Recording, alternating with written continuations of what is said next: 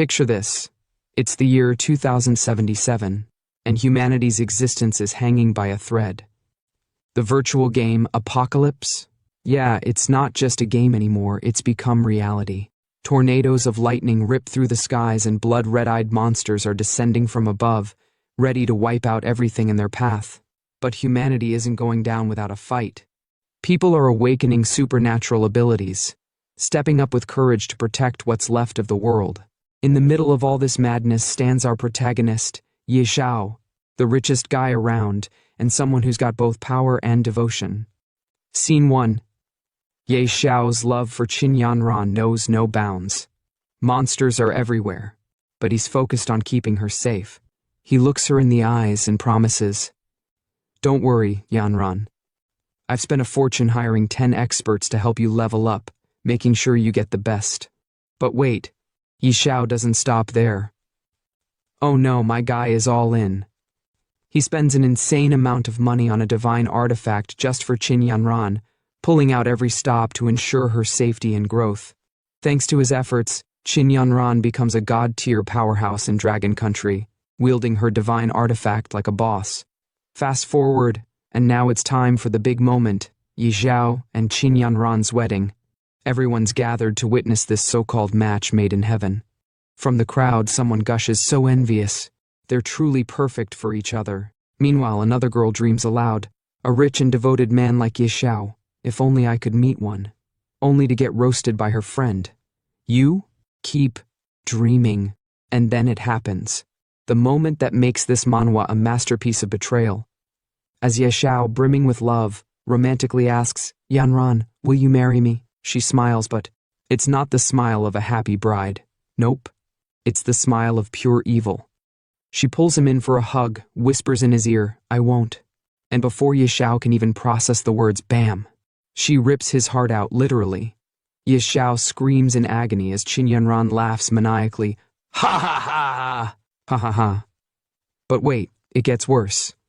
Out of the shadows steps another guy, decked out in a slick black suit with a yellow shirt, sporting the same cold, evil eyes as Qin Yanran.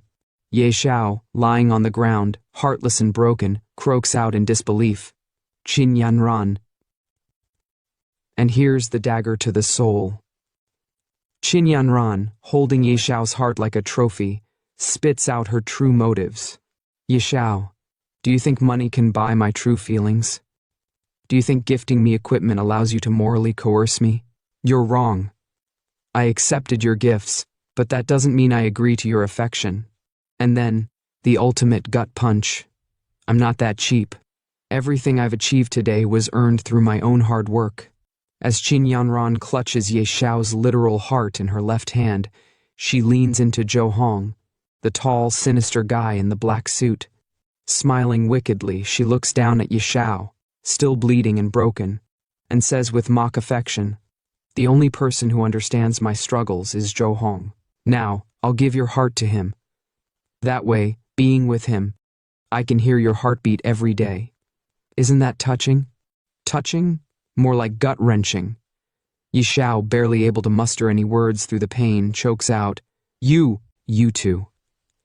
But before he can finish, Zhou Hong stomps on Xiao's face, sneering, "What? You? Go die, trash." He follows it up with the ultimate insult, "Now everything of yours is mine. Ha ha ha." The scene shifts as Xiao is cast into a dark abyss, left to fall endlessly into despair. Alone in the void, he replays everything in his mind, the betrayal, the pain, the loss. Broken and grieving, he mutters, "Why? Qin Yanran. For you, I gave up everything wholeheartedly, only for you to betray me in the end." But even as he wallows in sorrow, a spark of rage ignites. Grinding his teeth, he growls, "No, I no longer have a heart, but I won't let it end like this. No way." That's when the transformation begins. His body surges with newfound power, and his thoughts turn dark and vengeful. "I'm unwilling. I'll make you pay. I'll have my revenge. I will make those despicable people pay the price." And just like that, the scene flips. Suddenly, Xiao wakes up. Back in time, it's a week before the game Apocalypse begins. He's no longer a victim. He's been given a second chance to rewrite his destiny. Looking around, he realizes the timeline and mutters, "Is this reincarnation? I remember now. It's a week before the game starts.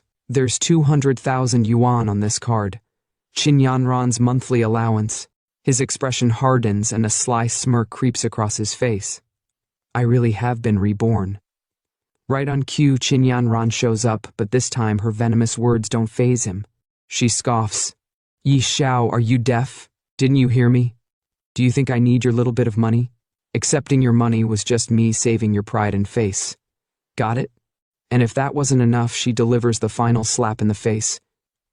"If you keep clinging to me, don't ever come and find me again." But this isn't the same Yi Xiao. No longer broken, no longer blinded by love, he looks at her with calm, calculated confidence. Qin Yanran notices his demeanor shift and sneers. "What? Regretting it already?" After her arrogant tirade, Yi Xiao cuts her off with a sharp, biting tone. "For my good? How about I go to hell instead?" Qin Yanran freezes, completely caught off guard. Nervously, she stammers, "What?" But Yi Xiao doesn't let up, his voice calm yet laced with cold sarcasm. "That must have been so hard for you. Don't worry, I'll make it easy. I'll never give you anything again." Her shock turns to rage as she shouts, "You, another one of your little tricks? Fine, since you came all the way here, I'll reluctantly accept your card this time."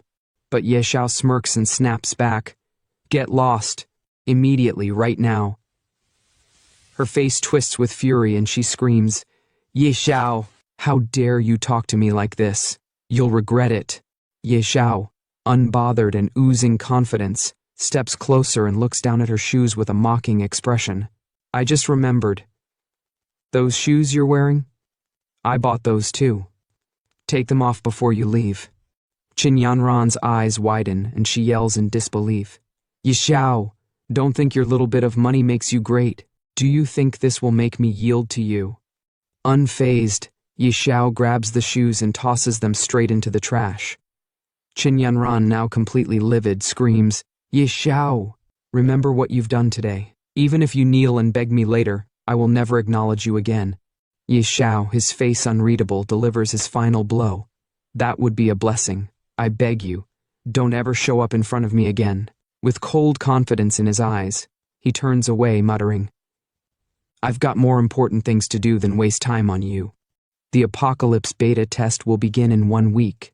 At that time, during the first 10 minutes of the beta test, the recharge system will be briefly activated. Ye Xiao knows this is his chance to get ahead. Picking up his phone, he dials someone important. "I need to gather enough funds before the test begins."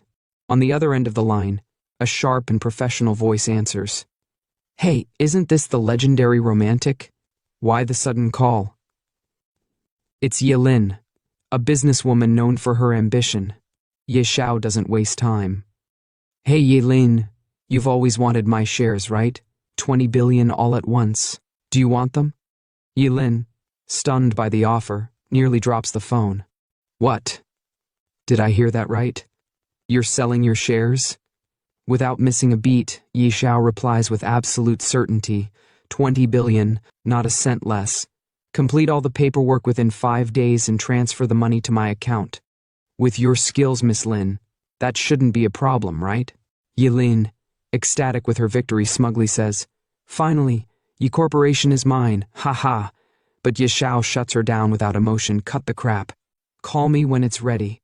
Hanging up the phone, Yi Xiao smirks to himself, the confidence in his voice unmistakable. "Next, I'll wait for the Apocalypse beta to arrive. This life, I'll climb the throne alone." A week later, the screen flashes with a dramatic intro. "Welcome to the game. This version of the game is in beta. Congratulations on gaining beta access. This test will last for 3 days. The public version will be launched soon." Ye Xiao, now fully immersed in the game, lands in a lush jungle teeming with danger. The wind rustles through the trees as he takes in his surroundings, a smirk forming on his face. That familiar feeling. This is it, the starting point of the Apocalypse game. The words on the screen boldly declare, "Apocalypse game begins." As Ye Xiao navigates the starting area, he spots a glowing interface in the air. Tapping it, he begins configuring his character. Nickname, Knight Xiao. As for my class, the scene cuts to a massive, majestic dragon breathing fire, scorching the battlefield. Beside it, a warrior wielding a divine artifact releases flames just as fierce. Ye Xiao watches with determination in his eyes. He recalls his past experiences and mutters, "Last time a guild was wiped out by a god-tier beast tamer leading a dark abyss dragon." Grinning confidently, he makes his decision. "This time I'm not lacking money or resources. Let's go with beast tamer." The screen flashes as Ye Xiao finalizes his choice. His expression shifts to one of absolute determination, and he clenches his fist with newfound resolve. "Ha ha!" he laughs, the fire in his eyes unmistakable. Now comes the most important moment. With a swift tap, Ye Xiao pulls up the recharge menu. The screen lights up with top-up options, and without hesitation, he selects the highest tier. Let's see who dares to stand in my way this time. The stage is set, and Ye Xiao's rise to domination in the Apocalypse game has officially begun. The screen flashes a congratulatory message. "Congratulations, your recharge was successful. 20 billion gold coins have been credited." As the coins and cash rain down around him, Ye Xiao's face lights up with excitement. "Haha, amazing. 20 billion in, and within 3 days. The value of these coins will multiply tenfold." But just as he's soaking in the glory of his newfound wealth, another message appears on the screen. "Congratulations, you're the first player to recharge over 1 billion. The system has unlocked a unique hidden profession reward." A new message pops up. "Hidden profession identified, automatically merging." Ye Xiao's excitement turns to confusion as he watches the screen. Huh? A dark figure with glowing red eyes appears before him. The screen flashes again. "Congratulations. You've obtained a second profession. Wealth." Ye Xiao stares at the message in disbelief. He then looks at his left hand, which is glowing with divine energy, and mutters, "What's this? A hidden profession unlocked by spending too much money? A hidden class? God of Wealth?" Suddenly a giant red frog materializes before him, causing Ye Xiao to freeze in shock. The frog in a booming voice says to itself, "I didn't expect that it would be a young brat to unlock me." Ye Xiao, nervous and puzzled, looks around. Where did this frog jump out from, he thinks. The frog glares at him and barks, "Insolent! I'm Ebisu, your wealth mentor. You're the 709th god of wealth under my training." Ye Xiao's mind races as he tries to process the absurdity of the situation. Ye Xiao stares at the red frog, his eyes sharp with disbelief. He mutters under his breath, "A toad as a wealth mentor? Do you think you're selling financial products?" The frog responds with a booming voice, "Beat, I'll show you what real wealth is." As the frog speaks, a series of messages pop up on the screen, each detailing Ye Xiao's new abilities. Innate talent. Wealth. Rolling in LV1. The most basic ability of the wealth god is to generate wealth. Gold coins you carry increase by 1% daily. Innate talent penny pincher, LV1. As a wealth god, you reject all losses. Upon death, your gold coins and items will not drop. Innate talent, extraordinary luck, LV1. They say money brings good fortune. You possess immense wealth and excellent luck. Innate talent, unmatched charm, LV1. Even the ugliest person becomes handsome with generosity. You are incredibly charming. Charm plus. Innate talent power of the wealth god, LV1. As a god you possess divine power. For every 1,000,000 gold coins spent on a random attribute point, up to 100 points daily. Ye Xiao is completely stunned by the overwhelming abilities. His eyes widen, and he exclaims, "What the heck?" After taking in the immense power he now holds, Ye Xiao begins to process everything. No wonder it's a hidden class, so many innate talents, but none of them seem offensive. The frog responds, "You just don't get it. Any one of these wealth god talents can bring immense riches." Ye Xiao ponders this as he looks at one of his abilities. Innate talent, wealth rolling in LV1. The most basic ability of the wealth god is to generate wealth. Gold coins you carry increase by 1% daily. Wealth rolling in? Gold coins. That means with my current wealth of 2.2 billion, I'd earn an extra 22 million daily. The frog adds, And with the power of the wealth god, you could earn 22 free attribute points daily. Do you realize what that means? The screen pops up again with another message. Innate talent, power of the wealth god. You possess divine power. For every 1,000,000 gold coins spent, plus own random attribute point, up to 100 points daily. Xiao, now fully grasping the magnitude of his new abilities, picks up the red frog with a confident smile and declares, "Damn, this wealth god class is too overpowered. In my last life, I spent all my money on Qinyanran. In this life, as a wealth god, I'll show the world the true meaning of money power." The frog, visibly angry, yells, "Beat! Put me down now." Xiao laughs and clicks the enter button on the screen. They both enter into the game area, and Xiao exclaims with excitement, "With this golden finger, why wait to grow stronger? Straight to the newbie village." As Xiao and the red frog land on the ground of newbie village flower plains, the frog lets out a loud "ouch" after hitting the ground. Xiao, still trying to get his bearings, looks around and says, "Looks like the server just opened. Not many people here. Perfect time to grow quickly." He takes a moment to check his profile in the game, studying the details of his abilities and attributes.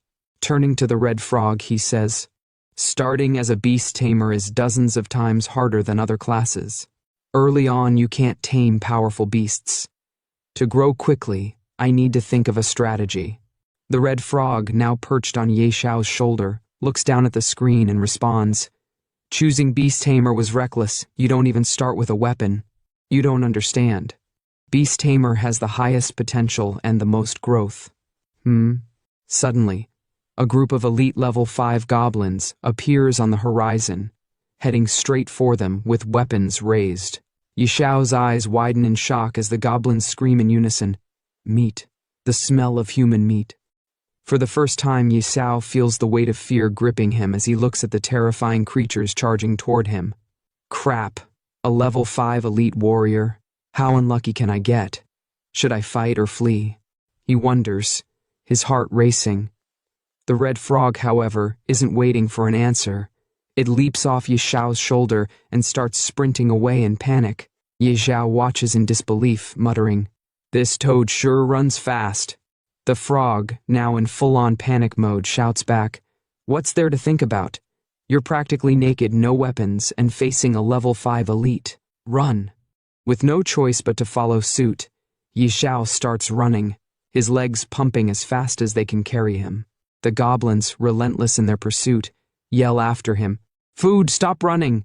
In a moment of desperation, Xiao looks around, hoping for some help. "Crap, someone save me!"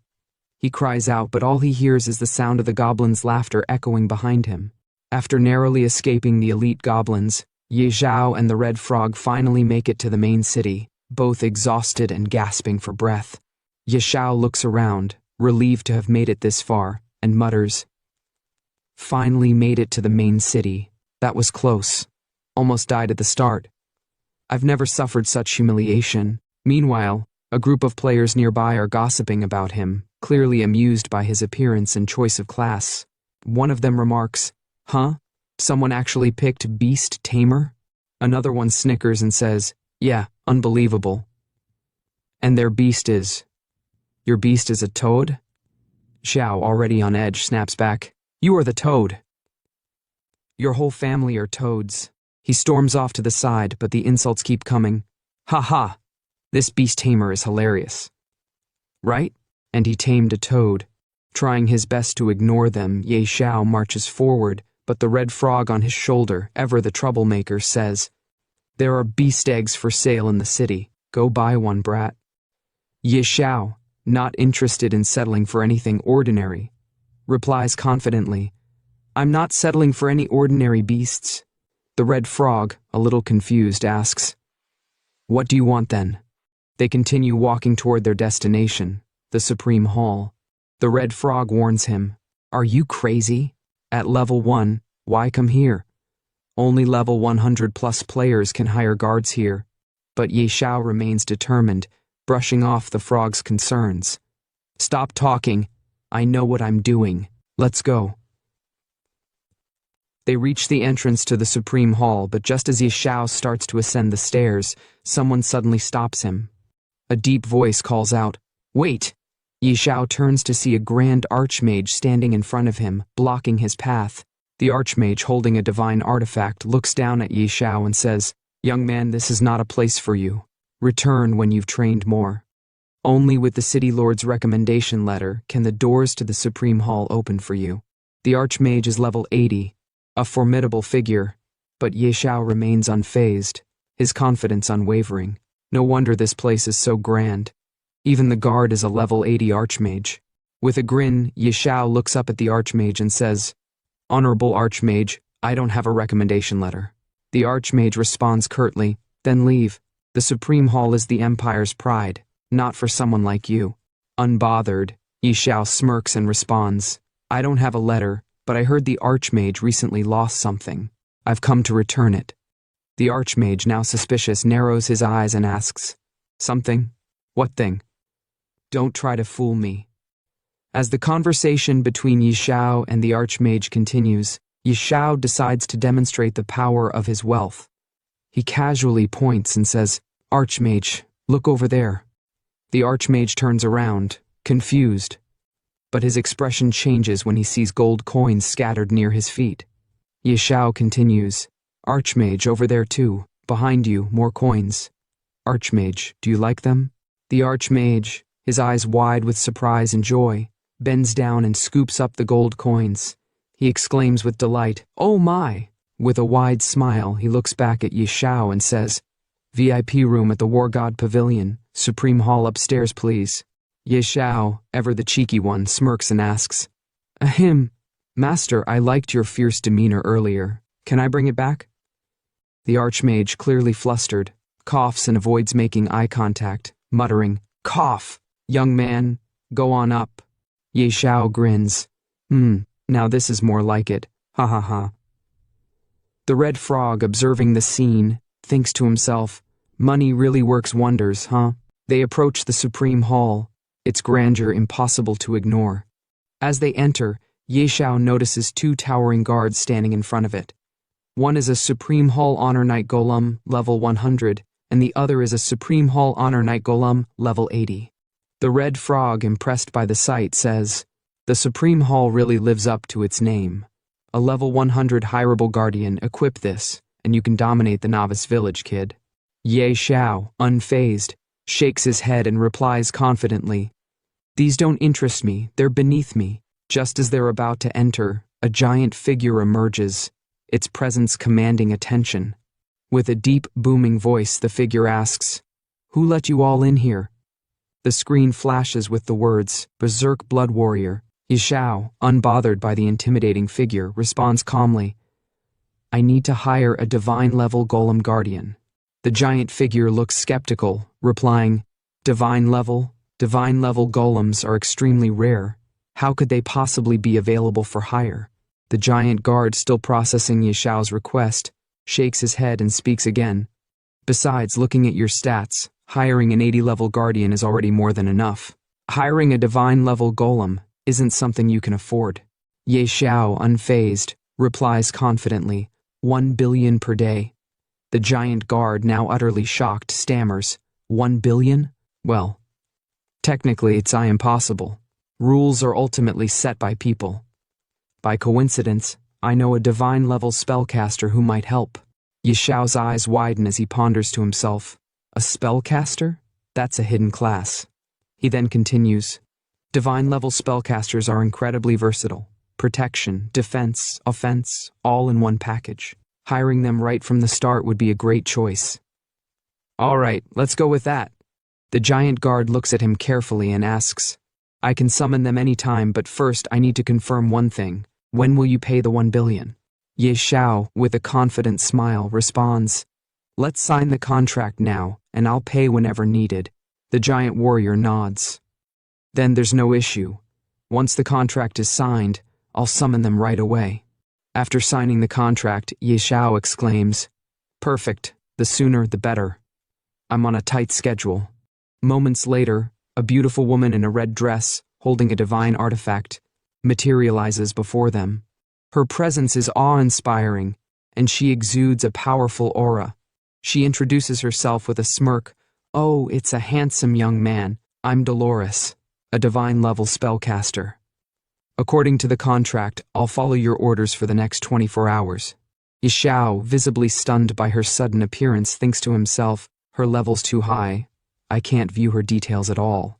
He then looks at her, trying to regain his composure, but his nerves show as he speaks. Nice to meet you, Senior. I've hired you mainly to tackle a very difficult. Dolores, amused by his nervousness, giggles and interrupts. Difficult? What hard dungeons could there be in the novice village? Goblin King, or maybe his entire family. All of them are a wave of my hand away from defeat. Xiao, now slightly embarrassed but determined, says, Let's not waste time, I'll leave this to you, Senior. Dolores smiles. Easy. Lead the way. The scene then shifts to a demonstration of Dolores's immense power. She effortlessly dispatches wave after wave of goblins, casting powerful fireballs that incinerate them with ease. As the goblins fall, a bystander watches in awe, thinking to himself, Whoa, are those damage values? Did someone just beat their enemies into revealing phone numbers? Another character, witnessing the destruction, screams, Destroy them! Take out all these goblins! They nearly killed me earlier. As Xiao and the Red Frog make their way through the scene, the chatter around them intensifies. 3 characters stand nearby, discussing the unexpected sight they've just witnessed. One of them exclaims, Am I seeing this right? That guy's partnered with a spellcaster? These damage numbers are insane. Another one, looking puzzled, asks, Doesn't seem like a spellcaster. They don't display a level. Is it a hack? The third character responds with certainty, There's no such thing as hacks. Must be a high-level NPC hireling. That's spellcaster. Meanwhile, the system announces Xiao's progress with a series of level-up notifications. Ding! Congratulations. Your level has successfully risen to level 10. You've earned 10 attribute points for free allocation. Ding! Congratulations. You are the first player in Novice Village 9527 to reach level 10. You've earned an additional 10 attribute points. Ding!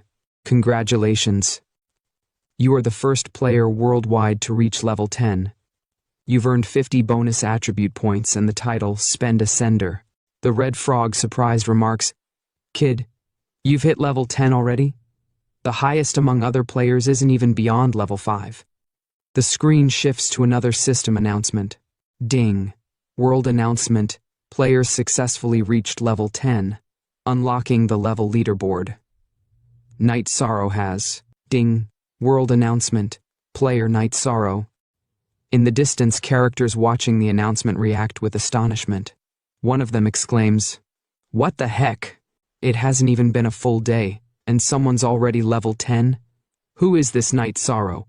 Another player says, Seems like it's that person. They're absolutely overpowered.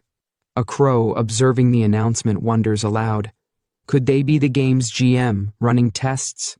One player, eager to get close to the rising star, says, I need to go cling to their coattails. Is it still too late? A voice in the background adds, Doubt all you want. Of course you don't know yet. Soon enough, when the game Doomsday becomes reality. Then another voice confidently states, You'll realize that I am the true God. As Xiao processes the information, he mutters to himself, That should do it. With the level-up attribute points, and the 100% earned from spending 1 billion today via wealth power, it's about time to head to our true destination. The scene transitions to Xiao and the Red Frog heading towards an unknown location. The Red Frog, curious, asks, This is far. Is this the hidden dungeon you mentioned? Xiao responds confidently, That's right, Dragon's Lair, here I come. The screen flashes again with the world-level leaderboard, and Xiao's name proudly displayed at the top. Rank 1, Night Sorrow, LV10, Wago, Rank 2, None. Rank 3, None. Note, level 10 is the minimum for leaderboard entry. In the next scene, a stealth walker, level 3, is shown slaying goblins with swift precision, his weapon cutting through them effortlessly. He mutters to himself, I've been hunting elite monsters since entering the game, and I'm still only level 3. Someone's already level 10? Is there some exploit in the game? And Xiao. Never heard of that name before. His face twists into a sinister, villainous expression as he continues. Looks like there's another strong rival. This is exciting. The atmosphere darkens, and his words hint at a dangerous rivalry brewing. The scene then shifts, showing a map of Novice Village 9527, deep within Whispering Valley. Coordinates 1102, 254. Xiao speaks confidently. So this is the place. He approaches a stone, his hand glowing with divine power, and with a surge of energy, he shatters it. As the stone crumbles, the screen reveals a magnificent dragon kingdom. A warning appears. Ding! This area is extremely dangerous. Leave immediately. The divine spellcaster Dolores observes the scene with a mix of awe and concern. How is this possible? Such an overpowering aura. How could a dragon reside here? There's actually a hidden dungeon. Kid, how did you even find it? She pauses, clearly uneasy. If it's a dragon, I'm not confident I can handle it alone. Xiao reassures her, his confidence unwavering. I'm not dumb enough to fight a dragon. Let's go in and take a look first. As they enter the dungeon, Xiao begins explaining the history of a past adventurer. Years ago, a level 100 berserker accidentally triggered a hidden quest to explore the dragon's lair. He discovered the dungeon entrance was actually hidden in Novice Village. At the time, no one believed him. Everyone thought it was impossible for a high-level dungeon to exist in Novice Village, so he had to venture in alone. He never returned. The Red Frog, intrigued, asks, "So how did you know?" Xiao grins. "I bought his battle footage at a high price, and discovered there's a rare dragon egg inside this dungeon." The spellcaster grows nervous, her eyes widening in disbelief. Stealing a dragon egg? That's harder than slaying a dragon. Kid, are you messing with me? The frog echoes her concern. What? A dragon egg? Don't tell me you're actually planning to steal it. Despite their doubts, Xiao remains as confident as ever. Sister Tao, you're a god-tier sorceress. Don't be so modest. He gives his explanation. Look, it's just a dragon. Sister Tao, the great god-tier sorceress, could take it down in seconds. The screen flashes with a new skill. Skill, Holy Judgment Radiant Dragon Tier. The party gazes in awe at the sight before them, a massive dragon, lying atop a mound of gold coins, its eyes glimmering with power. The atmosphere is thick with tension, but Xiao's determination remains unshaken as they prepare for what's to come. The scene intensifies as the spellcaster, visibly terrified, gazes at the radiant dragon and says with a quiver in her voice, "A tier 5 dragon. Good thing I brought a teleport scroll." The Red Frog, equally anxious, quickly chimes in, "You go in first. I'll wait outside the cave." Xiao, ever the confident hero, looks to the spellcaster and asks, "Sister Tao, do you think we can manage?" She looks back at him with concern, shaking her head. A tier 3 dragon alone could destroy an entire guild. This radiant dragon is one of the top tier dragons. We have less than a 1% chance. But Xiao, unfazed by her words, maintains his focus on the dragon's egg. That sounds terrifying. This dragon egg must be even more valuable than I thought. I have to get it. The spellcaster, now clearly terrified, exclaims, "Not a chance, I'm out of here." Xiao, not backing down, tries to persuade her with an offer. "Sister Tao, I'll pay you double the commission." Her resolve doesn't waver, though, as she responds, "Even doubling the pay won't help. It's not that I don't want the commission, but we just can't beat it." Xiao, ever the strategist, insists, "We're not actually fighting it. Just buy some time." The spellcaster's expression hardens. There's no buying time. No one can withstand a tier 5 radiant dragon. Xiao, with determination in his eyes, raises the stakes. "Triple the commission." After a brief pause, the spellcaster reluctantly agrees, gritting her teeth. "Damn it. If I have to risk my life, I'll do it." The scene shifts as the spellcaster prepares for the fight of her life. "I'll go all out." 3 minutes. I can buy you 3 minutes at most, she says, drawing her divine artifact and focusing her power. Ye Xiao watches in awe, seeing attributes pop up on his screen as he gains buffs from the spellcaster's support. He looks impressed and mutters to himself, "Wow, master, so reliable. Buffs active. A little preparation is key to surviving in this world." The spellcaster shouts at him. "Buff duration is 3 minutes. The rest is up to you." Ye Xiao responds with admiration. "Incredible. As expected of a god-tier sorceress. Truly terrifying." The battle begins as the spellcaster faces the radiant dragon head-on. "Wretched beast. Normally I'd fear you, but for these 3 minutes even you will bow before me," she declares, her voice filled with defiance. With a swift motion, she unleashes a powerful skill, Ice Arrow, sending a chilling blast toward the dragon. The ice arrow strikes the dragon, momentarily freezing it, buying Ye Xiao precious seconds to carry out his plan. The fight intensifies, and the clock is ticking as Ye Xiao prepares to steal the dragon's egg, with the spellcaster doing everything she can to hold the beast at bay. The tension builds as Ye Xiao, holding his breath, creeps closer to the radiant dragon's egg. "Shh, don't let it notice us, or we're dead meat," he whispers, glancing at the spellcaster who is still holding off the dragon with all her might. The spellcaster, panting, warns him, 1.5 minutes left, I'm running out of steam." Ye Xiao struggles with the egg, trying to lift it, but it's far heavier than he anticipated. Frustrated, he calls out to the frog, "This dragon egg is heavier than I thought. Toad, give me a hand." The red frog hesitates, muttering, "I've never done something this shady before." But before they can make another move, a loud thud shakes the ground, and the radiant dragon's piercing eyes snap open, catching them in the act. "Ouch!" the frog exclaims in panic. The dragon lets out a terrifying roar, sending shockwaves through the air. Ye Xiao and the frog freeze in fear as the dragon's fury ignites. "You useless toad!" Ye Xiao shouts.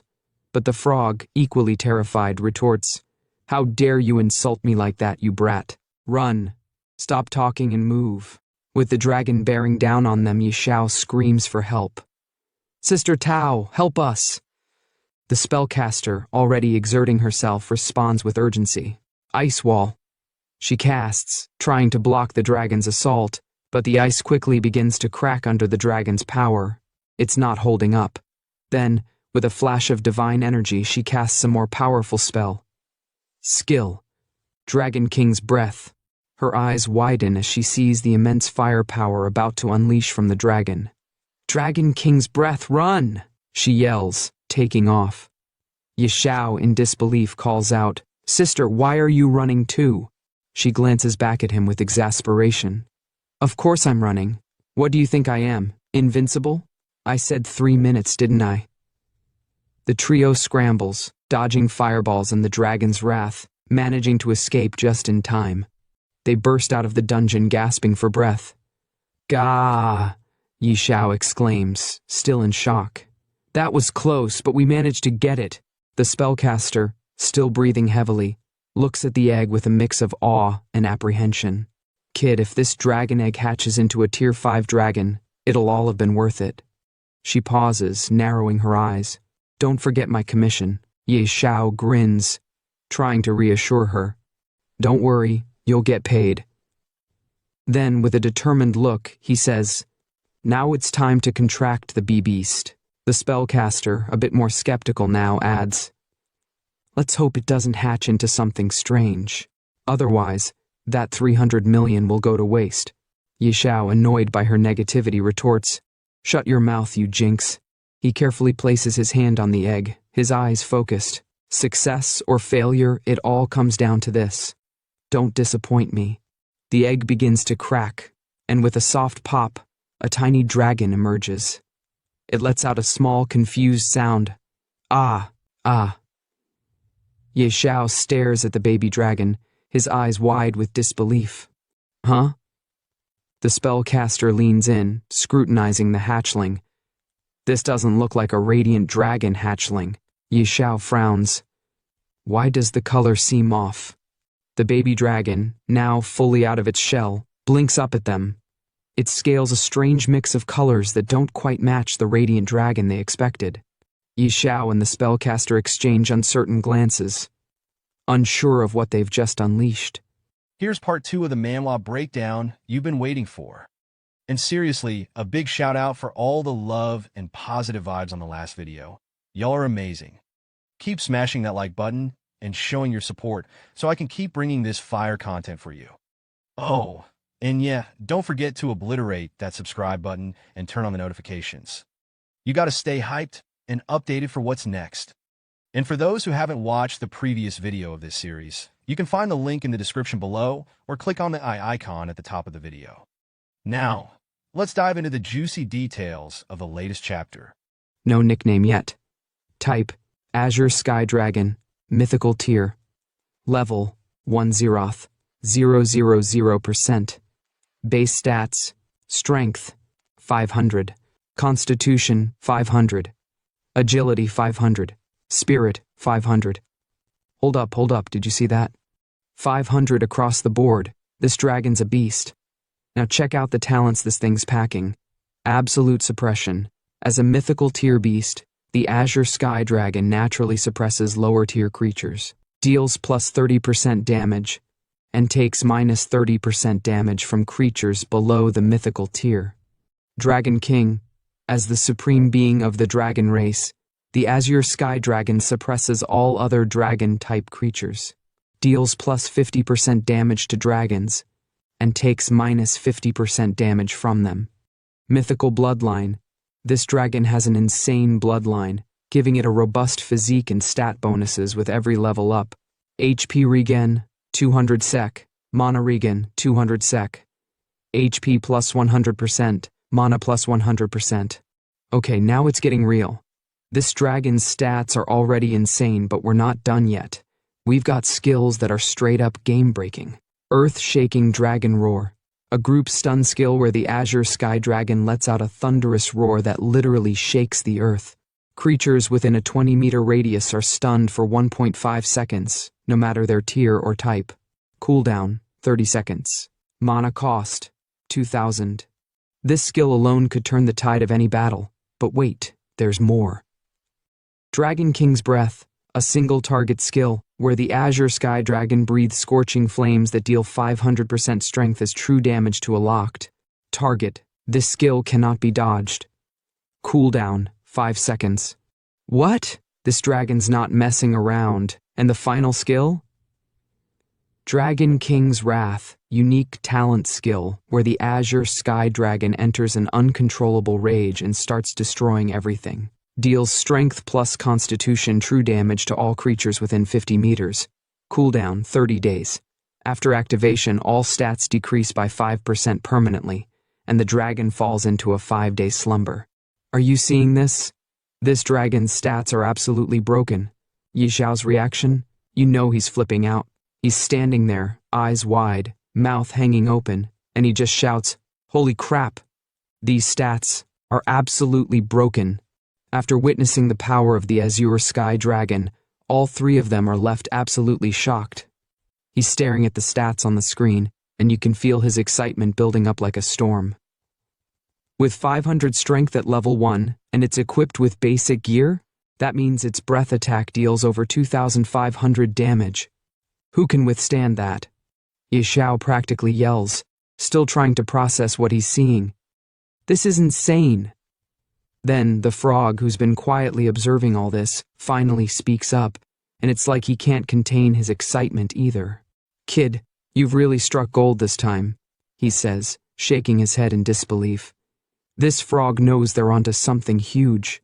And then there's the spellcaster. She's completely mind-blown. You can see the shock on her face as she mutters to herself.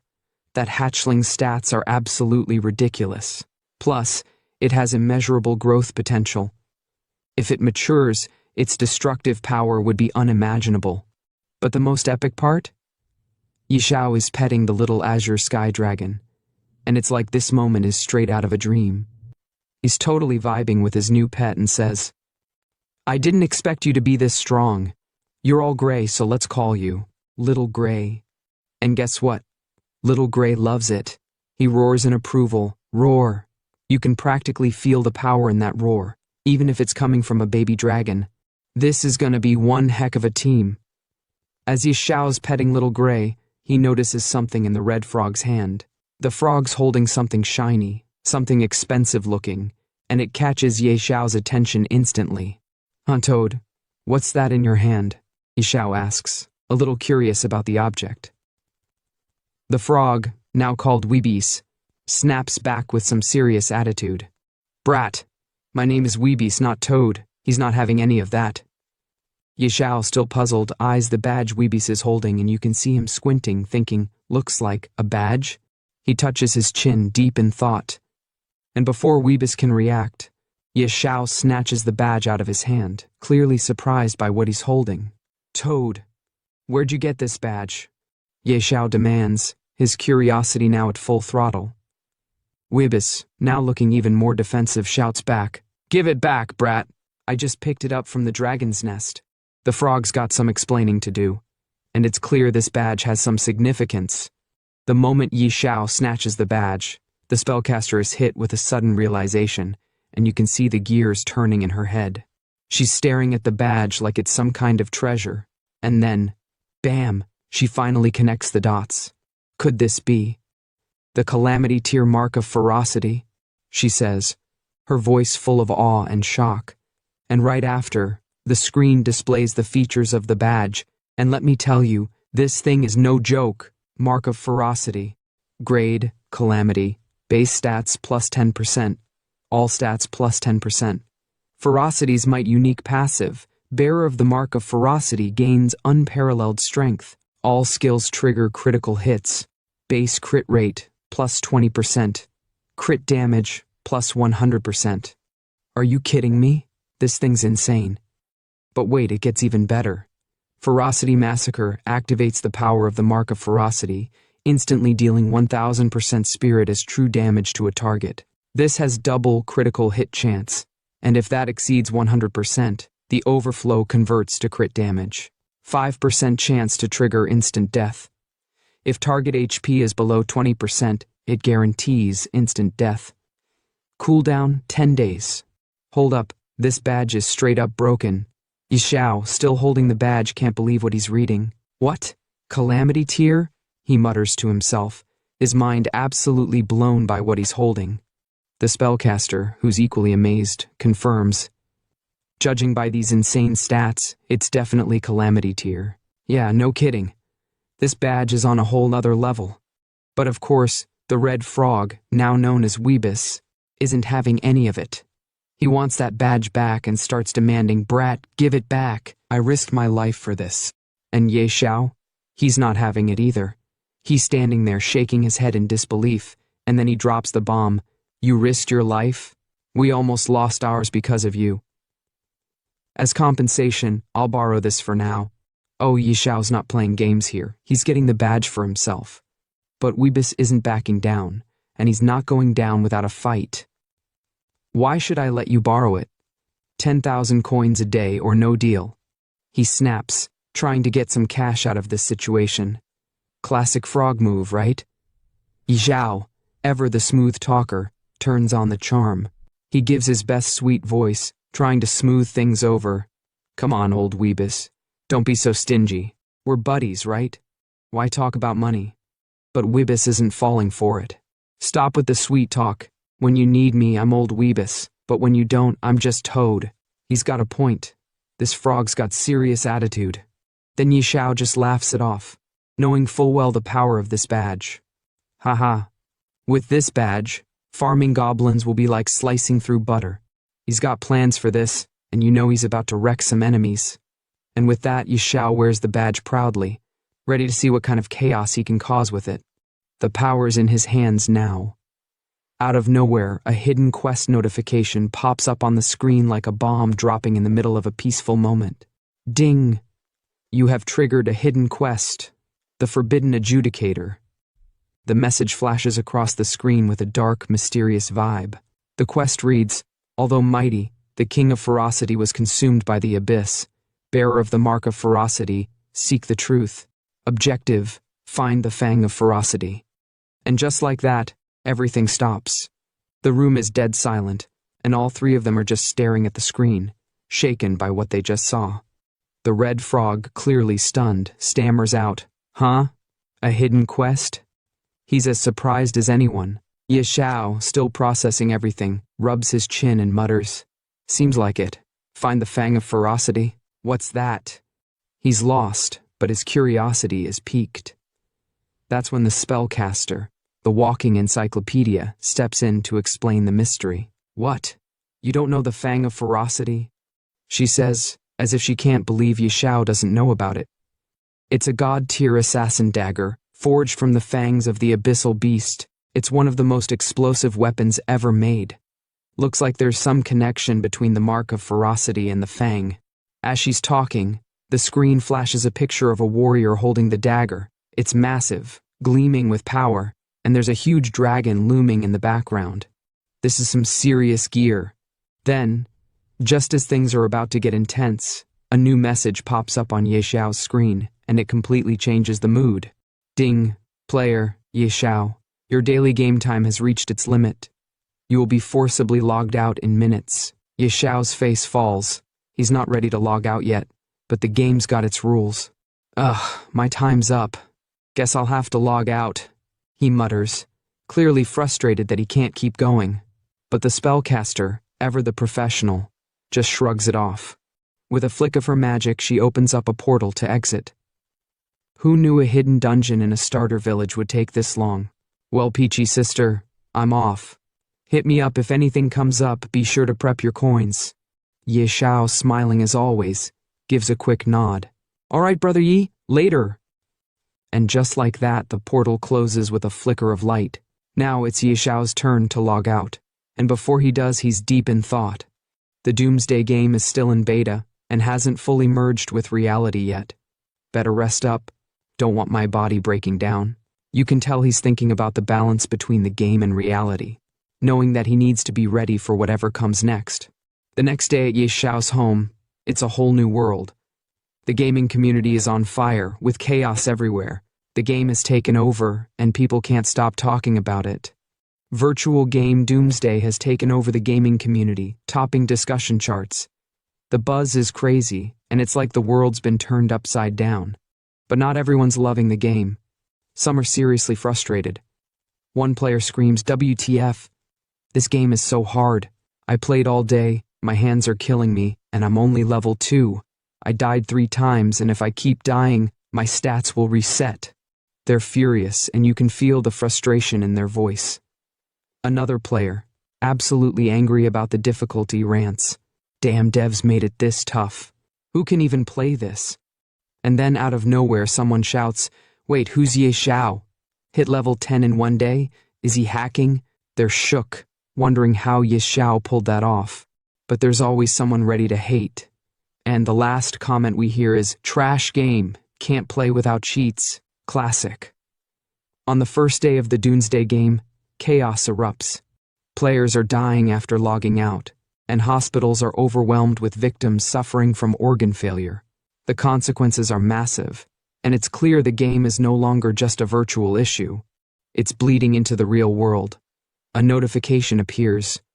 On its first day, Doomsday causes mass player deaths. Many experienced physical symptoms after logging out, leading to hospitalization. Later, organ failure cases emerged among survivors.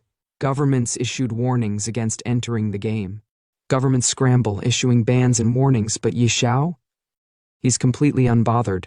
He looks at the chaos and thinks to himself, "Huh? Multiple nations banning Doomsday? Pfft, weaklings.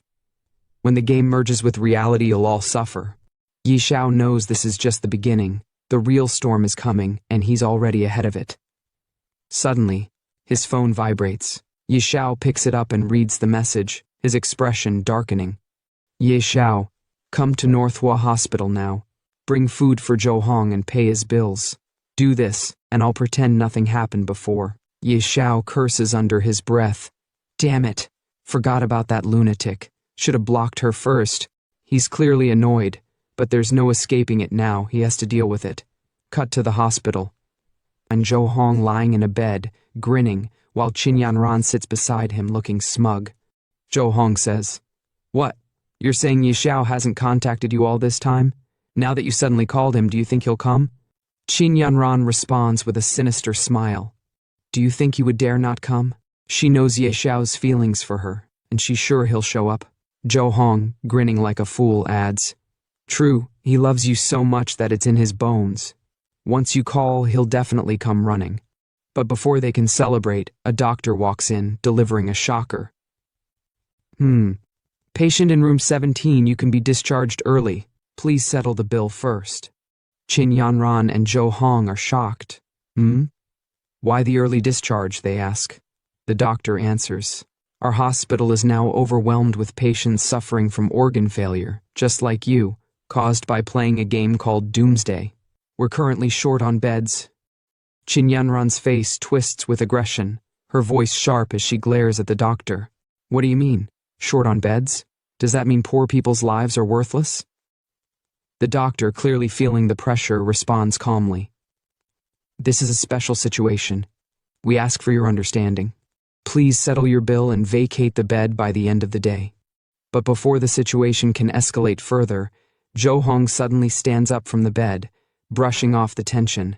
He looks at Qin Yanran, speaking in a calm but determined tone. All right, Yanran, stop arguing. This game really isn't simple. I plan to get discharged and continue playing. Do you have any money? Help me pay for this hospital bill first. Qin Yanran's expression shifts to something sad, but her voice is calm as she responds. I don't have money. Ye Xiao didn't give me my allowance this month. Zhou Hong is shocked, his face falling. What? Doesn't Ye Xiao give you 200,000 every month for your living expenses?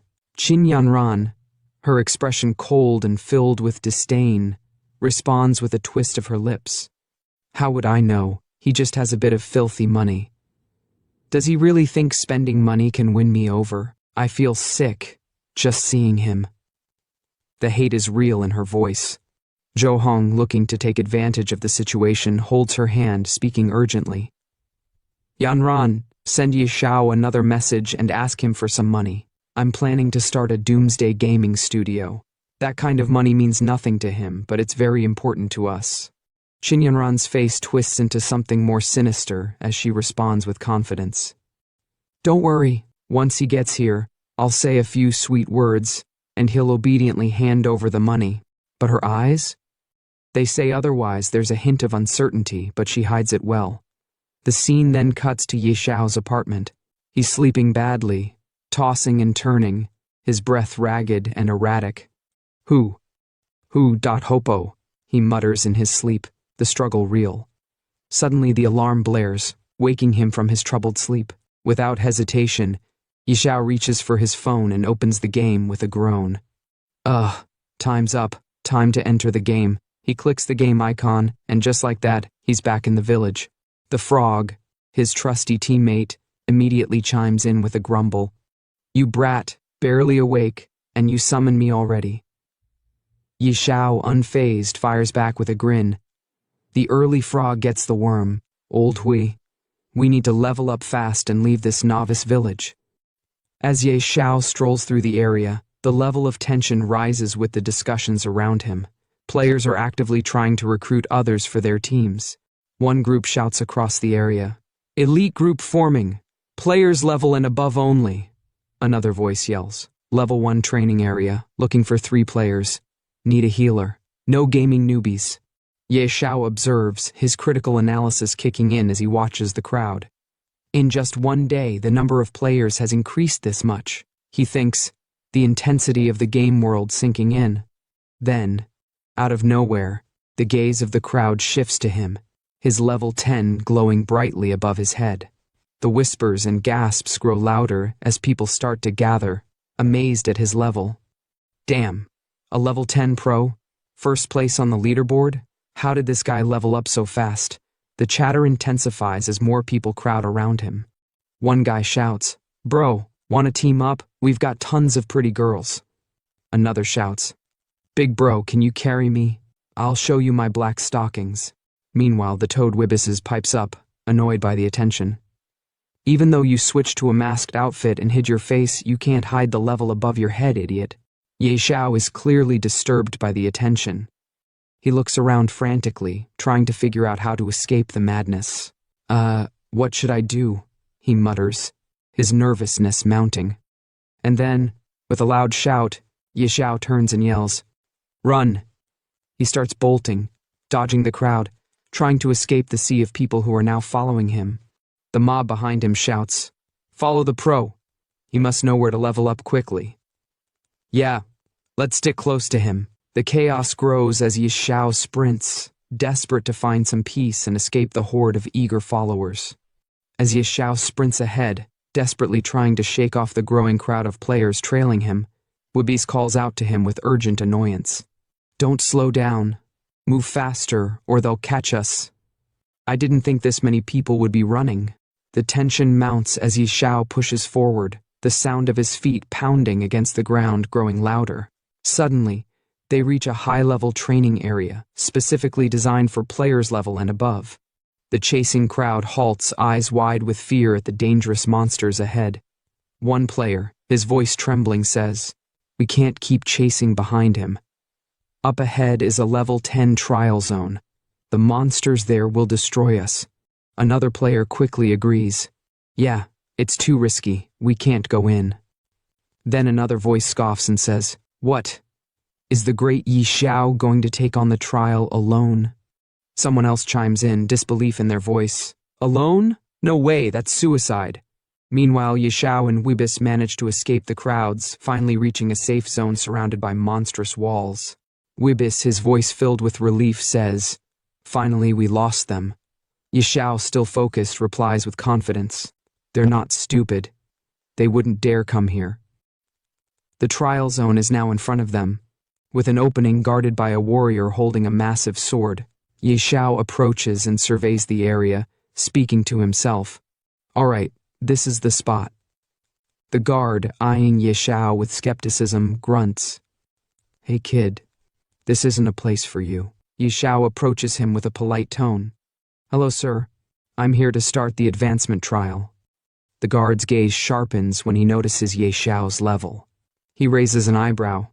"Outlander, you reached level 10 this fast? Where's your team?" Xiao stands tall, confidence radiating from him.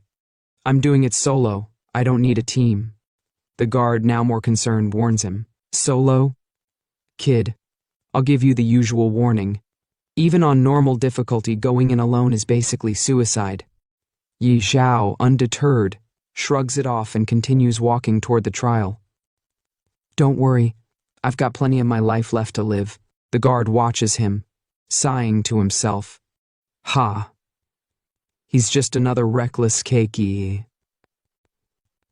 Ignoring the warning, Xiao steps forward into the main task area, his foot landing on a circular platform that triggers the difficulty level of the trial. The screen displays a prompt.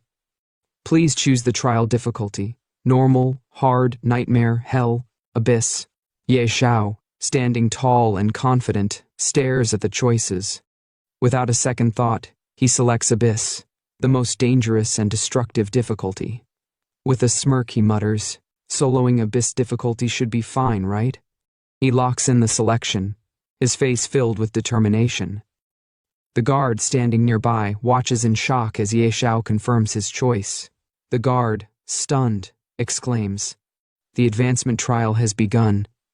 Selected difficulty abyss." "What? Abyss difficulty? He's soloing abyss? You've got to be kidding." The next scene shifts as Xiao lands on the ground, surrounded by towering trees and dense brush. It's clear he's deep in the heart of the abyss trial zone, ready for battle against the strongest monsters in the area. Wibis, ever cautious, calls out to him, "You're only level 10, and you're trying abyss solo? Are you serious?" Xiao, with a smirk, responds, his voice filled with confidence. "You think I can't handle it? Last time I had full bronze gear and an elite team, but we almost got wiped out because I had to carry Qin Yanran." He pauses, his eyes hardening with determination. "This time, I'm here for revenge." Without missing a beat, Xiao summons his mythical beast, the Azure Dragon. He calls out, "Little Gray, come out." A small gray dragon emerges, its eyes gleaming with power. It responds with a playful bark. Woof! The trio, Xiao, Weebus, and Little Gray, head deeper into the dense jungle. Xiao, walking with purpose, speaks to himself. With Little Gray, what's there to fear? He's a mythical grade beast. But suddenly, the atmosphere shifts. From the tall brush, a pair of terrifying eyes watches them closely. Xiao's instincts kick in as he notices the movement in the underbrush. He whispers, "Something's moving. Stay alert." The tension rises as the scene prepares for the inevitable clash with the abyssal monsters lurking in the shadows. As a massive, terrifying figure emerges from the shadows, a mutated snow wolf, its eyes filled with ferocity. The creature steps forward, its presence radiating danger and aggression. The screen then displays the snow wolf's stats. Savage snow wolf mutated, level 10. HP, 5000.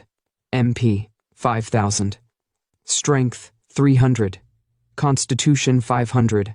Agility, 300. Spirit, 500. Passive, unknown. Description, a mutated abyss creature capable of total destruction. Once it locks onto you, it's as if death itself is coming. Xiao, shocked by the sight of this gigantic beast, staggers back in disbelief, his voice heavy with fear. Holy crap! Without wasting a second, Xiao quickly turns to Little Gray, his mythical beast, and orders, "A mutated snow wolf right off the bat? That's insane. 5,000 horsepowers? Even a shadow assassin would be desperate. Little Gray, get it." The battle begins. The snow wolf charges forward, but Little Gray stands tall, ready to unleash his might. The two clash in a fierce battle, each fighting for dominance. Little Gray, using his Dragon King's breath, releases a massive stream of flames, engulfing the snow wolf in fiery destruction. The wolf howls in pain as the flames critically damage it, but it doesn't back down. Xiao watches as the wolf starts to lose control, a small smile forming on his face. The snow wolf's gone berserk. Then, for the first time, Little Gray uses his most powerful attack, the world-shaking dragon's roar. The force of the roar stuns the wolf, and as it stumbles, Little Gray launches another devastating blast of fire, inflicting critical damage. The snow wolf is helpless, writhing in agony, and it lets out a final, anguished cry. "Awoo!" Finally, after a fierce battle, the snow wolf collapses, defeated. The screen pops up. "Ding, congratulations! You've defeated the savage snow wolf, mutated."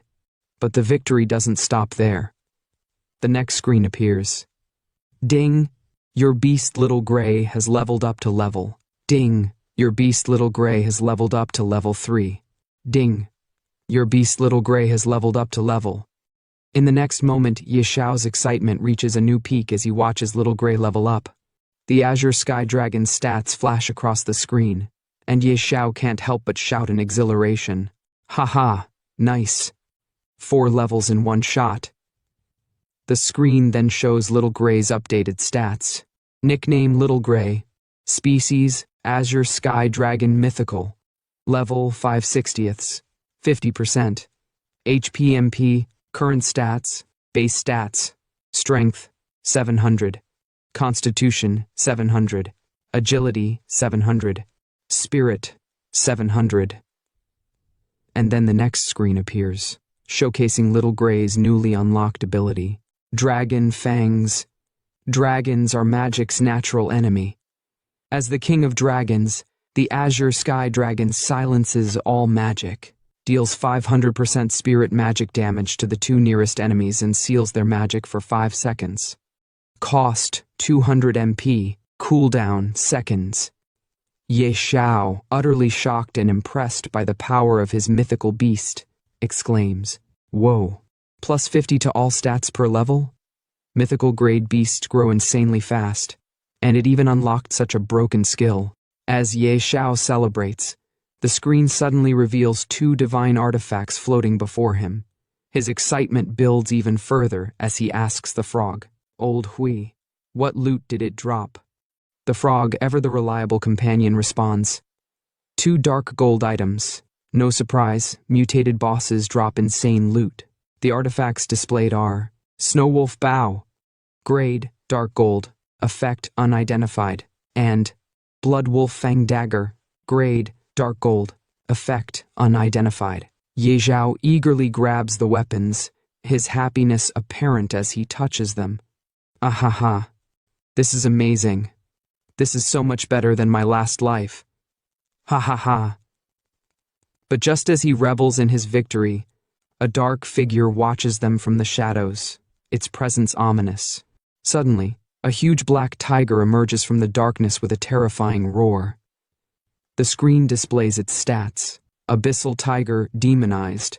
Level 10, HP 8000, Strength 400, Constitution 800, Agility 300, Spirit 500, Passive Unknown, Skill Unknown. Description: a twisted creature born from the abyss. Its power is overwhelming. If it targets you, death is close behind.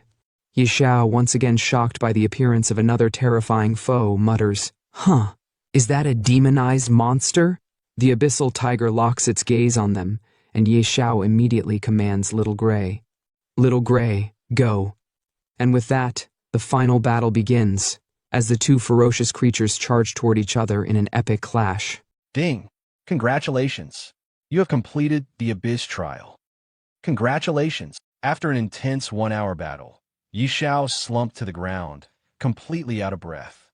He let out a sigh and muttered to the red frog, "If I had known it would be this exhausting, I wouldn't have sold it. My legs feel like they're about to fall off." Hearing that, the red frog chuckled and replied, "Well, I've already picked up several pieces of equipment. Once I return to the city, I should be able to make a decent amount of gold." In front of them, a shield and a sword lay on the ground, glinting under the dim light. Yi Xiao stroked his chin, thinking for a moment, then smirked. "Who said we're heading back? Up ahead is where we can challenge the trial boss. I came here to take it down." The red frog's eyes widened in shock. "You're not joking, right? Even after all the monsters we've defeated, Xiao Hui is only level 7. Are you sure it can handle the boss?" Without hesitation, Yi Xiao stood before the boss's door, his expression unwavering. "Of course, it won't be a problem. In my previous life, this trial's final boss was only at the Lord level.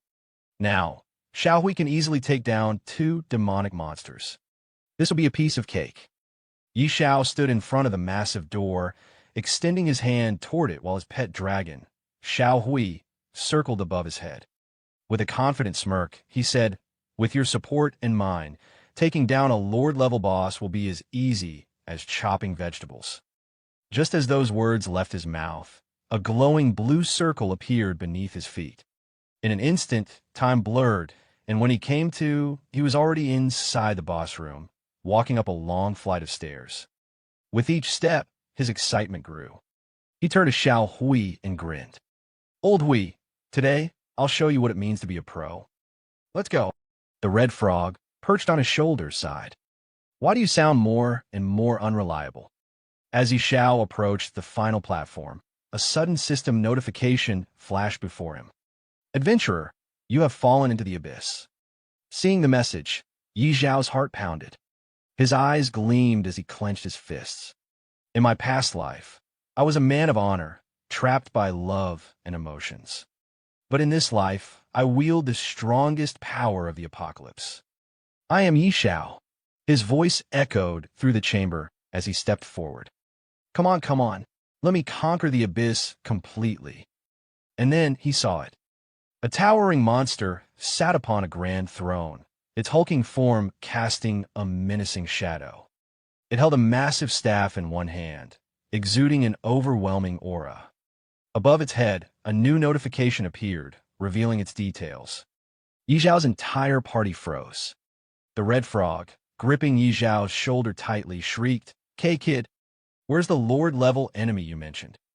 Cold sweat trickled down Yi Xiao's face as he read the monster's title. "What's going on? In my past life, this was definitely a Lord-level boss. Why is it a King-level boss now?" Before he could process the situation, the boss stirred. It stepped forward, its heavy footsteps shaking the ground. Yi Xiao's sharp gaze locked onto its stats. 5,000 spirit points. A pure, magic-based beast. Its endurance and agility are at 0, meaning it doesn't have normal attack damage. Its attack speed is extremely slow, but if it lands a hit, we're dead for sure. The red frog gulped. Kid, if you die, I'm not cleaning up your corpse. Xiao took a deep breath, pushing his nerves aside. A king-level boss, huh? No big deal. Xiao Hui, don't use your skills recklessly. Follow my commands. His voice turned firm. This big guy is slow. Keep switching positions and don't get caught in a prolonged fight. With a roar, Xiao Hui launched forward, unleashing a stream of fire breath at the monster while darting around the battlefield. Yi Xiao's excitement grew as he watched his dragon in action. Yes, that's it, Xiao Hui. Keep moving. Don't let it cast any skills. He clenched his fists. Hold on, we've almost got this big guy down. But then, just as he was celebrating, the boss's focus suddenly shifted. It locked eyes with Yi Xiao, unmoving. Yi Xiao's heart skipped a beat. Why? Why isn't it attacking? Something feels off. Is it looking at us? The red frog's face turned pale. Does that mean it's about to? Before they could finish the thought, the boss roared and began preparing a devastating attack. Dodge quickly, the red frog screamed. Do you even need to say that? Yi Xiao shouted back, already leaping away. Boom! A massive explosion engulfed the spot where he had been standing just moments ago. Yi Xiao barely had time to react before another attack came flying past him, shaking the entire chamber. His face was drenched in sweat. Why is this thing only targeting me? Desperate, he shouted at Xiao Hui. Hurry up and save me. The boss didn't let up, relentlessly pursuing him. As Yi Xiao dodged attack after attack, he gasped, I can't hold on much longer. Then, in the nick of time, Xiao Hui reappeared in front of the boss and unleashed another fire breath attack. The impact sent the monstrous creature crashing against the chamber walls with a deafening boom. Yi Xiao slumped to the ground, panting. If this thing doesn't die soon, I'm the one who's going to collapse from exhaustion. The red frog, still trembling, groaned. Next time you want to challenge a place this dangerous, can you not drag me along? As Yi Xiao caught his breath, a familiar chime echoed through the room. A new notification appeared before him. Ding! Congratulations! You have completed the Abyss trial. Congratulations! Your beast, Xiao Hui, has reached level 10. Congratulations! As the first adventurer to complete the Abyss trial, you have received a reward, +5 to all attributes. Yi Xiao, still drenched in sweat, stared at the panel before glancing at the red frog. With a teasing smirk, he said, Old Hui, I didn't expect you to be such a coward. The red frog scoffed. And you're not afraid of dying? Then why were you running so fast? Ignoring the jab, Yi Xiao approached the fallen boss's body and grinned. Finally done. Now let's see what loot we got. At the same time, outside the dungeon, a world announcement echoed across the game. System announcement. Player Yi Xiao from Xiao Nation has completed the Abyss trial, becoming the first adventurer in history to pass it. He has obtained the legendary title Abyss Envoy. This is hereby announced to all players. The sudden announcement sent shockwaves through the gaming world. Players all over the world reacted in confusion and disbelief. Abyss trial? What kind of dungeon is that? One player muttered. Wait, someone actually cleared the Abyss trial? Isn't that supposed to be impossible? Another exclaimed. No way. This is a global first clear announcement, someone else shouted in astonishment. Meanwhile, in a small village, a crowd of players gathered in front of the world ranking board, their eyes glued to the newly updated rankings. A young man stared at the board before turning to his companion. A globally top-ranked player from our Xiao Nation? Beside him, a sharp-eyed boy, Xiao Qi, squinted at the leaderboard, then looked at his partner. And he's the only name listed here. This guy is no ordinary player. The first boy nodded. Xiao Qi, investigate him. Xiao Qi immediately responded, got it. Player for Beginner Village 9527. Based on analysis, he's likely from Jiang City. Hearing that, the boy's expression turned serious. Jiang City? Send someone immediately to investigate. A blonde-haired man standing behind them saluted. On it. At the same time, in front of another ranking board, a young couple stared at the leaderboard in shock. Someone's already level 10. And it's only the second day, the girl murmured. Her boyfriend scoffed. Not just that, he's from the same beginner village as us. That couple was none other than Yin Ran, Yi Zhao's ex-girlfriend, and her new boyfriend. The boy's eyes gleamed with ambition as he turned to Yin Ran. Yin Ran, if we can connect with this pro player and form a team, we'll definitely rise to fame. By then, even rich second-generation kids like Yi Xiao will only be able to look up to us. Yin Ran folded her arms, unimpressed. Do you really think being good at a game will help you reach the pinnacle of life? Of course, the boy insisted. You have to trust my judgment. His expression turned slightly panicked as he inched closer to her. By the way, didn't I ask you to invite Yi Xiao to join the game and help us level up? He's rich and a gaming expert. We'd skyrocket in no time. Yin Ran rolled her eyes and turned away. I'm not contacting him. If you want to go ahead. I'm not that shameless. Hearing that, the boy's expression darkened. Then what about your living expenses for this month? Then suddenly, our protagonist's ex-girlfriend shouts at Zhou Hong, stop bringing up Yi Xiao. It's so rare for us to have some time alone together. I've never played a game before, so come on and teach me already. Hearing her words, the boy starts sweating and quickly says, all right, let's figure out how to level up first. Inside the Abyss trial dungeon, our protagonist stands in front of the corpse of the boss monster, holding a blue crystal in his hand. He looks at it in disbelief and says, no way. After all that effort, this is all that dropped? Just a fragment. A system notification appears. Abyss stone fragment. Grade unknown, unidentifiable. Seeing the notification, he frowns. A fragment? I've never seen this thing in my previous life. Shaking his head, he turns toward the exit. Forget it. I'll find someone to appraise it later. The important thing now is that I've passed the trial. Leaving the beginner's village and heading to the main city is my priority. Let's go. Suddenly, he appears in front of the Abyss trial guard. The moment the guard sees him stepping out of the portal, his eyes widen in shock. Impossible. Absolutely impossible. Someone actually cleared the trial? And it was Abyss difficulty. Not wanting to waste time, our protagonist looks at the guard and commands, connect me to the main city now. I need to leave this beginner's village. The guard, still in disbelief, quickly summons a door in front of him and says, got it. Then, looking at him with admiration, he continues, respected warrior, congratulations on passing the trial. You are now granted a guide token, allowing you to freely enter and leave the main city. Hearing the guard's words, our protagonist responds respectfully, thank you. Much appreciated. The guard then hands him a box and adds, additionally, since you clear the Abyss level advancement trial, you are entitled to an epic item, Badge of Valor. Looking at the box, our protagonist's eyes gleam with excitement. Not bad, a commemorative item. He picks up the badge inside the box and examines it. All attributes enhanced. Not bad at all. A notification pops up. Badge of Valor. Description: proof of a hero. Only those who clear the Infernal level trial are qualified to receive it. This is the highest honor. Base stats, plus 20. Charisma, plus 3. Satisfied, our protagonist walks toward the summoned door. Before stepping through, he looks at the guard and says, Little Gray, Old Hui, keep up. Main city, here we come. In an instant, he is teleported to Wild Leaf Main City, appearing in the middle of a quiet town. Looking around, he comments, wow, it's so empty.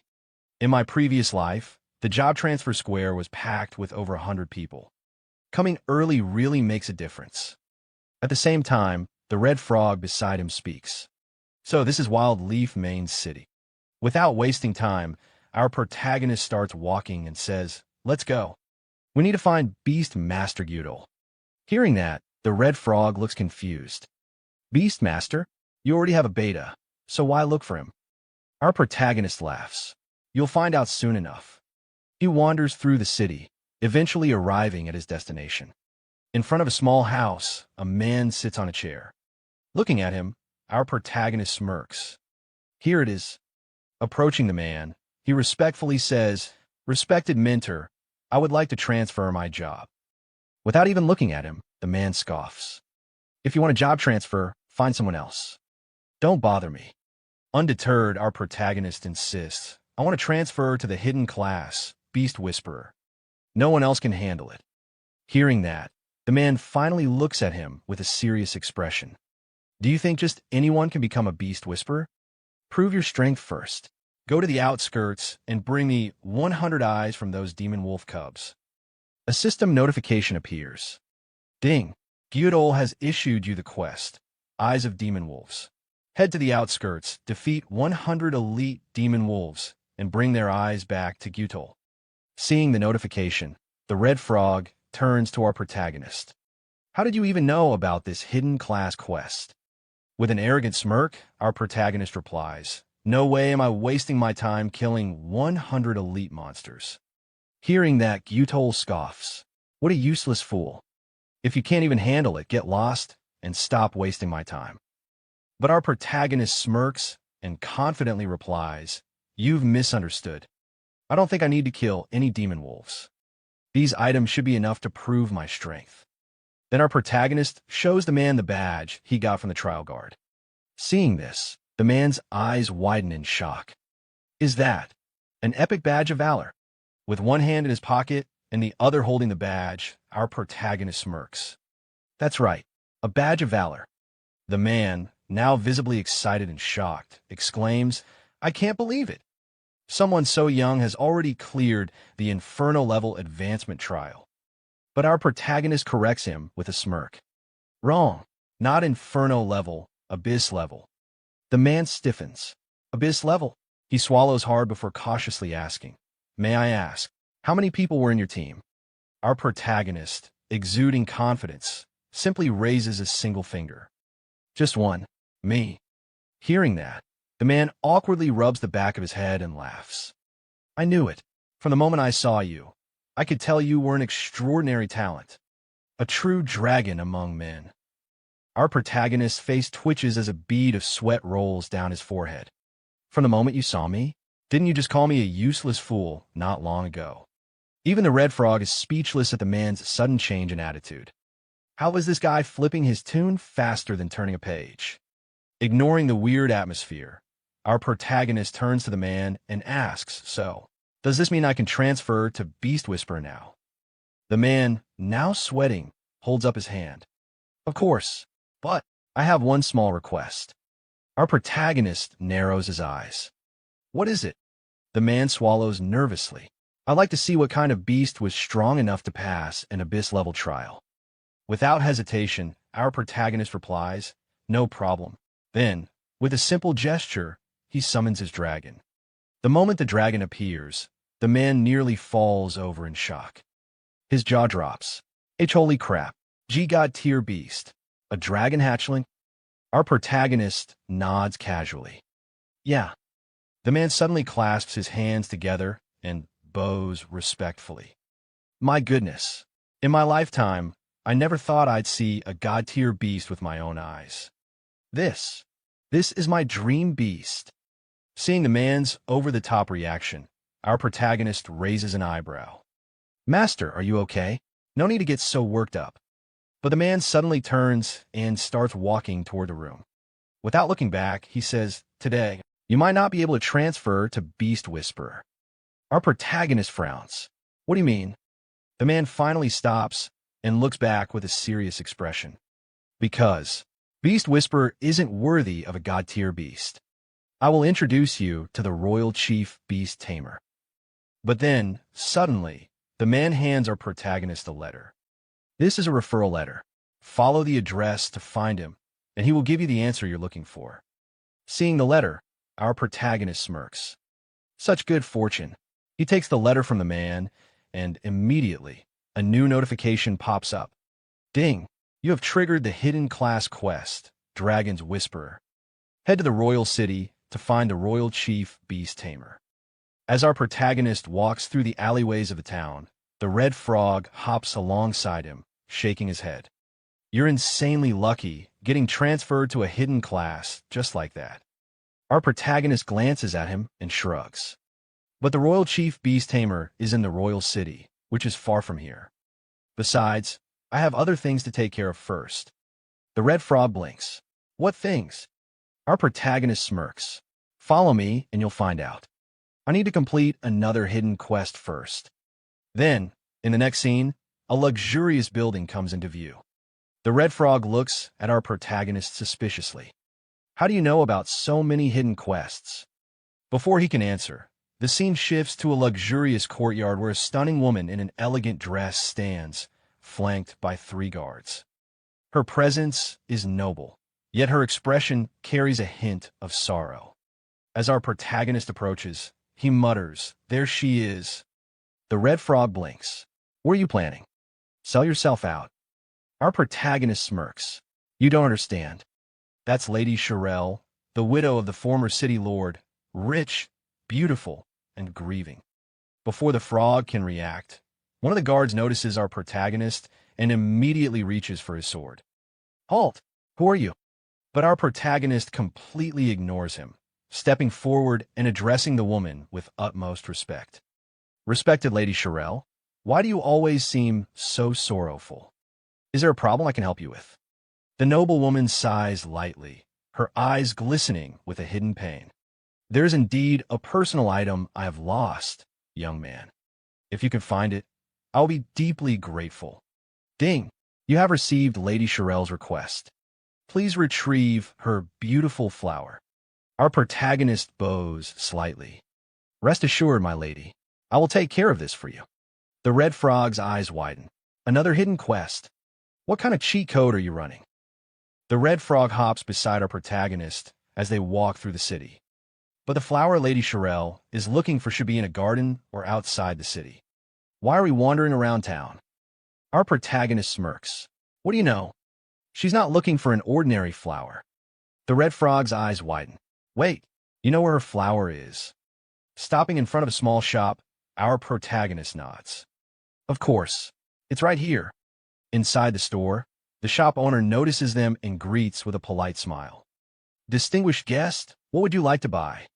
The red frog looks at the store in disbelief. "A tool shop? Could there really be a beautiful flower here? Are you sure you're not mistaken?" Our protagonist ignores the skepticism. "I heard your shop sells treasure boxes." The shop owner's smile widens. "Ah, you have good eyes. My treasure boxes can contain prehistoric dragon bones, legendary grade staffs, even rare relics. What price range are you looking for?" With a confident grin, our protagonist clenches his fist. "The most expensive one." Moments later, the shop owner returns, holding a golden box. "This is the highest tier treasure box in my store. 10,000 gold coins each." Without hesitation, our protagonist throws a bag of coins at the shopkeeper. "One isn't enough. I'll take them all." The shopkeeper's jaw drops. "All of them? You're buying every single one?" Our protagonist sighs impatiently. "Didn't you hear me? Open every single one." And so, the great treasure box opening begins. First box, a 12-blade battle axe. Second box, a large healing potion. Third box, a loaf of bread. 1 hour later, the store is in chaos. Open boxes are scattered everywhere. The shopkeeper, sweating, holds up the last unopened box. "Honorable guest, out of 100 treasure boxes, only one remains." Without hesitation, our protagonist gestures. "Open it." The box lid creaks open, revealing a crystal rose. Ding! You have obtained beautiful flower. Our protagonist wipes the sweat off his forehead. Finally, it really is a beautiful flower. Grabbing the rose, he turns to his companion. "Laowi, let's go." Scene transition, a majestic bathroom. A luxurious bathtub, filled with scented water, reflects the glow of chandeliers. A stunning woman relaxes inside, rubbing her arm as steam rises around her. "Do you think someone will actually find that flower for me?" "Wait, what am I seeing here?" "My eyes. Don't stare too hard, or they might pop out." Ahem, back to the story. A maid stands nearby, holding a silk towel. "Of course, my lady. With your charm, luck is always on your side." Just then, another maid rushes into the room, panting, excitement mixed with disbelief. "Madam, A young man is outside asking for an audience. He says, "He's brought the flower you requested." The noblewoman gasps. "What?" Suddenly, she stands up from the bath, everything on full display. And I won't lie, this scene is a blessing. Her voice trembles. "Someone actually found it for me." Scene transition, outside Lady Shirel's mansion. Our protagonist waits, arms crossed. The guards return and bow to the noblewoman. "Madam, this is the young man who possesses what you were looking for." Lady Shirel's gaze lands on him, eyes filled with curiosity. "Young man, you really found what I wanted." With a confident smirk, our protagonist presents a golden box. "Genuine and authentic, my lady. Please take a look." She carefully opens the box. Upon seeing the crystal rose, her lips curl into a delighted smile, and a faint blush spreads across her cheeks. "Wow, it truly is the beautiful flower. I've searched for it for so long, and today I finally..." She suddenly looks back at our protagonist, warmth in her expression. "Pardon my rudeness, I was simply overwhelmed." "Young man, you have helped me greatly. What reward would you like? Money? A rare artifact?" Our protagonist, keeping his composure, replies in a calm voice. "Beautiful lady, I'm not interested in money or artifacts." Lady Shirel's eyes gleamed mischievously as she leans in slightly. "Oh, since you're not interested in money or treasures, I have no choice but to offer myself as your reward." Error. System overload. Our protagonist's face turns red in an instant. What? In broad daylight. Is she serious? This is too much. Who could handle this? Before things escalate, he quickly raises a hand. "Madam, you misunderstand. I only need you to help me obtain a citizen status." Lady Shirel chuckles, resting her hand lightly on her cheek as she gazes at our protagonist. "You little rascal. So, all you wanted was citizenship? That's too easy." At the same time, a notification pops up. Ding. Due to your noble actions and outstanding charm, Lady Shirel's favorability +20. With a satisfied smile, Lady Shirel turns to one of her maids. "Elisa, prepare the paperwork and bring my seal." The maid nods respectfully. "Yes, madam." Our protagonist watches with anticipation, then speaks up. "I have another request. I'd like to purchase property in Windleaf City and settle down." He hands Lady Shirel a map, and she raises a curious eyebrow. "Oh, buying property? So you don't want to wander around anymore? That's a stable choice." She studies the map, her eyes narrowing slightly as she spots the marked location. "Wait, the West District? You must be joking.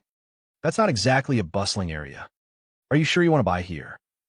With unwavering confidence, our protagonist responds respectfully.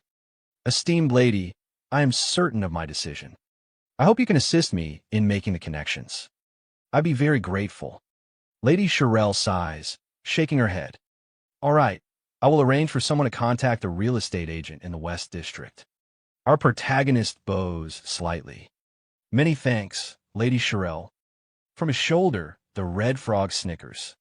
"You brat, why aren't you buying in the prosperous East District? You're intentionally making a loss. That's not how you build wealth." Our protagonist smirks. "What do you know?" He then leans in slightly, explaining in detail. "Of course, you wouldn't understand. Soon, Windleaf City will be attacked by strange creatures. Under the assault of powerful beings, even the current city lord will fall in battle. The East District, being the wealthiest and most densely populated, will take the heaviest damage. But the West District, sparsely populated and overlooked, will suffer the least.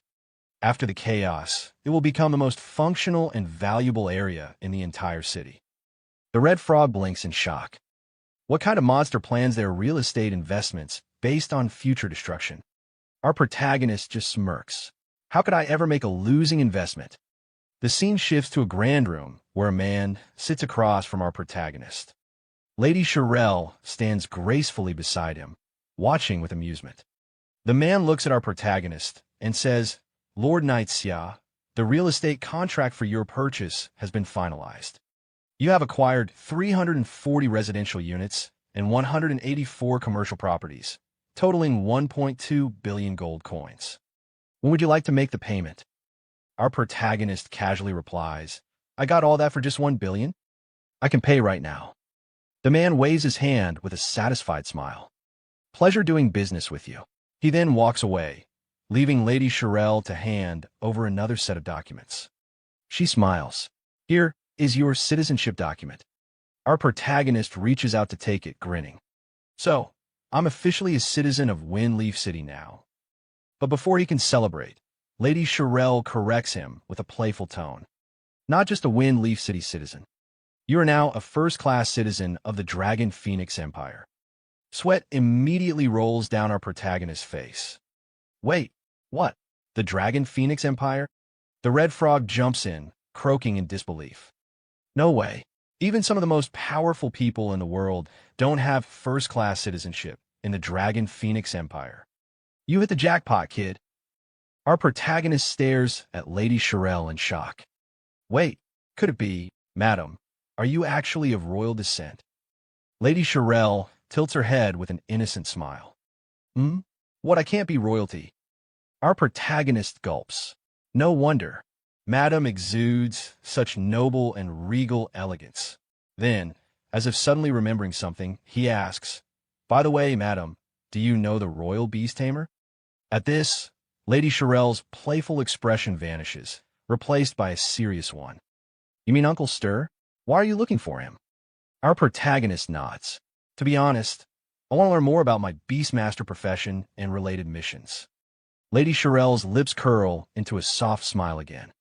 Uncle Stir should be in the Imperial capital, but he's quite eccentric and unpredictable. I'll try to contact him for you. Hearing this, our protagonist suddenly turns into a smooth playboy, taking Lady Shirelle's hand and placing a kiss on it. Beautiful madam, I truly don't know how to thank you. I can only offer you my sincere kiss. Lady Shirelle blushes slightly, giggling. Please don't call me madam anymore. Just call me Sophia, all right. Our protagonist smirks. All right, beautiful Sophia. Just then, a flurry of notifications floods his vision. Ding! Due to your charm, Lady Shirelle's favorability plus 20. Congratulations! Great Xiao player, Knight Xiao, has obtained first-class citizenship of the Dragon Phoenix Empire. Prestige ranking has been unlocked. Great Xiao players can now check the leaderboard.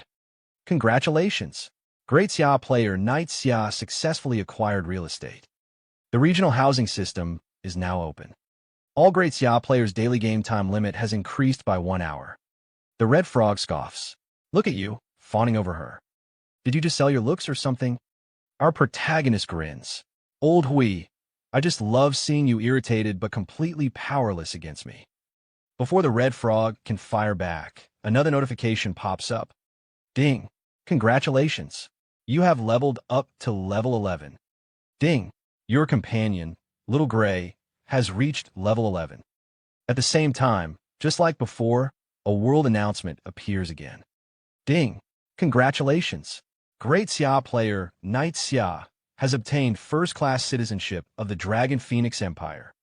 Prestige leaderboard has been unlocked. Great Xiao players can now check the rankings. Congratulations! Great Xiao player, Knight Xiao successfully purchased real estate. The Great Xiao regional housing system is now active. All Great Xiao players' daily game time limit has increased by 1 hour. As always, players explode with excitement. What the hell? First-class citizenship? A housing system? Is this game even real? Another player jumps in. Wait, all Great Xiao players just got an extra hour of game time? That's insane. From another group, someone shouts, Damn, what is this first-class citizen thing? What rank are we then? Third class. A frustrated teammate groans. Being a nobody in real life is bad enough, and now I'm a nobody in the game too. What were the devs even thinking? Someone else snaps back. Stop complaining. Does anyone even know who the developers are? Meanwhile, the scene shifts to our protagonist's ex-girlfriend's group. A male teammate turns to her in disbelief. Oh my god, Knight Xiao is already level 11 and even a first-class citizen. That's insane. She crosses her arms. Yeah, pretty impressive. But his name is kind of weird. Then suddenly, she sighs and slumps to the ground, muttering, "If we had a top player like him leading us, we'd probably be level 4 or 5 by now." She looks at her struggling team and adds, "Unlike now, where we can't even kill a single slime." But before she can continue, a green-haired girl glares at her and scoffs. "From your tone, are you unhappy with our team?" A white-haired girl joins in, rolling her eyes. "You've done nothing but still gained levels just by tagging along, and you're still not satisfied?" Then a black-haired man snorts, "Yeah, if you don't like it, you can leave." The ex-girlfriend's new boyfriend quickly tries to calm things down. "Everyone, it's a misunderstanding. My friend didn't mean it that way. Sorry about that." But she's already angry. "Fine. I'll leave. Who cares?" She stands up and storms off, dragging her boyfriend with her. "Johan, we're leaving." Her boyfriend stares at her, confused. "Yinran, what are you doing?" As the couple walks away, someone from their ex-team sneers. "You think just because you're a little pretty, you can act like a princess now?" The boyfriend sighs, looking at his girlfriend. "Great, now it's just the two of us. How are we supposed to level up?" But Yinran glares at him. "You said you'd help me level up, but when they all insulted me, you didn't defend me. Do you even care about me?" The boyfriend massages her shoulders, trying to smooth things over. All right, I was wrong. By the way, did you contact Xiao to play Apocalypse with us?" Yinran scoffs. "Why should I contact him first?" But her boyfriend clasps his hands together, pleading. All right, you have your pride. But just this once, do it for me. Reach out to Xiao and ask him to help us level up." She crosses her arms, smirking. "Since you're begging me, I'll consider it." She checks the time. "It's getting late anyway. I'll message him after I log off." Her boyfriend grins, waving at her. "Great. Yinran, I'll be waiting for good news." As Yinran logs out, she turns back with a smug smile. "See you tomorrow. I'm logging off." Inside her real-life bedroom, Yinran stretches and smirks to herself. Even though Xiao's way of throwing money around is a bit crude, I can't completely blame him. She picks up her phone, lying on her bed. "All right, I'll take the initiative one more time." She quickly types out a message to our protagonist. "Xiao, I'm playing a game called Apocalypse. Hurry up and buy the equipment, then help Xiao Tao and me level up. If you can get me onto the ranking board, I might consider being your girlfriend. What do you think? Are you touched?" She sent the message, smiling proudly. "Good thing I'm such a generous girl. I'll forgive you this time." She places her phone down. 5 minutes later, she picks it back up. Why hasn't Xiao replied yet? Checking her messages, her eyes widen in shock.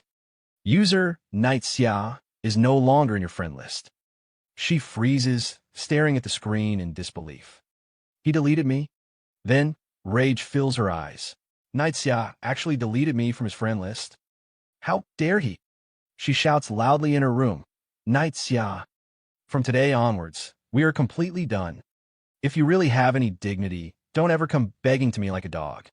Even if you kneel, I will never forgive you. Never. Meanwhile, back in Wind Leaf City's Eastern District, our protagonist casually wanders around, admiring the area. Soon, my Eastern District will flourish just like this. He stops in front of a building, nodding. This is the place. As he steps inside, the shopkeeper looks at him with mild disdain. Our shop only appraises silver-grade equipment and above. If you got bronze gear, it's better to go outside the city. Without missing a beat, our protagonist casually pulls out a necklace and dangles it in front of the shopkeeper. What about dark gold tier? Can you appraise it? The shopkeeper's eyes widen in shock. Holy crap, it really is dark gold. He quickly composes himself, clears his throat, and says, "Don't worry, sir, if it's dark gold grade, the shop owner himself will handle it to ensure success." Our protagonist raises an eyebrow. Cut the nonsense. What's the success rate? The shopkeeper adjusts his collar, suddenly speaking more politely. "I'm a gold tier appraiser, highly skilled, with over an 80% success rate. However, gold grade appraisals cost 100 gold coins each." Without hesitation, our protagonist tosses a gold coin pouch onto the counter. "No problem. Start appraising. I've got several other gold pieces too. Appraise them all." The shopkeeper's jaw drops as he stares at the pile of high-tier equipment. Damn, this guy is loaded. Our protagonist smirks confidently. Hurry up, I'm in a rush. The shopkeeper snaps to attention. Got it. Sometime later. The shopkeeper appraises the pendant, and a notification pops up. Spirit plus 40. Strength plus 40. Dark attribute damage minus 20%. The shopkeeper wipes sweat off his forehead, staring at the stats in awe. These stats are absolutely insane. Our protagonist grins, inspecting the pendant. Not bad. Continue. That's it for today's video. Yeah, I know it's short, but hey, this manhwa is fresh off the press, and I need your thoughts. What do you think about it? Want to see the next part? Drop your opinions in the comments. And if you're new here, smash that subscribe button right now. I'll keep bringing you the most exciting manhwa out there. Hey, my little manhwa population family.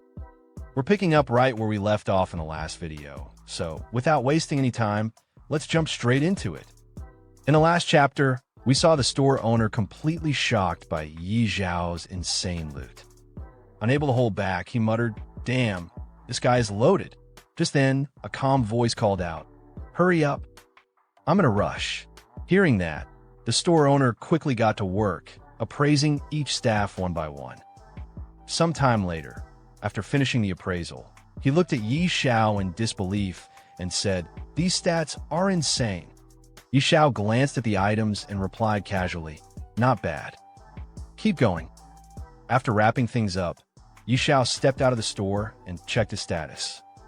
With a satisfied look, he muttered, "My stats have improved a lot." Meanwhile, the red frog sitting on his shoulder smirked and said, "With your strength now, you can fight on your own. What's next?" But Yi Xiao, looking ahead, simply responded, "Sophia hasn't sent any news yet. Let's go level up in the valley." Sometime later, Yi Xiao arrived in a desolate mountain range, surrounded by jagged, tooth-like peaks. The red frog glanced around warily and said, "Wait, isn't this a level 20 monster area?" Yi Xiao nodded. "That's right."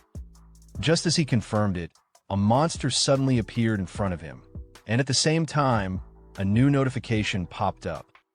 Gray Hyena, level 21. Level difference too large. Unable to view stats. Description: a hyena corrupted by the gray mist. Already violated by nature, it has become even more bloodthirsty, attacking anything and everything in sight. It loves to target weak spots. Reminder: protect your weak spots. Seeing the group of hyenas appear, Yi Xiao's face twisted in disgust. Why are there so many of them at once? That's disgusting. Without hesitation, he summoned his pet dragon. Xiao Hui attack. The dragon wasted no time, launching a devastating dragon breath attack. In an instant, the hyenas were obliterated. As Yi Xiao collected the experience points, he casually sat on a crate, picked up a cup from who knows where, and took a sip, completely unbothered by the dangerous surroundings. The monsters here are high level and rush at us automatically. We can stay here and farm. The red frog, watching this ridiculous scene, couldn't hold back. "You little brat, you really know how to enjoy yourself, huh?" Meanwhile, Xiao Hui continued wiping out monsters as Yi Xiao sipped in peace, leaning back with a smirk. "Of course, thinking back on my old days of struggling. My life is finally good." Just then, 2 notifications popped up. Ding! Congratulations! You have leveled up to level 12. Ding! Your beast pet, Xiao Hui, has leveled up to level 12. Seeing the notification, Yi Xiao clenched his fist. Finally leveled up, he walked over the corpses of the fallen monsters and muttered, "At this rate, reaching level 20 will only take a few days." But suddenly, something on a rock caught his attention. "Huh, what's that?" Picking it up, he examined it closely, and a new notification appeared. Beginner scroll, Fireball. His eyes lit up with excitement. A fireball spell? Seeing Yi Xiao so thrilled, the red frog looked at him with sheer disappointment. A beast tamer using fireball? Won't that look ridiculous? Yi Xiao activated the scroll in his hand, his confidence unwavering. What do you know? More skills never hurt. I'll learn it fast. A new notification appeared in front of him. Ding! You have successfully learned Fireball. Fireball proficiency, 0. Effect: condenses a fireball using mana. Deals 150% spirit-based magic damage to the target. Cast time, 1 second. Mana cost, 50. Cooldown, 5 seconds. Just as luck would have it, another hyena monster appeared right in front of him, perfect for testing his new spell.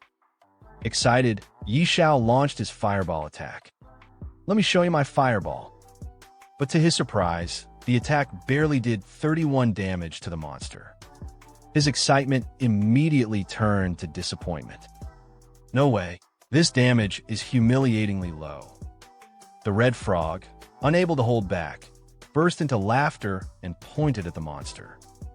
Ha ha, your fireball does less damage than Xiao Hui's fart. Even Yi Xiao had to admit, the frog had a point. Glancing at his system panel, Yi Xiao checked the time and muttered, "It's getting late. Time to log off. In 2 more hours, it'll be the 3rd day since Apocalypse launched, which means..." Clenching his fist, he declared with confidence, "The open beta begins." By then, everyone in the Xia Empire over the age of 16 would be forcibly pulled into this dangerous game. The world was about to change drastically. Suddenly, lightning cracked through the sky, and a system notification appeared before every citizen over the age of 16. Panic spread through the crowd. "What's happening? Is this an earthquake?" someone shouted. Another person looked at the screen in horror. "Entering the game? What the hell does that mean? Is this some kind of midnight prank?" one asked, only for someone else to shake their head. "No, this doesn't seem like a joke." One by one, people across the real world were forcibly transported into Apocalypse.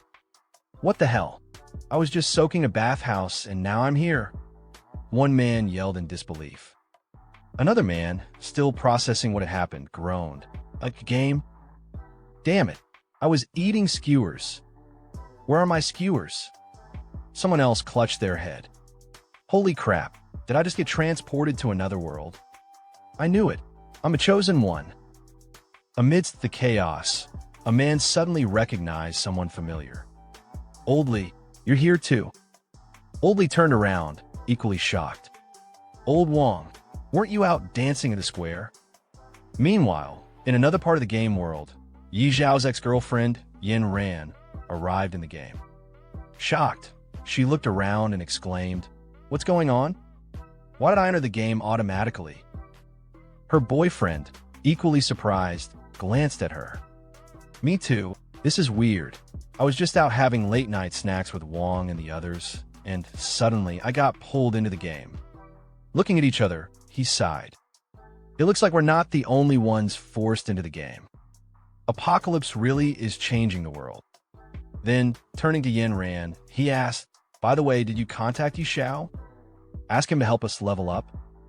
The moment she heard Yi Zhao's name, Yin Ran's expression darkened. "Yi Xiao? He could go to hell. Even if he begged me, I wouldn't care about him anymore." Smirking, she added, "I'm planning to contact the legendary Yi Xiao in the game to power level me instead." Her boyfriend's eyes widened in shock. "Wait, you know Yi Xiao, the top player on the rankings?" With a confident look, Yin Ran flipped her hair and smirked. "Not yet, but with my beauty, no man has ever been able to resist me." Just then, a world announcement flashed across the skies. Everyone in the Xia Empire over the age of 16, regardless of gender or background, has been forcibly logged into Apocalypse. The logout option has been permanently disabled. Players can no longer leave on their own. Spawn locations are based on real-world proximity. People who are close together in real life will spawn near each other in the game. Each starting village corresponds to a specific region. If a player dies in the game, they cannot return to the real world. In the middle of a vast grassland, 3 players sat around a small camp, trying to process the situation. One of them sighed. Now that everyone has been forced into the game, something is seriously wrong with this world. Another chimed in, "Where's Xiao? Isn't he the #1 ranked player? Maybe he knows how to log out." The third player nodded. "Yeah, he leveled up ridiculously fast during the beta test. Does he know something we don't? This guy levels up like he's cheating. Could he be a GM? We need to find him." Meanwhile, the scene shifted to Beginner Village 001. A man knelt on the ground in front of Budong Russian, someone who seemed to hold great importance in the real world. The kneeling man's voice was filled with unease. "So far, we still haven't found a way to log out. We might be permanently trapped in this game." Budong Russian stood still for a moment, then slightly turned his head. "The situation has gotten this serious. Where is Xiao? Any news on him?" The kneeling man hesitated before replying, "No contact. He's already level 12 and has left the beginner village. No one else has managed to leave yet." Budong Russian's eyes narrowed. "What about Chen Kuang? Can he do anything?" Lumen sighed. "Chen Kuang? He's only level 4. Budong Russian's expression darkened. "Wasn't he a beta tester? Why is he only level 4? The kneeling man quickly explained, "He's been leading a team and grinding levels, but Apocalypse is way too difficult. Most players are still stuck at level 2. Hearing this, Budong Russian turned around, his gaze sharp. "To think that Jiang City has someone like Xiao. He's definitely not ordinary." His voice was firm as he issued his command, "Spread the word. We must find him at all costs." The kneeling man bowed. "Yes, sir." Meanwhile, our legendary protagonist Xiao received a new system notification. Curious, he clicked on it. The message read, "Xiao, come to the Duke's mansion. We have news on what you were investigating." Seeing the message, Xiao muttered to himself, "Got it. I'm on my way." As he approached the same grand, cathedral-like building we saw earlier, he smirked. "I didn't expect news about the royal beast tamer to come this quickly. This is exciting." Entering the building, our protagonist meets the noble lady from earlier, the one searching for the rose. She's wearing an absolutely stunning dress, and I won't lie, she looks amazing. Honestly, she seems way more suited to be our protagonist's girlfriend. She smiles and says, "You're here. I missed you." Seeing her in that dress, even our protagonist gets a little flustered. His face turns slightly red as he responds, "I am here." In his mind, he's thinking, wow, she's so attractive. Who could possibly resist this? He rubs his head awkwardly and then clears his throat. "Beautiful Sophia, do you have any news about the royal beast tamer?" Sophia gives him a soft smile and replies, "Don't be in such a rush. Uncle Stir is out traveling and can't come back yet." Hearing that, Yixiao's sweat drips down his face. So, it was a false alarm. But Sophia just chuckles before adding, "However, he did ask me to tell you how to unlock a hidden class. It's actually not hard. It's inside Fengyi City." Yixiao's eyes widen. "What? It's inside Fengyi City?" In his mind, he's screaming, "Whoa. I thought we'd have to travel to the ends of the world, but the treasure was right at home." He immediately turns to Sophia. "My dear Sophia, where exactly is it?" Sophia smirks, turns slightly, and rests her hand on her cheek. "Well, it might be a bit difficult. According to Uncle Stir, in the mountains outside the city, there's a powerful dragon. Beneath its lair, there's something hidden deep inside." Yixiao's excitement spikes. "Are you talking about the cave maze?" Sophia raises an eyebrow. "You know the name of that dungeon?" Yixiao rubs the back of his head awkwardly. I just happened to hear about it." But in his mind, he's thinking, of course I know it. In my past life, I farmed that dungeon so many times. He frowned slightly, but I remember the only boss there being a creepy level 80 demonized boss. Since when was there a dragon? Sophia looks at him seriously. Uncle Stir is certain that a dragon guards that place. Yi Xiao's mind starts racing. In my past life, it was a demonized boss. Did they change it to a dragon this time? But then he shrugs it off. Doesn't matter. I'll go check it out myself. Sophia immediately stops him. You're going alone? That's a level 80 area. Even elite players from the city never come back alive. And you're just... Yi Xiao simply gives her a confident smile. Don't worry, dear Sophia. I have my ways. At that moment, a new notification pops up. Ding. Uncle Stir has provided new information. Go to the unknown dungeon and retrieve the item inside. Even the red frog sitting on Yi Xiao's shoulder snickers. That's true. You even stole a dragon egg before. A dungeon is nothing for you. Yi Xiao glares at the frog. Shut up, you annoying frog. He then pulls out a special badge, holding it in his hand. As long as the payment is right, even a dragon can be taken down. When it comes to fighting dragons, my sister Tao is the best. Suddenly, he points the badge forward, and a portal appears out of nowhere. This job needs my sister Tao. Sophia gasps in shock. Wait, is that a Supreme Hall token? How does Yi Xiao have that at just level 12? Then, from the portal, a familiar figure steps out, the magician from earlier, the one who helped Yi Xiao obtain the dragon egg. The so-called Sister Tao. She stretches lazily and smirks. Who's the cute one calling for me this time? As she adjusts the staff in her hand, she sees Yi Xiao standing before her and grins. Oh, it's little brother Yi Xiao. Did you miss your big sister? Yi Xiao looks at her seriously. Sister Tao, I have a big job for you. Immediately, she waves her hands in panic. Don't tell me. It's another dragon? Yi Xiao smirks. Sister Tao, you really are sharp. Yes, it's a dragon. She freezes for a moment, then yells, What? Another dragon? Do you have a grudge against them or something? Last time, I stole a dragon egg and hurt my back. I'm still recovering. No way. Find someone else.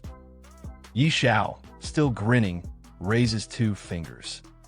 Same deal as before, 2 billion gold as a reward. Sister Tao stops dead in her tracks. 2 billion. She hesitates, dances slightly, then sighs. No way. It's not that I don't want to, but I'm really injured. I need time to heal. If you're not in a hurry, I can go with you in a month. Yi Xiao rubs his chin with a sly expression. What if I can provide the location of the Holy Spirit Spring? Will that change your mind? Sister Tao's eyes light up with excitement. Wait, you actually know the location of the Holy Spirit Spring? No joke if you really know. Would you risk your life to go with me? Yi Xiao smirks. Okay, deal. We leave now. Sister Tao blinks. Right now. As our protagonist and Sister Tao leave the mansion, Sister Tao immediately asks, All right, little brother, where exactly is the Holy Spirit Spring? Without looking back, Yi Xiao casually replies, In the Lost Land. Sister Tao's eyes narrow. Lost Land? Do you have the exact coordinates? Behind them, Sophia overhears their conversation, shaking her head in amazement. Yi Xiao, he's really something else. At that moment, Yi Xiao's system panel pops up with a notification. Ding. Sophia's favorability toward you has increased by 10. Sophia blushes slightly as she watches Yi Xiao walk away, thinking to herself, will he become a god-tier player in the future? Meanwhile, outside Beginner Village, 5 people stand gathered around a man lying on the ground. Wang Chong. Wang Chong, wake up! One of them calls out desperately.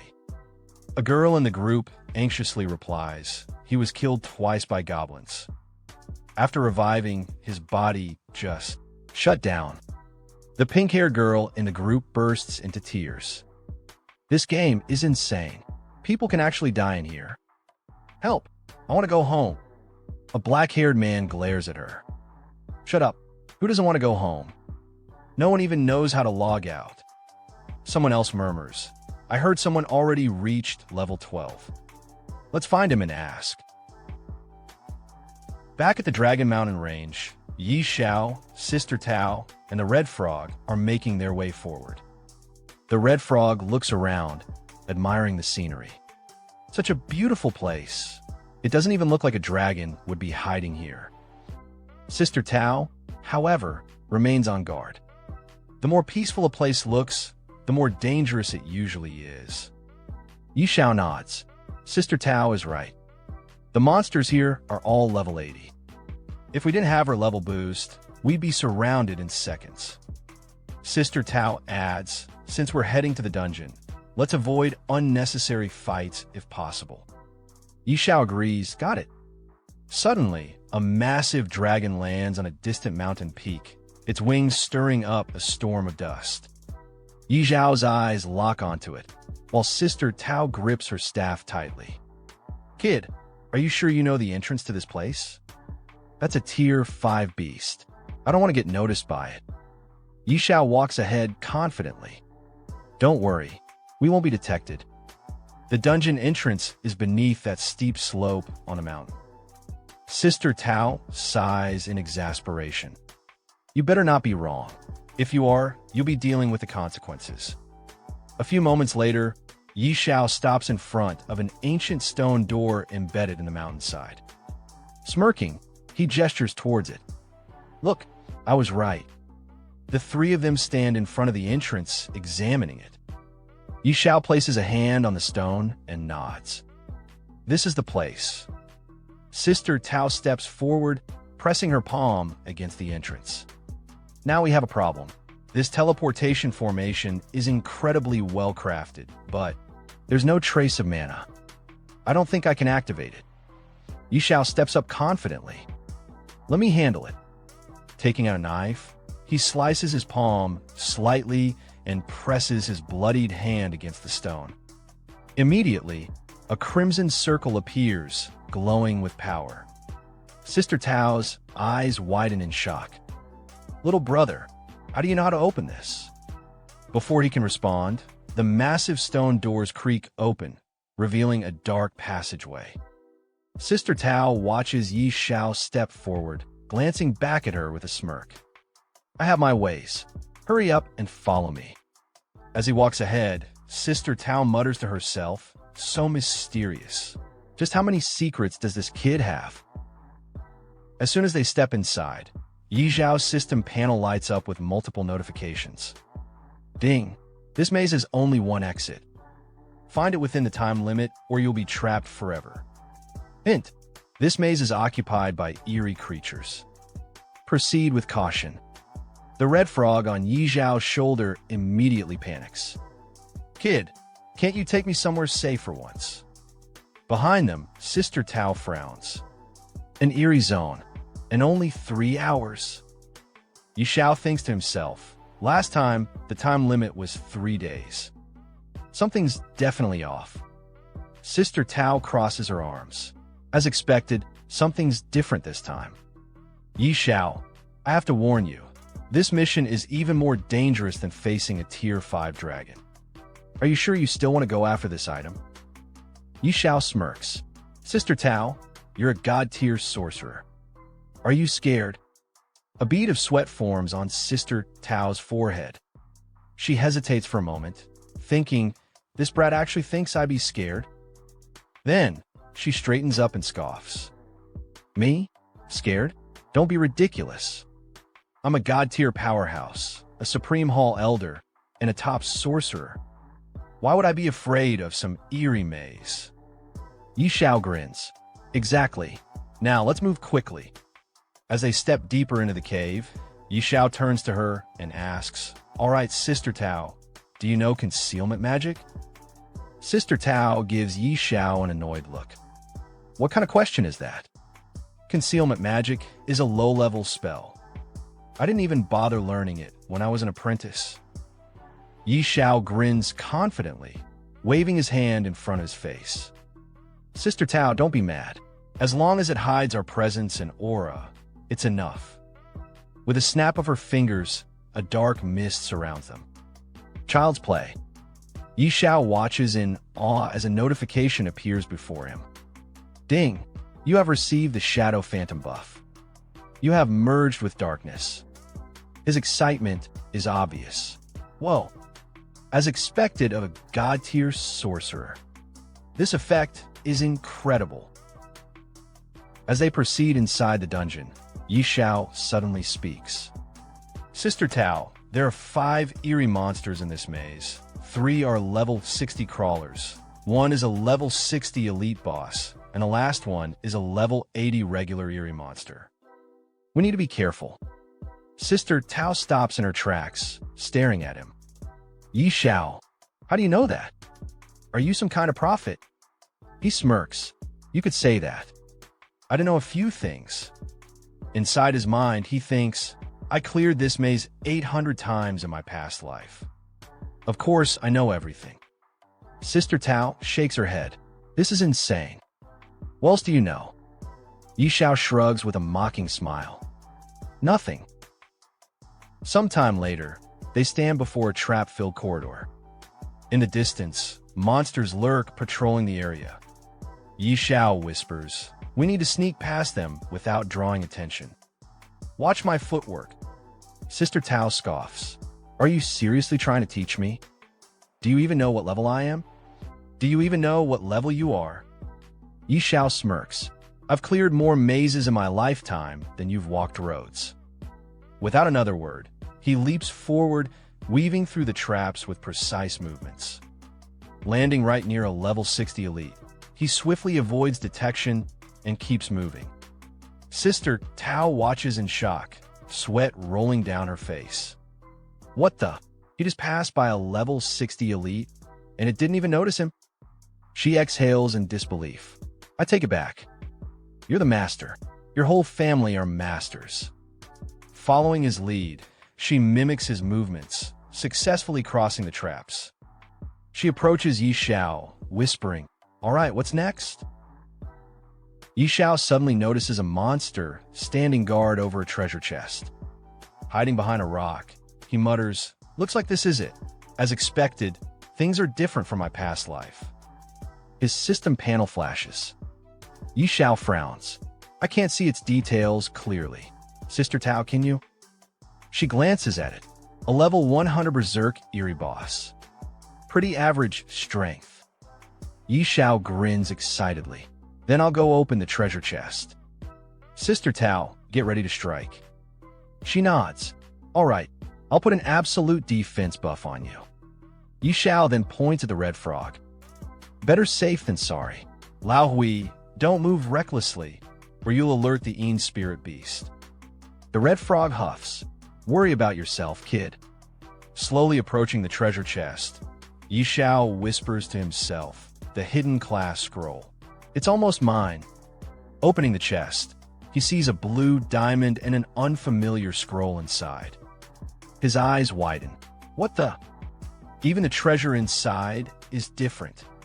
The moment the chest opens, the guardian monster turns, its glowing red eyes locking onto Yi Xiao. With a furious roar, it charges at him. Before it can reach him, Sister Tao raises her staff. Frost shock. A wave of ice surges forward, freezing the monster in place. She yells, "Run, you idiot! What are you doing?" Yi Xiao snaps out his daze and dashes toward her. Sister Tao, help me. As she holds the monster back with powerful attacks, Yi Xiao quickly checks his loot. Effect: resets the cooldown of any item regardless of rank. Cooldown: 3 days. The red frog stares at the screen, stunned. Kid, you are ridiculously lucky. Yi Xiao's eyes light up. What? Another Heaven's Doom rank item? A cooldown reset. That means Brutality Chapter's cooldown will now be only 3 days. Meanwhile, the boss, severely injured by Sister Tao's attacks, staggers but doesn't fall. She glances at Yi Xiao. Yi Xiao, what do we do about the boss? Fight or leave? Yi Xiao sighs. We fight it. Sister Tao, go all out. A wicked grin spreads across her face. All right, I'll unleash my full power then. Raising her staff, she summons a massive lightning strike that crashes onto the boss. The eerie beast lets out an agonized scream. Xiao watches in confusion. Why is it screaming like that? Even the red frog gets nervous. Wait, is it going berserk? A realization hits Xiao like a brick. Could it be? Suddenly, a bright glow erupts from the ceiling. Xiao's eyes widen in horror. Crap, it's summoning a dragon. Before they can react, a massive dragon appears above them, its scales glowing ominously. Without hesitation, it breathes a torrent of fire straight at them. Xiao, Sister Tao, and the red frog all turn on their heels. It's a dragon. Don't just stand there, run. Hey, my little manhwa population family. We're picking up right where we left off in the last video, so without wasting any time, let's jump straight into it. As Xiao and the others sprint for their lives, dodging the dragon's fiery breath, he yells, "Make a run for it." Sister Tao, panting, shouts back, "There's no way we're beating that thing." The red frog, barely clinging onto Xiao's shoulder, groans. Why does it always come down to us running for our lives? Just when things couldn't get any worse, the dungeon boss, the Een spirit beast, bursts through the cavern, still chasing them. Sister Tao's eyes widen in disbelief. How the hell can an Een beast summon a dragon? Xiao, still running, shrugs. Maybe they're just neighbors. The red frog, gasping for breath, snaps, "Shut up. It's catching up. Why don't you ask it yourself?" Sister Tao glances back and her face turns pale. "Move it, kid. It's coming straight for you." The red frog screams. "Damn it. This thing's gone berserk. It's immune to slow effects. Run." Xiao looks at the enraged monster, his expression turning serious. "Run? No way. If it went berserk just to go all out on us, then I'll just take it down first." Sister Tao stares at him like he's insane. "That thing's level 100. You're level 12. Don't be an idiot." Ignoring her, Xiao pulls out the gemstone he looted earlier. At the same time, he takes out the badge from before. His eyes gleam with excitement. "With my cooldown stone and brutal chapter, this is the perfect time to test my firepower." Sister Tao watches in horror. "You're seriously gambling with your life here." Xiao points his badge straight at the monster and roars, "Die, you bastard." Suddenly, a red beam shoots out from Xiao's badge, striking the monster. He watches in shock, sweat dripping down his face. "That's it? That's all the damage I did? Just how unlucky am I?" On his shoulder, the red frog lets out a groan. "If you die, don't expect me to pick up your call." But before Xiao can even react, blood gushes out from the monster's body, and a massive hole suddenly appears in its chest. The beast trembles, then collapses to the ground, completely defeated. A system notification pops up in front of Xiao. Ding! Target SP below 20%, triggering forced instant death effect. Then, a flood of notifications follows. Ding! Congratulations! You have successfully killed the level 100 demonized boss. Ding! Congratulations! Your level has increased to level 13. Ding! Congratulations! Your beast companion, Little Gray, has leveled up to level 13. Ding! Congratulations! Your level has increased to level 20. Ding! Congratulations! Your beast companion, Little Gray, has leveled up to level 20. Ding! Your level has reached the cap. You can no longer level up for now. Xiao's eyes widen in disbelief before he bursts into laughter. Haha, straight to level 20. This feels amazing. Behind him, Sister Tao stares at him in utter shock. This is insane. A level 100 demonized boss taken down by a level 12 rookie. At that exact moment, a world announcement echoes across the game. World announcement. Xiao player Xiao has successfully killed the level 100 demonized bossine beast, achieving the first kill on a level 100 boss. Reputation plus 500, attribute points plus 50, Xiao Warzone points plus 1. This is an official announcement. Players across the game freeze as they read the message. One player, dumbfounded, mutters, a level 100 boss. Dead? What kind of bullshit is this? Another one exclaims, this is beyond crazy. Are we even playing the same game? In another part of the world, a group of high-level players stares at the announcement. One of them says in disbelief, holy crap, a first kill on a level 100 boss? Is that even humanly possible? Another player chimes in, this game has to be bugged. Or maybe Xiao isn't even human. Someone else sneers, something fishy is going on here. At the ranking board, crowds gather to witness the name Xiao rocketing to the top. One player, looking at the leaderboard, shouts, damn it, sir. If you don't mind, I'd love to acknowledge you as my godfather. Another player bows dramatically. I usually don't idolize people, but right now, I'm kneeling before Xiao and calling him daddy. A third one scoffs, you guys have no shame. Don't you already have fathers? Now you're fighting over mine. In a dark corner, a group of players bursts out laughing. Yeah, right? How does a level 12 rookie kill a level 100 boss? This has to be a hack. Another one nods. No way, this is legit. This has to be cheating. But then, someone excitedly shouts, who cares if it's a cheat? As long as Xiao gets the rewards, I'm all for it. Meanwhile, an old man, staring at the ranking board, narrows his eyes. Unbelievable. We thought we had completely surpassed Xiao, yet they produced a player like this. Could the hidden forces behind Doomsday be involved with this Xiao? Xiao barely escapes the collapsing dungeon, stumbling out just in time.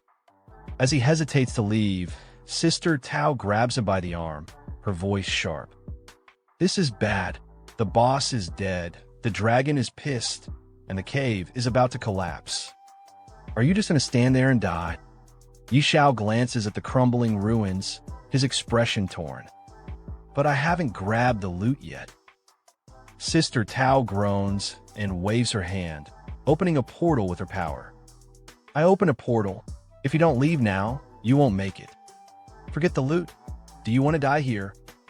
Xiao wipes the sweat off his face. All right, fine. Survival first. Moments later, the entire dungeon collapses, sending dust and debris flying. Xiao, Sister Tao, and the Red Frog stand at a safe distance, watching the destruction. Sister Tao exhales, shaking her head. Man, I haven't done something this exciting in a long time. The Red Frog huffs. Damn, I nearly died. I need to splurge when I get back to calm my nerves. Xiao lets out a relieved sigh. Good thing Sister Tao had a portal, or we'd be done for. But then he stops, his eyes widening in panic. Wait a second. A terrifying roar shakes the sky. They all look up, and there, descending from the clouds, is a massive dragon. A new notification pops up. Holy Judgment Skyfire Dragon. Level, unknown. Attributes, unknown. Sister Tao clenches her fists. It's not over yet. The Red Frog's face goes pale. Holy Judgment Dragon? Hell no, I'm out of here. Before they can react, the dragon unleashes a devastating breath attack, sending flames raining down. The group scrambles, dodging for their lives as fire engulfs the battlefield. The Red Frog shouts, "Why are we running again?" Xiao yells back, "Because if we don't, we're actually going to die this time." Sister Tao, sprinting ahead, glances at Xiao. "I'm gone. Just make sure to send me the location of the Holy Spirit Spring. And my payment." Later, in Fiancée City, in front of a grand mansion, Xiao meets with the noble lady from before. She holds the ancient scroll in her hands, her face flushed with excitement. Yi Xiao, you actually managed to get the item from the labyrinth? Yi Xiao crosses his arms, putting on a smug grin. PSH, it was nothing. A piece of cake for me.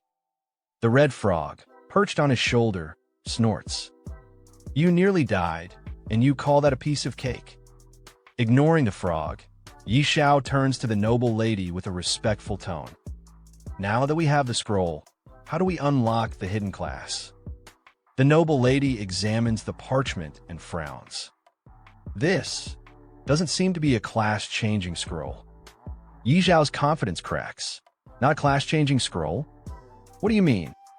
The noble lady starts walking inside the mansion. According to Uncle Stir, this parchment unlocks your hidden potential and awakens a unique class meant just for you.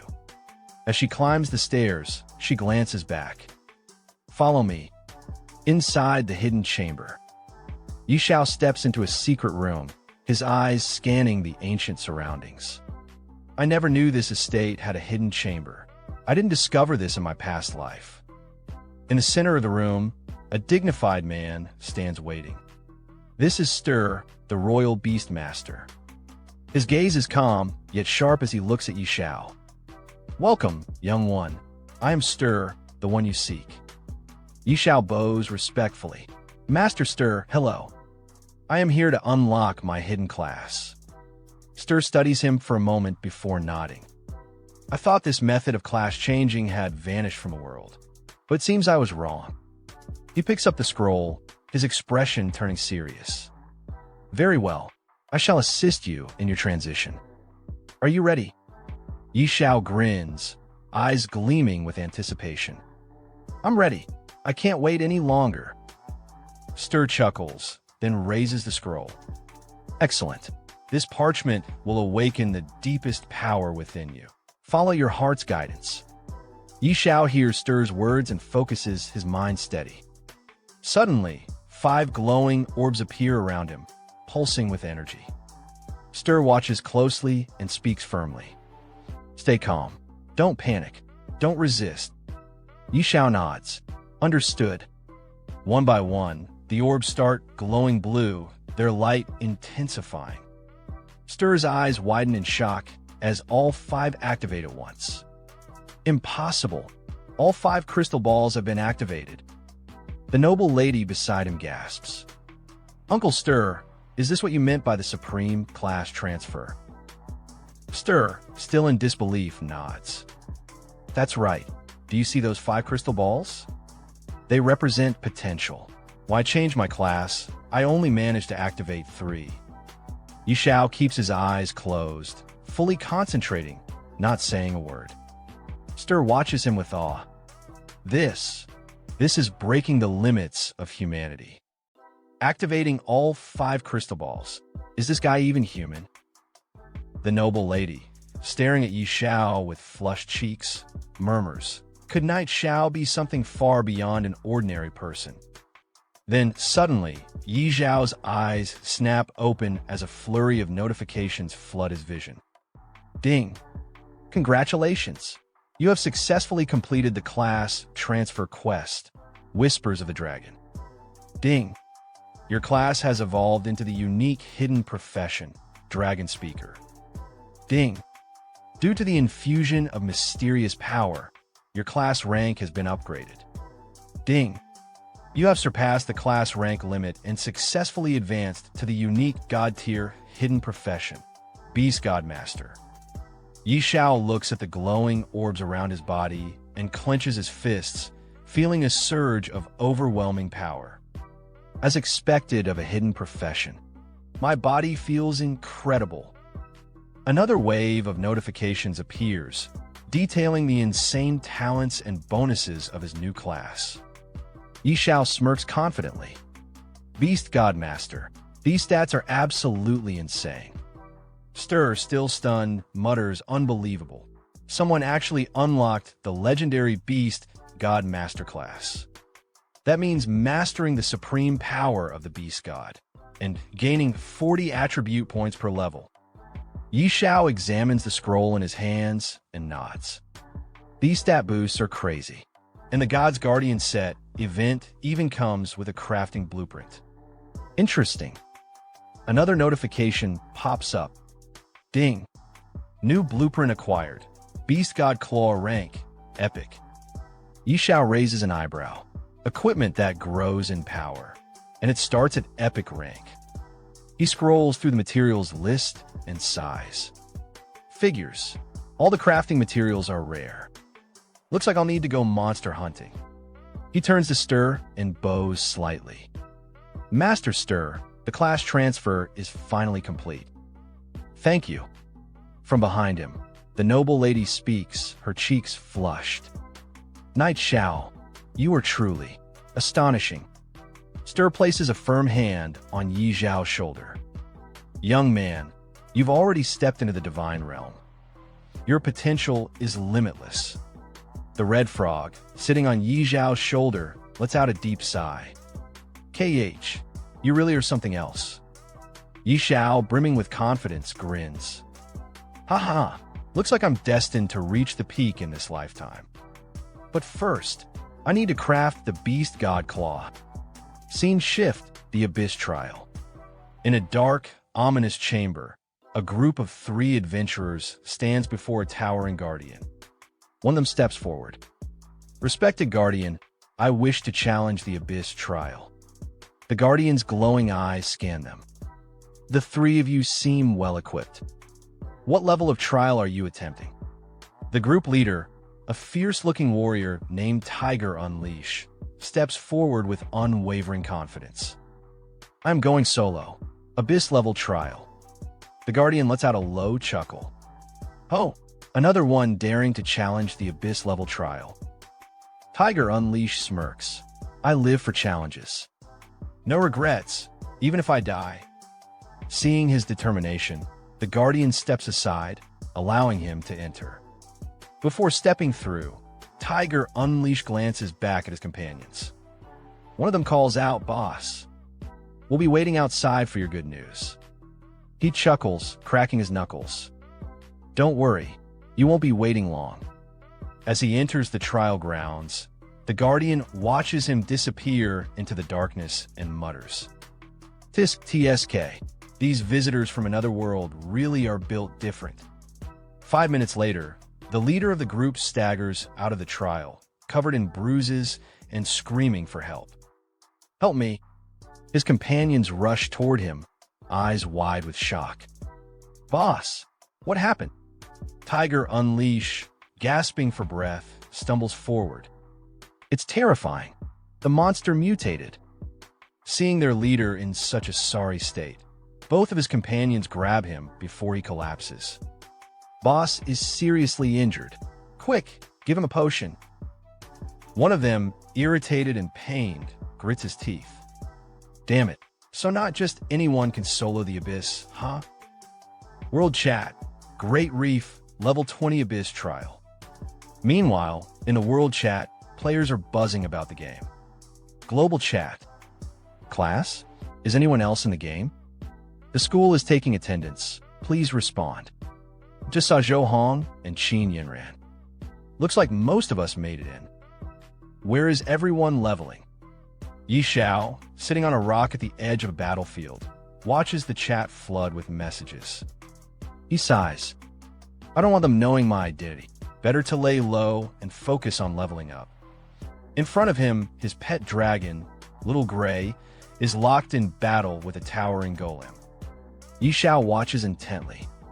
Old Hui, let's get to work. Little Gray lunges, his claws glowing. A moment ago, he attacked with fire, but now he tears into the golem with pure brute force. The massive creature collapses, defeated. With a heavy thud, 2 items drop. Yi Xiao steps forward, scanning them. Rock Sword, Dark Gold rank, effect, unidentified. Rock-shattering Hammer Warhammer, gold rank, effect, unidentified. Yi Xiao grins. Good job, Old Hui. The Abyss Watcher King appears. Suddenly, a new notification appears before Yi Xiao. Ding. Warning. A powerful enemy has detected your presence. Yi Xiao frowns. Why is it that every time I get a good drop, a monster shows up? Looking up, his eyes narrow. A massive golem stands before him, its glowing blue eyes locked onto him. Ding. Enemy identified. Abyss Watcher King. Level 20. HP. Strength 3000. Constitution. Agility 2000. Spirit 3000. Talent unknown. Skills unknown. Xiao exhales sharply. A king tier boss. Good thing it's only level 20. He grips his sword and gives a command. Old Hui, you go first. I'll cover you. The red frog on his shoulder scoffs. As if I need your cover. Meanwhile, the failed Abyss trial group. Back at the entrance of the Abyss trial, Tiger Unleash lies on the ground, still covered in bruises.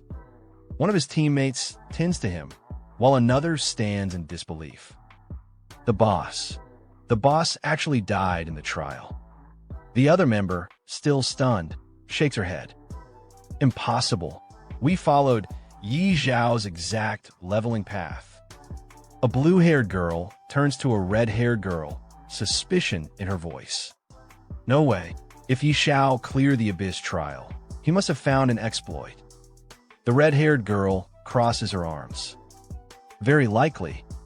Just then, a world announcement pops up, shaking the entire server. Ding. System announcement.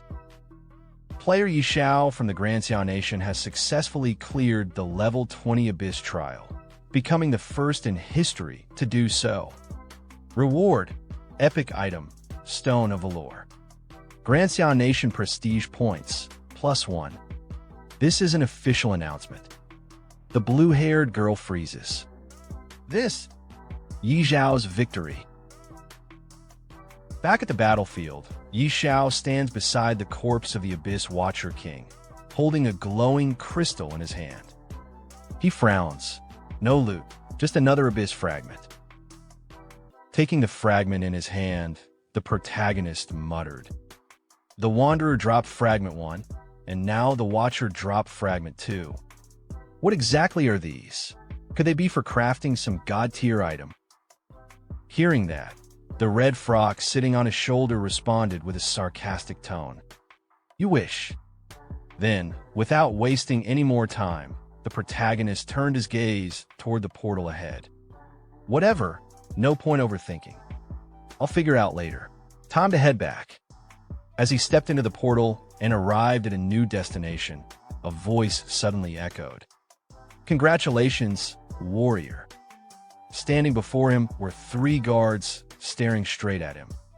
One of them spoke firmly. You've cleared the trial. Here's your reward. The protagonist reached out and took the box from them. Instantly, a notification sound popped up. Stone of Valor. Grade. Epic. Description. Holds immense power and can be used to enhance the Emblem of Valor. Looking at the stone in his hand, the protagonist's eyes widened in surprise. Whoa, it's for upgrading the Emblem of Valor. Without wasting a second, he shouted with excitement. Then what are we waiting for? Let's do it. Right at that moment, another notification appeared. Emblem of Valor. Description. A symbol of true warriors. Only those who conquer the Hell level trial can obtain it. Effect. Increasing strength by 10% and spirit by 10% for 5 minutes. Seeing this, the protagonist couldn't hold back his joy. He laughed out loud. Haha, success. A legendary emblem. Looking over at his dragon companion, he grinned. With this, I will be unstoppable in the level 30 zone. Turning to the red frog, he shouted, Old Hui, let's go. But just as they were about to move, another notification suddenly popped up right in front of him. System maintenance. Logging out of the game soon. Looking at the message in confusion, the protagonist blinked. What's going on? Are we finally logging out and returning to reality? But it wasn't just him. This notification appeared in front of every player across the entire world. Everyone saw it. One player, staring at the message, shouted, System maintenance? Now of all times. Another one exclaimed in shock. So we can finally leave the game? Someone else almost cried out. I want to go home. I miss my mom. And another player cheered in excitement. This is amazing. We're finally getting back to the real world. And just like that, all the players from the old world started logging out, disappearing from the game one after another at the very same time. And our protagonist in his house watching the TV, and the news reporters say after Dacia, the United States has also fallen into doomsday. Experts predict that this supernatural game phenomenon will gradually spread worldwide. Falling asleep now means entering the game. Doomsday has become reality for all of humanity. What comes next? Player Ferocious Tiger Unleashed dies in the Abyss trial. Just how terrifying is the Abyss level trial?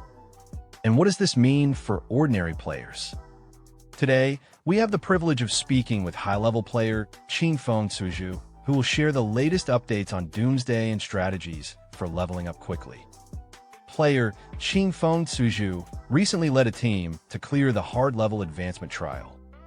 In today's livestream, he'll reveal whether dying in the game affects reality.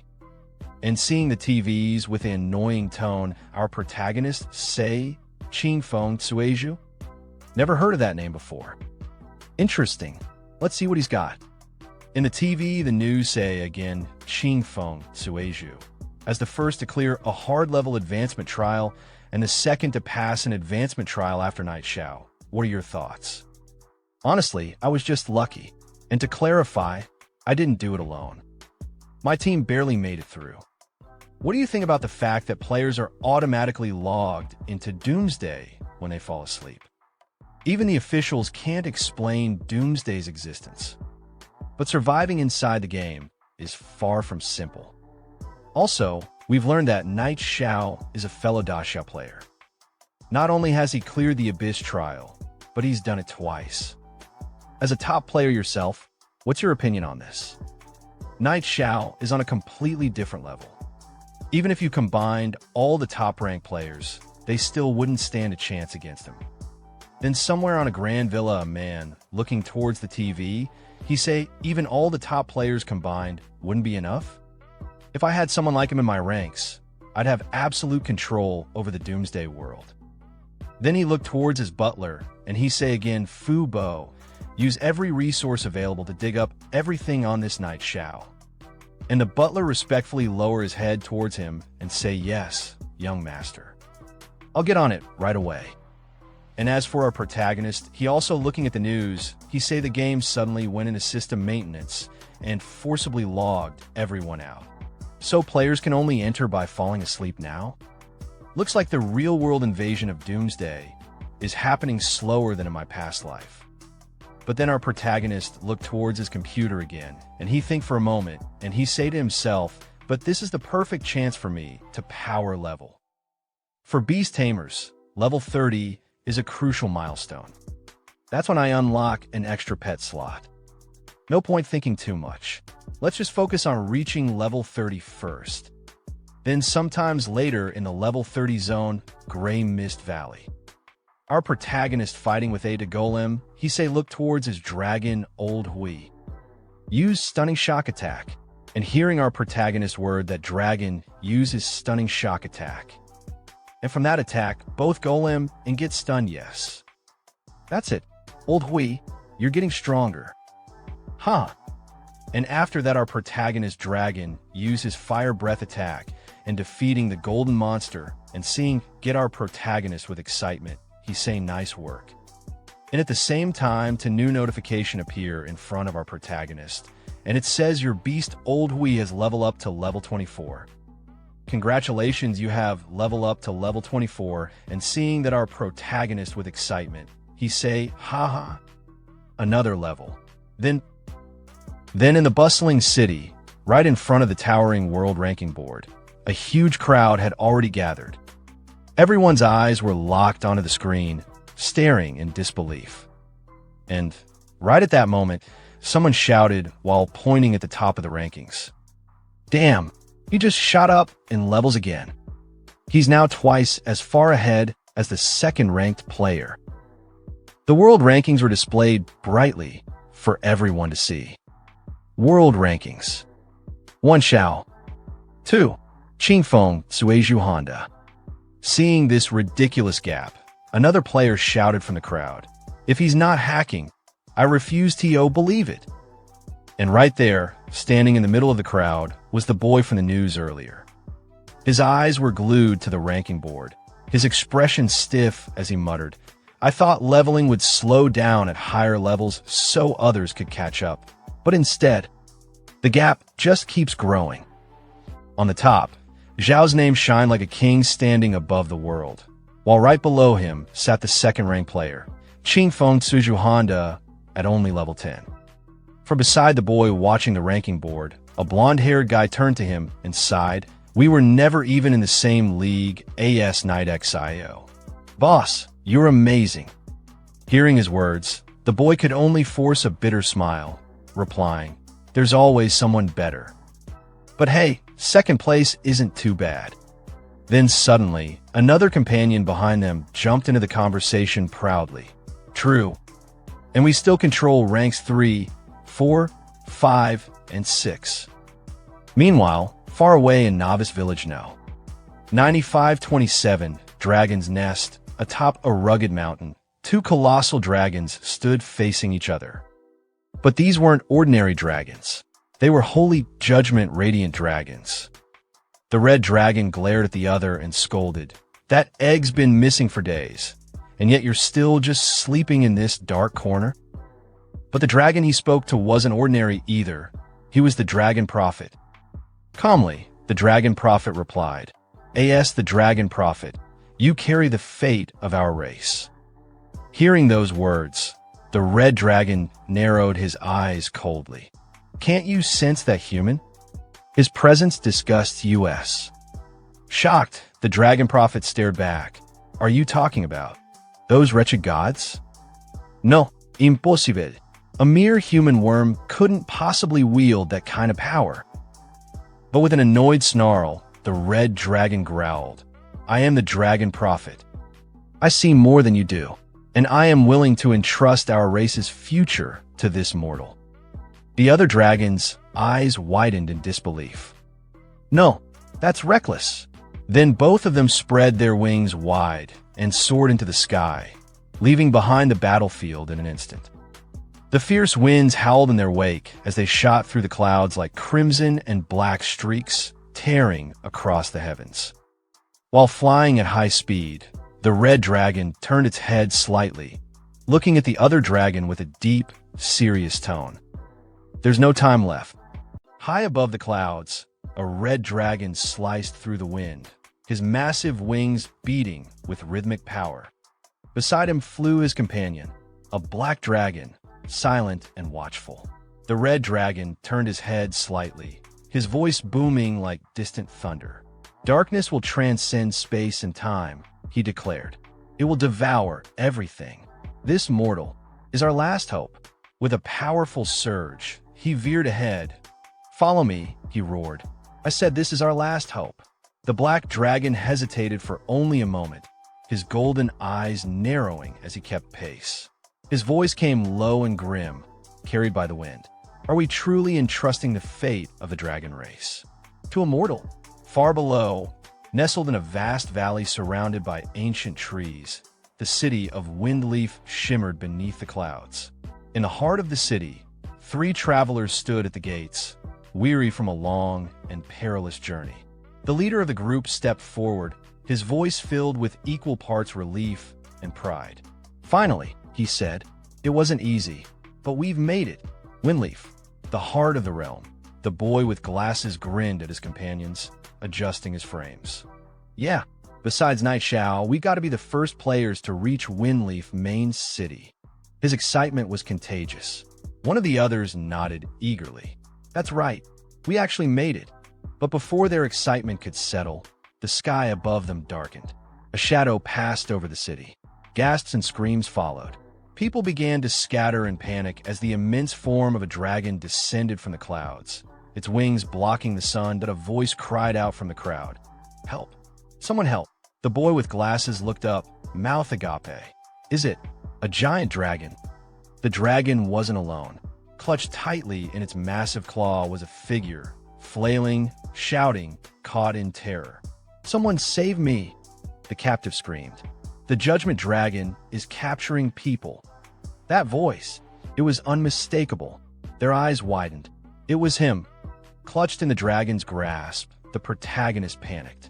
His voice cracked as he yelled again, but a second, smaller voice snapped at him. Stop yelling, croaked a red frog perched awkwardly near him. Do you think anyone's strong enough to save you? Despite the brave words, the frog was trembling even more than the boy. Together, the two dragons, one red and one black, swept away from the city, disappearing into the clouds with terrifying speed. Down below, the group stared upward, dumbfounded. I've never seen such a huge dragon before, one whispered. Then the boy with yellow hair squinted, jaw-dropping. Is that Knight Xiao? That's impossible. Their leader stepped forward, voice tense with confusion. And the dragon seems to be carrying someone. He began to walk ahead, eyes still fixed on the sky. Even if you reach level 100, there's no way you'd be involved with a dragon of this caliber. The yellow-haired boy turned, visibly shaken. Boss, what should we do? Do we follow it? The leader didn't miss a beat. Follow what? That's the judgment dragon. One sneeze from it and we're all gone. Later, in the game's global chat, messages exploded across the screen. Breaking news, a dragon boss has appeared outside Windleaf City. An unlucky player was captured. Shocking. Top player Ching Feng Suiju hints the captured player might be Night God. Discussion thread. What does being caught by a dragon mean? Here's what ordinary players, leaderboard veterans, and top-ranked guilds are saying. Back in Windleaf, on a busy street corner, a man nearly dropped his drink. Did you hear? Knight Xiao was caught by two dragons. Another man choked on his food. What? Really? I haven't even seen a dragon yet. A third piped in from the next table over. So, Night God's already dealing with dragons? No wonder his level's so high. The dragons are power leveling him. That's some crazy grinding speed. And from a few steps away, another voice added bitterly, I'm so jealous. If I had that kind of treatment, I'd be level 30 by now too. One more player leaned in, sounding bewildered. How can Knight Xiao already be interacting with such high-level creatures? Elsewhere, far from the city, deep in the mist-shrouded mountains, a solemn wind whispered through an ancient, crumbling dragon cemetery. Towering stones, each etched with runes of old, circled a glowing platform at the center. There, the captured protagonist now stood, placed at the heart of a glowing summoning circle. Before him, the two dragons loomed like gods, silent and unreadable. The mountains held their breath. Something was about to begin. The protagonist looked at the two dragons in front of him, his brows furrowing as unease crept in. Why do these two dragons look so familiar? He asked aloud. From the side, the red frog tilted his head with a smirk. Duh, did you forget the good deeds you've done? He said, clearly enjoying himself. I told you not to mess with dragons. A bead of sweat slid down the protagonist's face. He turned to the dragons again, eyes widening as memories hit him like a brick. We're done for, he thought. One had its eggs stolen by me, and the other had its home looted. Things aren't looking good. Just then, the black dragon stepped forward, towering and calm, his deep voice resonating through the chamber. Mortal, he said, are you not afraid? The protagonist straightened his back, forcing a false sense of courage into his voice. Kill me or flay me. Do as you wish. But inside, panic churned in his chest. Afraid? Who wouldn't be afraid? Anyone who says otherwise is a fool. He thought bitterly. The red dragon moved next, stepping closer with a gentler expression. His voice, though powerful, was less threatening. Mortal, you need not fear, he said. The dragon egg you took is the last hope of our race. Bringing you here is to bestow upon you a great opportunity. The protagonist blinked in surprise, confused. You mean, Little Gray? At those words, the black dragon's eyes flared. Little Gray? Outrageous, he roared. How dare you give such a disgraceful name to a dragon? The protagonist instinctively took a step back, startled. Huh, it's disgraceful? But Little Gray really likes the name, though. The red dragon turned toward his companion. There's not much time, he said firmly. Let's get down to business. The black dragon let out a breath, calming himself before giving a short nod. All right, both dragons began to ascend, their wings spreading wide as they lifted into the air above the temple chamber. The red dragon raised his voice first. In the name of the dragon god. The black dragon followed with a deep, commanding tone. In the name of the dragon god. Watching from below, the protagonist's eyes widened as he stared into the sky above them. Sweat slid down his face. What are you going to do to me? He stammered. I was just joking earlier. Just let me live. I'll do whatever you want. From below the altar, the red frog nervously chimed in, clearly trying to distance himself from the situation. I don't even know him that well. The dragon egg theft really had nothing to do with me. Suddenly, one of the massive dragon statues lining the temple walls stirred. Its ancient eyes slowly began to glow, reacting to the dragon's combined aura. A deep hum filled the air as a pulse of power rippled through the temple. Something was awakening. The two dragons hovered above, their wings spread wide, their eyes locked on the altar below. Then, in perfect unison, they roared, bestowal of the blessing of the dragon clan. As their voices echoed through the ancient dragon temple, a brilliant yellow light shot down from the mouth of the dragon god statue overhead, piercing the air like a divine spear. It struck the protagonist directly, engulfing him in radiant energy. The dragon spoke again, their voices even louder. Receive a part of the dragon god's power. In an instant, the protagonist's entire body was enveloped in a storm of pure dragon energy. His breath caught, his vision shook. Every inch of him screamed with intensity. Far away from the dragon temple, across the world, a new notification appeared before the eyes of every player logged into the game. Doomsday Forum. System in today's news. Xiao Nation continues to dominate, occupying the top 100 of the level rankings. Storm brews again. The second spot on the leaderboard has changed. Jihai Yeshing's show-stopping assassin skills skyrocketed them to level 14, replacing Mingwe Ruyue and widening the gap. God on the decline, Knight Xiao remains at the top, but hasn't leveled up in 3 days. Has the new god fallen? Shocking development. Since being taken by dragons, Knight Xiao has reached level 30 from hidden story progression. What is this? In the middle of a crowded city square, players stared at their system messages wide-eyed. Does anyone know what's going on? Someone asked aloud. What really happened to Knight God? No idea, another replied. That guy's always elusive. Like a dragon. Someone else muttered thoughtfully, but judging from his usual pace. Something unexpected probably happened. From within a nearby group, one voice broke the tension with a half-joke, half-curiosity. Damn. Getting taken by a dragon. Is this some sort of extreme plot? Do dragons swing that way? 2 more players joined the chatter. TSK, you think Knight God made some kind of shady deal, and now it's time to pay the price by. Offering up his ass? One laughed, the other grinned. Haha, must have used some trick to steal the top spot. Now that he's been exposed, he's getting punished. A pair of players standing off to the side were also deep in conversation. I'm telling you, one said, my buddy knows some inside info. Knight Zhao's done for. He's not coming back in 3 days. Not even 30.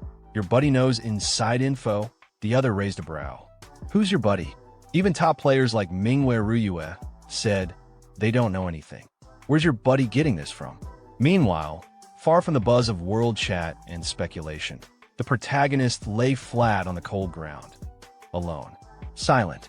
The lingering hum of the dragon god's power still faint in the air. 2 glowing notifications hovered in front of him.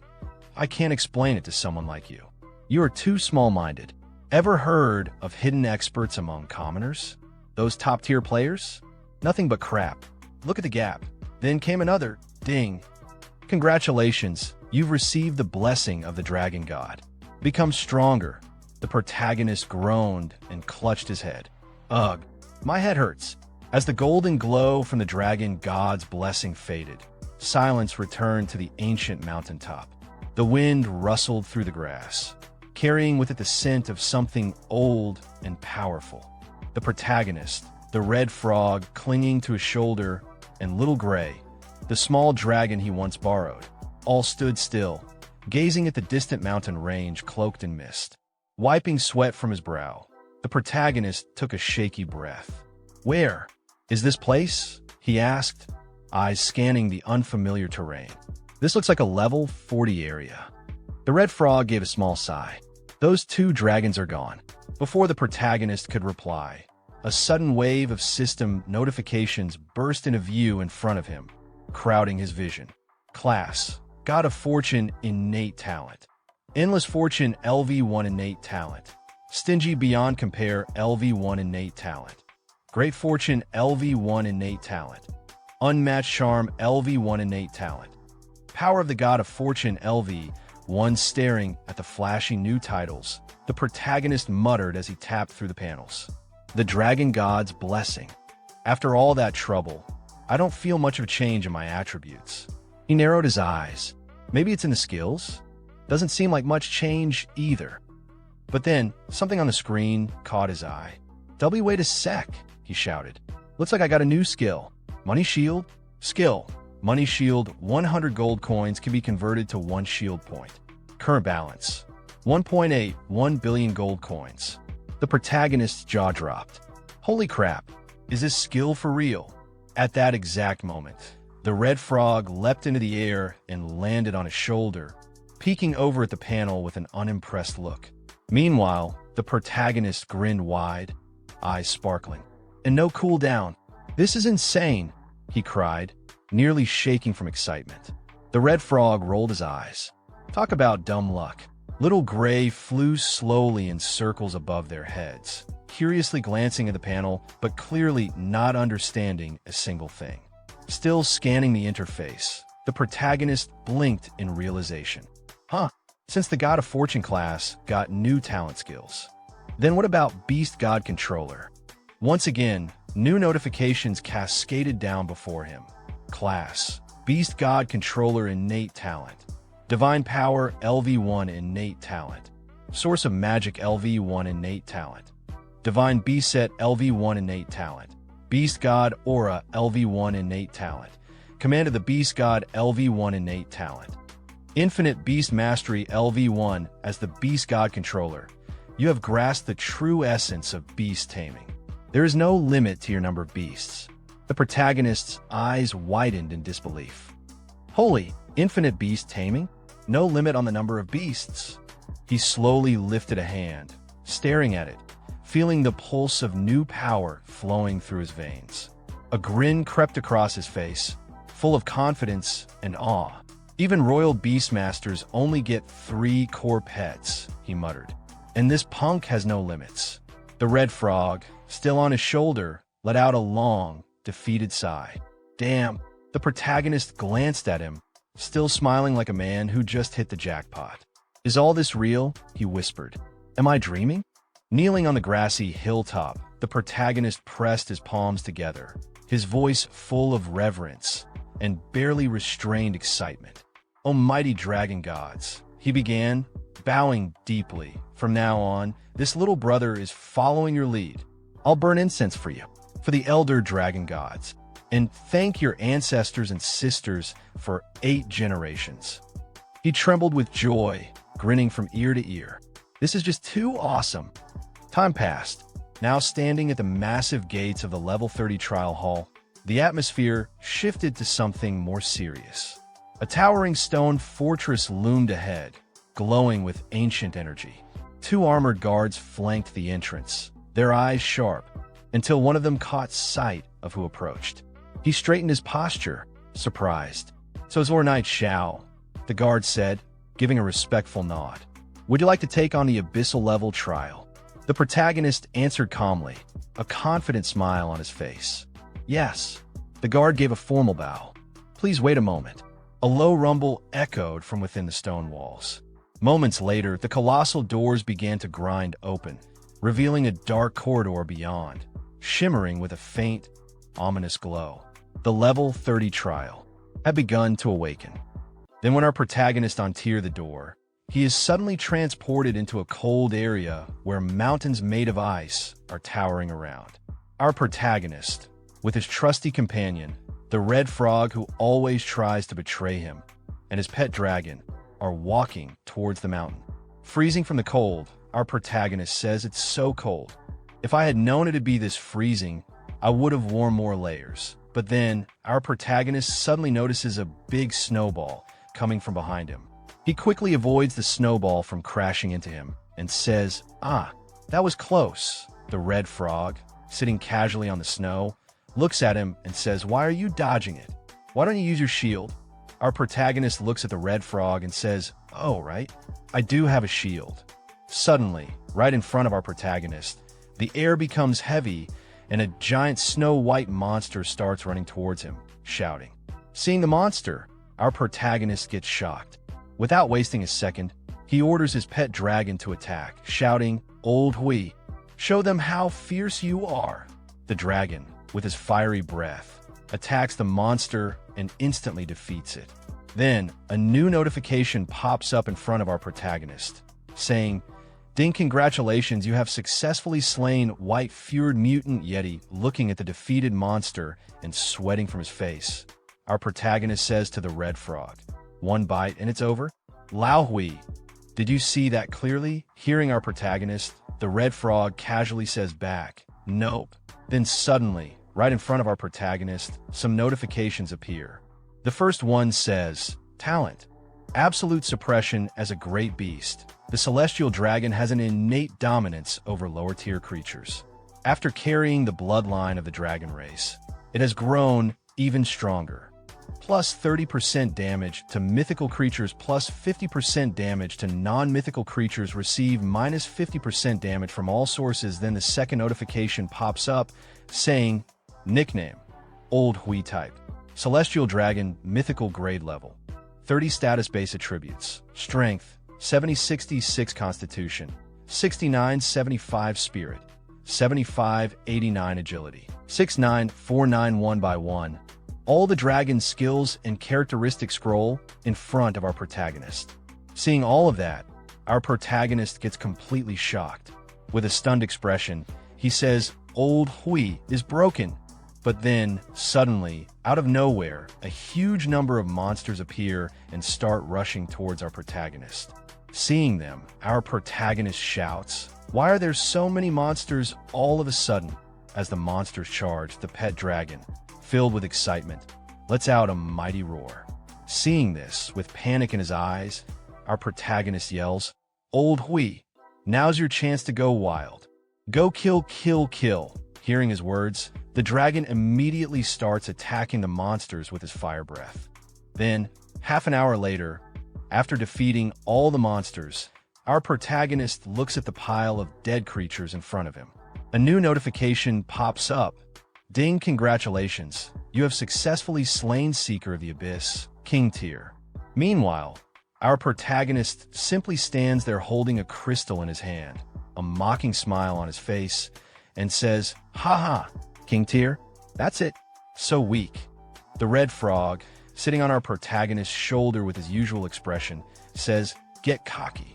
Did you forget how badly you got crushed before?" But then all over the world, a global announcement appears in front of all the players. Ding, system announcement. Xiao player Knight Xiao has passed the Abyss level advancement trial and become the first ever hero to pass the level 30 Abyss trial. Awarded epic item, Hero and Radiant Stone. Plus 1 point to Xiao Warzone score. Announcement end. Looking at the announcement, some players react with shock. One shouts, "Holy crap, I knew it. Night God was preparing something big this whole time, and you didn't believe me. Our Xiao deity. Bow before him, Moda." Then, another player cuts in and yells, "Shit, how did this guy get taken by a dragon and still come back?" Xiao's advantage grows again, and another one bursts out, "You idiot, this is impossible." But then suddenly, in front of the city gates, two men are seen talking with each other. Both of them look strong. The man wearing red armor laughs and says to his companion, "Huh, I knew it. There's no way a character like him would die so early. Just as I expected, his companion, wearing a hood, looks at him and says from behind, even the level 30 Abyss trial could be cleared. This guy's potential really is bottomless. Both of them stand there in front of the city gate, looking at the bustling city. The man in red armor speaks again. Let's go back to the city. I want to meet this interesting fellow myself. Once I bring him under my command, that's when the real game begins. Hearing his words, his companion simply responds with one word, understood. Then, the scene shifts to our protagonist. He holds a stone in his hand and looks at it. A new notification appears in front of him. System message item description. Seeing the details in front of him, our protagonist says, third fragment already. Just how many are there? Then, holding a crystal in his left hand, he looks at it. As always, another notification appears. Heroic Radiant Stone Grade. Epic description. A rare material infused with radiant energy from the heroic stone can further enhance the heroic emblem. Only powerful heroes are qualified to own it. Seeing the notification, our protagonist smiles and says, this heroic radiant stone is actually useful. I can enhance my heroic emblem again. Then, as he walks away from the trial gates, the guard looking at him says, Lord Knight Xiao, take care. Waving his hand casually, our protagonist replies, all right, see you. Suddenly, the scene shifts to Fengye's main city. Wearing a hood and blending into the crowd, our protagonist looks around and says, seems like Fengye is getting crowded. Hearing that, the red frog sitting on his shoulder responds with a mocking tone, well, you were missing for several days. Then, our protagonist notices a huge crowd gathered in front of a shop. Seeing the scene, he says, come on, let's get this gear appraised. The red frog, still perched on his shoulder, adds, why are there so many people? But then, our protagonist notices an old man appraising items. Seeing that, he confidently steps forward and says, boss, appraise this gear. Above his head, his first-class citizenship sign is shining brightly. However, the old man doesn't notice at first and, without even looking, grumbles at him, get in line, don't bug me. But then the old man catches a glimpse of our protagonist's first-class citizenship and immediately gets shocked. In an instant, the old man's attitude completely changes. Showing full respect, he gestures inside and says, well, look who it is. It's the god of fortune. Come right in.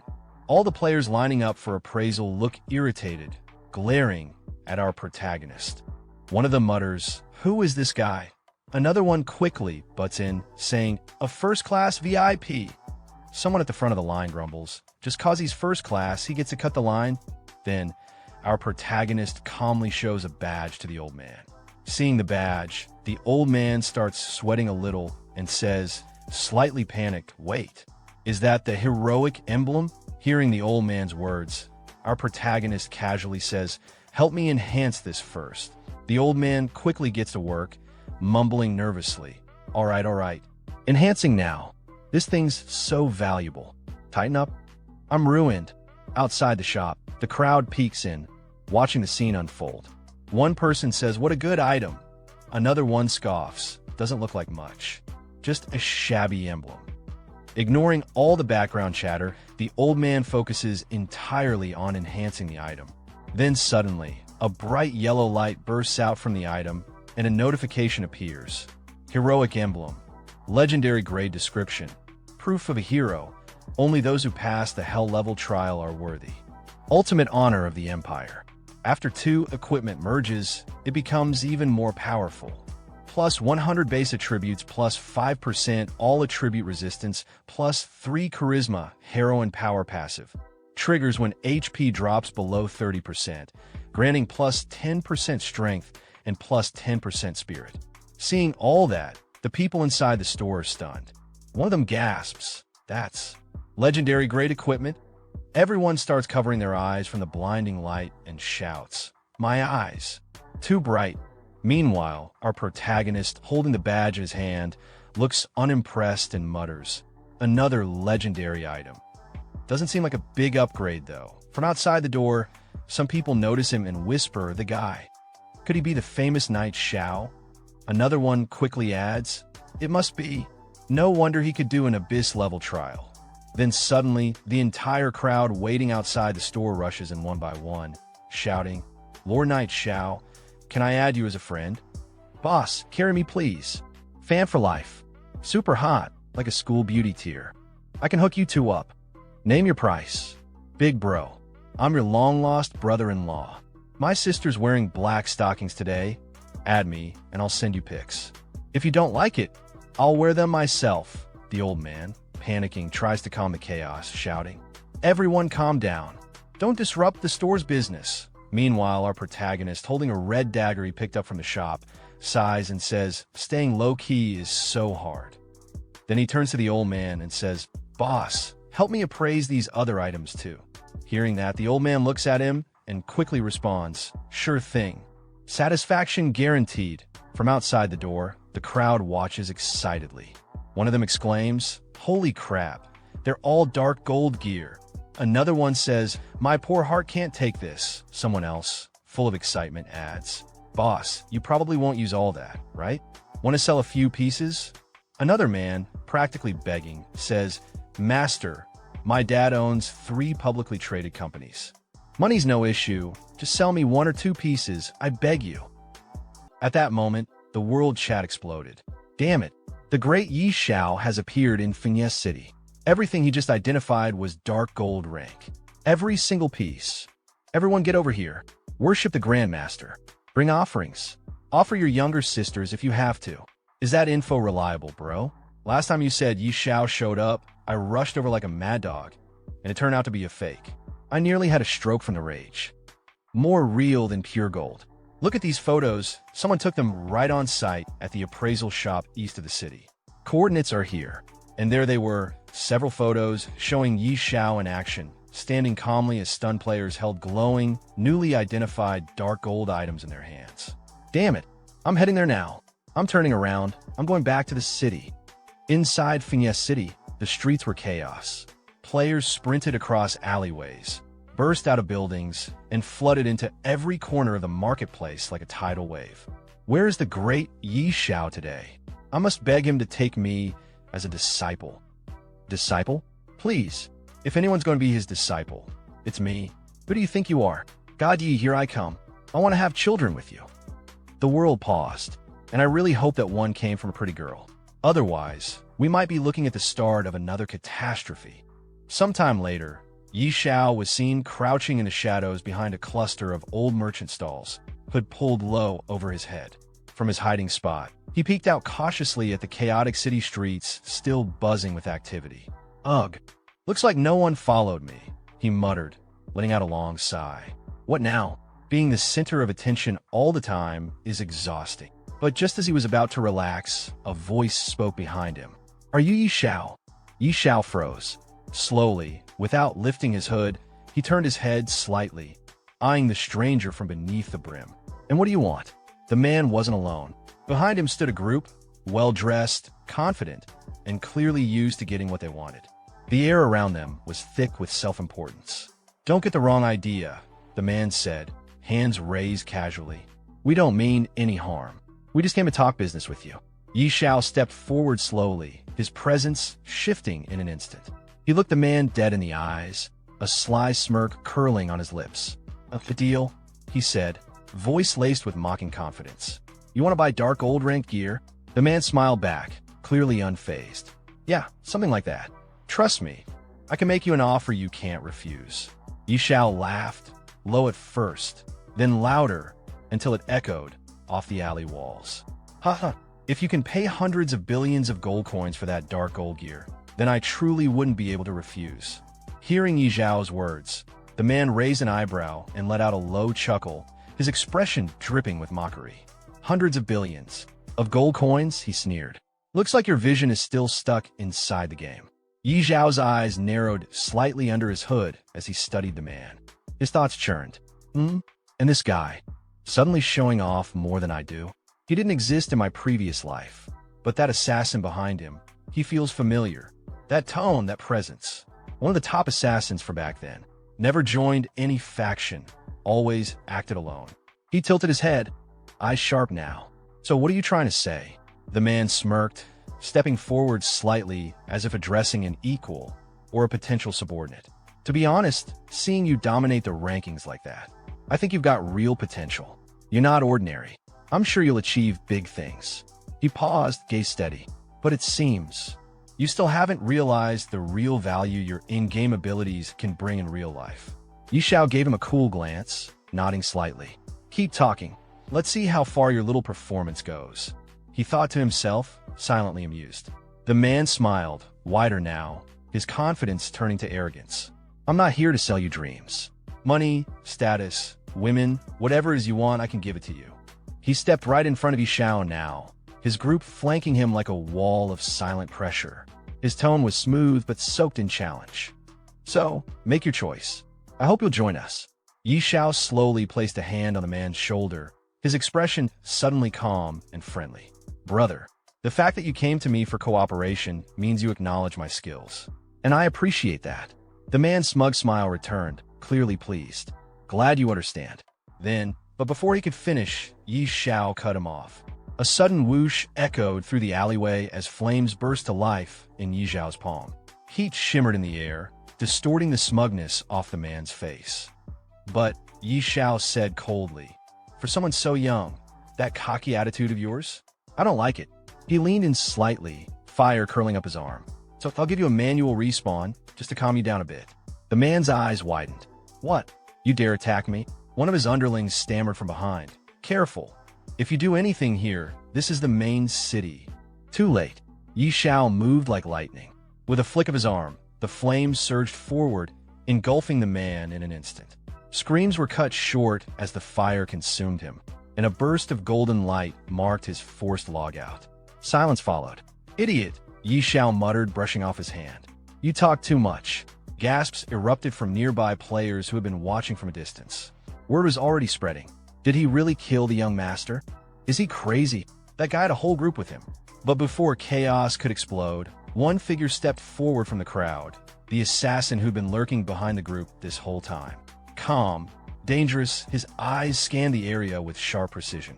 Don't move, the assassin said firmly, raising a hand. This is the main city. Killing is forbidden here. If this escalates, we won't be able to take responsibility for what happens next. The tension in the air grew thick.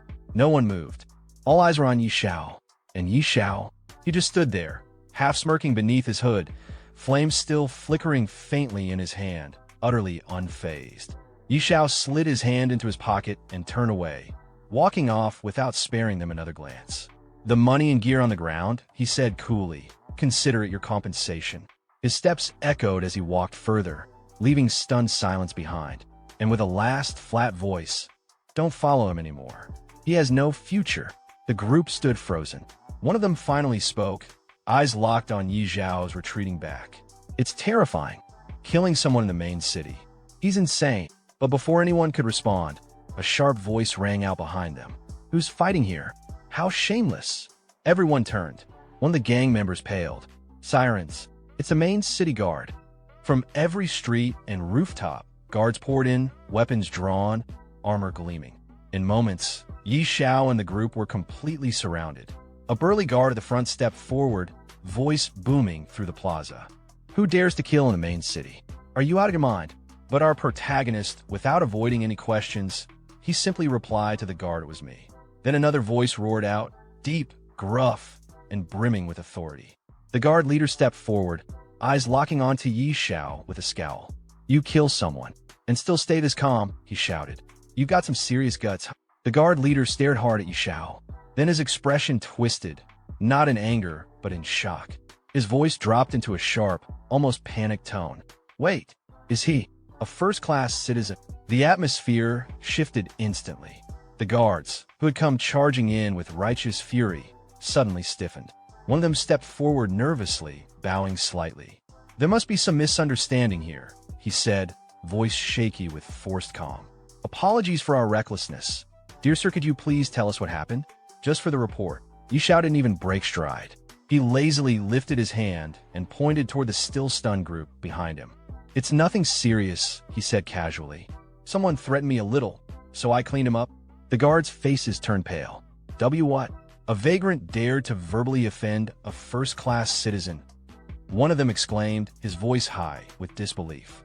The same guard bowed again, this time deeper, and spoke with utmost respect. Dear sir, the safety of the city is our duty.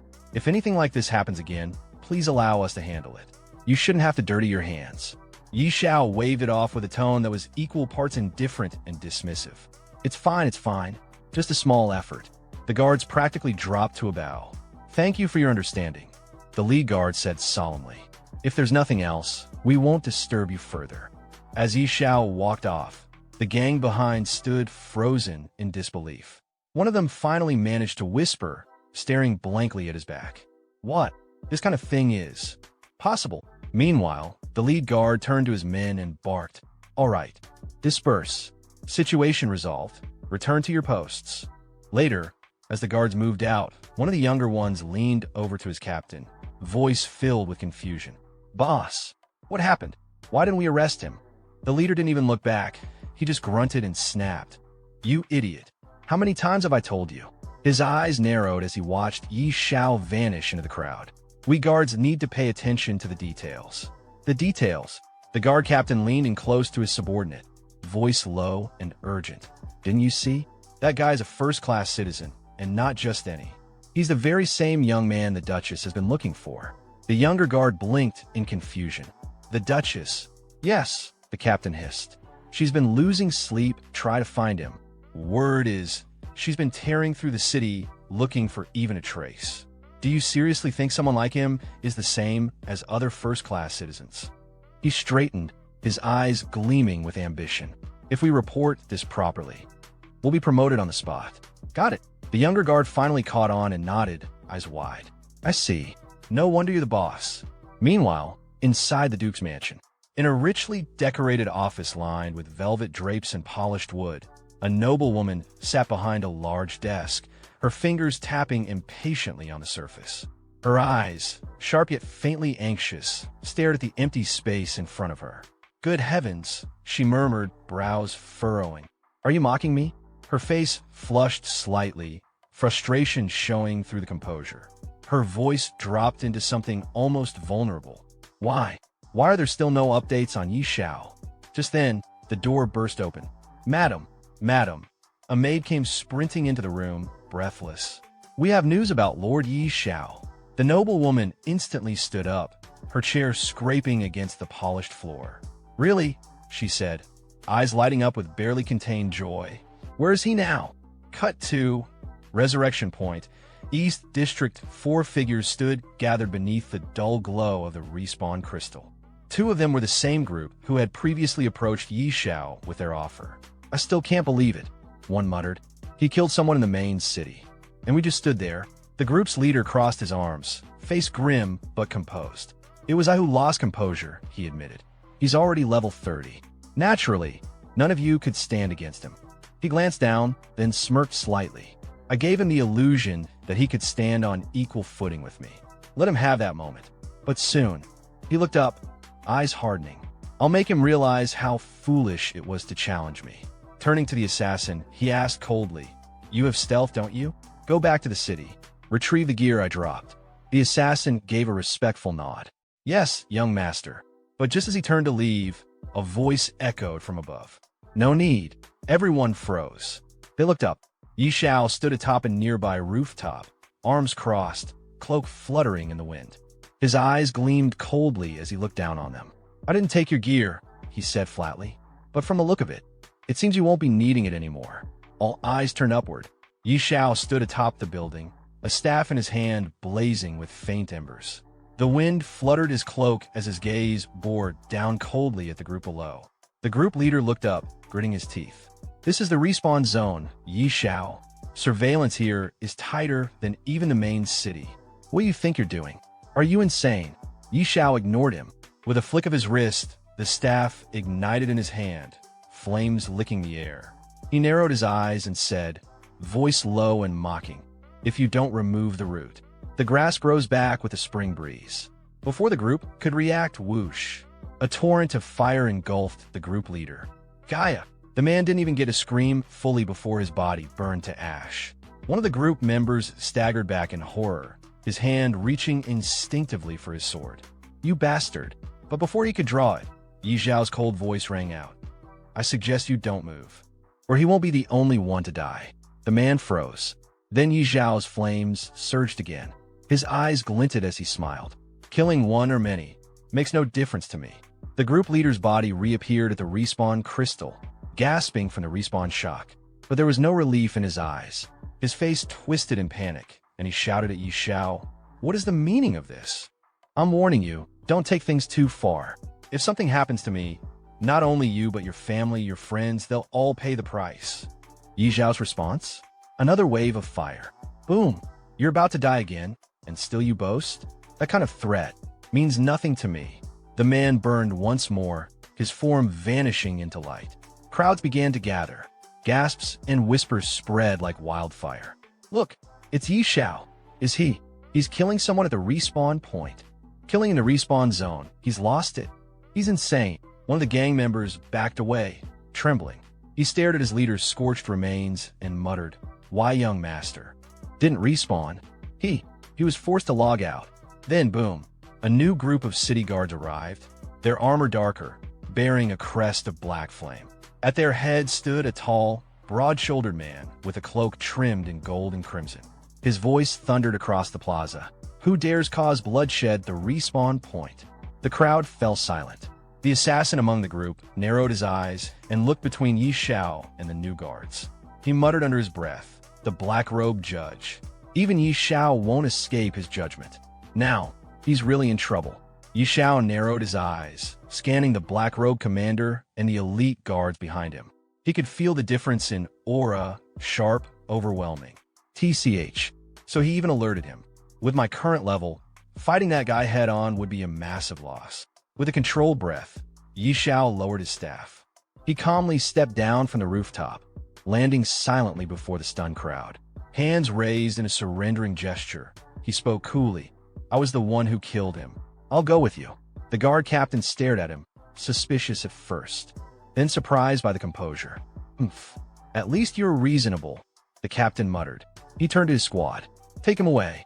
In the real world, within a grand estate, an elderly butler sat beside a young man lying unconscious on a luxurious bed. Young master, wake up," the butler said softly, worry in his eyes. Just then, the door slammed open. A stern-looking man in an ornate robe strode in. It was the young man's father. "What's going on?" he barked. "What happened to my boa?" The butler lowered his head, voice solemn. "Sir, the young master has been killed." The father froze for a moment, as if the words had struck him physically. Then rage overtook him. "What? Who? Who killed my boa? I want his entire family buried with him." Meanwhile, in the game world, inside the Dragon Phoenix Empire's prestigious court in Fengye City, Yi Xiao stood calmly in the center. The judge sat high upon the bench, peering down at him with an unreadable gaze. "Yi Xiao, first-class citizen of the Dragon Phoenix Empire," the judge began, "why did you break the laws of Fengye City by committing murder in the respawn zone?" Yi Xiao lifted his head with confidence and spoke clearly. "That person gathered a group to harass and threaten me. As a first-class citizen, I acted to protect my dignity. I had no choice but to kill him." Murmurs erupted in the courtroom. Among them, members of the group Yi Xiao had slain were present. One of them stood and pointed at him. He admitted it. "He blocked the respawn point and killed our young master 5 times in a row. That's insane. Not even the respawn zone is safe if you offend him. He didn't even give him a second to breathe." So that's Yi Xiao. Terrifying. If he wants you dead, you're doomed, even in-game. The judge slammed his gavel down, his face stern. "Silence," he shouted, then turned back to Yi Xiao. "For violating city law and committing mass murder within a restricted zone, and though this is your first offense, I hereby sentence you to lifetime exile from the Eastern District of Fengye City." Yi Xiao opened his mouth. "Respected judge," about this. Before he could finish, a firm and elegant voice echoed through the court. "Judge Aiter, Yi Xiao only killed a vagrant who dared to insult and threaten him. Both morally and legally, his actions were justified." All eyes turned toward the entrance. "It's the Duchess," someone gasped. Layla, dressed in her noble regalia, strode in with calm authority. Her eyes scanned the room before resting on Xiao. Isn't this punishment a bit excessive, Judge Aita? She asked. The judge immediately stood, sweat beading on his forehead. Respected Lady Layla, Judge Aiter greets you. Layla didn't acknowledge the greeting. Her tone was firm. This man is my friend. I won't stand by and watch him be punished unfairly. Don't you agree, Judge Aiter? Yi Zhao's gaze softened slightly. Layla. Aiter quickly nodded. Yes, of course. The lady is right. My sentence was hasty. According to Fiancée City law, if a vagrant offends a first-class citizen, he is to be executed on the spot. In that case, Layla replied, why don't you remove the restraints from Mr. Yi Xiao? Immediately, the judge shouted, guards, release him immediately. As the judge gave his final word, the Duchess turned toward Yi Xiao and said calmly, Mr. Aiter, if Yi Xiao is not guilty and there's nothing else, may we leave? The judge nodded respectfully. Of course, my lady. You may go at any time. Very well, she said simply. She turned and walked out of the courtroom, motioning for Yi Xiao to follow. Yi Xiao, let's go. He nodded, following her. All right, Layla. Outside the court, Yi Xiao rubbed the back of his head a little awkwardly. Thank you, Layla. Really? At the same time, the red frog spirit chimed in arrogantly. Kid, you got lucky again. Barely slipped out of trouble this time. Layla, without turning around, replied lightly, it was nothing. But then, with a softer expression, she glanced at Yi Xiao and smiled gently. I heard you were captured by a dragon. I sent people all over to search for you. I'm glad you're safe. Yi Xiao nodded. Yeah, I was actually taken by 2 dragons. But it turned out okay. I even gained some valuable items. Then, without warning, he took her hand and kissed it respectfully. Layla's face turned a little red, but she smiled. Really? Then you have to come home with me and tell me everything. Yi Xiao smiled back. Sure, Layla. It's been a while. I've got a lot to share with you too. Layla's eyes lit up and she started to say something excitedly. This is seriously, but Yi Xiao interrupted her with a chuckle. Totally true. By the way, is Mr. Stir still at the manor? I wanted to ask him about the second-class mission. Second-class mission? Layla blinked, a bit surprised. You're already level 30? That's fast. Sometime later, in the main hall of the Duke's mansion, Yi Xiao and the esteemed lady stood before Mr. Stir. He looked at Yi Xiao confidently and said, wonder someone with enough spiritual power, 5 crystal orbs, level up so fast. I feel inferior.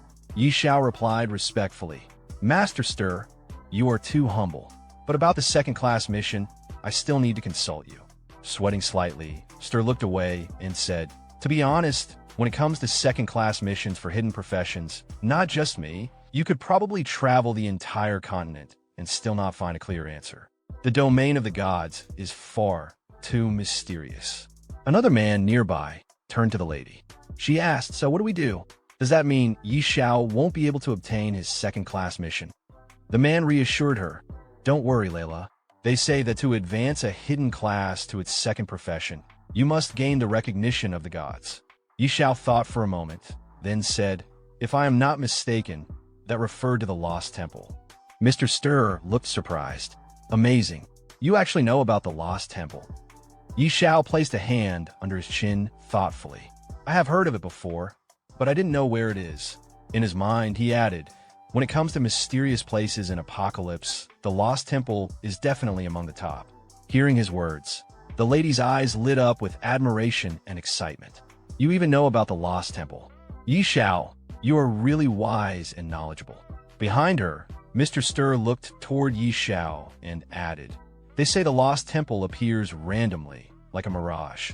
1 second, it's in front of you, and the next, it vanishes without a trace. Suddenly, a new system notification appeared in front of Yi Xiao. Ding.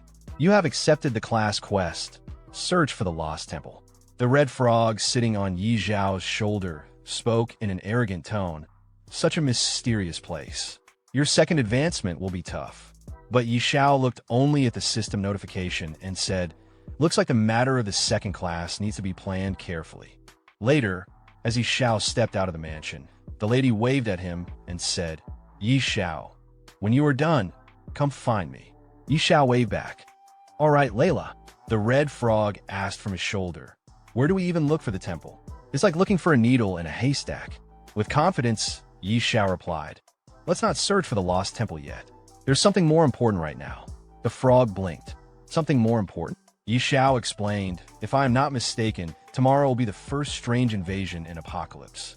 Still confused, the frog asked, strange invasion? Yi Xiao replied calmly, that's right. The gate to another world will open and countless strange creatures will rise from the abyss. By then, all beings in Main City will be massacred, and every building in the city will be destroyed. Hearing that, the frog spoke with panic in his voice. You're not joking, are you? Then shouldn't we run? You think you can protect all your property in the city? Keep dreaming. But our protagonist replied confidently, relying on you alone is surely not enough to deal with these strange creatures. I can't help but think of one person. Then, Yi Xiao opened a portal and called out, Sister Tao, are you there? A girl sat on a chair, relaxing in her room when Yi Xiao appeared out of nowhere. She looked toward him and said, You again, you stinky brat. Every time you look for me, it's never for anything good. She stared at him with an annoyed expression. Did you find another unlucky dragon's nest again? Yi Xiao smiled. Relax, Sister Tao. No dragons this time. It's right here in Fiancée City. We won't go anywhere else. She raised an eyebrow. Are you sure? Even after hearing that they weren't going anywhere, she turned away from him and said in irritation, In the main city? What danger could there possibly be? You still need me to step in? Want me to beat up the city lord or something?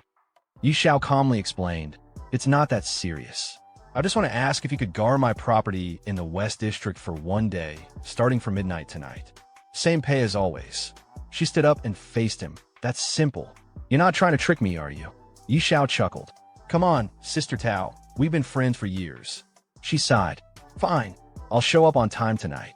As Yi Xiao walked away, he called back. Perfect, Sister Tao. Don't be late. At the same time, the frog spoke in a slightly teasing tone. Congrats, you managed to trick someone again. Later, Yi Xiao and his trusty frog walked through the city. Yi Xiao said, What kind of talk is that, Lao Ji?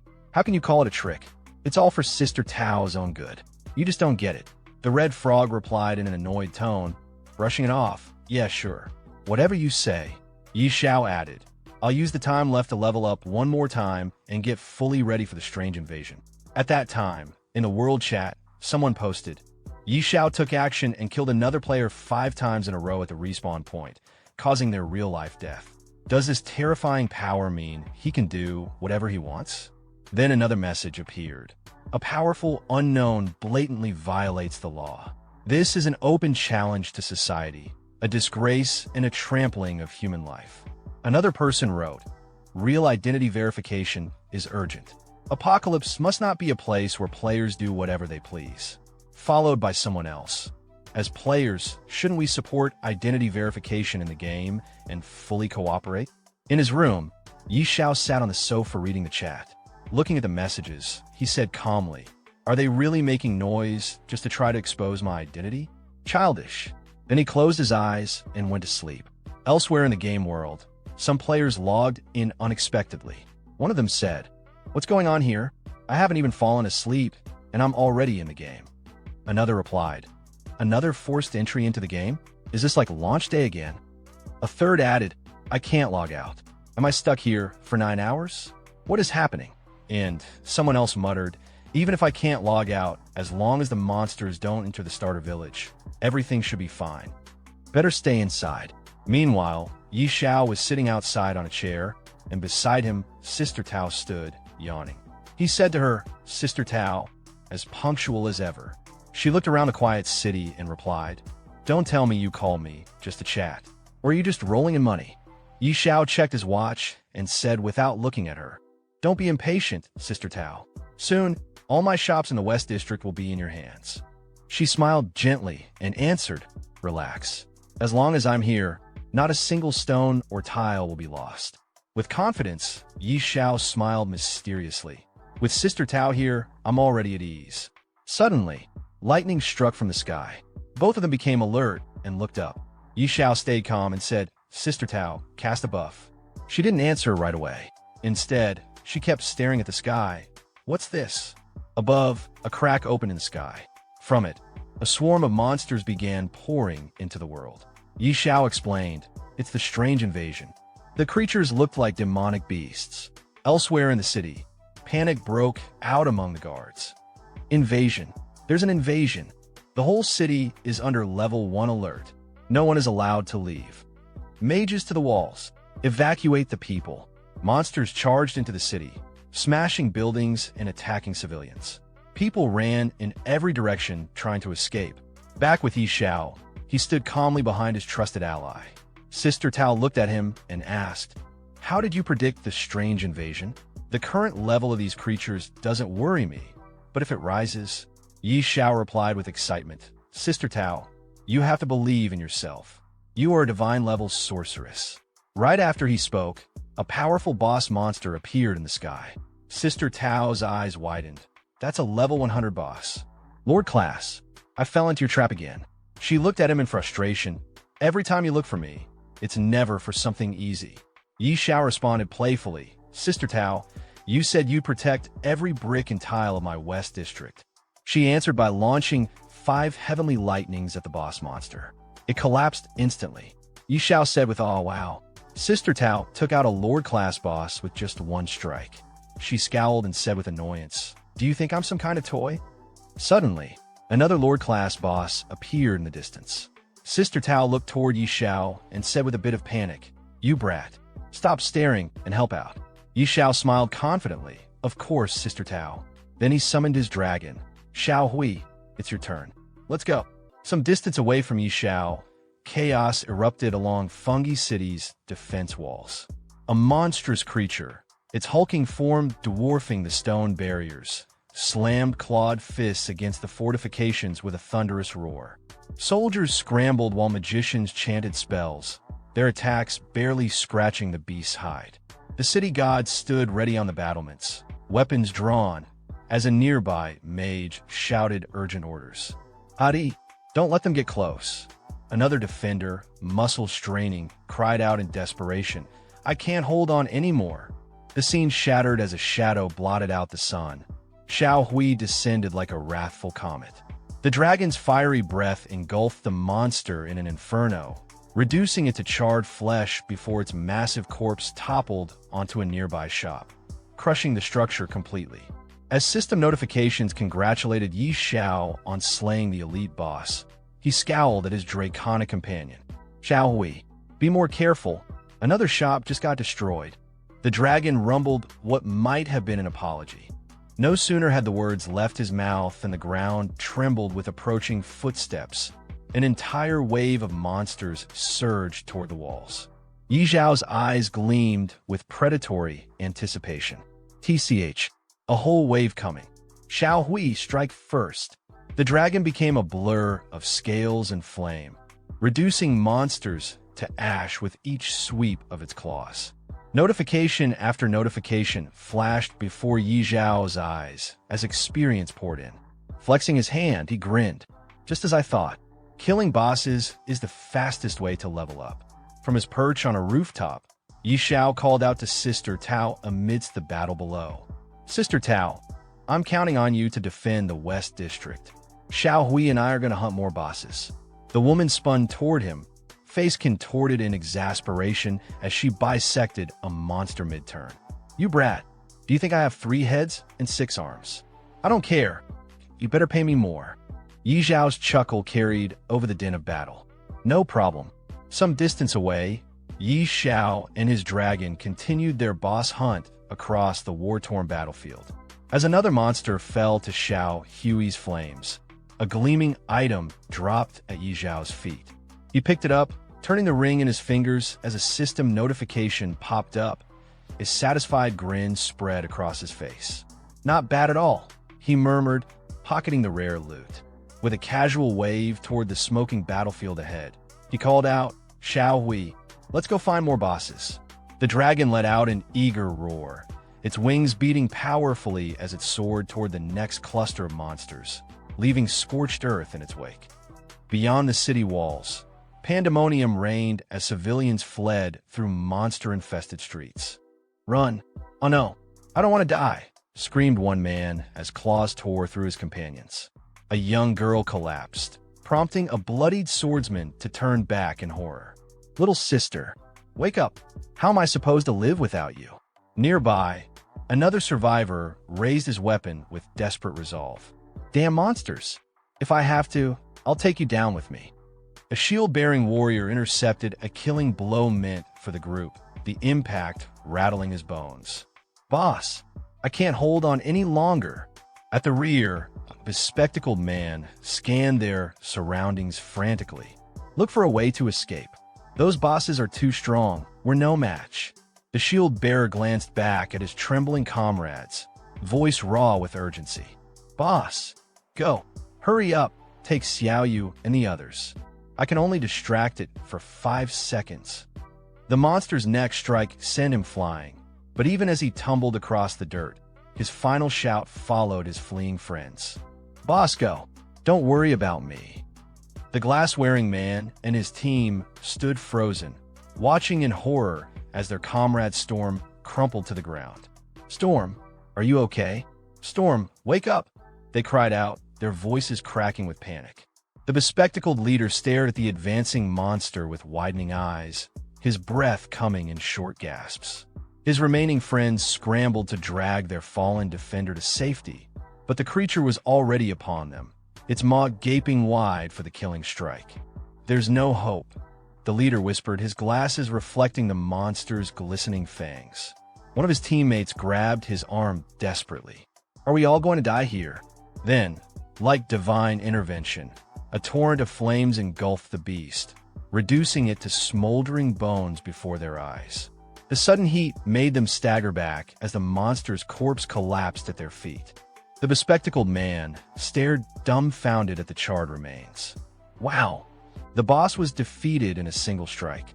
His gaze shot upward, where a gleaming green dragon circled overhead, its wings casting ominous shadows across the battlefield. Sweat trickled down the leader's face as he muttered, "Looks like a baby dragon." But his assumption shattered when a majestic creature unleashed a psychic pulse across the battlefield. Every monster in the vicinity turned as one, compelled by some unseen force to charge recklessly at the dragon. What followed wasn't a battle, it was a slaughter. Before the horde could even raise their claws, Xiao Hui's fiery breath turned them to ash, their dying screams cut short by the inferno. The group watched the carnage with awestruck expressions. This baby dragon is unbelievably strong, one member breathed. The shield-bearing warrior who'd nearly sacrificed himself earlier managed a weak smile, gazing at their draconic savior through bloodied vision. God, did you hear my prayer? Some distance away, Xiao waved dismissively at the scene. Come on, Xiao Hui. Looks like there are more bosses over there. His casual remark drew the group's attention to his presence. A girl suddenly pointed, her voice trembling with recognition. That's the great Xiao. The others whirled around, their exhaustion momentarily forgotten. It really is the great Xiao, they echoed in reverent tones. Their bespectacled leader scrambled forward. Xiao, wait. The renowned cultivator paused mid-step, turning with visible annoyance. You guys, what is it? Though his tone made it clear he wasn't interested in conversation, the group bowed deeply. Thank you for saving us just now, the leader said sincerely. Another member added with fervent respect. If you ever need anything, Grandmaster, we'll risk our lives to repay this debt. Yi Zhao's lips quirked in amusement. He gestured toward the city with a lazy flick of his wrist. The West District is relatively safer now. If you don't want to keep hunting bosses, you can head there. As the group murmured their thanks, the girl whispered dreamily to her companions. Yi Zhao is so cool. One of her friends chuckled. If I were a woman, I'd definitely have his children. She gave him a deadpan look. You're way too ugly for that. Their leader clapped his hands, snapping them out of their reverie. Okay, enough talking. Pick up the gear and items. We're heading to the West District. Meanwhile, Xiao was already moving toward the next cluster of monsters, watching as Xiao Hui reduced another wave to cinders. Killing these common monsters is just a waste of time, Xiao Hui, he remarked, though the dragon continued its relentless assault, bathing the battlefield in cleansing fire. Yi Zhao's gaze swept across the burning cityscape, flames licking at the night sky like hungry serpents. The acrid scent of smoke stung his nostrils as he tightened his grip on his weapon. "Come on, Xiao Hui," he muttered, his voice cutting through the chaos. "We should head to the city gates. That's the real battlefield of this strange invasion." The dragon gave a rumbling growl of agreement as they turned toward the heart of the inferno. The scene shifted to the smoke-choked streets where the rescued group staggered through the aftermath. The bespectacled leader wiped soot from his glasses, surveying the relatively intact West District. Just like the great Xiao said, "This area is much safer." But the girl beside him wasn't listening. Her wide eyes reflected the dancing flames as sweat traced lines through the grime on her face. "If it's safe here," she whispered, "then why is the great Xiao still fighting outside the city? Could he really be hunting bosses to level up?" Her question hung in the air as she suddenly stiffened, pointing toward a glowing board in the distance. "Look, Xiao leveled up again." The group turned as one, their leader's glasses nearly slipping off his nose when he saw the ranking display.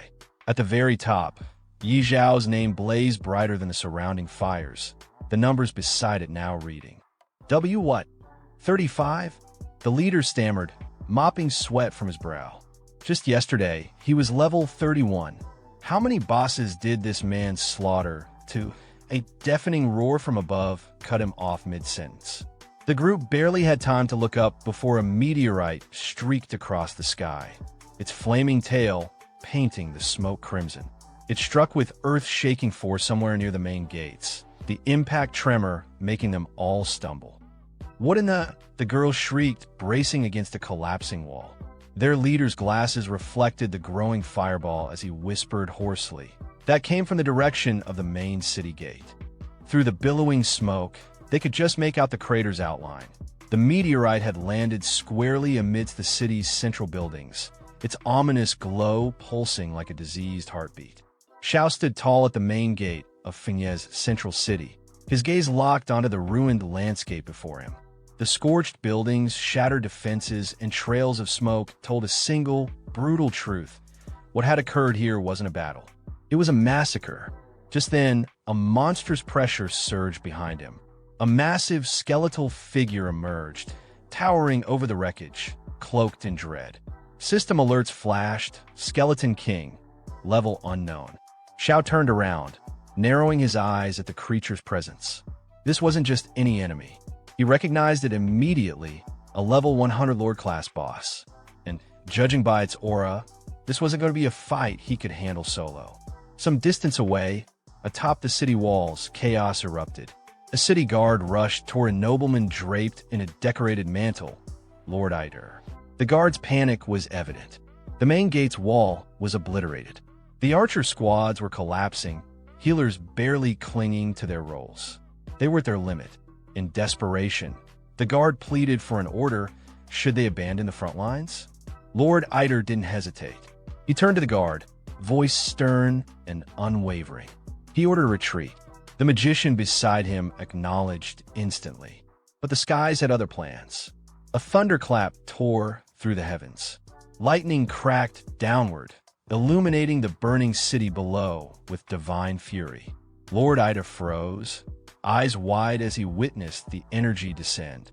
Sweat rolled down his temples, not from fear but from awe. And then, with a sudden shift in presence, realization dawned upon him.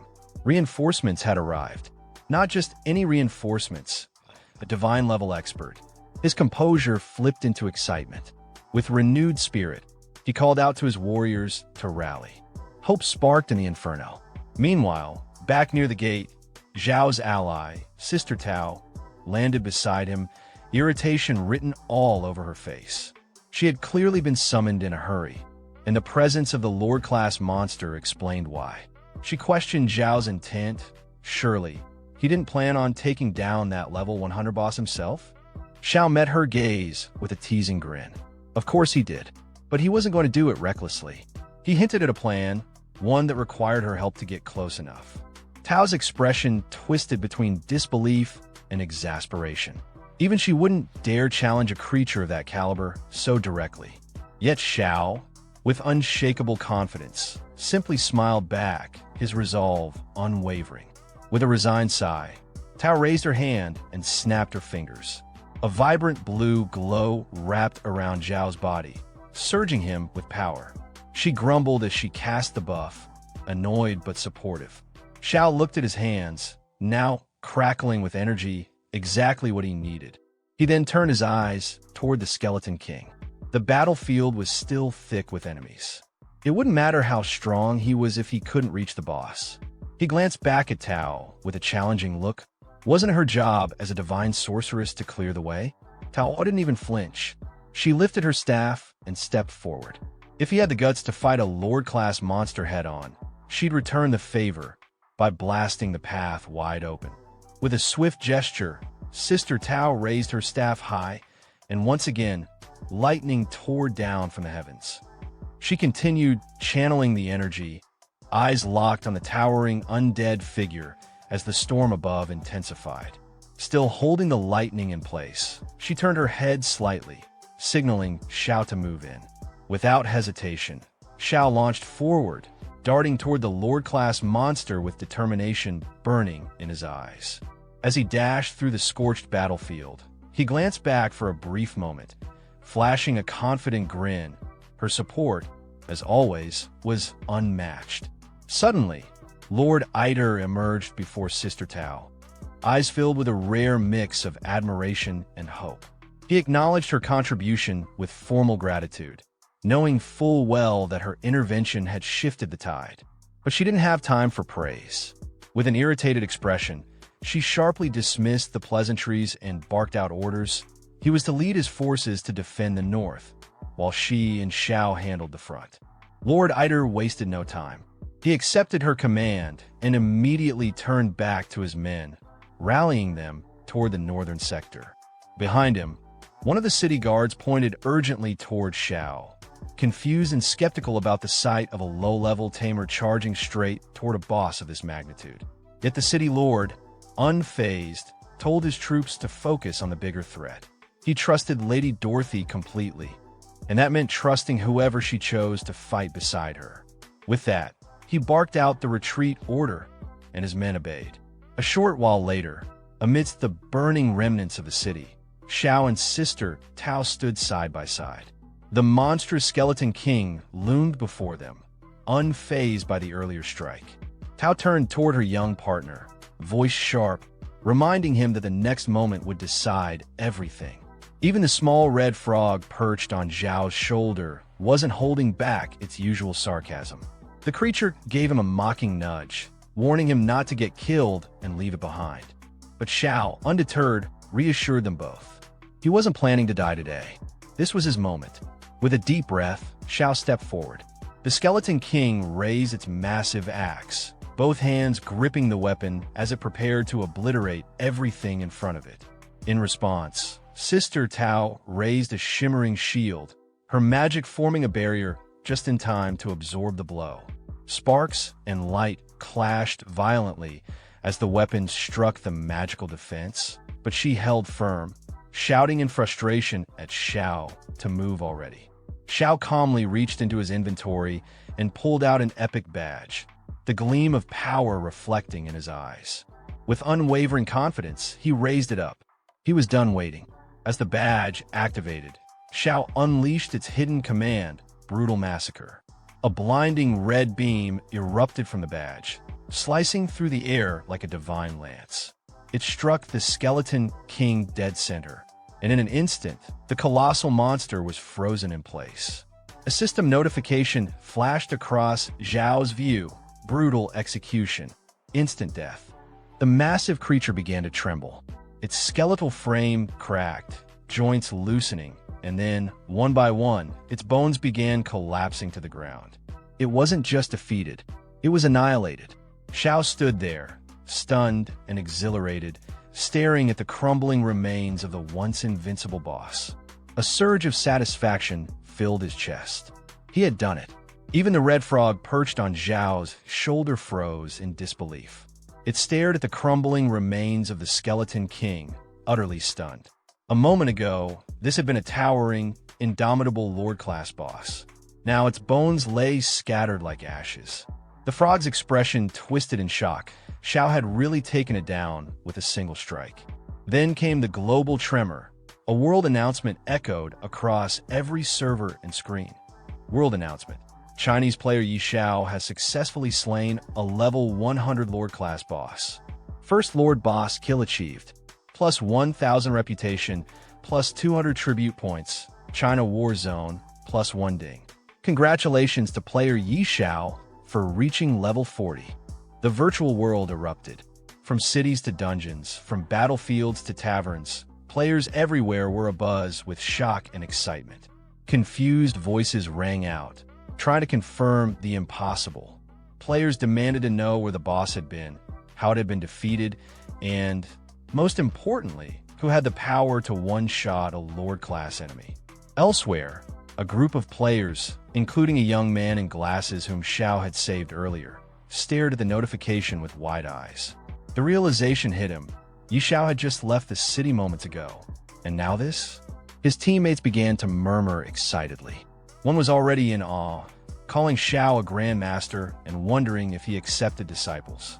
Another, frustrated at the gap in power, half-joked that the game was rigged. Yet another declared boldly that he would start a fan club and be the first member, fully committed to worshipping the great Yi Xiao. Back at the battlefield, the rewards began to drop from the fallen Skeleton King. Glowing items littered the area around its corpse. Xiao knelt down and picked one up, eyes lighting up as he examined the glowing text. Divine Protection Shield grade. Not yet identified. Freezing Stone grade.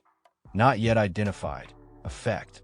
Not yet identified. He smiled to himself. This was exactly what he'd expected. A boss of this level didn't drop ordinary loot. The rewards were on a completely different scale from anything he'd encountered before. He turned toward the red frog still sitting on his shoulder and asked if it had spotted anything valuable. The frog was already staring at a horn-shaped item buried among the drops. It recognized it immediately, an artifact. Xiao reached down, picked it up, and gave the frog a smirk. That sharp eye of its had paid off again. This item was definitely something special. He stood up, satisfied. These rewards weren't just good. They were beyond even what a legendary quest would offer. The invasion had turned into the greatest opportunity he'd ever seized. Just then, the battlefield changed again. All around them, the remaining monsters began retreating, slipping back into the swirling portals from where they came. Townspeople across Finya shouted in relief and celebration. They had survived. The strange invasion was over. Their city stood.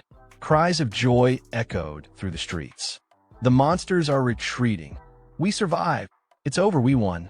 Victory. Within the governor's mansion, a soldier watched as the city's leader began to stir. As the governor opened his eyes, the soldier rushed to his side, helping him sit up. The governor, still groggy, tried to stand. He was adamant. They couldn't allow those strange creatures to breach Finya's defenses. But the soldier gently informed him that he was too late. The invasion had ended over an hour ago. The governor froze in disbelief. He had been unconscious all this time. How could it be over so quickly? The soldier explained everything. While the governor lay unconscious, Lord Yi Xiao and Lady Dorothy had intervened, repelling the invasion and saving the city. Repairs were already underway. A look of amazement crossed the governor's face. He hadn't expected such a hero to rise, someone beyond even the already legendary Lady Dorothy. At the city's darkest moment, Yi Xiao had emerged and turned the tide. Without hesitation, he ordered the soldier to make arrangements. He wanted to meet Yi Xiao in person, to thank him face to face for saving Finya City. The soldier saluted, acknowledged the command, and left the room to carry it out immediately. The next day, our protagonist Yi Xiao arrived at the city lord's mansion, accompanied by his sister Tao. They were warmly greeted by the city lord and the noble lady, Lady Layla. The city lord politely invited Yi Xiao inside. In response, Yi Xiao respectfully thanked him and stepped in. The city lord then extended his hand and, with genuine emotion, expressed his gratitude. He told Yi Xiao that if not for his brave efforts, Finya City might not have survived the recent disaster. On behalf of all its citizens, he offered his heartfelt thanks. Lady Layla added her praise as well, calling Yi Xiao's actions yet another miracle. Standing behind Yi Xiao, Sister Tao addressed the governor and Lady Layla with humility, saying they were being too kind. She clarified that it was Yi Xiao himself who personally defeated the powerful Lord-level enemy. At that moment, a notification appeared before Yi Xiao. Favorability with Aaron has increased by 20. You have earned the respect and recognition of Fengye City's governor. New title acquired, Friend of Fengye. Yi Xiao glanced at the message and then bowed slightly to the governor, brushing off the praise with modesty. He told Sister Tao she was exaggerating again and that the invasion had just been a strange incident, not worth making a fuss over. Turning back to the governor, Yi Xiao gently suggested that they move on to the real matter at hand. Taking the cue, Sister Tao addressed the governor, saying that if there was nothing further, she would return to the Supreme Temple to handle other affairs. The governor promptly agreed and wished her well, addressing her respectfully as Lady Dorothy. Lady Layla then turned to the governor and asked if there was a particular reason he had called her there. The governor nodded and explained the situation. More than half of Fengye City had been destroyed in the battle. The East District was in ruins, and only the West District still had intact buildings. That's why he wanted to ask if she could provide some properties in that area to help with reconstruction. However, Lady Layla replied that she wasn't in a position to decide that. Then, turning to Xiao, she pointed out that most of the West District's properties were now under his ownership. The governor, a bit surprised and disappointed, said he didn't realize Yi Xiao owned the entire West District, but asked if he might consider transferring some of the property to aid the city. Yi Xiao smiled and calmly said that he didn't mind, so long as the price was fair. At that point, the red toad perched on Yi Xiao's shoulder chimed in with a mocking tone, calling him a brat and teasing him for profiting once again. This time, it's worth noting that I am referring him as a toad rather than a frog, correcting a detail pointed out by a subscriber in my previous video. Returning to the story, the governor, pleased by Yi Xiao's cooperation, told him to name his price, and he would have the Fengye Bank prepare the gold coins immediately. With a hint of excitement in his eyes, Yi Xiao responded that since the governor was being so direct, he would keep a few of the larger shops on the corners for himself and transfer the rest of the properties. The governor thanked him sincerely. Just then, Lady Layla stepped forward from behind and addressed the governor. She said there was one more thing she needed his support with. He encouraged her to speak. She explained that the incident in Fengye City had already been reported to the royal family, and Yi Xiao's contributions were witnessed by all the citizens. With that, she gestured toward Yi Xiao and declared her intention to request that the royal family grant him a noble title. Yi Xiao was stunned. In his mind, he thought, another piece of good news? The red toad on his shoulder gave him a side glance and quipped with a smug expression, "Title plate, you're really lucky, huh?" After hearing Lady Layla's suggestion, the governor turned to her and said he had no objections. He fully supported the idea. Layla's eyes lit up with excitement, and she turned to Yi Xiao, asking what he thought of the decision. Meanwhile, the governor quietly observed her expression. Looking at Layla and then at Yi Xiao, a fleeting thought crossed his mind. Who would have thought? The noble duchess seems to admire this young man. Could there be something more between them? But he didn't finish the thought aloud. In response, Yi Xiao gently took Lady Layla's hand and kissed it with sincere respect. He thanked her and the governor, genuinely moved. Layla, blushing slightly as she looked at him, softly replied that he had saved Fengye City. This honor was only what he deserved. Watching the two of them, the governor smiled warmly. He remarked that, in truth, it was he who should be thanking Yi Xiao on behalf of all of Fengye City. Sometime later, in the real world, inside an apartment belonging to Yanran, an emotional outburst shattered the quiet. Yanran screamed out, tears in her voice. "Zhou Hong, answer me. Stop joking." She sat on her sofa, eyes locked on her phone screen. Her hands trembled, and her expression was on the verge of breaking. Again, she cried, "If you keep this up, I'm really going to get mad." On the screen was an image showing her current boyfriend, Zhou Hong, along with other players, lying dead in-game. Tears streamed down her cheeks as she shouted, heartbroken and furious. "Zhou Hong, you're useless. I gave you the gear I bought with my entire savings, and you still couldn't defeat one strange monster." Her voice cracked. "What am I supposed to do now?" A wave of panic surged through her. Sweat began to roll down her face. She rubbed her cheeks with trembling fingers, trying to snap herself out of it. Her eyes sharpened with a mix of desperation and clarity. "That's it. I can still look for Yi Xiao," she exclaimed. Gritting her teeth, she continued, "That useless Zhou Hong. I was wrong to trust him. He's the one who led me astray. If it weren't for him, Yi Xiao and I wouldn't be like this now." She finally realized it. "Now I understand. Yi Xiao is the one who's treated me the best in this world. Yes, I can still find him." She stood up from the sofa, her mind set, and began walking briskly. Her voice, firm but emotional, echoed in the apartment. "Yi Xiao loves me deeply. If I just sincerely apologize, I'm sure we can go back to how things were." Her footsteps quickened. "This time, no matter what he wants, I'll give it to him. As long as I lower my head, he's sure to forgive me." Alone and full of urgent longing, she made her way toward Yi Xiao's apartment. "Yi Xiao, I'm coming to you," she whispered to herself. "Wait for me." Sometime later, inside the game world, a large number of players had gathered in the middle of the city, clearly discussing their next move. One of them loudly declared that starting tomorrow, he would find a way to transfer his character to Fiancée City. He believed the other regions had become far too dangerous, and only Yi Xiao could ensure their safety now. Another player quickly agreed and asked if anyone wanted to form a party for the journey, believing it would be safer to travel together. Others were offering to buy city transfer scrolls, even willing to pay high prices, open to negotiation, just to reach Fiancée City. Excitement surged through the crowd as more players ran around, scrambling to buy property in the city. Shouts filled the air, with players bidding higher and higher amounts for available houses, offering thousands, even tens of thousands of gold coins. Amid the chaos, Yi Xiao stood quietly, observing the commotion. He couldn't help but wonder why so many people were suddenly flocking to Fiancée City. It puzzled him, but instead of dwelling on it, he decided it wasn't the right time to take on new challenges. He figured he should focus on forging equipment first. With that thought, Yi Xiao made his way back to the blacksmith he had met earlier.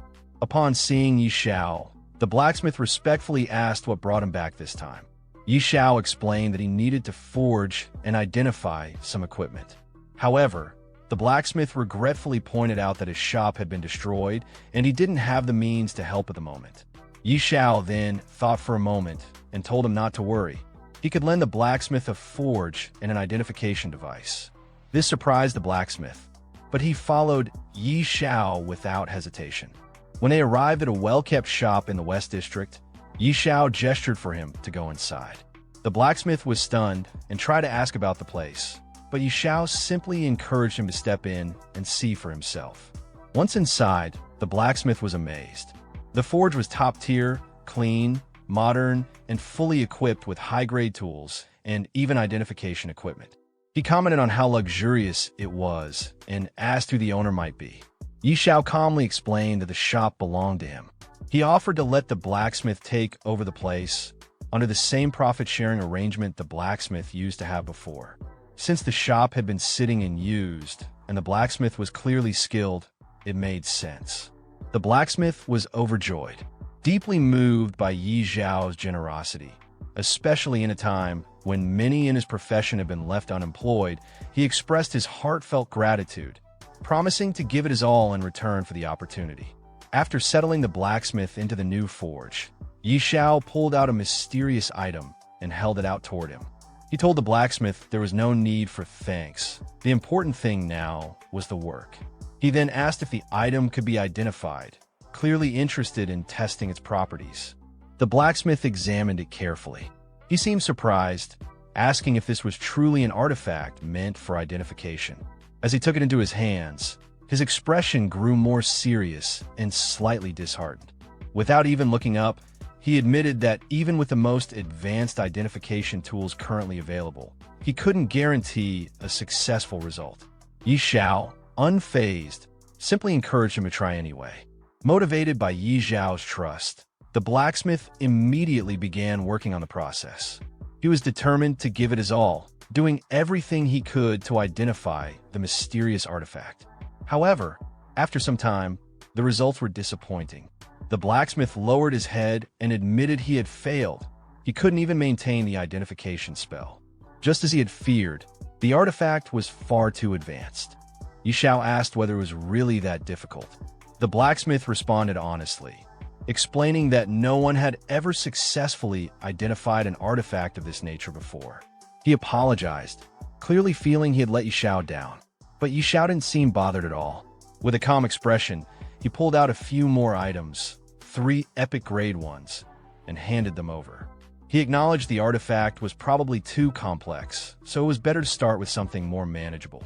The blacksmith immediately shifted back into work mode, replying that identifying epic-grade equipment wouldn't be a problem. Meanwhile, elsewhere in the city, a man was trying to enter the governor's mansion, but the guards stopped him firmly. They told him the governor was far too busy to meet visitors and insisted that he leave immediately. Moments later, Yi Xiao arrived at the mansion and approached the same guards. When he asked if the governor was available, their tone changed instantly. Recognizing him with respect, they informed him that the governor was in his office and invited Yi Xiao to go right in. Yi Xiao nodded in acknowledgement and proceeded inside without hesitation. When Yi Xiao entered the governor's mansion and stepped into his office, the governor turned toward him, visibly surprised. He hadn't expected this visit. Curious, he asked Yi Xiao if something urgent had brought him here. Without hesitation, Yi Xiao replied with a serious and determined tone. He got straight to the point. He wanted to search for the long-lost race. The governor raised his eyebrows at that. Turning slightly in his seat, he commented that searching for the lost race was nearly impossible. According to legend, they had vanished over a century ago. It would be like trying to find a needle in a haystack. But Yi Xiao didn't waver. He acknowledged the difficulty, but insisted that he still had to try. Impressed by his resolve, the governor asked what kind of support Yi Xiao needed from him. Yi Xiao then proposed something bold. He wanted the governor to issue a bounty. Anyone who could find the lost race would receive a massive reward, 5 million gold coins and 3 pieces of dark gold-grade equipment. Hearing the size of the offer, the governor's eyes lit up. It was an extremely generous reward, clearly indicating that this mission held great importance to Yi Xiao. He assured Yi Xiao that he would have the bounty posted right away. Yi Xiao gave him a brief but sincere thank you, and the governor responded warmly, saying there was no need for thanks. It was no trouble at all, especially for someone like Yi Xiao. The following day, an in-game global announcement was broadcasted to all players. As the notice appeared, it created immediate buzz among the players. One player excitedly shouted for everyone to take a look. Yi Xiao had leveled up again. Another chimed in, stunned that Yi Xiao was back to grinding levels. As more players read the update, they became increasingly shocked. News spread quickly that Yi Xiao had managed to pass the incredibly difficult level 40 Abyss trial. One player couldn't help but marvel at the feat, while another tried to rationalize it, saying that now that Yi Xiao had hit level 40, his pace of leveling would probably slow down, at least they hoped so. Meanwhile, deep inside the level 40 Abyss trial ground, Yi Xiao was engaged in a fierce battle against a powerful monster known as the Abyssal Guide. The creature let out a deafening roar and lunged at him with deadly force. But Yi Xiao held firm, raising a glowing golden shield just in time to block the incoming blow. High above the battleground, his loyal dragon companion, Xiao Hui, circled in the air. Without any command, the dragon unleashed a searing blast of flame, engulfing the monster and burning it to ash in moments. The Abyssal Guide let out one final cry before collapsing lifelessly to the ground.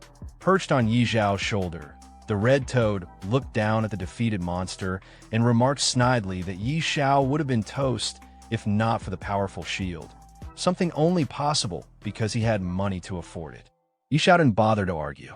Instead, he replied with calm confidence, pointing out that ever since Xiao Hui had received the blessing of the Dragon God, the dragon's stats had skyrocketed, making it much more powerful than before. Still airborne, Xiao Hui continued to glide above the battlefield while Yi Xiao bent down and picked up the item dropped by the fallen monster. Examining it, he immediately recognized what it was, another fragment, the fourth one so far. He muttered to himself, wondering just how many of these pieces were needed to complete whatever they were meant for. Just then, a message flashed before his eyes. It was from Aaron, Lord Yihan, asking Yi Xiao to come to his residence immediately. There was news about the lost race. The words hit Yi Xiao like a bolt. He was stunned. Could it really be true? Had there already been a discovery so soon after the bounty was issued? Far away in a distant region of the game world, 3 adventurers sprinted toward a nearby city in a frenzy of excitement. One of them swore that the small figure they had spotted, short in stature, stocky, and with unique facial features, looked exactly like a dwarf. They were convinced they had stumbled across a member of the lost race. The second adventurer practically screamed with joy, realizing what this discovery could mean. If this really was one of the lost race, then the rewards offered by Yi Xiao would change their lives forever. But the third wasn't about to lose the chance. He shouted at the others to back off, insisting he'd seen the dwarf first. They all sprinted faster, each trying to be the first to report to Yi Xiao and claim the bounty of gold and dark gold equipment. Meanwhile, back in Fengye City, Yi Xiao rushed to the governor's mansion. Entering the governor's office, he wasted no time. His expression was serious as he asked if the rumors were true. Had there really been news about the lost race? The governor turned to a heavily armored knight standing nearby and gave a simple instruction. He told him to go ahead and explain everything to Yi Xiao. Sometime later, just outside the governor's mansion, Yi Xiao was seen speaking with the armored knight who had been tasked with delivering the report. The knight greeted him respectfully, addressing him as Lord Yi Xiao, and explained that in the forest just outside Fengye City, he had spotted a group of strange, short-statured individuals. Their proportions and features didn't match any common race. They strongly resembled dwarves, likely remnants of the lost race Yi Xiao was searching for. Yi Xiao raised his hand slightly, gesturing as if to clarify something, then asked the knight if he was absolutely certain that such a group had appeared so close to the city. The idea that the lost race could be hiding right outside Fengye City was almost too convenient. The knight responded with full confidence. He swore he had seen them with his own eyes while hiding in the woods during the recent strange invasion. If not for Yi Xiao's intervention that ended the event, he admitted he might not have survived long enough to bring this news back. Yi Xiao cut him off mid-sentence, not out of rudeness but from urgency. He didn't need flattery. What he needed was action. He ordered the knight to take him to the forest immediately. The two of them quickly made their way outside the city gates, moving at a brisk pace. As they walked, the knight offered to summon additional soldiers to accompany them, concerned about possible danger. But Yi Xiao declined without hesitation, asserting that he could handle it alone. Meanwhile, deeper in the forest, a group of short, stocky individuals moved cautiously between the trees. Their faces were lined with weariness, and they carried hammers and crude gear. Anyone observing them closely would instantly recognize that they didn't belong to any common player race. They were something different, possibly something ancient. From behind the foliage, 2 players were crouched and spying on the group. One of them whispered eagerly that he needed to capture one of the dwarves alive. If he could bring one back, the reward from Yi Xiao would be massive. His companion quickly proposed they work together. He would claim the gold, and the first player could have the dark gold equipment. But the first player scoffed at the suggestion, teasing his partner to keep dreaming. Greed gleamed in both their eyes. Before they could make a move, however, one of the dwarves noticed them. With alarming speed, the dwarf hurled a hammer through the air. It smashed into a tree behind the players, narrowly missing them but hitting hard enough to send splinters flying and shaving a chunk of HP off both intruders. One of the players laughed arrogantly, remarking that the hammer only dealt about 80 points of damage, barely enough to bother him. He bragged that he could tank that kind of hit all day. But before he could finish his sentence, a second hammer came flying, this one crackling with electricity. It struck both players simultaneously. The impact was instant and brutal. Over 7,000 damage was dealt to each of them in a single blow. They collapsed to the ground in stunned silence, completely overwhelmed. Amidst the chaos unfolding in the forest, another group of players hid cautiously behind a tree, watching the destruction with wide eyes. One of them gasped in disbelief, his voice trembling as he processed what he just saw. Over 87,000 damage dealt in a single hit. It was absurd. His companion, equally shaken, muttered that the dwarves weren't just strong, they were downright broken. Their power didn't seem remotely human. Meanwhile, the dwarves themselves had taken notice of this new group. Their expressions hardened, and a muscular one among them, clearly annoyed, growled about how humans were always troublemakers. Just seeing them, he said, made his blood boil. He turned toward another dwarf, blaming him for choosing a path that crossed through human lands. It was a mistake, he claimed, and he was ready to unleash destruction on them all. Another dwarf, his voice gentler and more reserved, urged the angry one, Dulin, to calm down. But Dulin wasn't finished. His tone grew more aggressive as he declared he had no intention of being treated like a spectacle for human entertainment. If not for the safety of their tribe, he would have already smashed the entire group to pieces. The gentler dwarf, now visibly irritated, cut him off. His voice was firm this time. There was no use escalating things. They had to leave as quickly as possible before things got worse. At that same moment, Xiao and the armored man were sprinting through the forest. The knight ran ahead, glancing back over his shoulder to inform Xiao that the dwarves were just up ahead. Xiao acknowledged with calm determination and urged him to quicken the pace. Back at the treeline, the group of hidden players finally noticed the approaching figures. Recognizing Xiao at once, their tension shifted into anticipation. They whispered excitedly among themselves that the great Xiao had arrived. This, they felt, was going to be something worth watching. Yet, even with their admiration, they couldn't help but remember what had just happened. One of them muttered with unease that Xiao might be strong, but those dwarves? They were monsters. A short while later, Xiao's group slowed their advance. The armored man pointed into the dense woods ahead and reported that the dwarves were just inside. Xiao, completely unshaken by the earlier reports or the dangerous aura ahead, gave a confident nod and declared that they'd go straight in. He wanted to see their strength for himself, up close. As they drew closer to the dwarven group, the armored man beside Xiao glanced nervously at the stout figures ahead. His voice, though calm, carried a warning laced with genuine concern. The dwarves, he explained, were known for their volatile tempers, and worse, their damage output was beyond terrifying. Xiao, however, remained unbothered. His eyes were sharp with confidence, and without hesitation, he told the knight that he knew exactly what he was doing. Then, shifting his gaze forward, he made it clear the knight's job was done. Everything from this point on would be his responsibility. The red toad, still perched arrogantly on Xiao's shoulder, scoffed at his calm approach. He couldn't believe Xiao was seriously planning to walk straight into the dwarf's path without any backup. But Xiao's expression didn't change. The armored man, understanding the command, gave a respectful nod and stepped back, fully trusting Xiao's judgment. Up ahead, the dwarves had already noticed Xiao's approach. One of them growled furiously at the sight, his fists clenching with rage. A human daring to walk this close? He was ready to crush him on the spot. But just before he could act, another dwarf squinted at Xiao with a curious expression. Something about this human felt different, unusual, not unpleasant.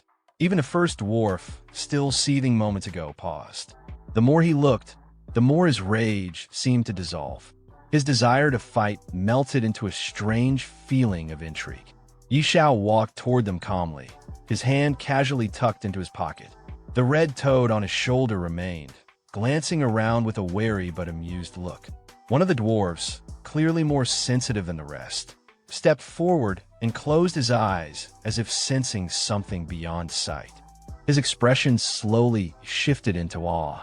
He could smell something powerful, something divine. It wasn't just one artifact, either. There were multiple. The scent was overwhelming. Another dwarf, catching the same scent, gasped softly. It was unmistakable. Several divine artifacts were emanating from Yi Zhao's presence. The energy was rich, ancient, and unbelievably strong. But then, as they focused further, their expressions twisted into something more intense.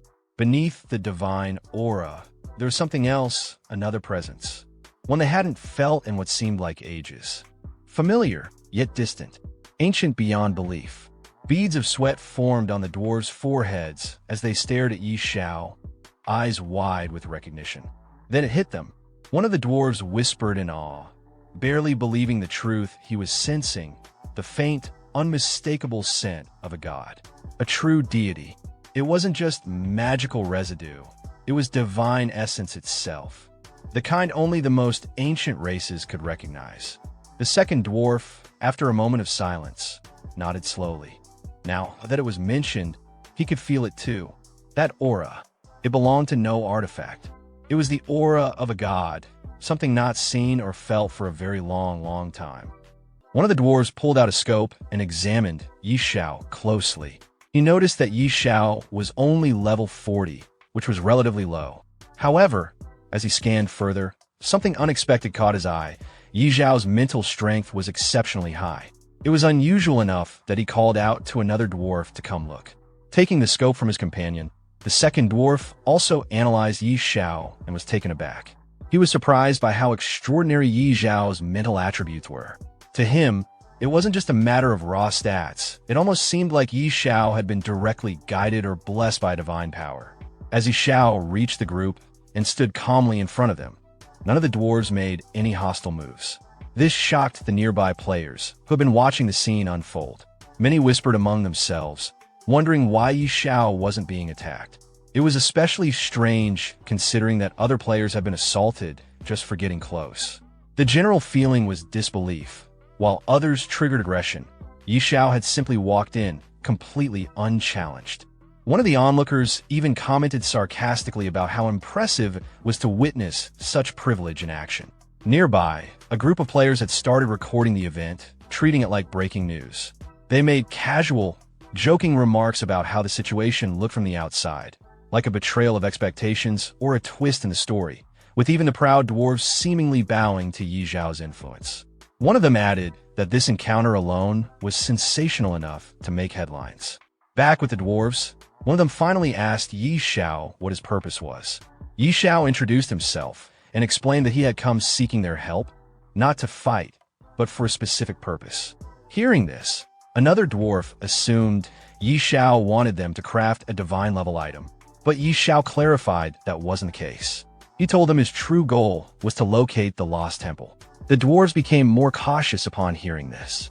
They questioned Yi Zhao's intentions, wanting to know why he would be searching for such a significant place. Yi Xiao responded sincerely, explaining that it was tied to a class quest. His character needed to contact a god, and the only known method was through the lost temple. He assured them he had no bad intentions. One of the dwarves seemed intrigued but cautious. He told Yi Xiao that information about the lost temple wasn't something they could share freely. If Yi Xiao wanted their trust, he would need to prove himself as someone honorable and sincere. Yi Xiao accepted this calmly, even with a bit of amusement. He asked what sort of proof they expected from him. The red toad, sitting on his shoulder, made a snide remark, implying that such a test of character wouldn't be easy. Instead of pushing the issue, Yi Xiao smoothly changed the subject. He mentioned that he had a divine artifact with him and asked if the dwarves could appraise it. This caught their interest immediately. They eagerly asked to see the item. Yi Xiao handed it over and explained that his usual blacksmith had failed to identify it. He wanted to know if the dwarves could do better. The dwarves responded with confidence. They dismissed other forgers as amateurs, proudly stating that their own skills were on a much higher level. One of the dwarves took the artifact and studied it carefully. After a moment, he commented that the item didn't appear to be a typical divine artifact forged by normal means. Yi Xiao, curious about this unexpected assessment, asked the dwarf what he meant by that. One of the dwarves picked up the divine artifact and examined it carefully. He remarked that the item showed no signs of being forged. It had no hammering marks or artificial refinements. Instead, he explained that the artifact had likely formed naturally into its divine state after coming into contact with a certain rare element, due to its already high-grade nature. Another dwarf took the artifact to inspect it as well. After a moment of study, he concluded that it appeared to be the horn of the god of destruction. He speculated that it was either severed or had fallen off naturally at some point.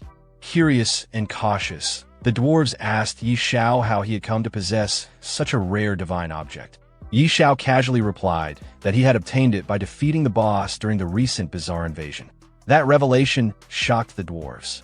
The idea that someone had managed to kill a Lord rank boss from the bizarre invasion seemed unbelievable to them. Some even questioned whether Xiao had actually ventured into the divine realm itself. Xiao, however, didn't elaborate further. Instead, he refocused the conversation and asked whether or not the artifact could be appraised properly. The dwarves affirmed that they were capable of appraising it, though they warned him that the cost would be very high. There was uncertainty in their tone, as if they doubted whether Xiao could afford it. Unfazed, Xiao responded with confidence, while the red toad, sitting on his shoulder, asked them directly for the appraisal fee. The dwarf held up 5 fingers, intending to suggest a number. At first, Xiao misunderstood and thought the dwarf meant power, but then the dwarf clarified he meant 500 gold coins. Both Xiao and the toad were stunned by the steep price. To them, it felt outrageous. One of the dwarves, seeing their reaction, tried to bargain a bit. He insisted that even 300 gold coins was the absolute minimum they'd accept, and if Xiao couldn't pay that, he would have to think of alternative solutions. But Xiao wasn't interested in haggling. He simply stated that if the appraisal was successful, he would reward them with 1 million gold coins. That left all the dwarves stunned and speechless. The thought of that much gold seemed unreal to them, an amount that could feed a tribe for generations. To prove he was serious, Xiao threw a bag of 1,000 gold coins down as a deposit. He promised to send even more supplies and food later. The dwarves were overwhelmed. Their excitement bubbled over as they hurried to begin the appraisal immediately. One of them became so eager, he shouted out that they should start at once. Not long after, the appraisal was complete. The lead dwarf proudly announced that they had succeeded. Xiao took the artifact back and studied its new stats with great interest. The results clearly confirmed that the dwarves' appraisal skills were top tier. The artifact's properties were extraordinary, so powerful that even Xiao began to suspect a deeper connection between this artifact and the gods. When the dwarves asked if they could now collect their payment, Xiao reassured them he would honor his promise. He instructed them to pack up and follow him to Windleaf, the human main city, where he would personally make sure they were paid in full. That suggestion surprised the dwarves. None of them had ever set foot in a human capital before. They were visibly excited, even honored. Xiao promised them a feast and mentioned that he had more divine artifacts he would like them to examine or forge. The dwarves, thrilled by the offer, began preparing right away.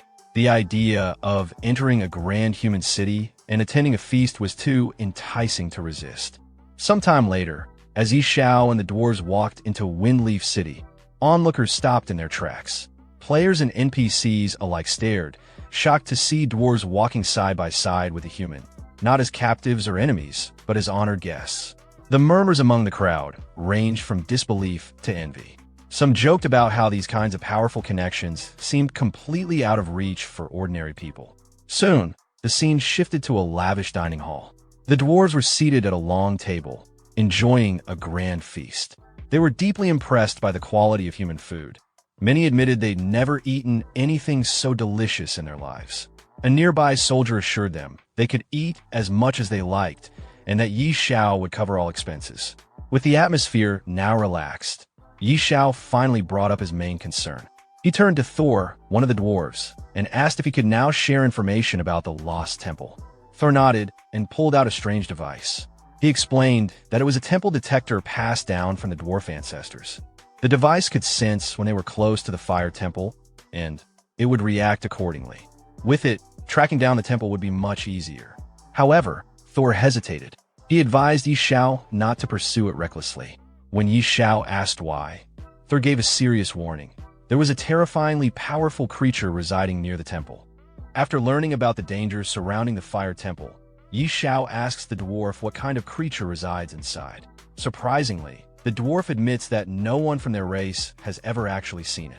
He explains that a long time ago, their ancestors were guided by the fire god to abandon the temple after a terrifying creature emerged. To trap it, the fire god created an extremely hot area that was impossible for regular people to survive in. Since then, the dwarf race has avoided the fire temple, following ancestral warnings passed down for generations. Xiao listens and reflects seriously. Despite the danger, he says he still has to go. The fire temple is directly linked to his class change, and turning back isn't an option. Hearing Xiao's determination, the dwarf admires his bravery. He says there are two things that might help him survive the journey. When Xiao asks what they are, the dwarf presents two items: a special compass that reacts to the presence of the temple, and a crystal infused with fire spirit energy, called the Fire Spirit King Crystal. As thanks for the feast Xiao provided earlier, the dwarf gives them freely. Xiao inspects both items carefully and is impressed by the quality. They clearly reflect top-tier dwarven craftsmanship. Curious, he asks if there are more items like this he can buy, offering to pay with gold coins. The dwarf sadly shakes his head. There's only one of each, and he doesn't have duplicates. But he does offer a few smaller fire spirit orbs, which have weaker effects but may still prove helpful. Xiao accepts the orbs, but admits that the supplies still won't be enough for what lies ahead. The dwarf tells him that's all he has. Xiao thanks him anyway and tells the dwarves to continue enjoying their food while he figures something out. As he prepares to leave, the red toad on his shoulder asks what he plans to do about the temple. Xiao replies thoughtfully, it's clear he can't face the fire temple alone. For a challenge this dangerous, he needs someone to help. The scene then shifts to Sister Tao.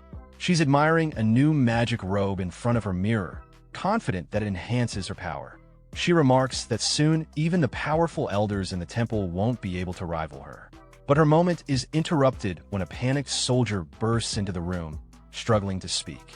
When she demands to know what's going on, Xiao casually steps into her room, confident as always, hands in his pocket, and greets her.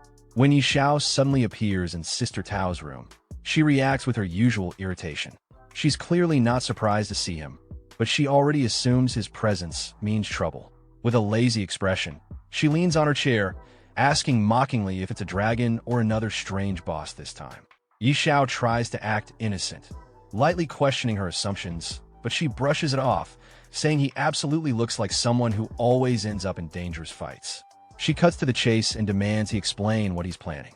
Xiao calmly tells her it's nothing serious. He's just planning to explore the fire temple. Upon hearing this, Sister Tao's tone shifts slightly.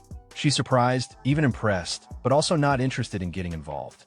She warns him that messing with gods is risky and sarcastically wishes him luck, clearly not planning to join.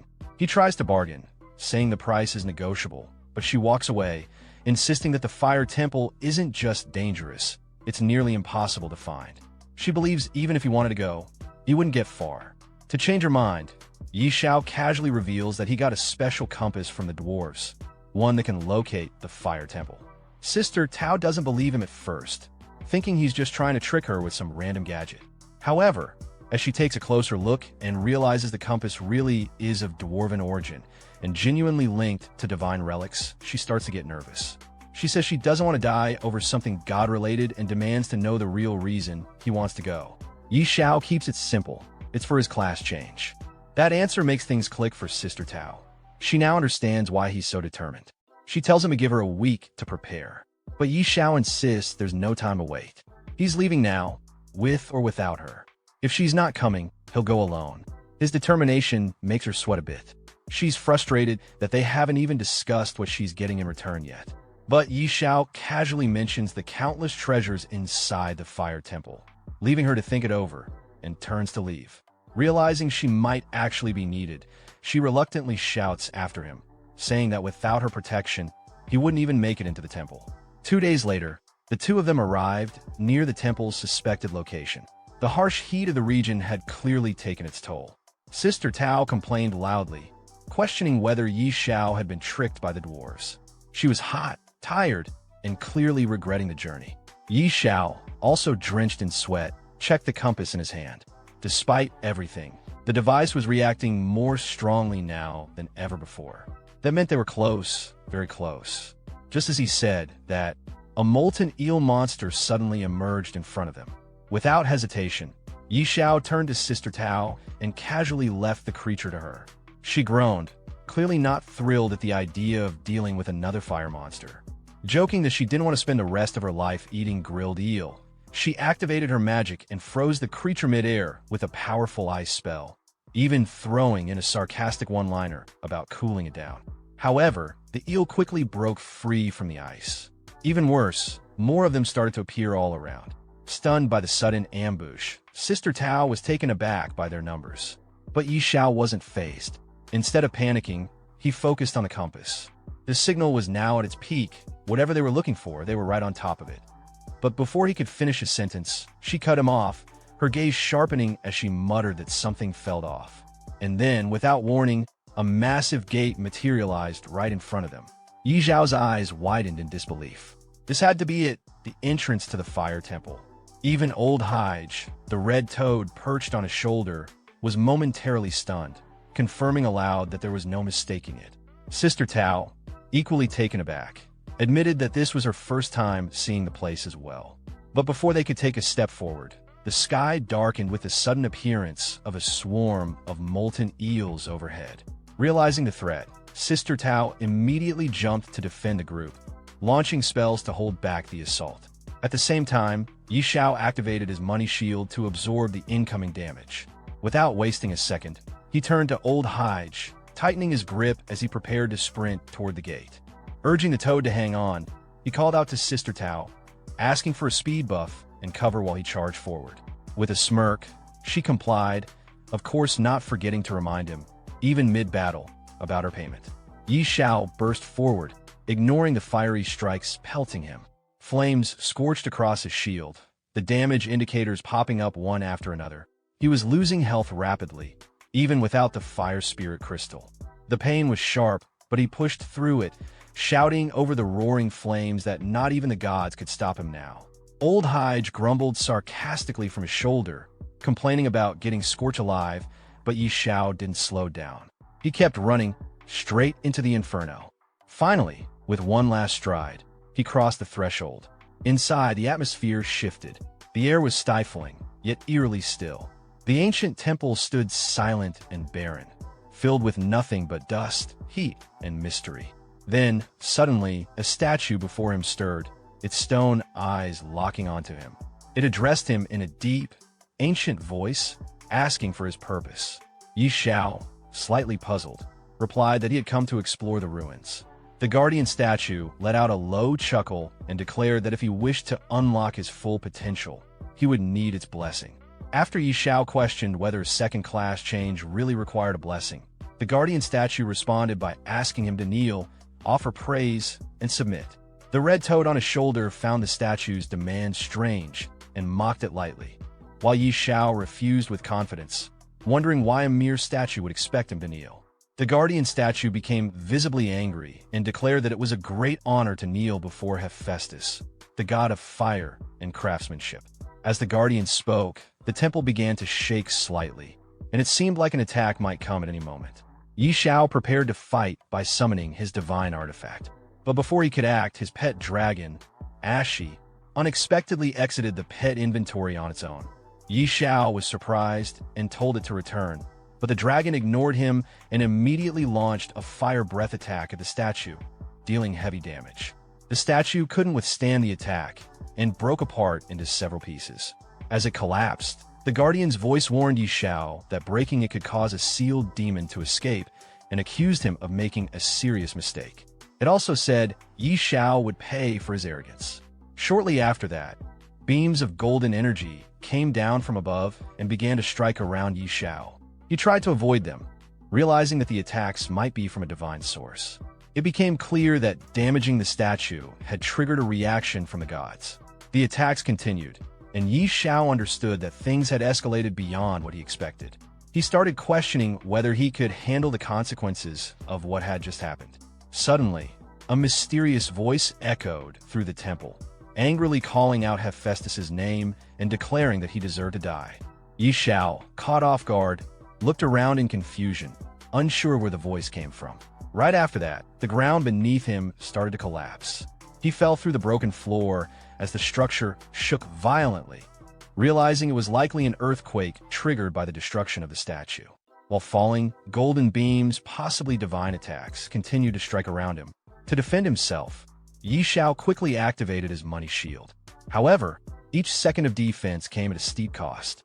His gold coin balance dropped rapidly. Minus 18,637,291 minus 18,637,301 minus 18,637,311, and so on. In mere moments, he had lost a total of 5,823,742 gold coins before deactivating the shield upon hitting the ground. Still recovering, he slowly got up and looked around to assess where he had landed. What he saw was completely unexpected.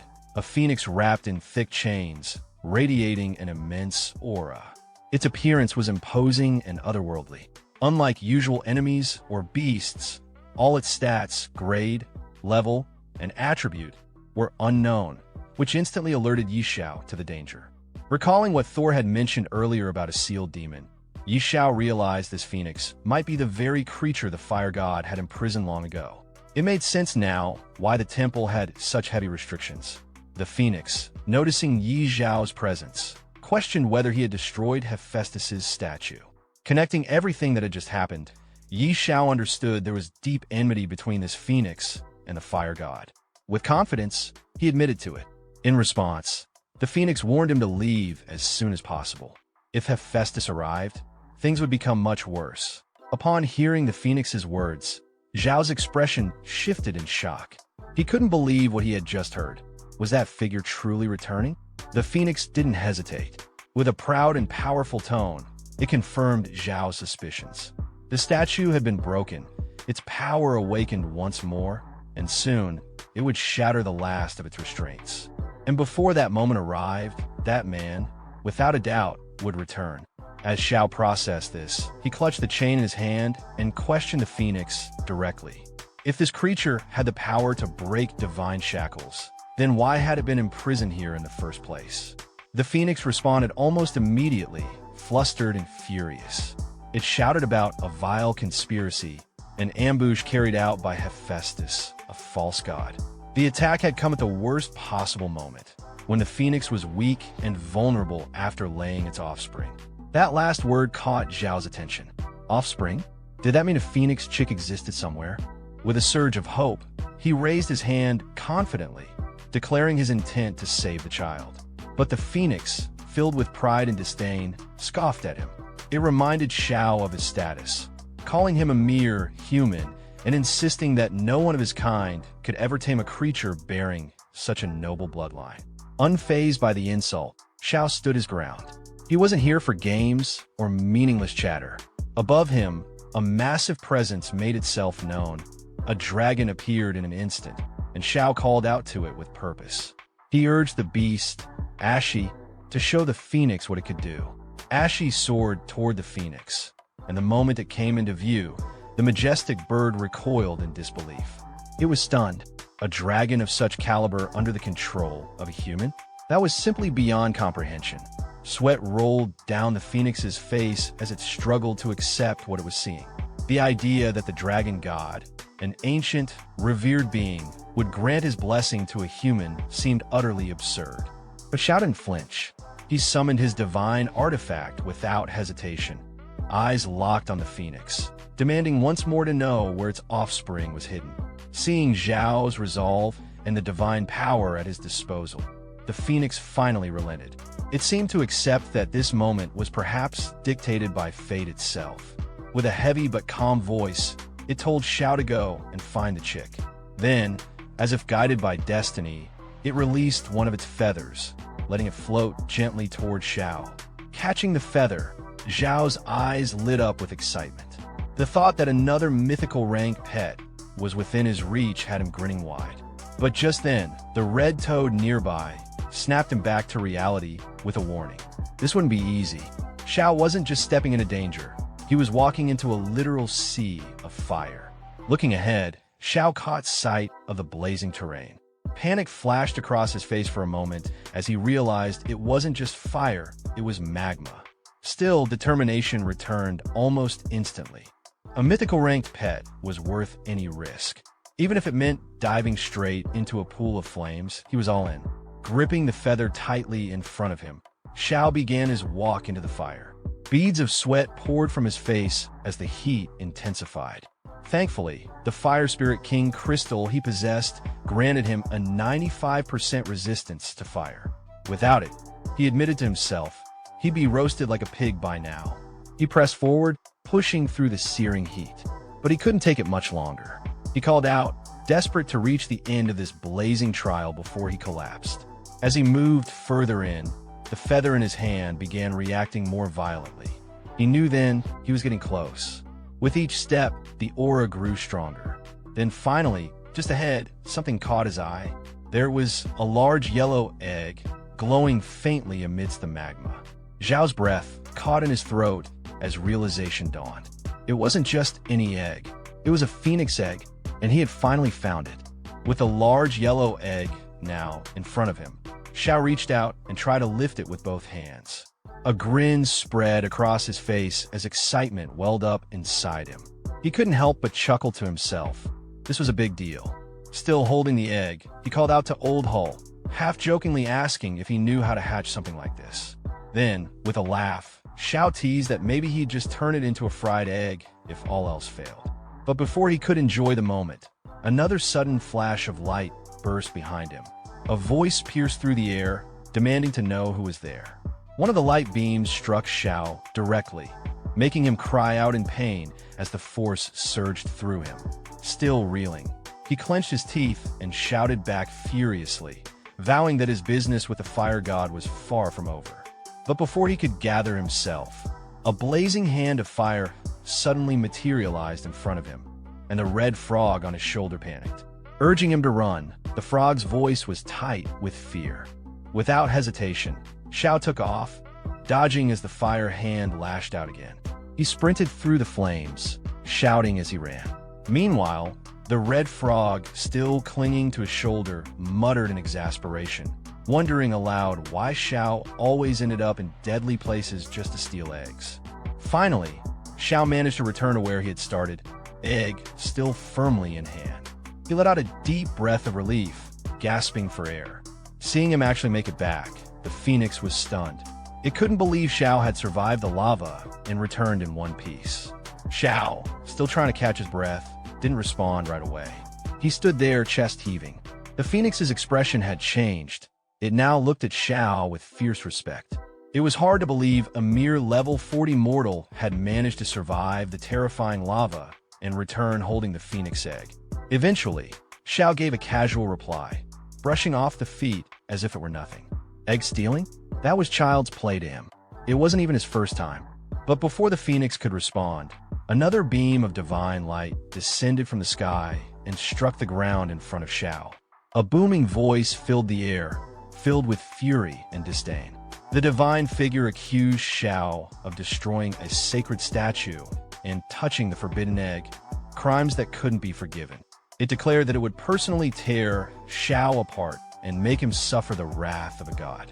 Hearing that declaration, the phoenix turned urgently to Xiao. There was no more time. Hephaestus was almost upon them, and once he arrived, there would be no escape. The phoenix pleaded with Xiao to leave immediately. He was to take the phoenix's offspring and run as far as he could. When the chick had grown strong enough, he was to return and make those responsible for all of this pay. Sweating from both heat and tension, Xiao's thoughts raced. Sister Tao wasn't here to back him up. If the fire god showed up, even with his money shield, the cost of surviving would be astronomical. In a quiet voice, almost to himself, Xiao asked the phoenix if there was truly no way to help it break the seal that kept it bound. The phoenix paused, then admitted there was a way, but Xiao was far too weak. Even the strongest of humanity might not be capable of doing what was required. But Xiao wasn't discouraged. Reaching into his pocket with confidence, he encouraged the phoenix to share the details. What if he did have a way? The phoenix finally gestured toward two faint, black aura-filled markings nearby.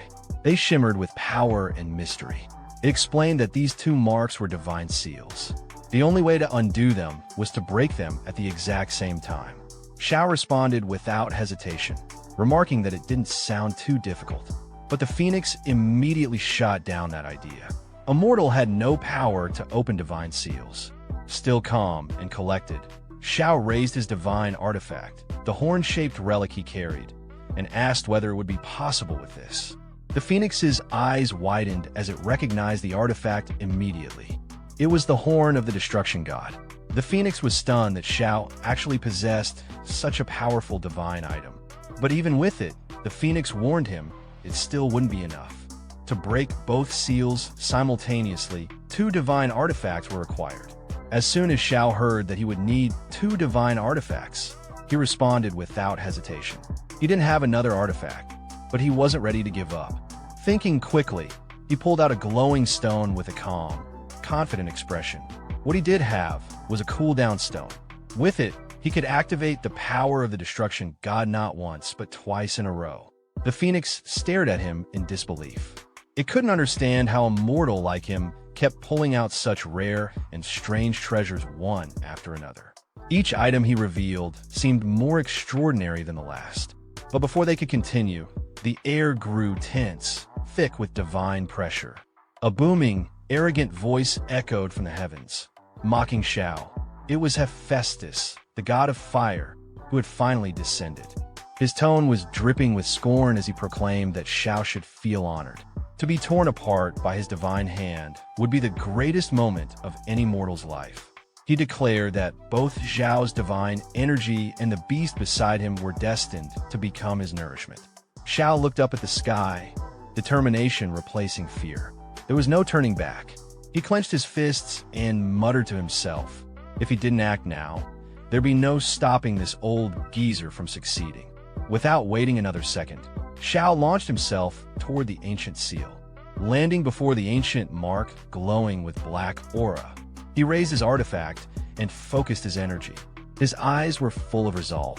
Then, with a powerful swing, he shouted out for the divine energy to taste the might of the horn of the destruction god, slamming it directly into the mark. But he wasn't done yet. He immediately brought out the cooldown stone, using it to activate the artifact once more. With another swing, he struck the seal again. A powerful rumble followed. The black aura that had once marked the seal began to vanish, its presence breaking apart under the dual blasts of divine power. Xiao stood tall and proud, defiant as ever. He shouted into the chaos with fiery confidence, proclaiming that he didn't care what kind of god he was facing. It was time to shatter. The phoenix, watching from behind, was wide-eyed with shock. This mortal had actually succeeded in breaking the seal. But just as things seemed to be turning, an enormous shadow loomed behind Xiao. A towering figure with a massive hammer stepped forward, none other than Hephaestus himself. He stared down at Xiao, his voice thunderous as he ordered the human to surrender his life. Xiao looked up, sweat beading on his forehead. The sheer size of the god stunned him. He couldn't stop himself from muttering in disbelief. This guy was way too big. Hephaestus continued, speaking with arrogant confidence. He proclaimed that the mighty god of fire had arrived, and Xiao should kneel in submission. But before Hephaestus could make another move, the air around them shifted. The chains that had bound the phoenix shattered, freed by Xiao's destruction of the divine seal. The majestic creature rose into the sky and flew directly in front of the fire god, cutting him off. Facing Hephaestus head-on, the phoenix shouted with a fierce, righteous fury. It declared that the false god had come at the perfect time. Hephaestus staggered in shock. He couldn't believe what he was seeing.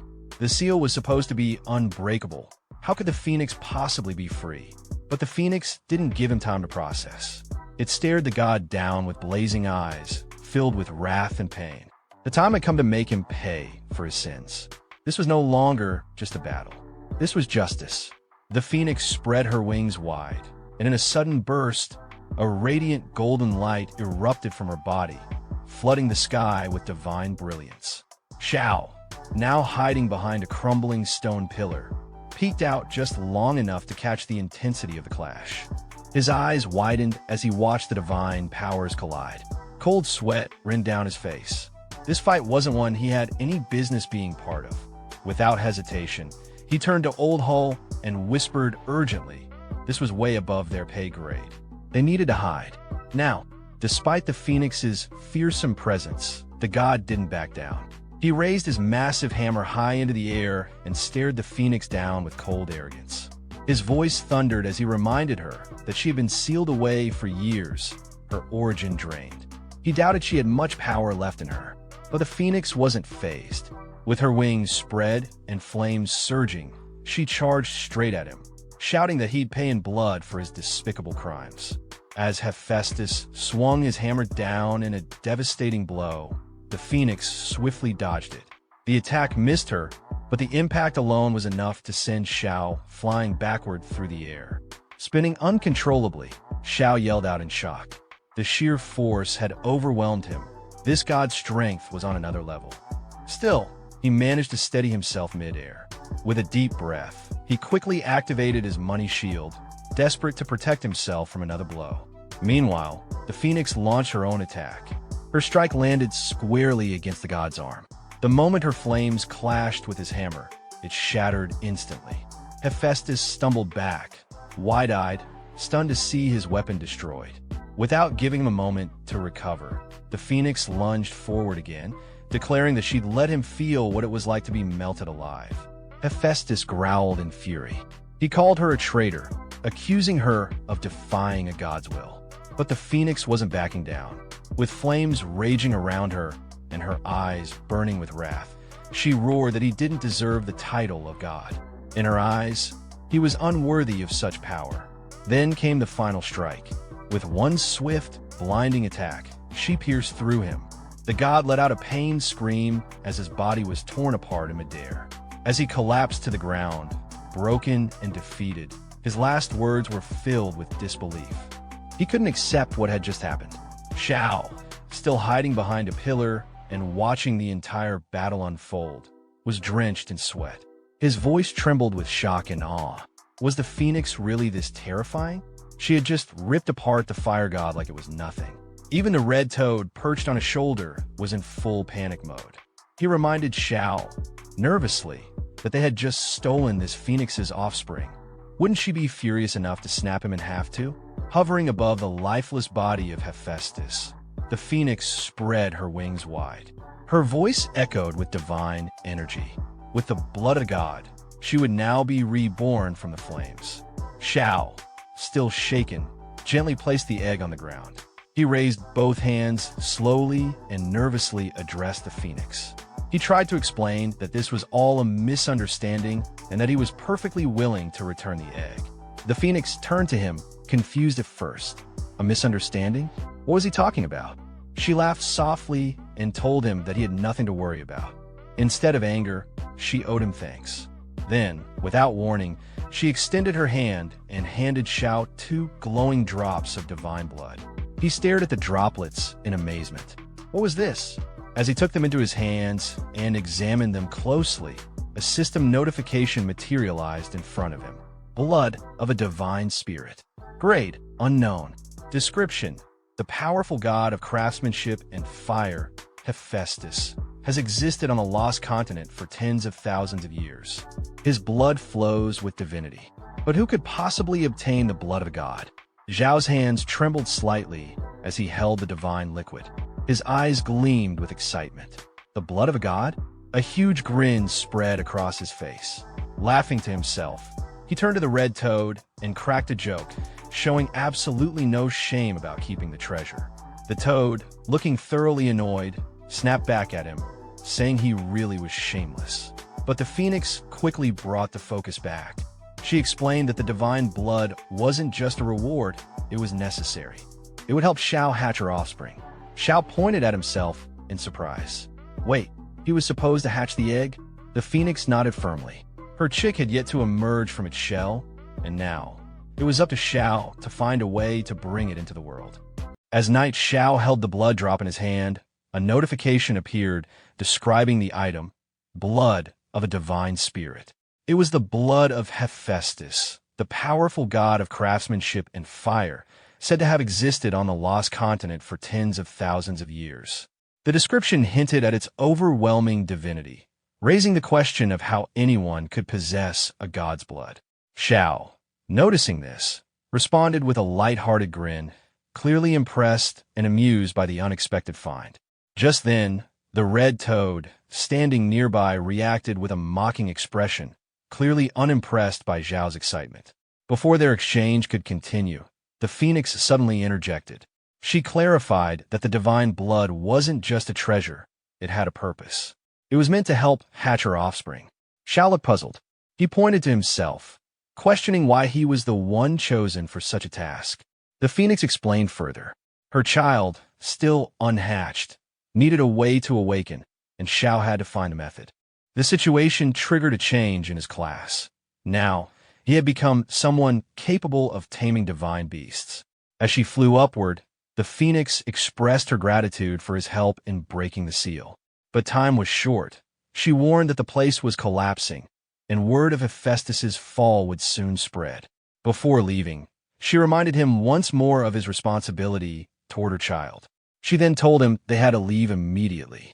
Xiao, still dazed, protested he hadn't collected the loot yet. But the temple had already begun to crumble, stones falling from the ceiling. The phoenix brushed off his concern, calling the remnants nothing but broken junk. Despite her dismissal, Zhao's attention locked onto a particular artifact. To him, this was no ordinary debris, it was a drop from the fire god. Leaving it behind felt wasteful. He reached out and picked it up. Another notification appeared. It was Hephaestus's divine staff, damaged but still powerful. The stats showed a significant boost to spirit and fire-based skills, though many of its abilities were currently inaccessible due to the damage. Xiao smiled as he examined the staff. Even in its broken state, it was epic grade. With full repairs, it might even reach divine artifact level. Just then, the phoenix activated a magic circle in front of him, insisting once more that they needed to escape. The entire structure was coming down fast. Xiao, glancing nervously at the collapsing temple and the activated circle, quickly agreed. He muttered to himself about losing only a clone and hurried toward the portal. Far above, in the heavenly realm, lightning danced across the sky. Statues of gods stood tall, radiating presence as if they were alive. One of them commented quietly about a clone and the loss associated with it. Another responded, reminding Hephaestus not to make such a fuss. It was only a clone, after all. Hephaestus looked down at his hand after hearing the others. Calmly, he acknowledged that what had been destroyed was the clone assigned to guard the Lin-dead divine phoenix. From what he could sense, that world had already collapsed. One of the other god statues responded with concern. The Lin-dead divine phoenix was crucial to their plans. They had sacrificed their divinity to seal it away, and now that world was gone? Another god joined in, pressing Hephaestus for an explanation. His tone was sharper, impatient. Then another statue, clearly angrier than the rest, accused Hephaestus of incompetence and even called for his death. The tension built until one of the god statues finally stepped in to stop the argument. He reminded the group that after so many years of extracting origin power, they had gathered enough. Now, the focus should be on identifying the root of the problem. The rest of the statues fell silent and nodded in understanding. Meanwhile, outside the fire temple, Sister Tao stood by the entrance, waiting. Beads of sweat rolled down her face as she glanced at the crumbling structure in front of her. She began to wonder if that brat had died inside. Then suddenly, Xiao appeared in the sky alongside the phoenix. She was startled to see him, shocked that he was still alive. As Xiao descended and landed in front of her, she couldn't help but blurt out her disbelief. Xiao, full of energy, responded teasingly, asking why she sounded so eager for him to be dead. Before she could answer, her attention shifted to the phoenix beside him. She was stunned. It wasn't just any creature, it was a high-level divine being. Her expression turned even more serious as she realized what Xiao had gotten involved with. At that moment, the phoenix spread its wings and released a warm aura across the area. It then took off into the sky, leaving behind a parting message to Xiao, telling him to take care of her offspring and that they would meet again. Xiao acknowledged the message casually. Sister Tao, still overwhelmed, tried to take it all in. She pointed out that not only had he survived, but he had also come out carrying a phoenix egg. She guessed aloud that he must be blessed with unbelievable ancestral luck. Xiao replied confidently, saying that maybe one of his biggest strengths was simply being hard to kill. Without wasting time, Sister Tao pressed him about what else he had picked up. She wanted to see more of the treasures he'd brought out. Xiao happily revealed a drop of divine blood, holding it up proudly. The moment Sister Tao laid eyes on it, her expression changed again. She immediately recognized it for what it was, blood of a god, and was stunned. Xiao, examining the blood, realized something incredible. It held real divinity, and both of his classes had advanced because of it. Above them, the red toad hovered in the air, congratulating Xiao. Since Xiao's God of Fortune class had advanced, the red toad, his companion, had also been upgraded. As Xiao checked the notification in front of him, he noted how powerful the class skills had become. One particular skill, Rolling in Riches, granted him a 2% daily increase in gold. He joked to himself that even someone like Warren Buffett would be jealous of that. The red toad couldn't contain himself after reading the skill details. He shouted about how overpowered it was. Xiao then brought up another talent, Infinite Beast Taming. With it, even a Lord rank beast could evolve into a mythical rank once it hit peak cultivation. It was clear he was proud of his newly strengthened potential. Sister Tao, watching all this, admitted that hidden classes really were frighteningly powerful. She even confessed a bit of envy. Soon after, Xiao placed the phoenix egg onto the magma surface. As he watched closely, the egg seemed to twitch slightly. He questioned whether he had imagined it, but it looked like the phoenix inside was beginning to hatch. He gently placed a hand on the egg. For what he could tell, it would hatch in 72 hours. He figured the enhanced divinity from his class advancement was what triggered the change in the egg. With that, he decided to wait. It was time to head home. Sister Tao looked over at him and asked if he was leaving already. She wondered if he wanted to explore the area more. Xiao didn't hesitate. He had no plans of returning to this place. Sister Tao, slightly disappointed, brought up her commission. Xiao reassured her without hesitation. That was a small matter, and he'd take care of it. Later, in Windleaf Main City, inside a building, someone suddenly shouted, telling others to leave and threatening violence if they returned. As the protagonist entered the building, he paused, raising an eyebrow at the noise. He looked toward the source of the commotion and, to his surprise, recognized the man shouting. It was none other than the city lord himself. At the same time, Sister Tao glanced at the person being scolded and recognized him too, Aaron. The city lord noticed the protagonist and greeted him casually, acknowledging his return. Still confused, the protagonist scratched his head and looked at the city lord's unusual outfit, asking what exactly he was wearing and what was going on.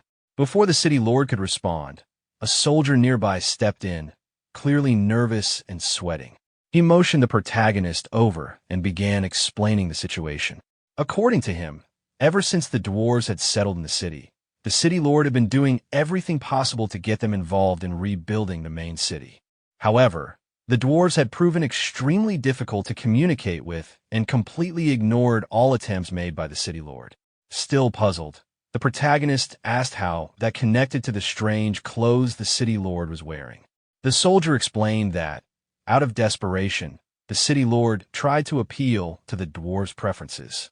After hearing they had a particular fondness for rice, the city lord decided to dress up accordingly, hoping it would gain their favor. The protagonist, stunned by the logic, could barely process what he was hearing. Holding his face in disbelief, he questioned how anyone could come to such a bizarre conclusion. After a moment, he calmly turned to the soldier and instructed him to tell the city lord to change his outfit. He would personally handle the situation with the dwarves. Relieved, the soldier quickly agreed and left to deliver the message. As the protagonist walked toward the dwarves' location, he muttered about how stubborn they were. Suddenly, one of the dwarves, gripping someone by the collar, shouted in frustration, warning him not to come back or else face a beating, even if he was a friend of Xiao. Hearing this, the protagonist called out from behind, calmly revealing his identity. The dwarf, Thor, turned around in surprise. Seeing Xiao back so soon, He immediately asked if the fire temple had been found. The protagonist confidently replied that not only had he found it, but he had also entered it. Thor's expression lit up, and he eagerly asked if they could return to the temple together. However, the protagonist shook his head and explained that returning wasn't an option. When Thor asked why, the protagonist pulled out the divine artifact he had retrieved and showed it to him, revealing the fire god's divine staff. The temple had collapsed, and this was all that remained. Thor was visibly shaken. Seeing the staff, he immediately recognized its significance. The other dwarves, upon witnessing it, fell to their knees. To them, the one holding the staff was the chosen emissary of the fire god. With utmost sincerity, they begged Xiao to guide them as their emissary and to lead the dwarf race forward. Accepting the role, Xiao instructed them to stay in Windleaf Main City and assist in its reconstruction. The dwarves pledged their full support without hesitation. Thor, reaffirming their loyalty, said he would go and inform the rest of the clan immediately. Before he left, Xiao turned to him with a final request. He had a few more pieces of equipment that needed forging. After hearing the emissary's reassurance, the dwarf responded confidently, saying that any number of pieces would be fine. The emissary simply chuckled and reminded him not to joke about the gods, even if jokes were otherwise acceptable. With that, he gave the signal to proceed. The scene then shifted to Windleaf City, where the city lord stood in front of a mirror admiring his reflection. He had dressed himself in an outfit styled to resemble a flatbread, wondering aloud if this unusual appearance might help him win favor with the dwarves. Just then, a soldier rushed in behind him and urgently announced that the dwarf Thor had already departed with Lord Xiao.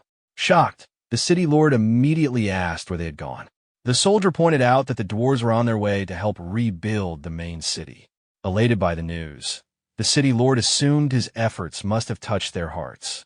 However, the soldier hesitantly clarified that it was actually Lord Xiao who had persuaded the dwarves. The city lord was stunned to hear this, especially after trying fruitlessly for days. In disbelief, he questioned how Xiao had managed to convince them so quickly. The soldier, unsure of the details, reported that Xiao had only exchanged a few words with Thor, and Thor had agreed without hesitation. There didn't seem to be anything particularly special about the interaction. As the city lord turned to leave, the soldier asked where he was going. The city lord muttered a self-deprecating remark about joining a circus, clearly feeling defeated. Sometime later, at the Duke's Manor, a discussion was taking place. One of the nobles commented that Xiao seemed a bit too arrogant. Lady Layla, the host, was in the middle of speaking with several noble envoys. One of them reminded her that they were royal envoys sent to Windleaf City under the direct orders of Prince Karami, and they couldn't proceed with the official title bestowal without meeting Xiao. Layla immediately recognized that they were trying to use Prince Karami's name to pressure her. The envoy, taking a more aggressive tone, pointed out that Prince Karami had long been infatuated with her and suggested that a private meeting between her and the prince might resolve the issue. Unimpressed, Layla dismissed the idea and told the envoy to give up on such thoughts. The envoy, clearly frustrated, said that her attitude was putting him in a difficult position.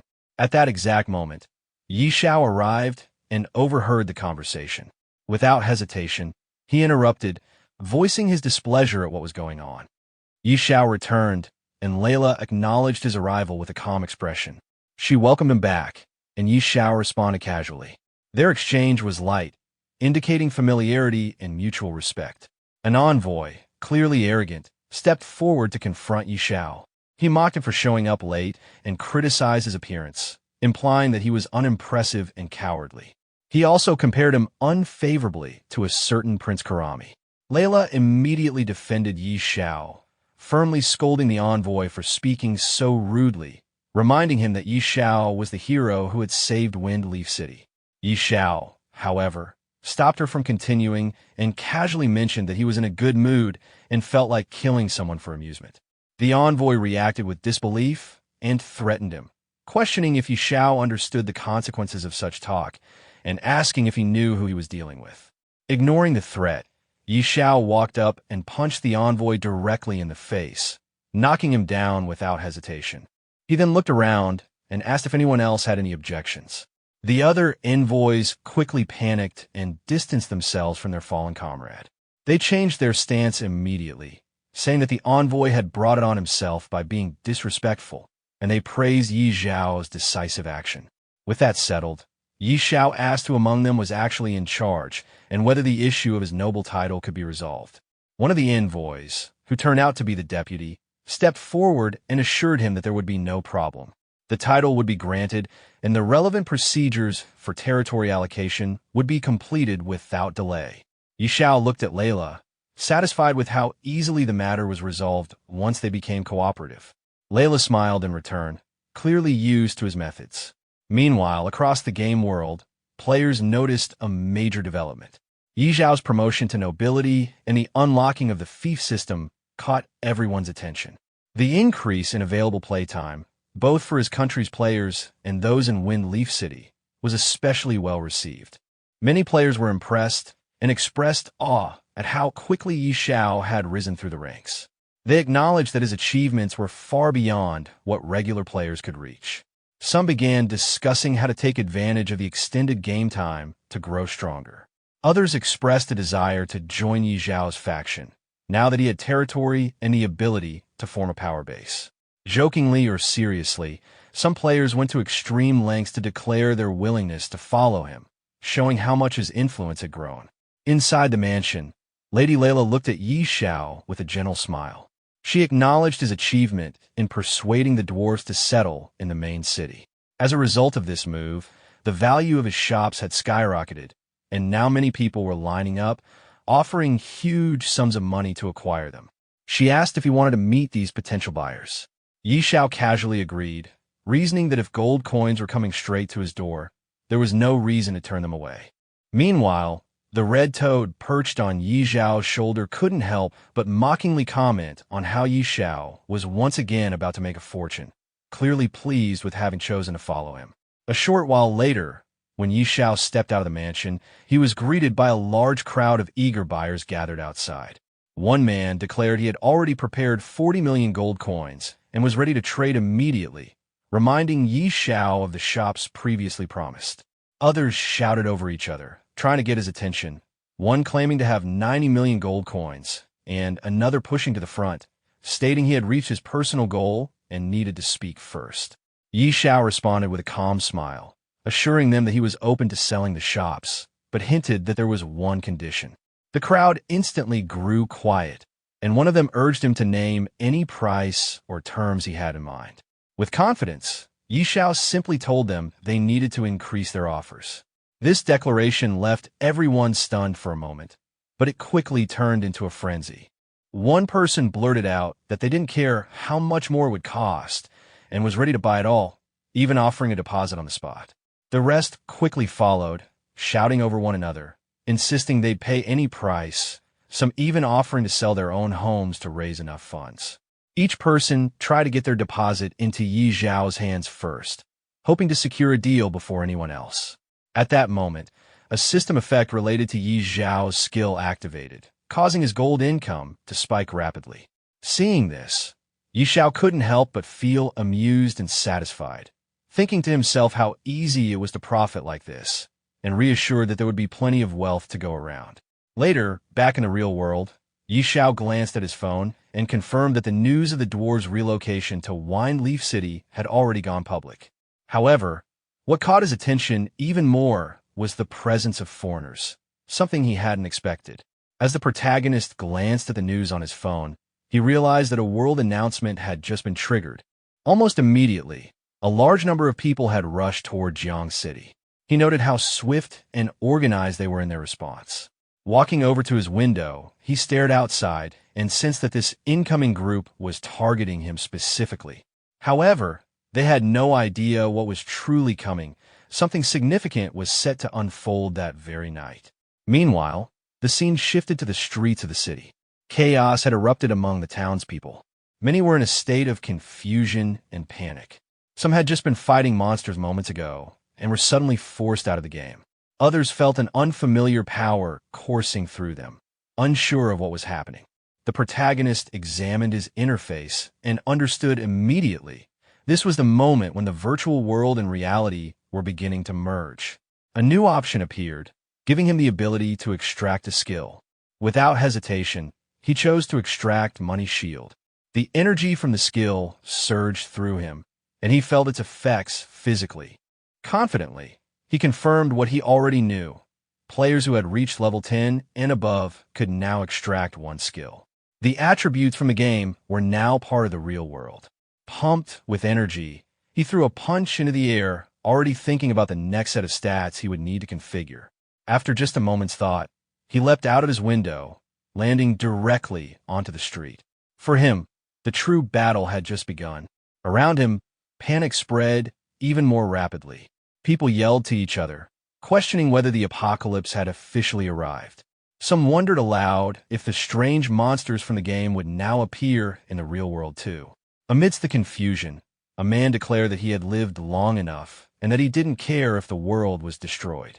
He laughed as he thought about choosing a sneaky skill and taking revenge on his boss at work the next day. Another person was feeling a sudden rush of strength through his muscles. Flexing proudly, he exclaimed that he now had the power to take down a cow with a single punch. Down the street, a delivery man was speeding at incredible pace. Energized by his newfound ability, he joked that if he had wings, he could fly on the spot. He was already making plans to break all records by delivering over 1,000 orders in a single day. One man held a flame in his hand, visibly excited about his newfound ability.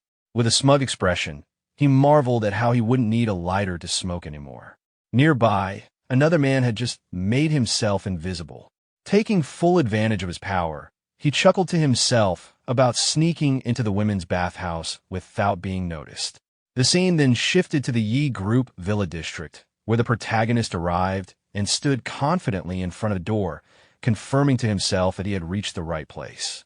Suddenly, a group of men ambushed him. One of them, clearly expecting a victim, smirked and remarked how someone had finally taken the bait. They were hoping to make a fortune off him. Another member of the group, wielding a knife, stepped forward arrogantly and demanded that the protagonist hand over all his valuables. He threatened violence, making it clear that he would break the protagonist's legs if he refused. Among them was a yellow-haired youth who tried to intimidate the protagonist by boasting about his companion's strength. He claimed that his friend was an 11th level master in the Apocalypse game, implying that the protagonist would be foolish to resist. Unbothered by their threats, the protagonist calmly placed his hand in his pocket and sighed at how the world was still full of fools. His indifference enraged one of the thugs, who began shouting angrily, but before he could finish, the protagonist grabbed his throat with swift precision. The yellow-haired youth was stunned by this sudden move and broke into a cold sweat. In a panic, he lashed out, cursing the protagonist and trying to attack. But before he could get close, the protagonist landed a powerful kick, easily taking him down. A short while later, the protagonist stood over the defeated group, rubbing his hand nonchalantly. He looked at them with clear disappointment, remarking to himself how weak they were and questioning why such people even dared to commit robbery. Inside the villa, a party was in full swing. Many people had gathered to celebrate, cheering and urging each other to get wild. Some were excitedly talking among themselves, calling the event a historic moment worth remembering. A man in a black suit proudly commented that the Yi Group's heavy investment in the Apocalypse game had finally paid off. Just then, the protagonist opened the door and stepped inside, immediately drawing the attention of everyone in the room. Startled, they all turned to look at the uninvited guest and demanded to know who he was. Walking in confidently while wearing a mask, the protagonist scanned the room and noted that most of the people he was looking for were already there, except for a few older figures. He was pleased. This would save him time and effort. One of the men in the group glared at the masked intruder and questioned where he came from, furious that someone would dare cause trouble at their gathering. This man was Yi Lin, the designated future heir of the Yi Group. He noticed the mask and ridiculed the protagonist, mocking him with a childish reference. In response, the protagonist simply removed the mask and revealed his face. His voice alone was enough to catch Yi Lin off guard. It was someone he should have recognized instantly. As the guests processed what they were seeing, a wave of shock swept through the crowd. Whispers broke out. They couldn't believe it. The man standing before them was Xiao. The confusion turned to disbelief as they recalled that Xiao had been in a serious car accident. Many of them remembered that if it weren't for that incident, his position in the group would have been completely different. Upon hearing the sound at the door, Lin turned to see the protagonist and immediately put on an arrogant expression. He sneered at the sight and made a sarcastic remark, questioning why the protagonist had come to his house. He assumed the protagonist, who had once been associated with Liu, was now penniless and had come seeking charity, offering to give him a little money like a benevolent older brother. Unfazed, the protagonist maintained a calm, straight-faced demeanor and firmly stated that he had come to clarify a matter. He asked Lin directly whether the car accident that had killed his parents 10 years ago had any connection to him. Lin, still smirking, responded mockingly. He ridiculed the protagonist for waiting so long to ask such a question. But then, as if deciding to indulge him, he began to admit something. Just then, one of Lin's subordinates stepped forward in a panic, trying to stop him from speaking any further. The man warned Lin that he was drunk and shouldn't say anything reckless. Without hesitation, the protagonist struck the subordinate directly in the head. The blow was so powerful that the man died instantly. The room fell silent as the protagonist coldly turned his gaze back to Lin, warning him not to interrupt while he was speaking. He then glanced down at the body on the ground and casually brushed off his hand, turning back to Lin with a chilling glare. With a voice filled with quiet menace, he demanded the full truth, every detail, no matter how small, and hinted that if Lin cooperated, he might at least be granted a quicker death. Everyone present was stunned. Fear washed over them as they realized the man had killed someone with a mere punch, or rather, just a single movement. Whispers spread through the crowd, their faces drenched in cold sweat. One of the onlookers, barely able to speak from shock, wondered if the man standing before them could truly be Xiao, the fearsome figure from the apocalypse. The protagonist heard the whisper and looked toward the speaker, acknowledging the thought with a sharp glance. He remarked that the man wasn't entirely foolish for recognizing him, but Lin remained defiant. He laughed mockingly, scoffing at the idea that the protagonist could be the Xiao. He dismissed the possibility outright, claiming that just because someone shared the name didn't mean they were the same person.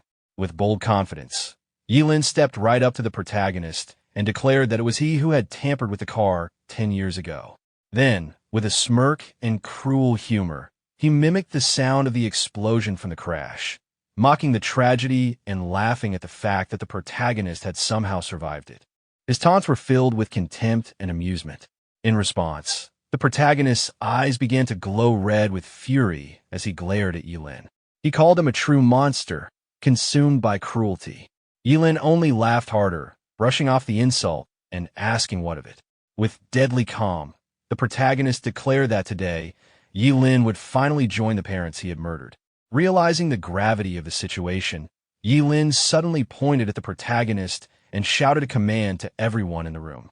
He promised a dark gold piece of equipment as a reward to whoever could kill the man. He then turned to the rest of the people in the building, urging them to attack. But all he saw in return were faces pale with fear, frozen in place, unable to make a move. Hearing Xiao speak with an arrogant tone, he mocked Lin, asking if he dared to make a move. Without hesitation, Xiao suddenly broke one of Lin's fingers, twisting his arm backward tightly. He told Lin not to worry, because he wouldn't die so quickly, his bones would be broken one by one. In pain and disbelief, Lin screamed, asking what Xiao had just said, before his cries turned into agonized shouts. But Xiao pinned him to the ground and stepped on one of his arms. Lin screamed again, saying his arm was broken and begging that he couldn't be killed. Xiao, however, declared that this was far from enough. He called Lin a beast and demanded that he go down and apologize to them himself. Terrified, Lin looked at him and stammered, saying that Xiao couldn't possibly mean it. But before he could say more, Xiao suddenly smashed Lin's head. The sight left everyone inside the mansion in shock. They exclaimed that it was too terrifying and wondered aloud if the future of the Yi group was gone just like that. Some shouted that it was a good kill, calling Lin an animal worse than a pig or dog. Others recalled how Uncle Yi was such a good person, yet had been killed by this beast. Many admitted that they had disliked Yi Lin for a long time and would have been the first to avenge Uncle and Annie had they known the truth back then. Their voices rose together, condemning him as deranged, someone who repaid kindness with enmity, and swearing that they had been wrong about him all along. But Yi Xiao turned toward them with anger and shouted for them to stop pretending. He declared that none of them would escape. As he attacked the people inside, he roared that all of them would die. Panic spread instantly.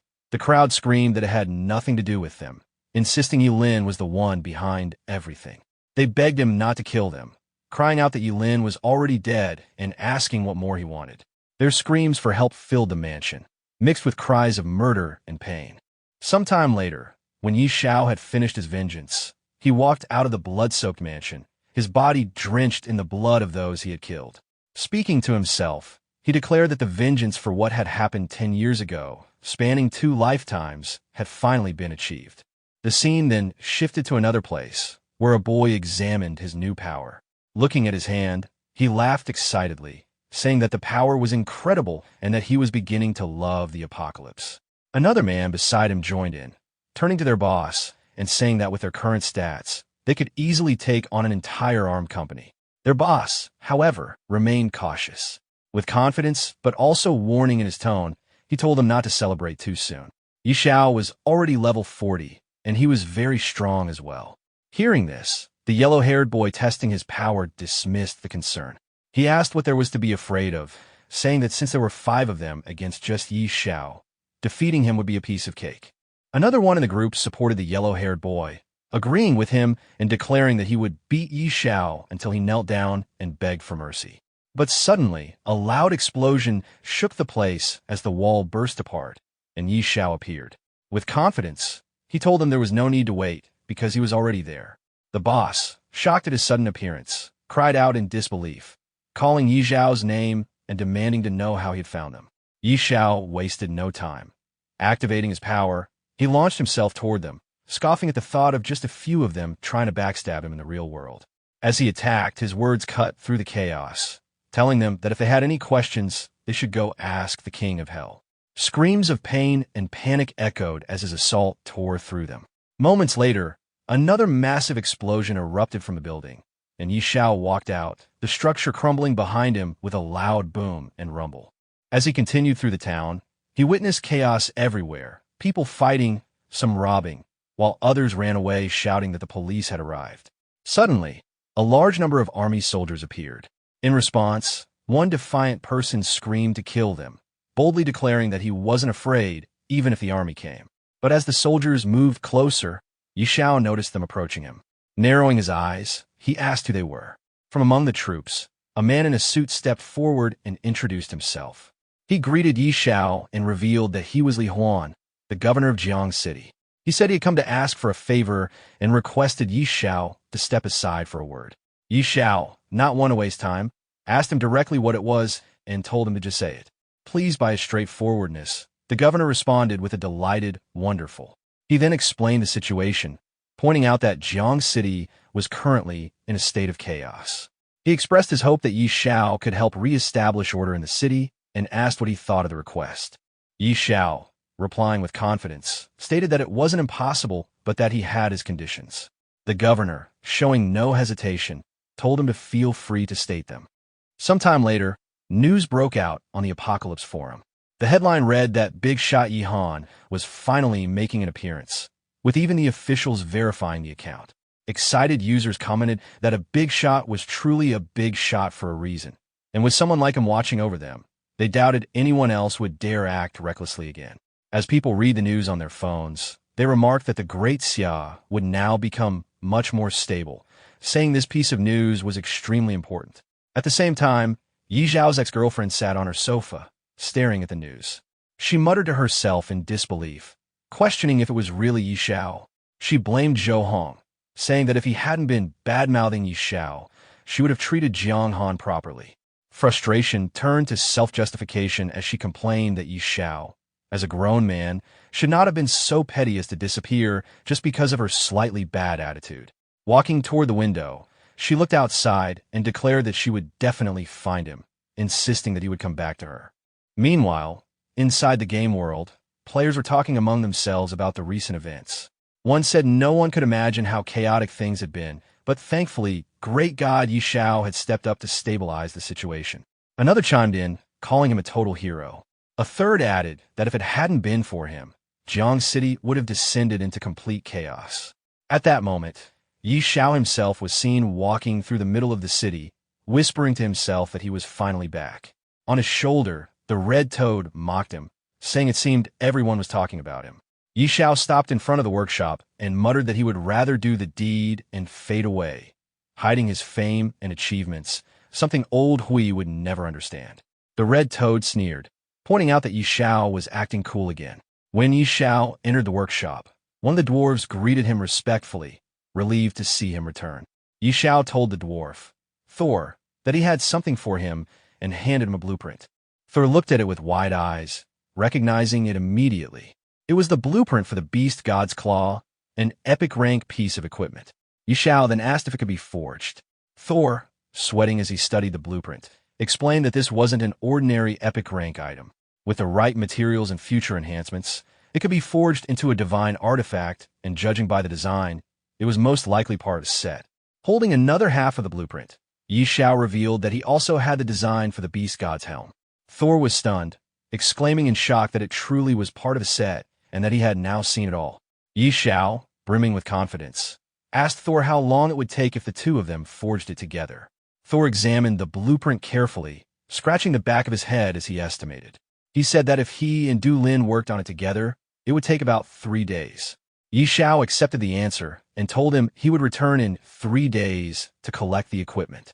The dwarf assured Xiao with full confidence that he guaranteed his satisfaction.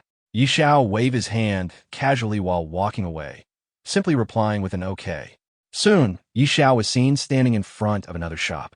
The shop owner immediately greeted him with great respect, saying that Lord Xiao's presence brought glory to his humble store and asking what he could do for him today. As the shopkeeper spoke, his eyes shifted toward the red toad sitting on Xiao's shoulder. Praising it, he said that the tamed beast with Lord Xiao was clearly heroic and extraordinary, radiating spiritual energy. The red toad instantly bristled with anger, snapping back that he was not a tamed beast, cursing that the shopkeeper's entire family were the real tamed beasts.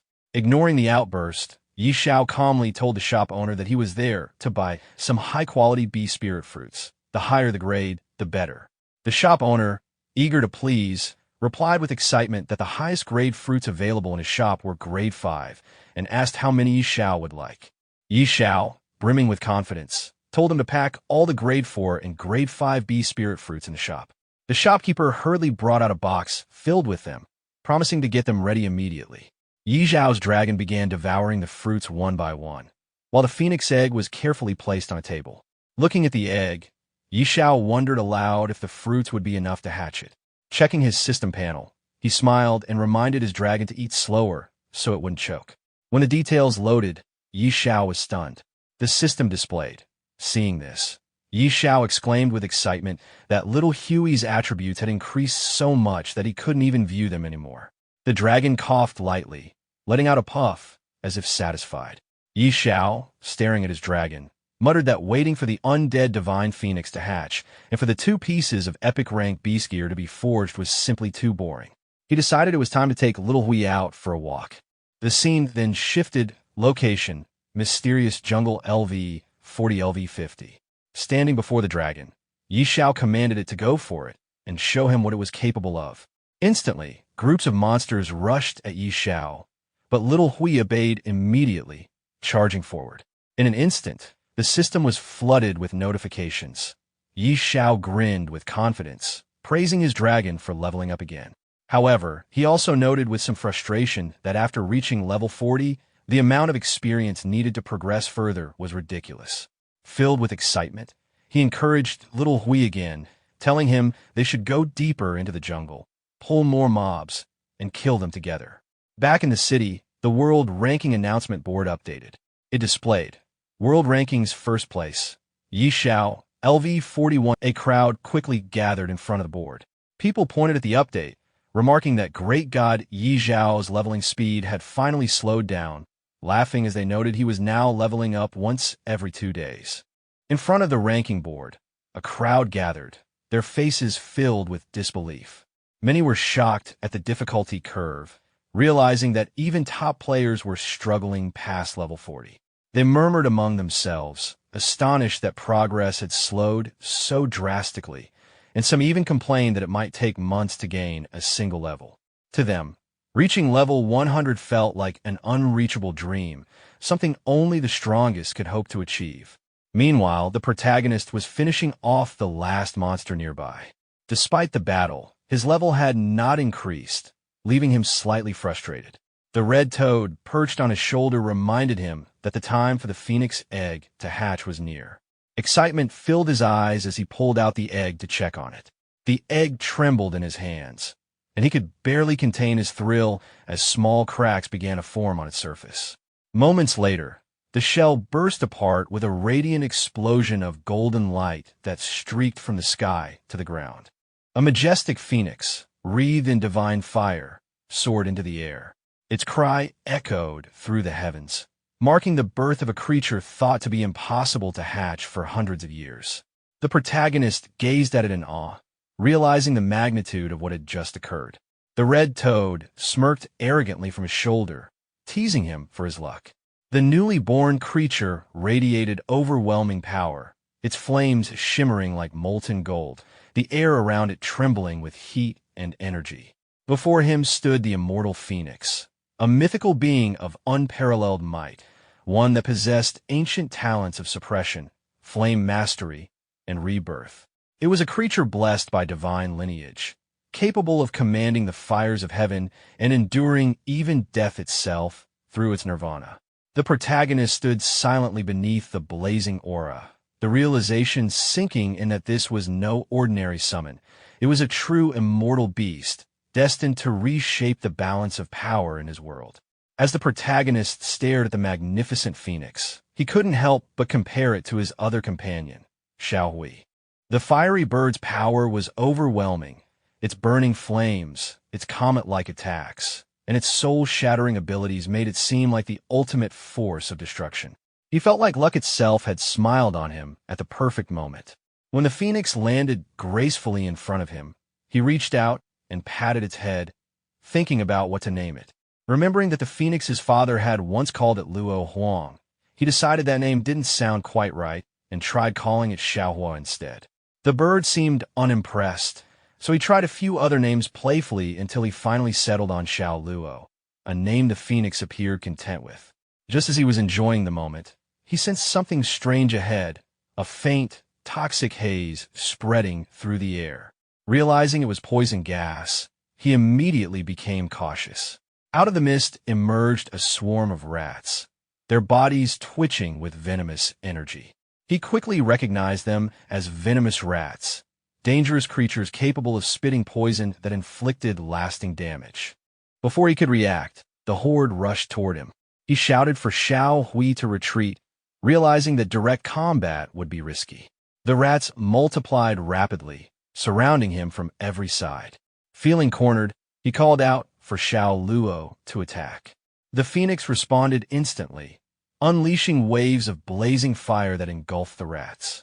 One after another, the creatures burned to ash as a flurry of notifications appeared before him, indicating his rising experience. The sight filled him with exhilaration. The entire battlefield lit up like fireworks, the explosions of flames reflecting in his eyes as he laughed in disbelief at the sheer power of his new companion. Xiao Luo then took to the skies, releasing another wave of devastating energy. The radiant flames covered the area in golden light, wiping out the remaining rats. More system messages appeared, confirming that both he and his beasts had leveled up multiple times. His excitement peaked as he saw the results. His own level had jumped rapidly, his beasts had grown stronger, and his attribute points had increased significantly.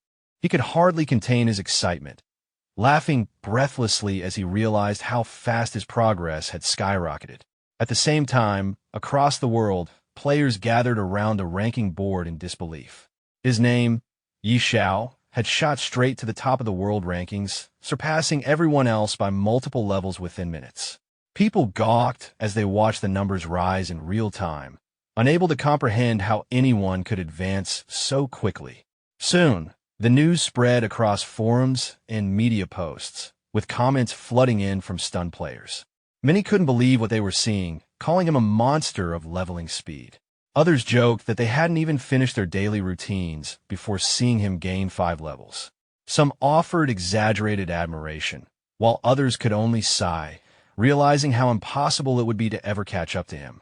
Yi Zhao's name now dominated every screen. His rise was nothing short of legendary. After finishing off the poisonous rats, the protagonist reflected on his progress. Clearing out every rat within a mile radius had only increased his level by 5. From this, he confirmed that monsters living in groups gave much less experience. As he observed the area, his 2 loyal companions flew above him. Grateful for their effort, he acknowledged their hard work before pressing onward. With determination, he set his sights deeper into the area, aiming to reach level 50. Not long after, another swarm of rats suddenly appeared before him, catching him off guard.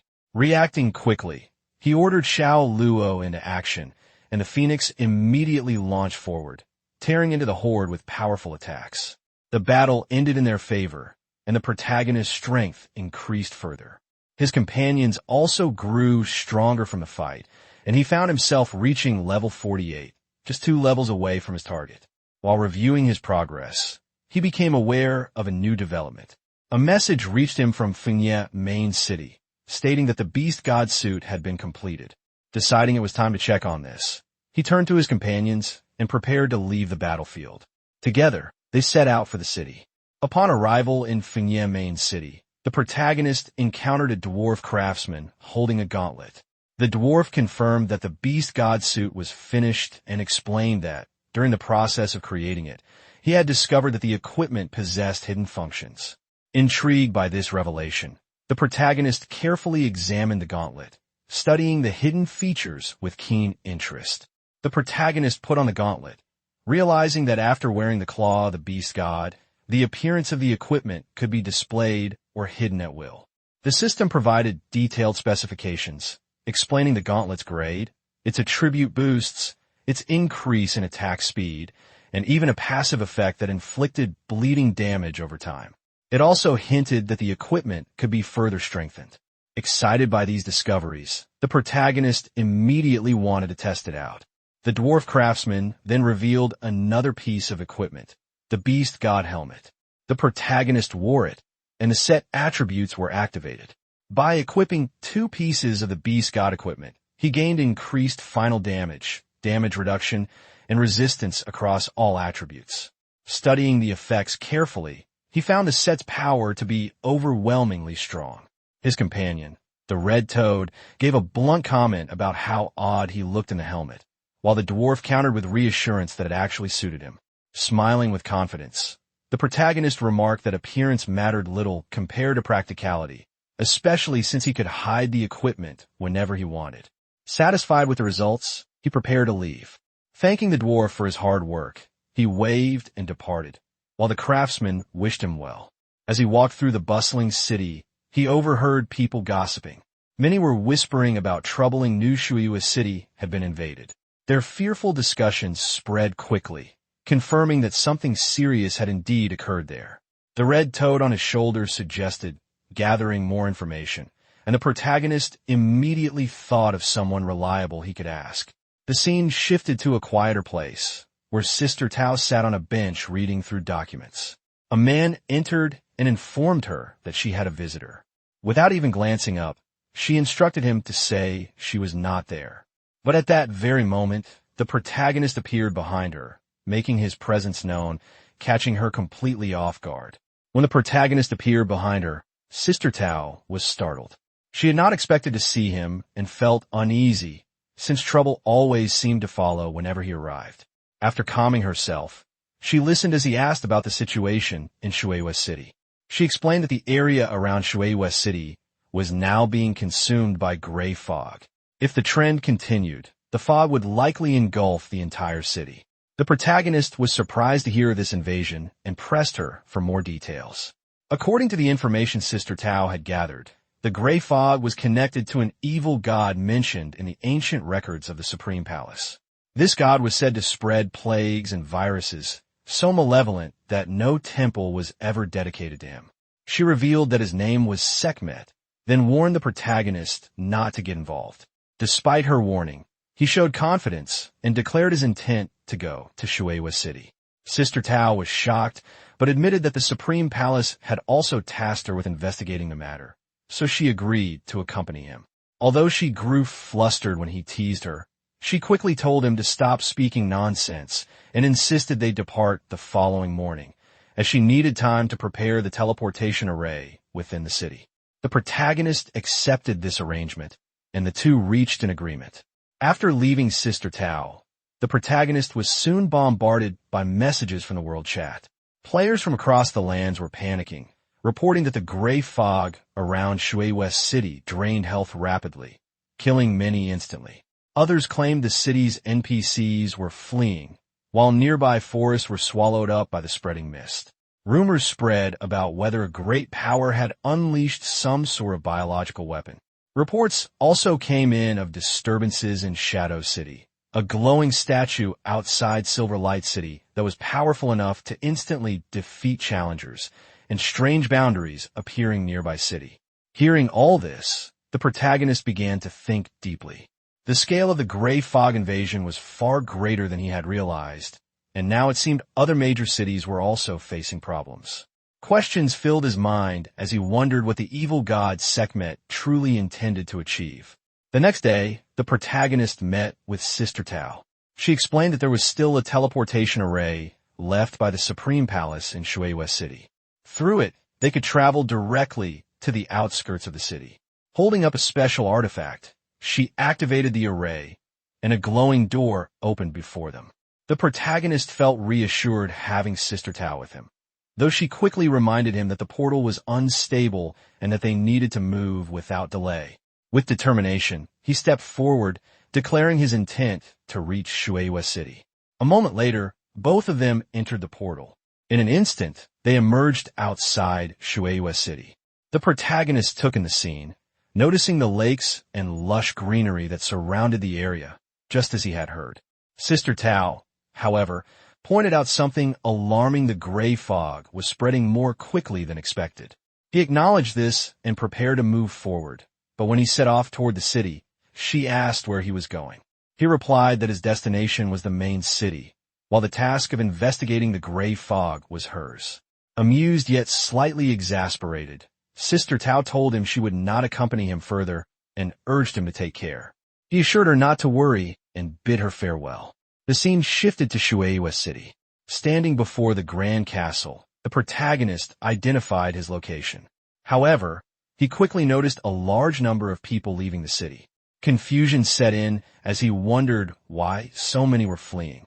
Listening closely, he heard groups of people talking amongst themselves. Some lamented their misfortune, saying they had just bought homes and were about to settle down, only to have disaster strike. Others blamed miners who had ignored warnings not to dig near Shueihua Lake, claiming their recklessness had angered the gods and doomed the city. Another voice mentioned that people had already died and that only a single young girl had survived, describing her as pitiful.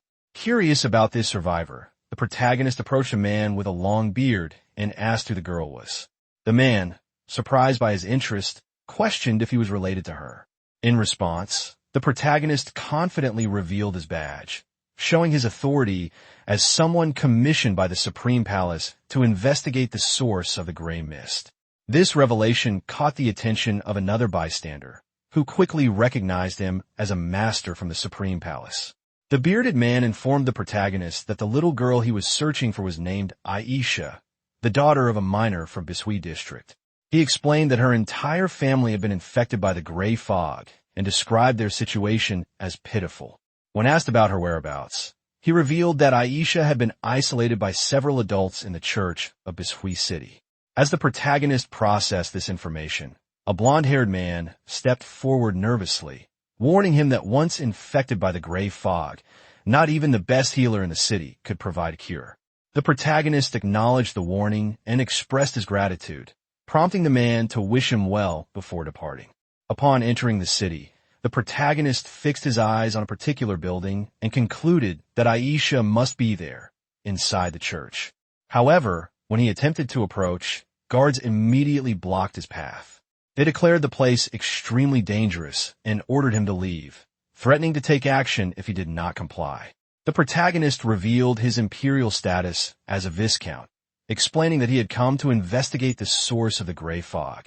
The guards, recognizing his authority, quickly shifted their attitude and escorted him forward. One of them reported his arrival to a red-haired woman named Lady Xena, informing her that the imperial viscount had come to investigate the matter of the gray fog. Surprised by the title, Lady Xena agreed to meet him.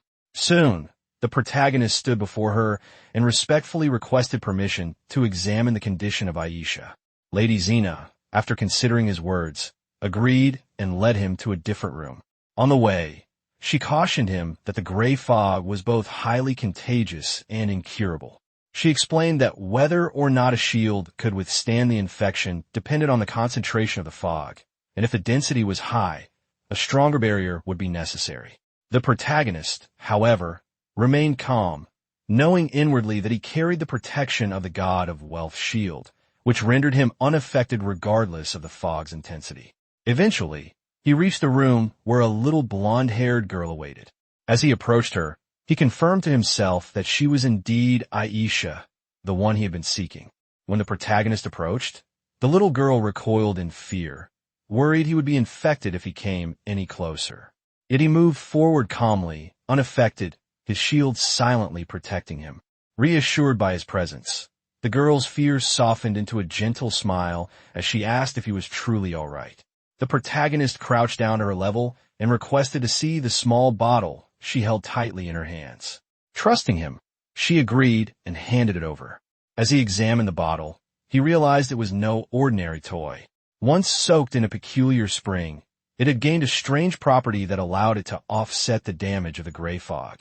But along with that power came a curse, one that harmed anyone who touched it except for Aisha. The sharp pangs of cursed damage confirmed his suspicion. The protagonist concluded that the bottle was unique, bound in some way to the girl alone. Curious about its origin, he asked her where she had found it. After thinking carefully, Aisha recalled a cave by Griffin Lake, west of the city, where she had come across the strange object. Her words confirmed his own thoughts. This was indeed the place he needed to investigate. With a smile, he thanked the girl, acknowledging how much she had helped him.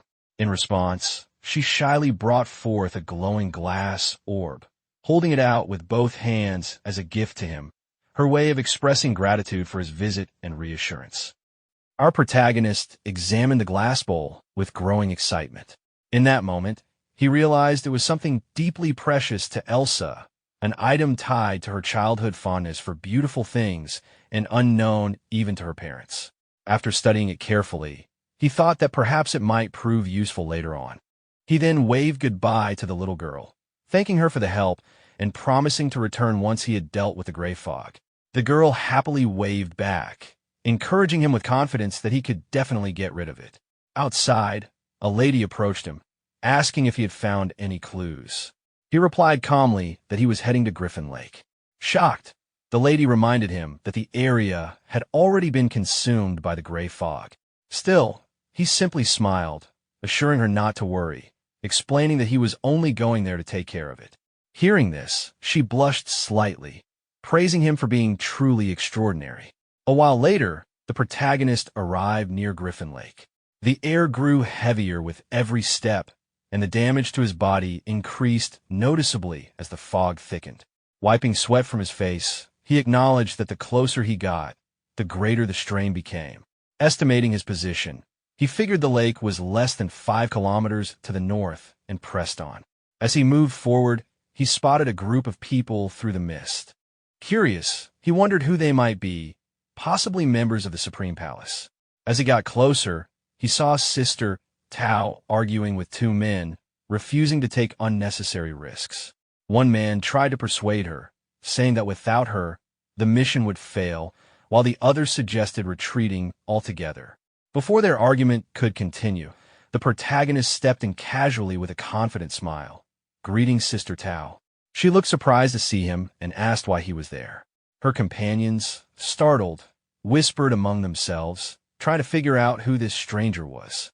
When she reminded him he had gone to Shui West City for information, he explained that his investigation had led to some new clues and then asked what she was doing there. She told him they were discussing the source of the gray fog. Without lingering, he waved them off, telling them to continue their work while he went ahead. His calm departure left them stunned, whispering among themselves in disbelief that he had just walked into the fog so casually. Sister Tao frowned in confusion, admitting that it truly was strange. Her companions grew anxious, asking what they should do and if they should follow. Annoyed, she snapped at them, challenging them to go ahead if they wished, but warning she'd only burn incense for them afterward. Meanwhile, the protagonist continued deeper into the gray fog, coughing as his health steadily declined. The closer he got to Griffin Lake, the harsher the damage became, but he pushed on until he finally reached his destination. Surveying the area, he noted the grim scene, dead creatures and signs of corrosion everywhere. It was a complete mess, and he concluded he needed to locate the source of the decay as quickly as possible. Not far ahead, something caught his eye, a faint, unusual glow. Following it, he entered a cave, confirming from the environment that he had found the right place. Inside, rows of purple crystal bottles glimmered faintly. Then a red light from deeper within drew his attention. Moving toward it, he found a hidden basement. There stood another statue of a god, confirming that he truly hadn't come to the wrong place. Sensing a strange presence, he summoned his beast companion, noting that the air felt impure, as if belonging to another deity's domain. His eyes then caught a glowing disk resting on an altar. Upon examining it, he realized it was a divine artifact, an aquamarine glazed plate of immense power that required proper appraisal. Before he could inspect it further, the ground trembled violently. The statue suddenly spoke, addressing him as a visitor from afar and asking if he was prepared to begin the trial of the Holy Spirit. Startled and sweating, he barely had time to react before he and his red-toed companion were pulled into a portal. When they landed roughly on the other side, he realized they were standing inside a gladiatorial arena. As he groaned in pain, the toad muttered nervously about finding a way to escape later. Then a deep, resonant voice filled the air, announcing that a courageous visitor had entered the holy arena and that the challenge could only end in death. A towering figure appeared before him, the wrestling giant Abak, a warrior renowned for his 100 consecutive victories in the Holy Spirit arena. The opponent's immense power and lord-level status made even the protagonist pause in shock. Regaining composure, he summoned his dragon companion, recognizing the intensity of this fight would surpass any trial before it. The dragon appeared and unleashed powerful attacks from every direction, striking the giant repeatedly and dealing massive damage each second. Enraged, the giant roared, his defenses hardening as he entered a furious state. The protagonist, seeing this, realized the true scale of the challenge had only just begun. The protagonist gestured toward the giant and called Xiao Luo into action. In an instant, the phoenix dove, scorching the battlefield with a concentrated inferno that struck the giant with devastating force. The lord-level warrior collapsed almost immediately, and the field fell silent as the last embers faded. From a fallen foe came several valuable items, an imposing hammer, a sturdy shield, and a piece of dark gold leather armor, evidence that the victory had been significant and rewarding. The protagonist took a quiet moment to appreciate the haul, pleased by the rare finds. Hardly had he finished surveying the spoils than two figures emerged from the shadows of the subterranean chamber, acknowledging his triumph, but warning that the Holy Spirit arena's true cruelty had only just begun. Their words were scarcely finished before the altar itself summoned a new challenger. Alec, a swift and deadly giant famed for an unbroken string of victories. Her arrival raised the stakes instantly. Alec came forward furious, intent on avenging the fallen. With a practiced motion, she attempted to revive her fallen partner, activating an arcane resurrection rite. The arena trembled as the ritual began to take hold. The protagonist reacted without hesitation, ordering his beasts into a coordinated strike to interrupt the resurrection. Xiao Luo and Xiao Hui unleashed everything they had, flames and ferocious assaults that engulfed Alec. The giant fell beneath the combined onslaught, apparently defeated, and the arena stilled once more. For a breathless instant, there was relief. The threat seemed ended. That relief proved premature. From the wreckage, the defeated husband rose again, giant physiology and arena magics, granting him a savage, unnatural rebirth. He returned to his feet with fury in his eyes, demanding his warhammer and roaring his intent to fight. The couple's apparent immortality turned the battle into a whirlwind. The resurrected giant charged, the protagonist's companions answered with relentless strikes, and the arena filled with fire and clashing force. Then two new items appeared before the protagonist, followed by two glowing inscriptions showing their names and ranks. He examined them closely and found that one was a swift dagger of epic grade, and the other a dark gold light armor with yet-to-be-identified effects. Excited by the discovery, he picked up the dagger, admiring its gleaming surface and craftsmanship, clearly pleased with his find. Before he could study them further, the statue from earlier re-emerged, declaring that his will and strength had been recognized by the Holy Spirit, and that the road to sainthood would now be opened. As the ground trembled, a new statue emerged before him. He wondered what kind of unique mechanism was behind it, his eyes narrowing in curiosity. A yellow glowing disc appeared again, similar to before. As he lifted it, he noticed something unusual at its top and wondered if it could be a godly weapon. However, the statue suddenly warned him to put it down, saying he was not qualified to touch it. Confusion spread across his face as the gray fog returned, realizing the statue was behind it all. Without warning, his beast companion, the dragon, appeared and launched an attack at the statue. The creature's sudden aggression shocked him, but in an instant, the statue was shattered. As dust settled, he stood sweating and speechless. Soon, the air thickened again, and from the fragments emerged a corrupted divine presence. It was once a holy spirit, but had been contaminated, taking on a dragon's form resembling his own companion. He was shaken to see how similar it looked to Xiao Hui, with identical attributes and aura. The corrupted dragon spread a poisonous mist, draining his health every second. Acting quickly, he ordered his dragon to seal its skills, and the beast cast forbidden magic in response. The statue sneered, declaring that their trump cards were already exposed. Noticing the effects, he realized that even Xiao Hui's magic had been restricted. He then summoned another companion, Xiao Luo, calling it forth to join the fight. As the phoenix appeared, its flames illuminated the battlefield. The enemy, astonished that he had a second beast, staggered. With a confident gesture, he commanded his beasts to attack. The phoenix's flames rained down while the dragon charged headfirst, splitting the corrupted statue apart with a powerful roar. The shattered figure screamed in defiance, warning that mortals would one day face divine retribution, before vanishing into dust. The protagonist stared at the remains and muttered dismissively. A calm voice then echoed from the void, thanking him for liberating the Holy Spirit arena from Sekhmet's control and offering him a token as a certificate for the path to sainthood. A faint light gathered before him, forming a mysterious object that pulsed with divine energy. Another inscription appeared, revealing the item as the guidance of the Holy Spirit. An unknown ranked relic said to lead the worthy towards sainthood. He smiled, pleased with the unexpected reward. Immediately after, more notifications appeared, announcing that he had triggered a hidden mission to search for the lost Holy Spirit and completed the Holy Spirit Arena Challenge. Before he could react, a portal opened beneath him, pulling him through. Emerging from the portal, he found himself back near Sister Tao's group, who were observing the gray fog. Her companions noted how dense and frightening it had become. Tao remarked that its density had increased, wondering what was happening inside. Another companion worried aloud that he might have been poisoned, but Tao scoffed, saying he was tougher than a cockroach. Soon, they noticed the fog thinning. As it began to dissipate, the protagonist appeared through the portal, calling out to them. Tao turned, relieved yet exasperated, admitting she knew he wouldn't die so easily. One of her companions was stunned at the sight.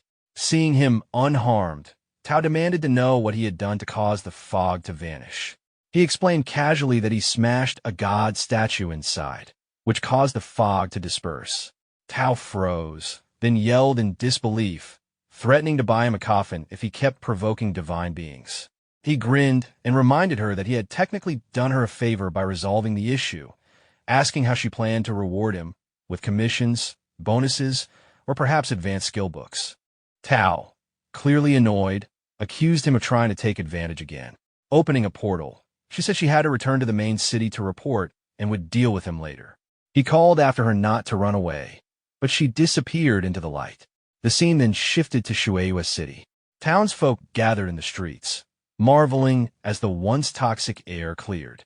They cheered, crying that the gray fog had finally dissipated, thanking the gods and rejoicing that they could return home at last. At the same time, in a majestic realm surrounded by swirling divine energy, a colossal dragon muttered to himself, his tone filled with greed and anticipation. He spoke of an immensely powerful god whose power, if consumed, could help him break past his current limits. His massive wings unfolded, tearing apart the outer shell of the roxel that had contained him, and as he ascended into the sky, he murmured that it was time to stretch his muscles. Before he could rise higher, an armored warrior appeared before him, confronting him with anger. The warrior accused him of abandoning his duty and called him foolish, warning that his recklessness would one day bring ruin to the world. The dragon stared coldly at him, stating that the Holy Spirit arena had already been liberated. This time, he would descend in his true form to restore balance. The warrior warned him once more, saying that if he went too far, his godly power would be stripped away. Ignoring the threat, the dragon soared upward, muttering that he would devour the ignorant humans and shatter his shackles, vowing vengeance on the one who had defied him. The scene shifted to Shueihua City Lord's Hall, where a red-haired lady bowed respectfully before the protagonist, thanking him sincerely for saving the city. He responded casually, saying it was just a small favor, then asked about Aisha's condition. She smiled warmly and told him that Aisha was recovering well, as were all the others who had been affected by the gray fog. Just then, a guard burst in, laughing and announcing that the hero who had resolved the gray fog crisis had arrived. The city lord himself appeared, expressing curiosity about the one responsible. The lady pointed to the protagonist, introducing him as Lord Xiao.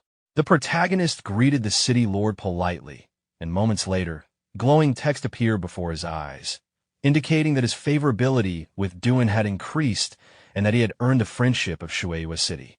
Before the city lord could speak further, Sister Tao entered, praising the protagonist for his extraordinary accomplishment in resolving the gray fog's source. The city lord turned to her and calmly remarked that this confirmed the incident's divine connection. The protagonist admitted that there were still many things he didn't fully understand, maintaining a confident composure. The city lord smiled, handing him a communication token and inviting him to reach out whenever needed. The protagonist accepted with gratitude, noting internally that anyone holding the title of City Lord had to be a level 100 warrior, making this favor quite valuable.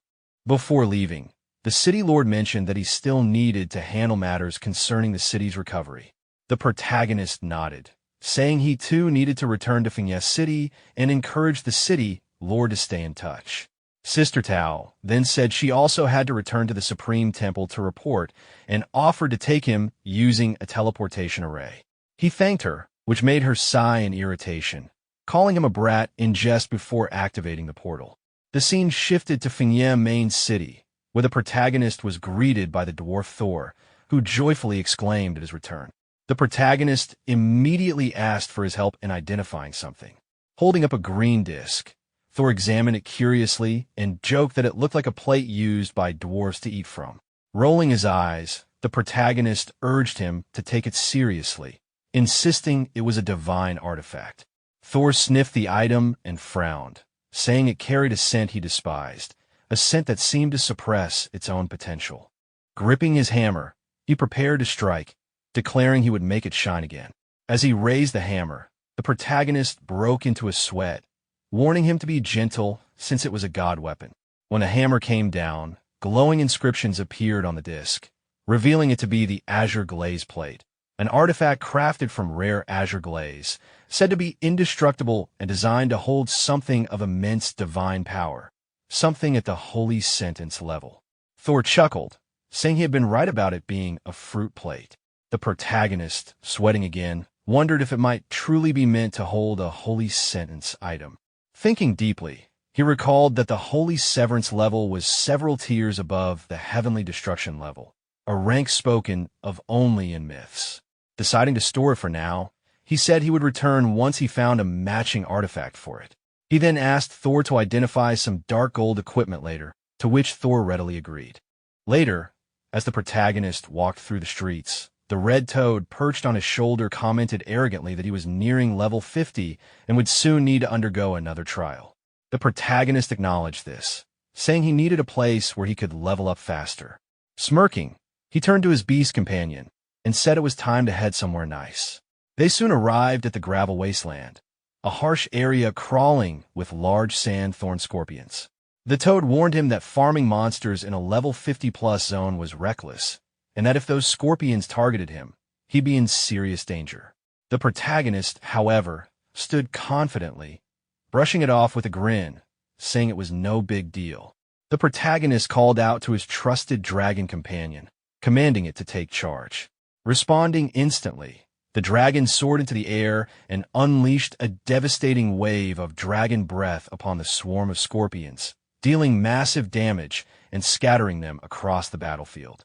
Without wasting a moment, he summoned his phoenix next, entrusting it with the next attack.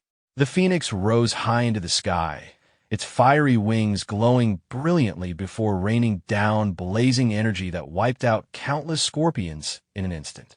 Seeing the overwhelming destruction caused by both his beasts, the protagonist felt genuinely impressed by the sheer destructive power of his team. Amidst the chaos, several notifications appeared before him. His level had increased to 50, bringing with it a significant rise in his strength, constitution, spirit, and agility.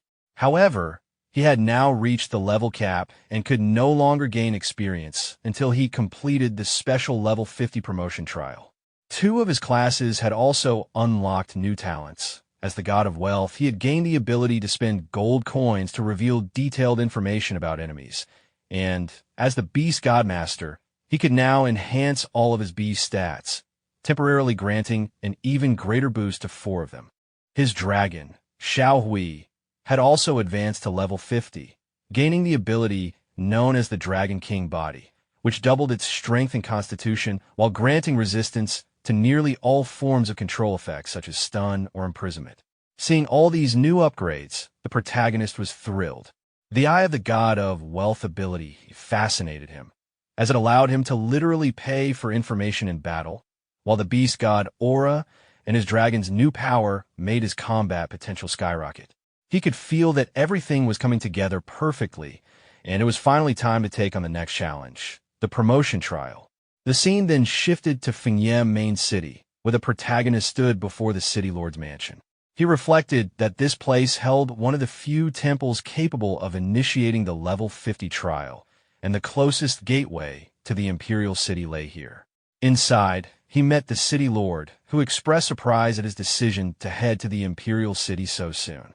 After a brief exchange, the city lord explained that the teleportation formation leading there had been destroyed during a mysterious invasion. The news momentarily troubled the protagonist, but the city lord mentioned that a hidden formation still existed, one located within the Duchess Sophia's mansion.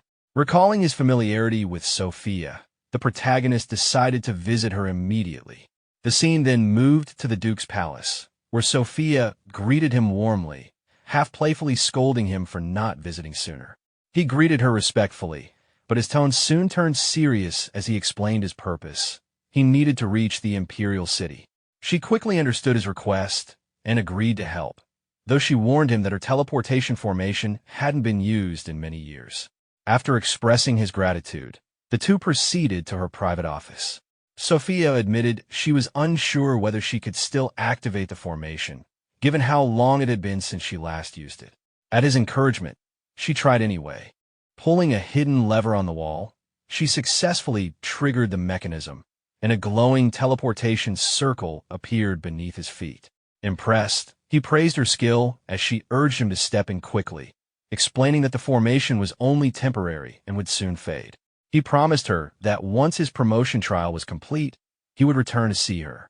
Sophia smiled and asked him to deliver her regards to the king when he reached the imperial city, before giving him one final, affectionate reminder not to forget to come back to her. Sometime later, the protagonist appeared in front of a gate where guards were stationed. One of them looked at him and asked who he was and why he had suddenly appeared. The protagonist reassured him, explaining that he had come from Finya City and that Lady Sophia had opened the teleportation formation for him. He identified himself as Viscount Xiao of Finya City. Hearing this, the god acknowledged him politely, recognizing his noble status. Both guards then turned to the protagonist and saluted him. Xiao waved off the formality and asked for the direction to the World Temple. One guard stepped forward, offering to lead him. As they walked inside, the guard asked if he was there for the level 50 advancement trial. Xiao confirmed. The god explained that there was only one passage to the World Temple in the imperial capital, and entering normally required a complicated series of procedures. However, with Xiao's status as a viscount, the process could be expedited. Xiao expressed his gratitude and asked to be taken there as soon as possible. Later, as he looked at the temple, the protagonist admired its majesty. The World Temple lived up to its reputation, with a world tree standing behind it. Climbing to its top would earn recognition from the gods. When he reached the gate, some people standing there seemed to be waiting for him. He wondered if they were addressing him. An old man, a 5th-level deacon named Abosai, stepped forward and asked if he was Lord Xiao. Xiao confirmed. Abosai explained that he had come after hearing the news and invited him to follow. Inside the temple, Abosai asked what level of trial he intended to take this time. Xiao immediately replied, the Abyss. Abosai looked at him and cautioned that the level 50 trial would be twice as difficult as before, and no one knew exactly what the Abyss trial would entail. With confidence, the protagonist affirmed that it didn't matter. He had made up his mind. Standing at the temple gate, the old man wished him good luck. Xiao thanked him and prepared to move forward. Elsewhere in the city, a soldier ran through the streets, shouting that there was news for His Highness. A gray-haired man turned to him, asking why he was so panicked. The soldier reported that Xiao, the person they had been monitoring, had arrived in the imperial capital. The gray-haired man was shocked and muttered that Xiao had dared to come to the capital alone, clearly reckless. He asked how many people Xiao had brought, and the soldier replied that Xiao had come alone via the teleportation formation. Angrily, the man clenched his fists and ordered his personal guards to go teach Xiao a lesson, demanding to know how he dared enter the capital alone and harm his people. The soldiers hesitated, noting that Xiao was likely in the World Temple and now quite famous, warning that a rash action could be dangerous. The man dismissed their concern, asserting that no one in the imperial capital could stop Prince Karami from taking action, and instructed them to proceed. The soldiers acknowledged and prepared to act. The scene then shifted to the trial ground. The protagonist walked alongside his dragon companion, noting the unusual nature of the level 50 trial. There wasn't a single monster in sight. Suddenly, a surge of purple energy hit the ground, catching Xiao off guard. From the ground, a beast emerged, the broken-toothed black sky tiger, level 50. Its stats and abilities were unknown, and it had a terrifying description, having not encountered a living creature in countless years. Xiao, impressed and slightly concerned by the beast's immense power, commented that its health was likely over 1 million. He immediately commanded his dragon companion, Xiao Hui, to attack. The dragon unleashed a powerful fire breath, dealing significant damage. Xiao encouraged the dragon, urging it to be relentless. The beast retaliated, flying toward the dragon, which activated its full power, dealing massive damage. Xiao cheered on the attack, noting there should be no mercy. The beast eventually fell to the ground. Xiao examined the loot, holding a sword and smiling at the drop. One epic and one dark gold item, which he decided to keep for now. Notifications confirmed the items as the Sword of Broken Tooth and Pitch Black Couple Rings, both not yet appraised. Pointing toward the forest, Xiao signaled Xiao Hui to continue deeper into the trial. The scene shifted to a room where several people observed the protagonist through a crystal orb. They moved closer, eager to see, commenting on how a strange black tiger had been killed so easily. They noted its size, concluding it must have been at least Lord level, and expressed disbelief that Xiao could defeat such a boss in the Abyss trial. One man, speaking confidently, reminded everyone to stay patient, emphasizing that the 50th level Abyss trial was far more than a simple Lord-level challenge. Another reacted in shock at how quickly the second boss had been defeated, questioning what kind of god Xiao might be, or whether he was a reincarnation. The observers continued discussing, marveling at his strength, and joking about how even at their peak, they would have yielded. Their attention was suddenly drawn to something strange, the appearance of a giant beast's foot in the orb. Moments later, the crystal orb stopped showing Xiao, leaving everyone in shock. One of them exclaimed in disbelief at how he had disappeared. The old man from the temple gate questioned if something had happened to the peeping eye. Another explained that it seemed the view had been blocked by an extremely powerful force. The group continued to debate, frustrated and astonished, wondering why the orb had gone black and whether it could still be useful, some complaining humorously about how the temple had ruined their youthful expectations. Meanwhile, the protagonist rested on a nearby rock, breathing heavily, acknowledging the difficulty of the Abyss trial. The red toad beside him asked if he could continue, warning him not to push beyond his limits. Thinking to himself, the protagonist reflected that the previous two bosses had been Lord level and that the final boss was likely an immortal level creature never encountered before. Determined, he resolved to challenge it. The red toad, perched on his shoulder, reminded him it could enter his beast control space or wait at the door, unwilling to risk death. Xiao replied confidently, telling old Hui that if he died, the toad could inherit his loan, and then prepared to move forward. Soon after, Xiao teleported to an unknown area. A notification appeared above his head, warning him that he had entered an extremely dangerous area and should escape immediately. Looking ahead, he steadied himself, confident and ready, remarking on the terrifying immortal-level monster in front of him. Its attributes were formidable, and its skills could not be detected. A notification appeared before the protagonist, listing the immortal boss's basic info. Invader of the Abyss, level 50, with most stats unknown and talent and skills unreadable. Confident, Xiao activated the Eye of the God of Wealth. The skill's cost flashed repeatedly. Loss of 10,000 gold coins, again and again. He muttered that the gold was disappearing fast. More notifications detailed the invader's abilities.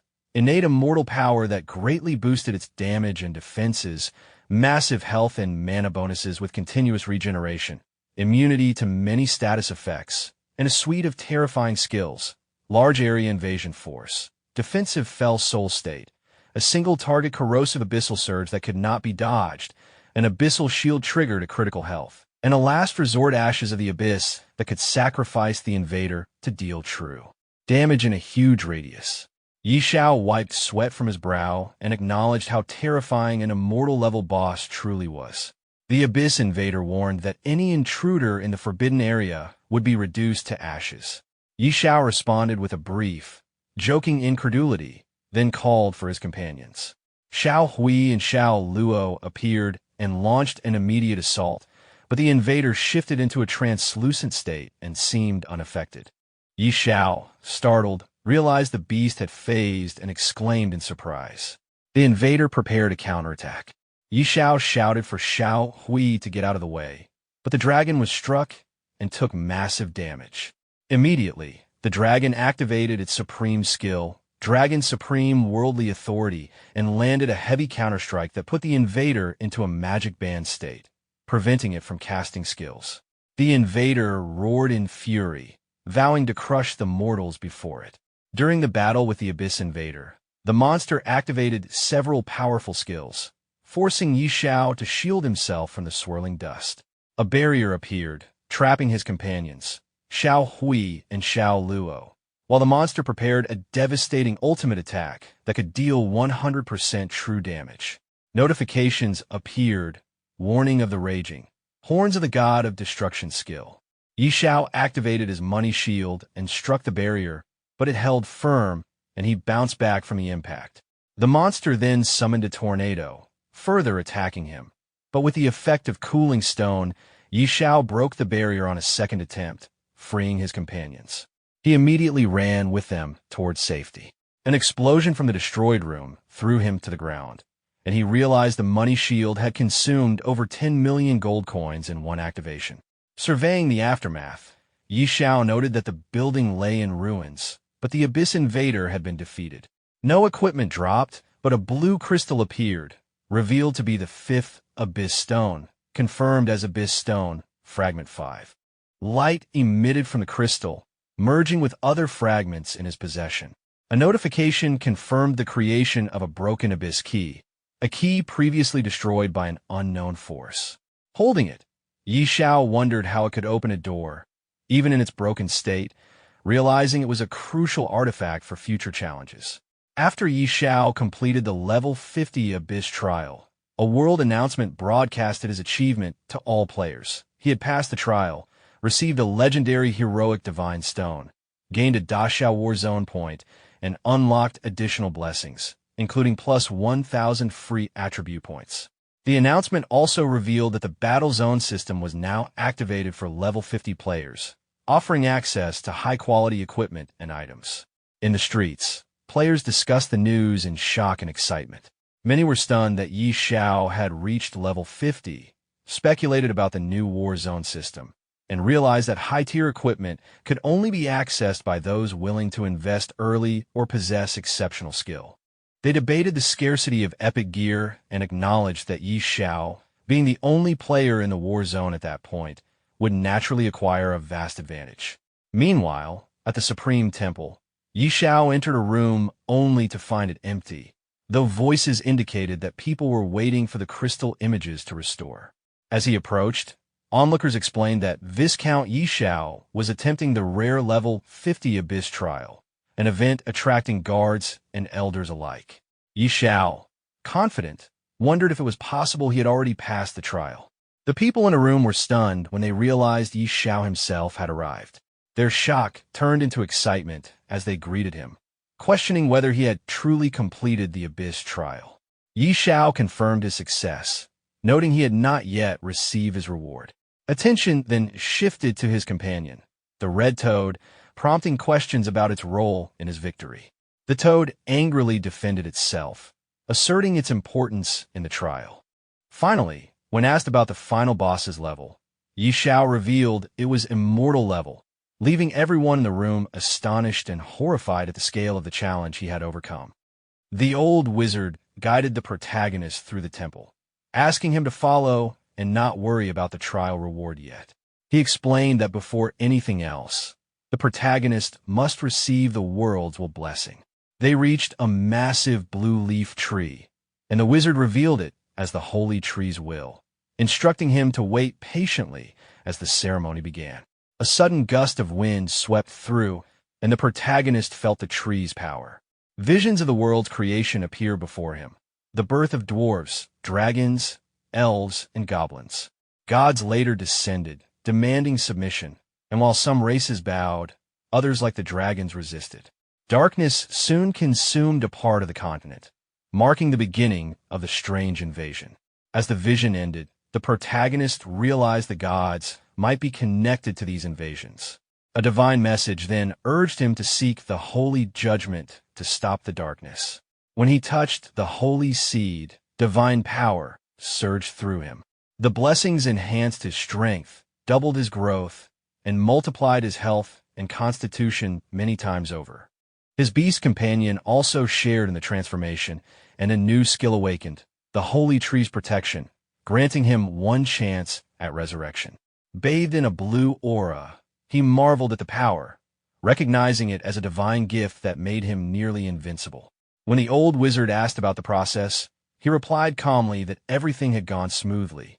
The old wizard expressed satisfaction that everything went smoothly and told the protagonist that since he was acknowledged by the holy tree, he was now considered a friend of the temple. He then asked if the protagonist had ever thought about joining the World Temple. The protagonist declined for now, saying he didn't have such an idea at the moment. Understanding his answer, the old wizard handed him a reward, the heroic Godstone, a legendary item given only to those who cleared the Abyss-level trial. It held divine power used to strengthen the emblem of heroism. The protagonist examined the stone briefly, acknowledging its purpose before preparing to leave. The wizard respectfully told him he would always be welcome back should he ever decide to join the temple. The scene shifted to Dragon Phoenix City, where Lansley pushed through the crowd, shouting for people to move aside. The townsfolk whispered among themselves, recognizing him and wondering who would be his next target, whispering that he was known as a ruthless killer. Growing impatient, Lansley muttered to himself, frustrated that his target still hadn't appeared, his killing intent barely restrained. A soldier warned Lansley to control himself, reminding him that delaying the prince's orders could cost him dearly. Lansley brushed it off, saying they should deal with Xiao first since his sudden fame had drawn too much attention. When a soldier teased him about being afraid, Lansley laughed it off, confident that a level so low wasn't worth fearing. As the protagonist appeared through the city gate, Lansley's expression shifted to excitement. He impatiently muttered that he couldn't wait to face him.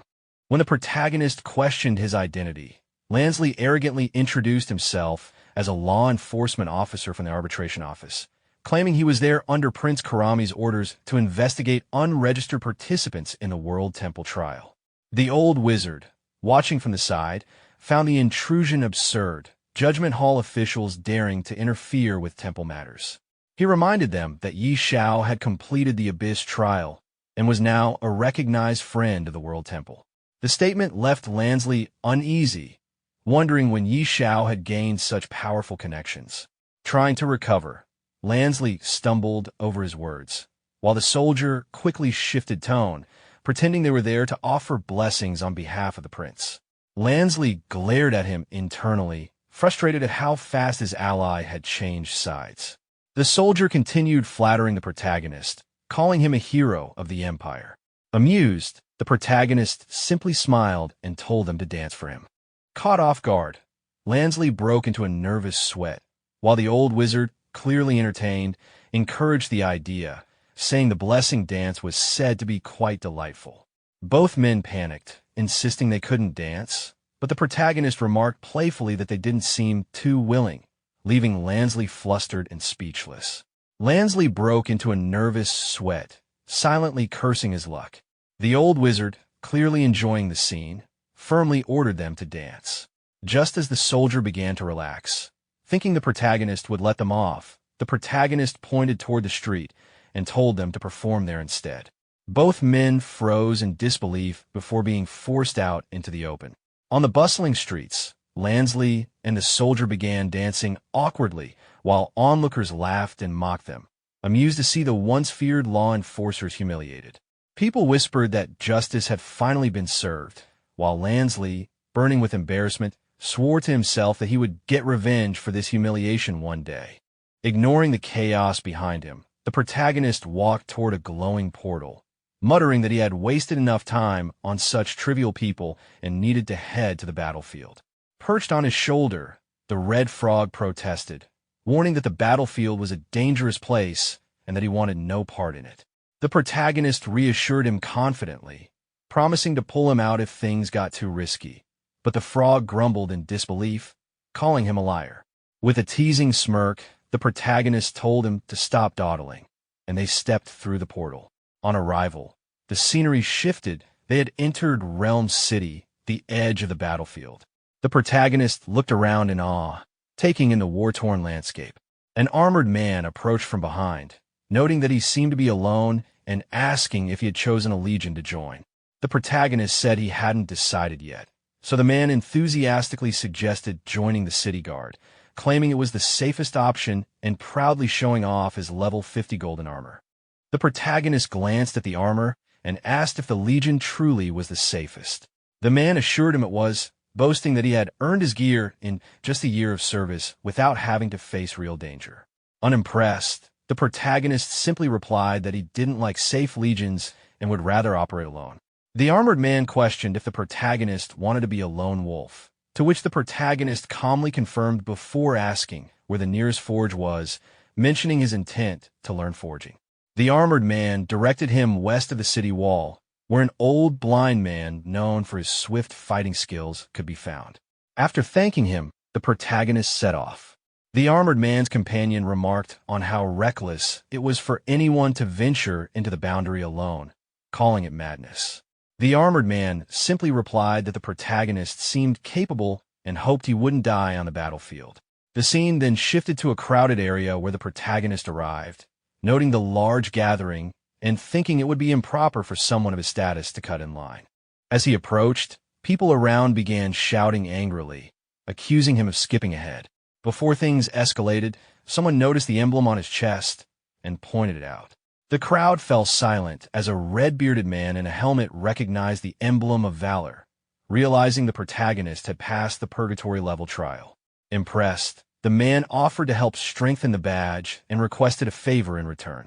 He explained that his son, John, had gone missing in the Lord's forest at the primary battlefield and hadn't returned. If the protagonist could find him, he would be rewarded with an epic piece of equipment. The mention of the forest caused murmurs among the onlookers, who warned that even the Holy Legion avoided that area because of the many dangerous creatures within. Despite their concern, the protagonist accepted the mission with a confident smile and asked for his equipment to be upgraded quickly before heading out. The red-bearded man looked pleased and immediately began upgrading the protagonist's badge. The gathered crowd murmured in awe as a brilliant light filled the area, speculating that the equipment must be legendary.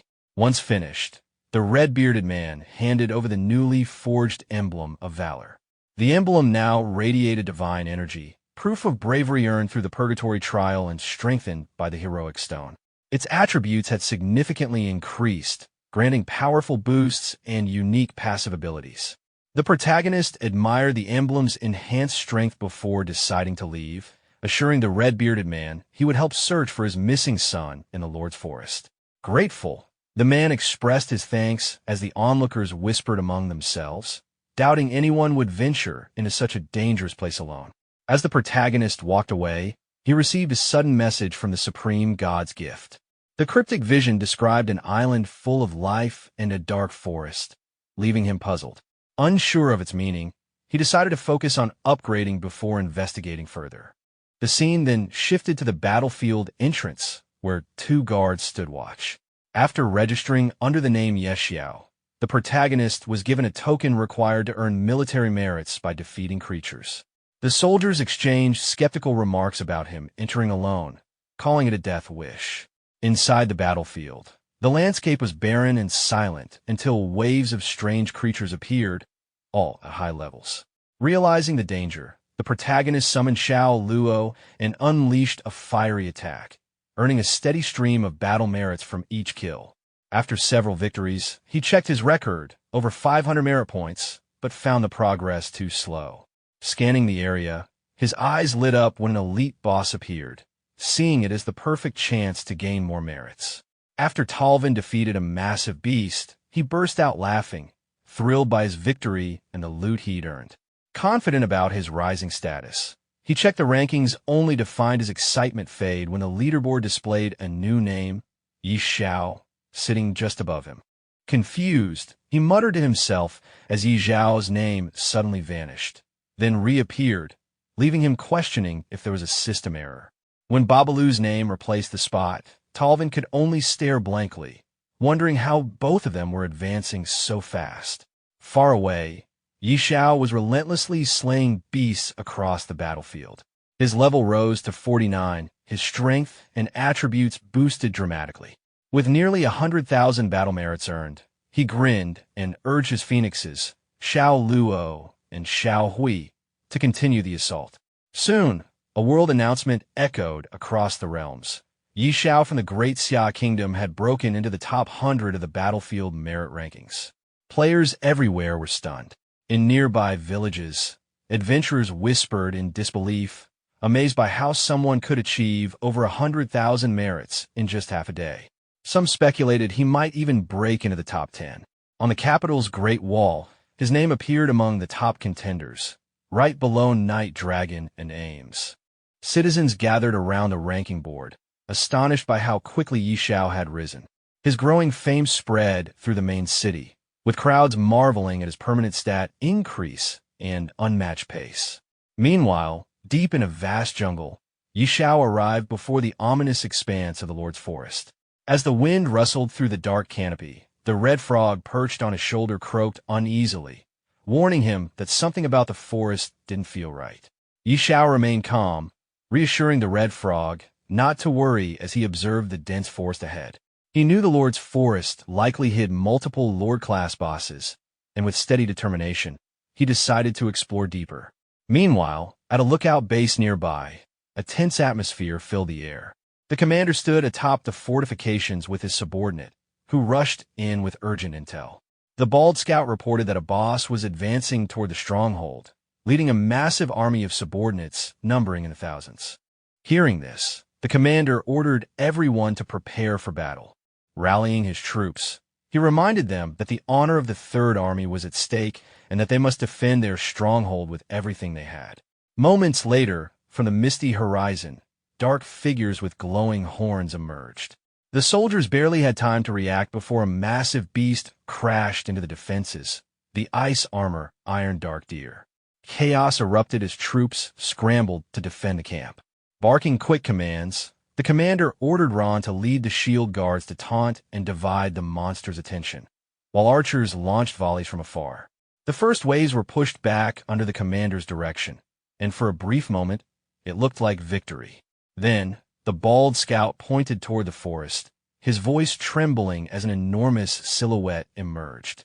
The ground shook as the true boss appeared, the ice armor Iron Deer King. The commander's expression hardened, realizing the scale of what they were facing. As the massive creature charged, its roar echoed through the battlefield. The commander shouted for all troops to be on full alert, witnessing the sheer power of the monstrous foe for the first time in his life. A sudden blast of flames descended from above, engulfing the monstrous beasts in a blazing inferno. The battlefield fell silent as the smoke cleared, leaving behind only charred remains. Soldiers froze in disbelief, murmuring among themselves, wondering if the boss had collapsed on its own or if they were hallucinating. Even the commander, stunned by what he witnessed, questioned whether the creature had unleashed a mental illusion to confuse them. The bald subordinate pointed ahead, his voice trembling as he spotted someone standing in the distance. When the commander's gaze followed, his eyes widened. The lone figure was Xiao. Realization struck instantly. The boss had been annihilated in a single strike. The commander immediately ordered his subordinate to approach, eager to identify the mysterious warrior capable of such power. As the troops surrounded Xiao, he glanced around, confused by the sudden crowd. Uninterested in attention or praise, he turned and left, muttering about his priorities, leveling up and completing missions. The soldiers called out after him, shouting for the hero to wait, but he had already vanished into the shadows. The commander, watching him disappear, instructed his men to hold their ground and observe, still processing the impossible strength they had just witnessed. Hidden from sight, Xiao released his phoenix to finish the remaining creatures. The majestic bird soared through the air, flames consuming every enemy in sight. Notification after notification appeared as the system tallied his kills and announced his phoenix's new talent skill, Divine Phoenix Body. Xiao, pleased with the progress, admired the strength of his companion and pressed forward deeper into the battlefield. Meanwhile, far away in a fortified village, the old wizard and the Red Knight discussed Xiao's astonishing rise. His battle merits had skyrocketed beyond 5 million, a figure powerful enough to purchase an entire set of epic armor. Both were astounded by the rate of increase, acknowledging that even a veteran like the Red Knight couldn't match that killing speed. The old wizard, thoughtful yet uneasy, admitted that even for him, capable of taking down level 50 or 60 lord bosses with ease, the scale and speed of these kills were unnatural, something far beyond normal combat, or even large-scale forbidden spells. The Red Knight, eyes narrowing with interest, asked quietly if Xiao could truly be that strong. They always heard replies that if the boy ever grows up, he might achieve things no one has ever done before. The Red Knight questioned if the old wizard was referring to the hidden elders of the Empire, and the wizard confirmed it, expressing concern about how fast the eerie invasion was advancing. If it continued at this pace, the world might not last more than a few decades. The scene shifted to the Lord's Forest, where the commander and his subordinates discussed the chaos erupting there. They wondered if another wave of strange invasions was coming and debated whether to retreat or reassess. The commander explained that a powerful individual was currently purging the eerie phenomena and ordered each legion to cooperate with him.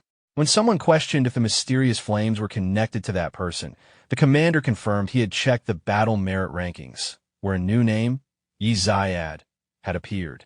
He pointed to the blazing battlefield, saying it was Yi Zayad defeating a Lord-level boss. Shock spread among the soldiers as they realized he had slain multiple Lord-level bosses.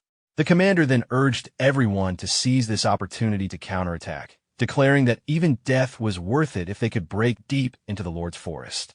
Fired up, other Legion members joined in, pledging to charge forward in the name of their legions, ready to die with honor. Suddenly, a massive blast echoed through the forest. The commander turned sharply toward the sound, realizing that the strongest being in the forest might have awakened. Meanwhile, deep within the blazing woods, the protagonist defeated another beast. Exhausted, he decided to rest under a tree trunk. Nearby, the red frog emerged, grumbling about being woken up and complaining about the heat. The protagonist lazily replied that he only wanted the frog to get something to eat. As he relaxed, a faint movement caught his attention. He looked up, sensing someone or something approaching. The red frog also noticed it, tensing up as it warned that something wasn't right. As the situation escalated, a massive dragon suddenly descended from the sky, charging toward Xiao with overwhelming hostility. It was identified as the Blood Rain Ghost Wyvern, a level 55 King-class boss with terrifying stats and immense health exceeding 3 million. Realizing the threat immediately, Xiao recognized it as a king-level enemy and ordered his dragon, Xiao Hui Xiao Luo, to engage without hesitation. The dragon responded instantly, surging into the air and launching in attacks. Dragon flames rained down, slamming the wyvern into the ground. After regaining altitude, Xiao Hui gathered power and unleashed an even stronger flame attack. The Blood Rain Ghost Wyvern, still recovering, was struck head-on and let out a painful roar as heavy damage was dealt. The wyvern retaliated at full power, releasing violent electrical storm, like waves toward both Xiao and his companions. The dragon moved to shield Xiao, using its power to block the incoming attack. Observing the exchange, Xiao acknowledged that this king-level boss was far more formidable than expected and warned his companions not to underestimate it. He then ordered them to attack together and prevent the wyvern from activating any more skills. At that moment, an unfamiliar presence emerged from the shadows behind Xiao. Sensing danger, he turned just in time to see a new beast reveal itself. A towering werewolf-like creature with glowing blue eyes stepped forward, roaring as its information became clear. It was the Ghostly Wolf, a level 56 Monarch-class monster with even higher health and terrifying combat potential. Seeing a second high-ranking enemy appear, Xiao began to tremble, realizing that he was now facing multiple Monarch and King-level threats at the same time. The scene shifted to the village, where players gathered around the ranking display. Xiao's battle merits were climbing at an alarming rate, rising again and again in rapid succession. The sudden surge left everyone stunned, with many struggling to understand what kind of monsters he could possibly be defeating. When his total battle merits crossed 10 million and secured first place, shock quickly turned into disbelief, as it became clear that he was overwhelming the battlefield at an unprecedented pace. Elsewhere, several soldiers stared at the scoreboard in silence, sweat dripping down their faces as tension and jealousy set in. The increase in battle merits had happened in less than a minute, suggesting the defeat of extremely high-level enemies. Even atop the palace rooftop, a knight and a wizard observing the rankings realized that Xiao had already surpassed previous records. From their perspective, it seemed increasingly likely that the level 50 battlefield itself might soon be completely cleared under his presence alone. The scene then returned to the battlefield, where Xiao remained in combat. Another enemy soon appeared, this time a demon bat-like creature descending from the sky. It was revealed to be the Dark Bat, a level 58 king-class monster with massive health and powerful attributes. Without hesitation, Xiao allowed his summoned companions to take the lead once more. Xiao Hui surged forward, unleashing intense flames that slammed the Dark Bat into the ground. Although the monster quickly recovered and retaliated by releasing powerful sonic waves, the attack only reinforced the scale of the threat rather than stopping the advance. In response, Xiao called in Xiao Luo. The phoenix ascended into the sky and released a concentrated, lava-like beam directly into the Dark Bat. The attack pierced through its defenses and detonated from within, causing the monster to explode midair. As blood and remains scattered across the battlefield, it became clear that yet another Monarch-class enemy had been eliminated with overwhelming efficiency. Despite the grotesque aftermath, the outcome was undeniable. Xiao continued to dominate the battlefield, dismantling even the highest-tier enemies with speed and control. When the Dark Bat was destroyed by the Phoenix's attack, its body shattered instead of disappearing. From the fragments, numerous smaller bats burst out and scattered across the sky. Xiao immediately realized that the monster had the ability to split into multiple entities, making the situation more complicated. The smaller bats quickly counterattacked by spitting green liquid from their mouths, revealing that they carried venom. Recognizing the danger, Xiao reacted without delay and ordered Xiao Hui to restrain them. The dragon rose into the air and released sonic waves, disorienting the swarm and forcing the smaller bats into a stunned state.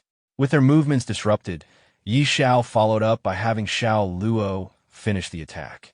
The phoenix ascended and unleashed blazing flames, burning through the remaining bats until none were left in the sky. With the last of the Dark Bat's fragments eliminated, the battle finally concluded. Xiao's level increased, and both Xiao Hui and Xiao Luo also grew stronger as a result of the victory. Despite the successful outcome, the remains scattered across the ground were unpleasant to look at, and the lack of equipment drops made the fight feel unrewarding. After assessing the battlefield, Xiao confirmed that all 4 Monarch-level enemies had been dealt with. With no reason to remain, he recalled his companions and left the area. The scene then shifted to a forest path, where Xiao noticed a group of soldiers approaching from ahead. The soldiers quickly identified him and treated him with clear respect. Their leader introduced himself as Ager, the commander of the 5th Legion of the Holy Legion, and confirmed that he was responsible for maintaining order in the region. After learning that the 5th Legion controlled the local garrison, Xiao issued a direct request. He instructed the Legion to gather all strange creatures within the Lord's forest and lure them into a single location, signaling that his actions on the battlefield were far from over. The Legion commander reacted with visible confusion when Xiao explained his plan. Drawing all the strange creatures of the Lord's forest into a single location sounded dangerous, even suicidal. If too many monsters gathered at once, the Legion could be overwhelmed instantly, and the soldiers were well aware of that risk. Xiao calmly addressed their concerns by revealing his resources. He showed that he possessed gold and dark gold level equipment, assuring them that their efforts would be rewarded. He further clarified that once the monsters were eliminated, all equipment drops below epic level would belong entirely to the Legion. The implication was clear. Xiao intended to wipe out every strange creature in the Lord's forest in one coordinated operation. The scale of the plan shocked the soldiers, but the rewards were too tempting to ignore. With the promise of gear and support, their hesitation gradually turned into determination. Still, the commander raised one final concern. With so many monsters involved, the Legion alone would not be able to hold them off. Xiao acknowledged this oversight and adjusted the plan. The soldiers were instructed to lure as many monsters as possible while prioritizing their own safety. At the same time, nearby legions were to be contacted and brought into the operation to expand the lure zone. Xiao also made it clear that he would not claim any loot below epic rank. With the strategy finalized, the commander accepted the task without further resistance and pledged to see it through. Once the orders were issued, Xiao finally allowed himself a moment to rest, showing clear signs of fatigue after the continuous battles. His companions were equally exhausted, making the brief pause well-earned. The scene then shifted to the soldiers' command tent. Inside, the Legion commander was connected to several other legions through a live communication channel. He explained Yi Zhao's mission and asked for their participation. The response was mixed. Some dismissed the plan outright, doubting both its feasibility and the commander's credibility. Others mocked the idea of luring monsters on such a massive scale, clearly unconvinced that Yi Xiao was truly involved. Despite the skepticism, the commander did not argue further. He ended the communication after warning them that they would regret missing out once the results became clear. Moments later, a soldier entered the tent to confirm whether the operation would proceed as planned. The commander gave a firm confirmation. Orders were immediately issued for the entire legion to mobilize and begin luring monsters according to the zones designated by Yi Xiao. As the troops prepared to move out, the commander's resolve hardened. This operation was not only about rewards, it was his chance to prove himself and silence those who doubted him. The soldier checked once more with the legion commander, and the answer was immediate. The operation would continue. Orders were relayed without delay, and the entire unit was mobilized to draw monsters according to the areas marked by Yi Xiao. With the command confirmed, the troops moved out at full speed, while the commander remained resolute, determined to prove himself to those who had always underestimated him. The battlefield soon became active.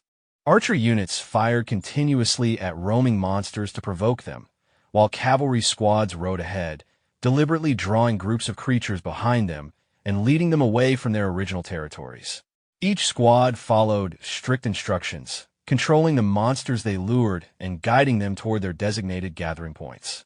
Coordination across the field was precise, ensuring the monsters were spread and redirected rather than allowed to swarm uncontrollably. Back at the command tent, the Legion commander remained connected to the live communication channel. The other Legion leaders had realized what was happening and were now eager to participate. They questioned whether he was truly assisting Yi Xiao and quickly demanded a share in the opportunity. This time, the commander did not argue. He reminded them that they had chosen not to act earlier and made it clear that participation came with conditions. After a brief pause, he decided to share the location. However, he emphasized that how many monsters each legion managed to lure would depend entirely on their own capabilities. The coordinates were sent, and the other legions immediately began mobilizing their forces. Some of them ended the call hastily, clearly eager to take advantage of the situation before it was too late. Watching them rush into action, the commander couldn't help but note how quickly their attitudes had changed once real benefits were involved. For hours later, the situation on the battlefield had escalated dramatically. From a distant vantage point, an army general surveyed the scene through binoculars. What lay ahead was far beyond normal expectations. Monsters were gathering in overwhelming numbers, far more than anticipated.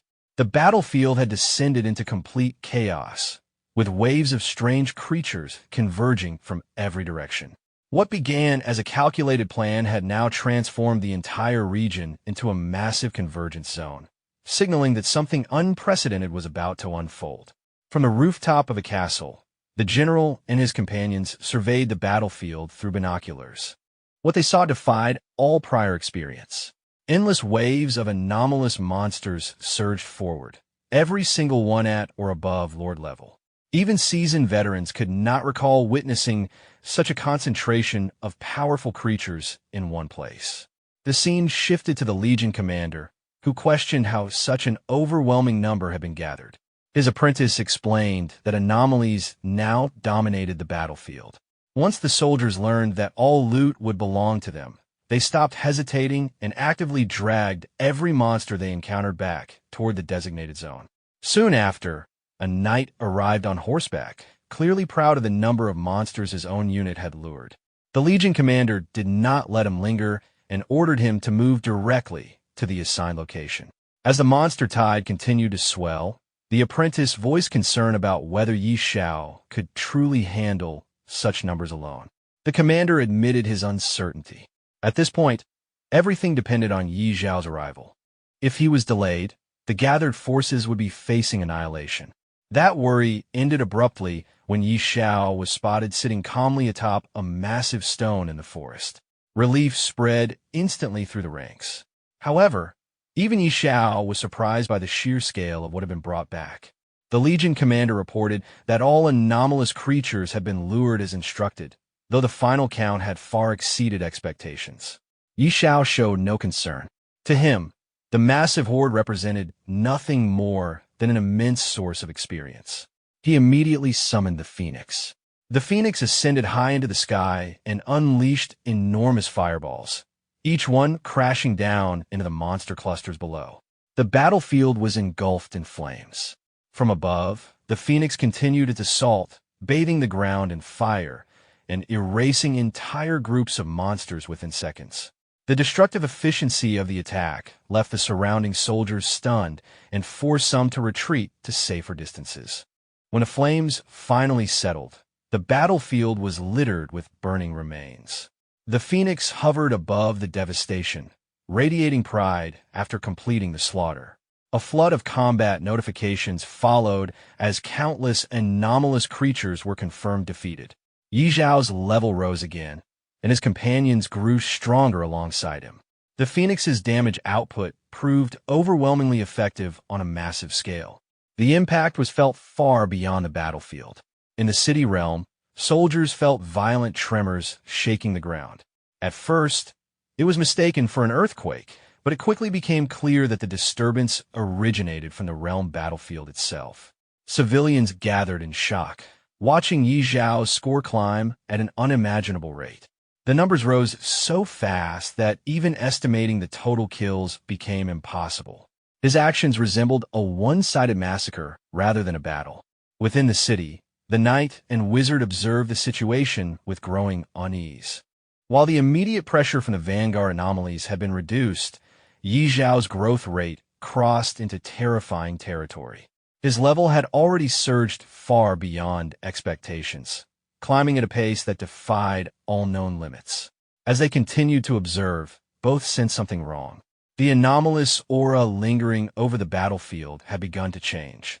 Something unfamiliar and dangerous was stirring beneath the burning remains, signaling that the chaos was not yet over. The battlefield had not yet settled when Xiao turned toward the Legion commander, sensing something was wrong, and asked what had happened. At the same moment, the ground beneath them trembled violently. The commander hesitated, unsure whether what they were feeling was an actual earthquake. The captain nearby felt it as well, but the sensation was different from anything he had experienced before. An eerie, oppressive atmosphere spread across the battlefield, pressing down on everyone present. Then it appeared. From deep within the battlefield, a colossal demonic giant emerged, its presence alone enough to make the air feel heavy. The monster fixed its gaze on Xiao and the surrounding soldiers, releasing a thunderous roar filled with hostility. The captain and his companions stared at the creature in disbelief. Judging by the aura alone, it was unmistakable, an immortal-level boss. The captain could not understand how such a being could exist within a level 50 battlefield. The level of abnormality was beyond reason. The soldiers were thrown into panic. Some struggled to comprehend what they were seeing, while others realized the horrifying truth. Beneath the Lord's forest lay a creature of legendary status. Immortal-level beings were not something they had ever expected to encounter firsthand. The captain hurried to Xiao, urging an immediate retreat. An immortal-level boss was far beyond what ordinary forces could handle. Xiao, however, showed no fear. He questioned whether an immortal-class enemy was truly that impressive. In his mind, he dismissed the monster's arrogance, recalling how he had already slaughtered multiple king-level beings in rapid succession. One immortal-level enemy was not enough to intimidate him.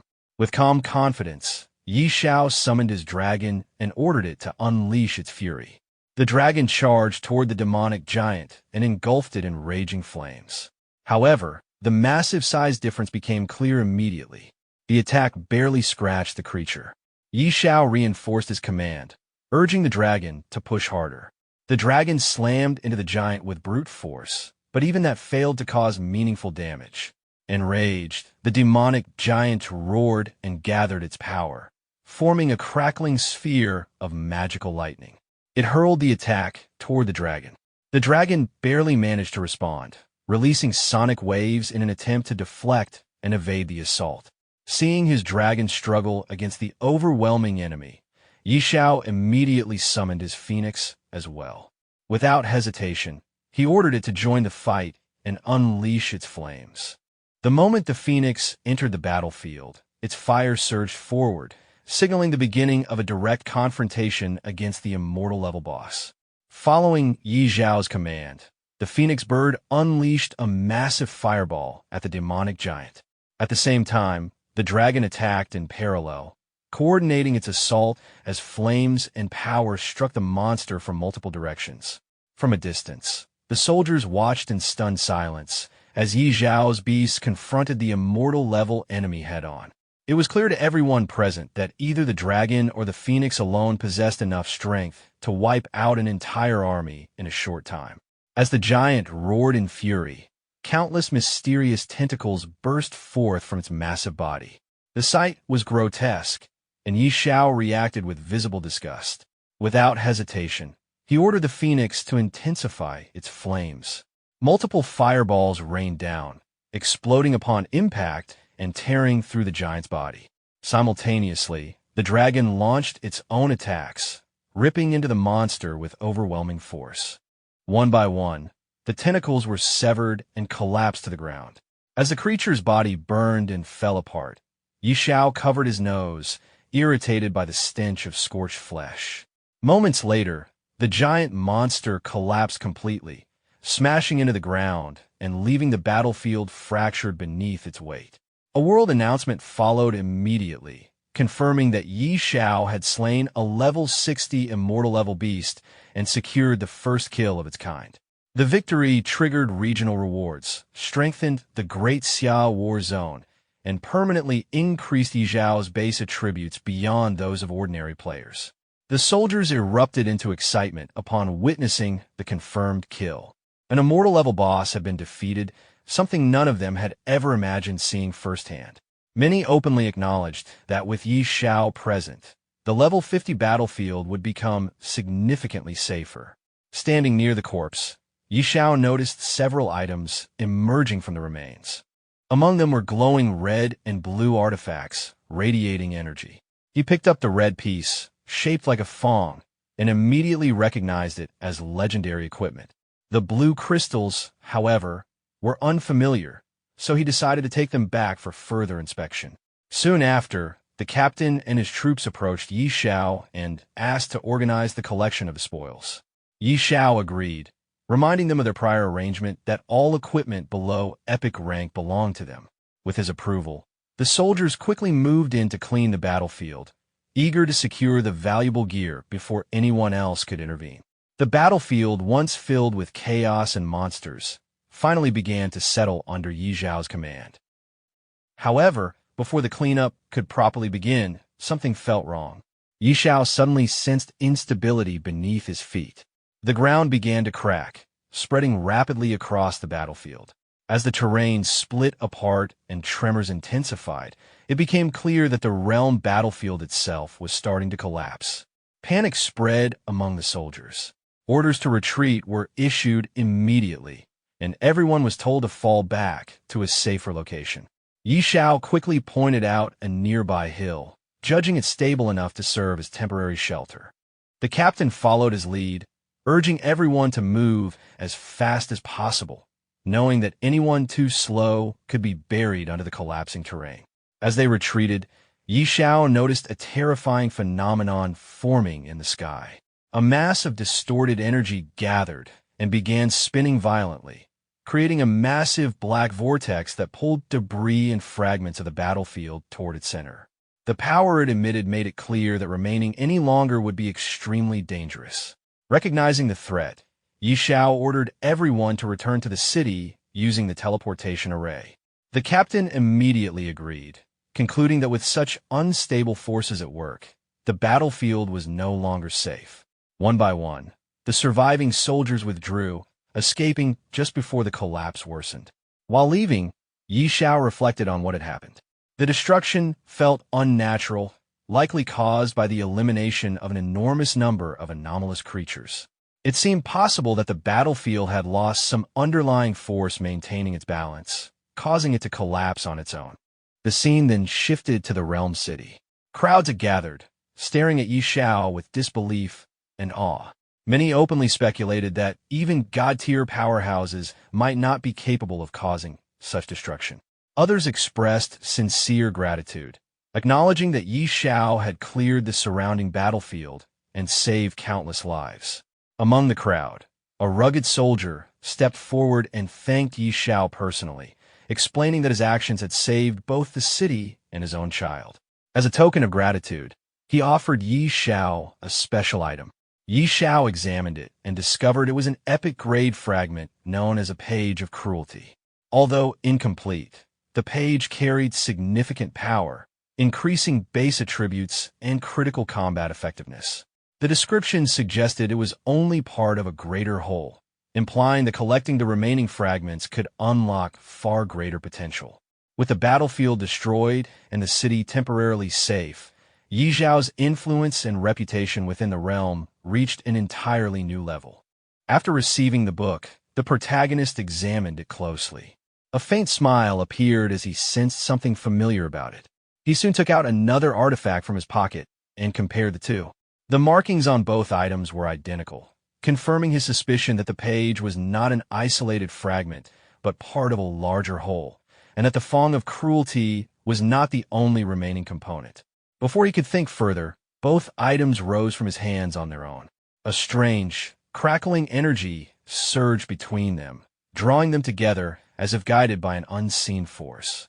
In the blink of an eye, the artifact and the page fused completely, forming a single, far more powerful item.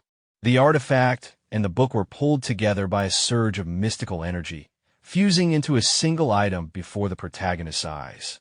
He quickly realized that the fusion had greatly amplified its power, far beyond what either item had possessed on its own. Afterward, he asked the barbarian soldier who had offered the book about its origin. From the explanation, he learned that the page had been found inside the cave of an anomalous creature.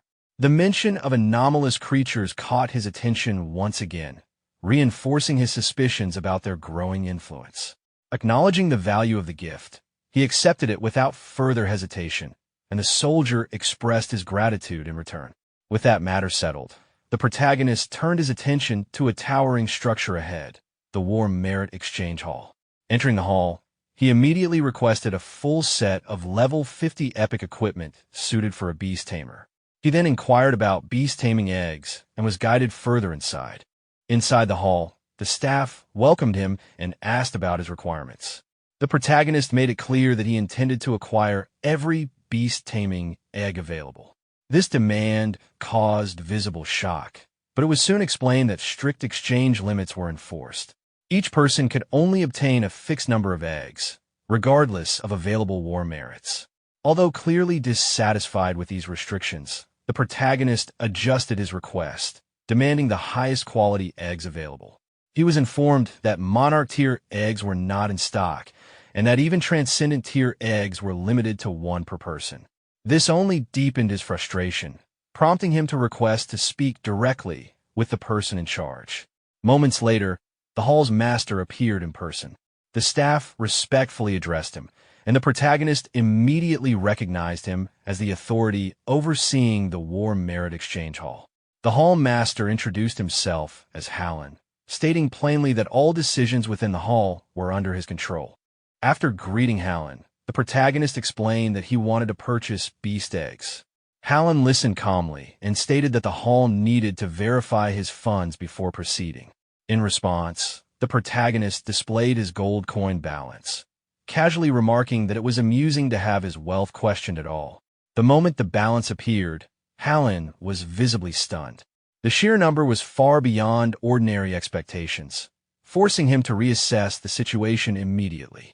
Without further delay, he ordered his servant to retrieve all available beast-taming eggs from storage.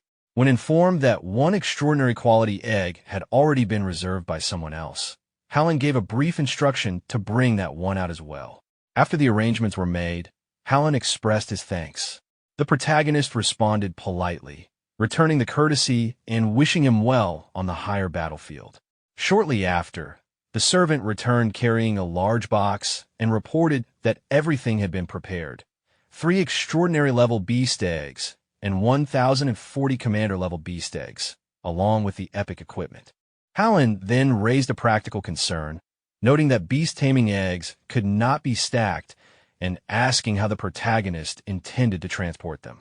The protagonist assured him that storage space would not be an issue. With the transaction complete and the payment transferred, he left the hall, while Hallen could only watch in quiet amazement at the scale of his wealth. The scene then shifted to a new location, Dragon Phoenix City. The protagonist arrived via teleportation and briefly took in his surroundings. The capital was lively and crowded, far more bustling than most cities he had seen. His appearance quickly drew attention, and whispers spread among the people. Many surprised that he had returned from the battlefield so soon, while others speculated whether the reports about his movements had been mistaken. Soon after, the protagonist made his way to the World Temple. At the entrance, a guard stopped him and asked about his purpose. When questioned in return, the guard introduced himself as Lucas, the person responsible for managing the trial passage. After arriving at the World Temple, the protagonist stated his intention to attempt the level 60 advancement trial. The guard was visibly taken aback, recalling that the protagonist had only completed the level 50 abyss trial a few days earlier. After a brief confirmation, the guard realized that the protagonist had already reached level 60. Though shocked by the speed of his growth, he immediately moved to arrange the trial without further delay. The news quickly reached the higher authorities within the temple. When the elders learned that the protagonist was once again entering an abyss-level trial, they were momentarily stunned. Advancing 10 levels in such a short span was far beyond what they considered normal, yet the procedures were approved nonetheless. Soon after, the trial gate was opened, and the protagonist was sent into the level 60 abyss trial. Inside the trial arena, he surveyed the surroundings and found only minor monsters at first. Uninterested, he continued searching until a powerful presence emerged behind him. A massive abyssal creature revealed itself, identified as one of the corruptors of the abyss. Finding a proper opponent at last, the protagonist acted decisively. His summoned beasts attacked together, quickly overwhelming the abyssal monster. Once it was defeated, a single violet crystal fragment was left behind. The protagonist picked it up, noting that only one fragment had dropped again, and chose not to dwell on it further. With the trial complete, he exited the abyss. Back in the city realm, news of his successful completion of the level 60 abyss trial spread rapidly. People discussed the timing of his advancement, argued over their predictions, and speculated on how soon he might reach the next major threshold. When the protagonist returned to the World Temple, he noticed an unusually large crowd gathered nearby. The elders confirmed the trial's result, while the onlookers focused their attention on him, clearly aware that his rapid progress was beginning to disrupt expectations surrounding the interdimensional battlefield itself. The scene shifted to the city streets, where news of the protagonist's successful completion of the level 60 Abyss Ascension trial quickly spread. The announcement caused an immediate stir, drawing the attention of countless onlookers. Many people discussed how expected his success was, compared predictions they had made, and debated how far he might advance next. His rapid growth had already become something the public closely followed. When the protagonist emerged from the abyss, he was met with an unexpectedly large crowd. Even the elders present could not help but comment on how disruptive his progress had become to the balance of the realm. Despite the teasing tone, it was clear that his achievements were being taken very seriously. The elders then handed over the reward he had earned from the trial and arranged additional support for him, including the services of a top-tier blacksmith from the World Temple. The artifact was forged swiftly, demonstrating the blacksmith's skill. After briefly reviewing the result and confirming that its performance met expectations, the elders urged him not to linger. One of them personally escorted him, clearly eager to send him back to the battlefield as soon as possible. As the protagonist departed, the crowd watched closely. Many people expressed amazement at how effortlessly he had cleared the Ascension trial, while others openly prepared themselves to take advantage of the opportunities his return to the battlefield would bring. His presence alone was enough to shift the atmosphere, filling others with confidence and anticipation. Soon after, the protagonist teleported back to the battle realm. Upon arrival, he noticed that the area was already packed with people. Various legions had gathered in advance, clearly assembling in response to his return. Their formation and readiness made it obvious that many forces were preparing to move, expecting that the next phase of large-scale monster hunting was about to begin under his influence. With everyone gathered, the protagonist briefly announced that it was time to begin. The assembled forces responded in unison before quickly dispersing to carry out their assigned task of drawing monsters toward the designated area. After some time passed, the protagonist remained behind, resting calmly on the ground with the toad at his side. The surroundings were quiet, almost peaceful, though the toad warned him not to relax too much in case a large monster wave appeared. The protagonist showed little concern and assured him it would be fine. Before long, members of the Shadow Legion returned with urgent news. Their report was not encouraging. Despite using every method available, including deliberately engaging the aberrant creatures to provoke them, they had failed to gather them together. The creatures simply refused to move as expected. From this, the protagonist realized that the battlefield conditions had changed. The aberrant creatures were no longer behaving the same way, and the usual methods of luring them were no longer effective.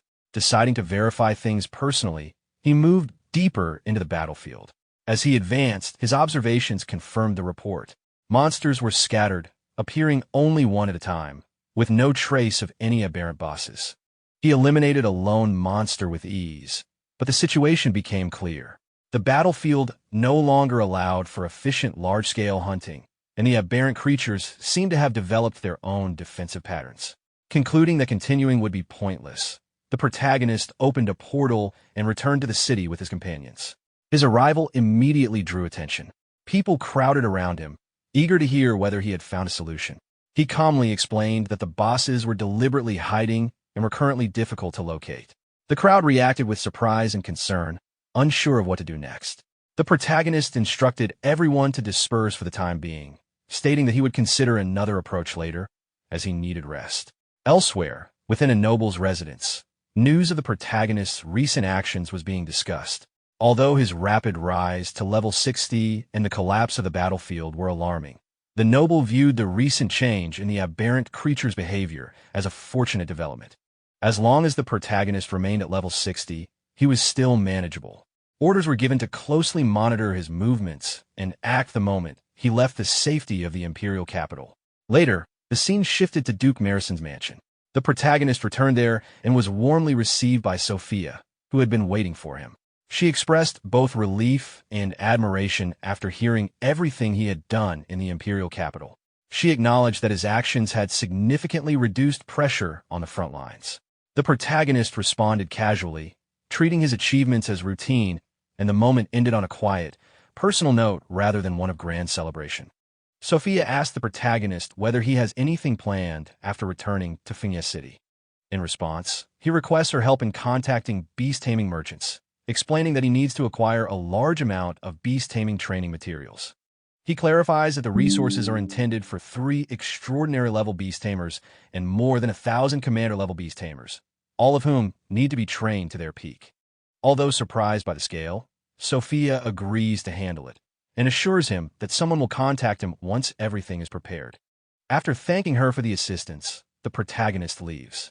The scene then shifts as the protagonist approaches a brown building. Thor is visibly startled to see him return. The protagonist calmly states that he has something to discuss and proceeds to take out several swords and pieces of war equipment from his magical inventory. Thor immediately recognizes the items as an epic-grade set. The protagonist asks Thor to enhance the equipment, and Thor agrees without hesitation. Next, the protagonist produces a yellow crystal and asks Thor if he recognizes it. Upon examining it, Thor reacts with clear tension, identifying it as a rare material used for writing forbidden spell scrolls. He explains that forbidden spells are ultimate techniques reserved for magic-based classes that have reached the god level and are typically used only in real combat. According to Thor, the crystal serves as a source of magic, and when it is ground into powder, it can be used to inscribe forbidden spells onto scrolls. He also points out that the quality of the scroll itself is crucial and requires special types of fur, specifically pelts from rare creatures. In addition, the person writing the scroll must already be capable of casting the forbidden spell and must have a strong command over multiple elements. After hearing this, the protagonist decides that, since the item is tied to magic, he should consult someone more knowledgeable in that field. The scene then shifts to Sister Tao's residence. She's inside her home, checking her appearance in the mirror and considering her outfit. At that moment, the protagonist suddenly appears inside the house using a teleporter, marking his arrival there.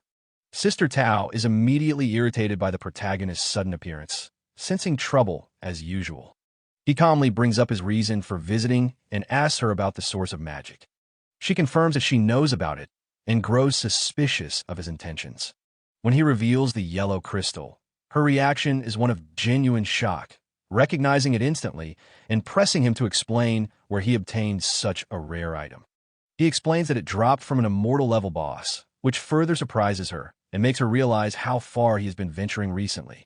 As the conversation continues, it becomes clear that Sister Tao has been out of touch with recent events, having focused on her own matters. The protagonist then asks whether she is capable of inscribing forbidden spells. Sister Tao answers honestly, explaining that crafting forbidden spell scrolls is beyond most god-tier magic users, as it requires not only immense strength, but also deep understanding across multiple disciplines. She makes it clear that she possesses those qualifications. Hearing this reassures the protagonist, confirming that he came to the right person. However, she also explains that the source of magic alone is not sufficient, and that the process additionally requires the Elf King's fur. Although the requirement confuses the protagonist at first, Sister Tao assures him that she knows where to obtain it. After a brief exchange, she proposes a condition. Since the available magic sources are enough to create multiple forbidden scrolls, she will retrieve the Elf King's fur, but the finished results must be shared between them. The protagonist agrees without hesitation. With the agreement settled, Sister Tao opens a magical portal and leaves immediately, demonstrating her decisiveness. Left behind, the protagonist reflects on her abrupt nature and decides to check on his beast eggs next. The scene then shifts to the protagonist's beast egg farm. The area is under strict supervision, with the toad carefully overseeing the handling of the eggs and instructing the maids to be cautious to ensure proper hatching. Upon arriving, the protagonist observes that the operation is being managed well. The toad, however, reacts with visible annoyance, realizing that he has effectively been put to work maintaining an incubator. The protagonist brushes this off lightly, acknowledging the toad's experience with beast taming. Although clearly displeased, the toad can do little more than vent his frustration. Before leaving, the protagonist notes that most of his arrangements are now in place. He announces his next destination, the island of God Grace, where he intends to search for the sacred judgment item. He entrusts the toad with guarding the place in his absence and departs soon after. The scene transitions to a seaport. Standing there, the protagonist considers the location of the island of God Grace, which lies at the edge of the Sea of Despair, making travel by ship the most practical option. As he waits, a massive vessel named Poseidon approaches the port. Taking in the sight of the enormous ship, he is struck by its sheer scale and presence, quietly impressed as his next journey begins. As the protagonist moves toward the ship, the boarding process begins smoothly, and once everyone is on board, the vessel sets sail. While standing on the deck, he quietly observes the other passengers and notices that most of them are equipped with gear around level 80 or 90. From this alone, he realizes that the island of God Grace is far from an ordinary destination. Not long after, a group of knights approaches him. From their reactions and assessment of his appearance, they quickly identify him as someone likely belonging to a magic-based class. They explain that their team is currently missing such a role and attempt to recruit him, introducing themselves as members of the Conch mercenary group and emphasizing their reputation despite their smaller size. They also reveal their objective for this trip, which involves collecting a massive amount of wood spirit crystals. The protagonist listens, but makes it clear that he has no interest in joining them and has his own plans. When asked which mercenary group he belongs to, he states that he is not affiliated with any group at all. This response visibly surprises them. To them, boarding a ship headed for the island of God Grace without the backing of a mercenary group is extremely risky, especially for someone they assume to be relatively low level. Their attitude shifts from recruitment to concern. They openly question his judgment and warn him that the ship itself, the sea god, is not something to underestimate. Based on their experience, they advise him not to disembark once they arrive and instead return immediately. They also mention that the island of God Grace has been unusually unstable lately, hinting at growing dangers there. Hearing this, the protagonist becomes curious about the situation on the island, sensing that something significant has been unfolding beyond his awareness.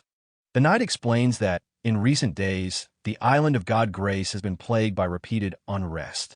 Large numbers of strange creatures have appeared without warning, behaving violently and irrationally, and several experienced fighters have already lost their lives as a result. Despite the seriousness of the situation, the protagonist reacts with clear interest rather than concern, especially upon learning that these creatures are appearing in groups. The knight adds that both the island itself and the surrounding creatures seem to have undergone abnormal changes, almost like mutations. When asked about the timing, he explains that everything began roughly 2 weeks ago. This detail immediately draws the protagonist's attention, as it coincides with the gray fog incident in Watermoon City, leading him to quietly suspect a possible connection between the two events. With concern for his safety, the knight strongly advises him to turn back once the ship arrives, emphasizing that survival matters more than curiosity.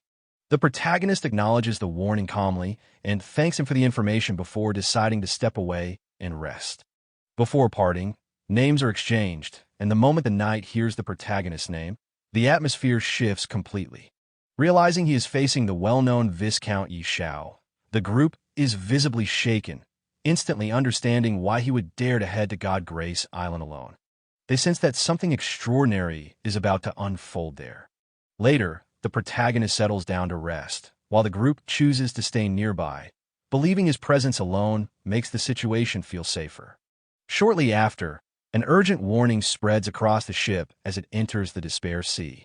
The protagonist steps out to observe, finding the area intriguing rather than frightening. In contrast, the knights grow tense and anxious, praying silently for safe passage. Their fear proves justified when a massive deep-sea whale emerges near the ship. This creature is recognized as a level 100 monarch-class existence, a brutal ruler of the Despair Sea that has dominated the region for centuries. Encounters with such a creature are extremely rare, with only a handful recorded in human history. As the whale draws closer, the crew and knights prepare for combat. A god-level wizard steps forward and quickly deploys a powerful protective formation around the ship. The crew responds in coordination, readying heavy weaponry as the whale begins to move aggressively toward them. Watching the situation unfold, the protagonist remains composed, quietly observing the confrontation with clear interest rather than panic. At the old wizard's command, the cannons are quickly positioned and prepared. The knights are stunned to see the apocalypse cannon being deployed, knowing that a direct hit could severely wound even a monarch-tier creature. It had driven the deep-sea demon whale away before, but never so decisively. Before the cannon can fire, the whale releases a piercing ultrasonic wave toward the ship, beginning what the wizard recognizes as a forbidden spell. He urgently orders everyone to cover their ears while demanding that the mana infusion into the cannon be accelerated. The whale cannot be allowed to complete its chant. At that moment, the protagonist summons his pet dragon. The small dragon emerges and immediately advances toward the whale. Those watching are caught off guard, unsure of what they are witnessing. Reaching the whale, the dragon unleashes a powerful ultrasonic roar of its own. The sudden counterattack disrupts the whale's spell, causing it to falter mid-cast. Even the old wizard is visibly shaken at the realization that the forbidden spell has been interrupted. The dragon follows up with another decisive strike, forcing the massive creature off balance. With the opening secured, the protagonist calls the dragon back. The wizard wastes no time and fires the apocalypse cannon. The blast lands directly, triggering a massive explosion that engulfs the whale. When the light fades, the monarch tier creature is gone. The speed of the outcome leaves the onlookers struggling to process what just happened. As the ship continues forward, the crew struggles to believe the crisis ended so quickly. What should have been a disaster was resolved in moments. The knight openly shows his respect toward Knight Xiao, acknowledging that interrupting a monarch tier forbidden spell is no ordinary feat. Nearby warriors silently re-evaluate themselves, realizing how overwhelming the dragon's strength was. Some even question their own class choices after witnessing what a beastmaster can command. The old wizard observes quietly, recognizing Knight Xiao's potential. In his mind, he considers that someone like him may one day stand at the center of resolving the growing anomalies in the world. Meanwhile, the whale regains awareness but chooses to flee rather than continue the fight. Soon after, the island of Divine Grace comes into view. The ship approaches its shores, and Knight Xiao calmly notes their arrival. The island's scenery appears peaceful and unexpectedly gentle compared to the surrounding sea. As they disembark, the knight shares the island's history. Long ago, it was said to be a land of decay where no life could survive. Then, without explanation, it transformed. Creatures migrated there, the climate softened, and the land flourished as if blessed. Because of this sudden change, it became known as the Island of Divine Grace. Knight Xiao listens with interest, acknowledging the story without judgment. Later, as they approach a particular building, the knight explains that information can be purchased there, any knowledge, provided the price is sufficient. Knight Xiao responds simply that cost is irrelevant, as long as the information exists. After entering the building, Knight Xiao quietly surveys the interior. The place is styled like a bar, filled with an unusual and exotic atmosphere that feels more deliberate than decorative. The knight approaches the counter and orders a drink using coded language. The exchange is brief, but clearly symbolic. Knight Xiao questions whether such theatrics are necessary just to purchase information, noting inwardly that to an outsider, it would sound more like arranging an assassination than gathering intelligence. Taking a seat, the knight explains that although the Island of Divine Grace is rich in resources, respawns are limited and competition is intense. Powerful local forces are also involved, so discretion is essential. The more sensitive the information, the more carefully it must be handled. Knight Xiao accepts the explanation without further argument. Soon, a heavy-set man appears, identifying himself as the one who handles such requests. He begins outlining the rules and the cost of acquiring information, but before he can finish, Knight Xiao places a substantial pile of gold in front of him. The display immediately shifts the man's attitude. With business settled, the man asks what kind of information is required, offering anything from resource locations to rare knowledge. Knight Xiao states clearly that he wants the location of the gloomiest forest on the island, along with a map. The request causes brief confusion. The man explains that the description is vague, as several large forests could qualify. However, given the island's layout, only a few truly match such conditions. After thinking for a moment, he guesses that Knight Xiao is searching for a high-grade item rather than scenery. When Knight Xiao confirms this, the man admits that someone else recently asked for similar information. The implication lingers as the conversation continues. Knight Xiao briefly considers whether others, like him, may have received guidance from the Divine Tree. The information broker returns with an old chest, explaining that the map inside was drawn by his grandfather based on a previous explorer's description. As it is opened, he adds that the location is said to be guarded by a powerful creature, which caused that earlier attempt to fail. The place in question is identified as the Forest of Absolute Chill. According to past investigations, the source of the recent anomalies may originate there.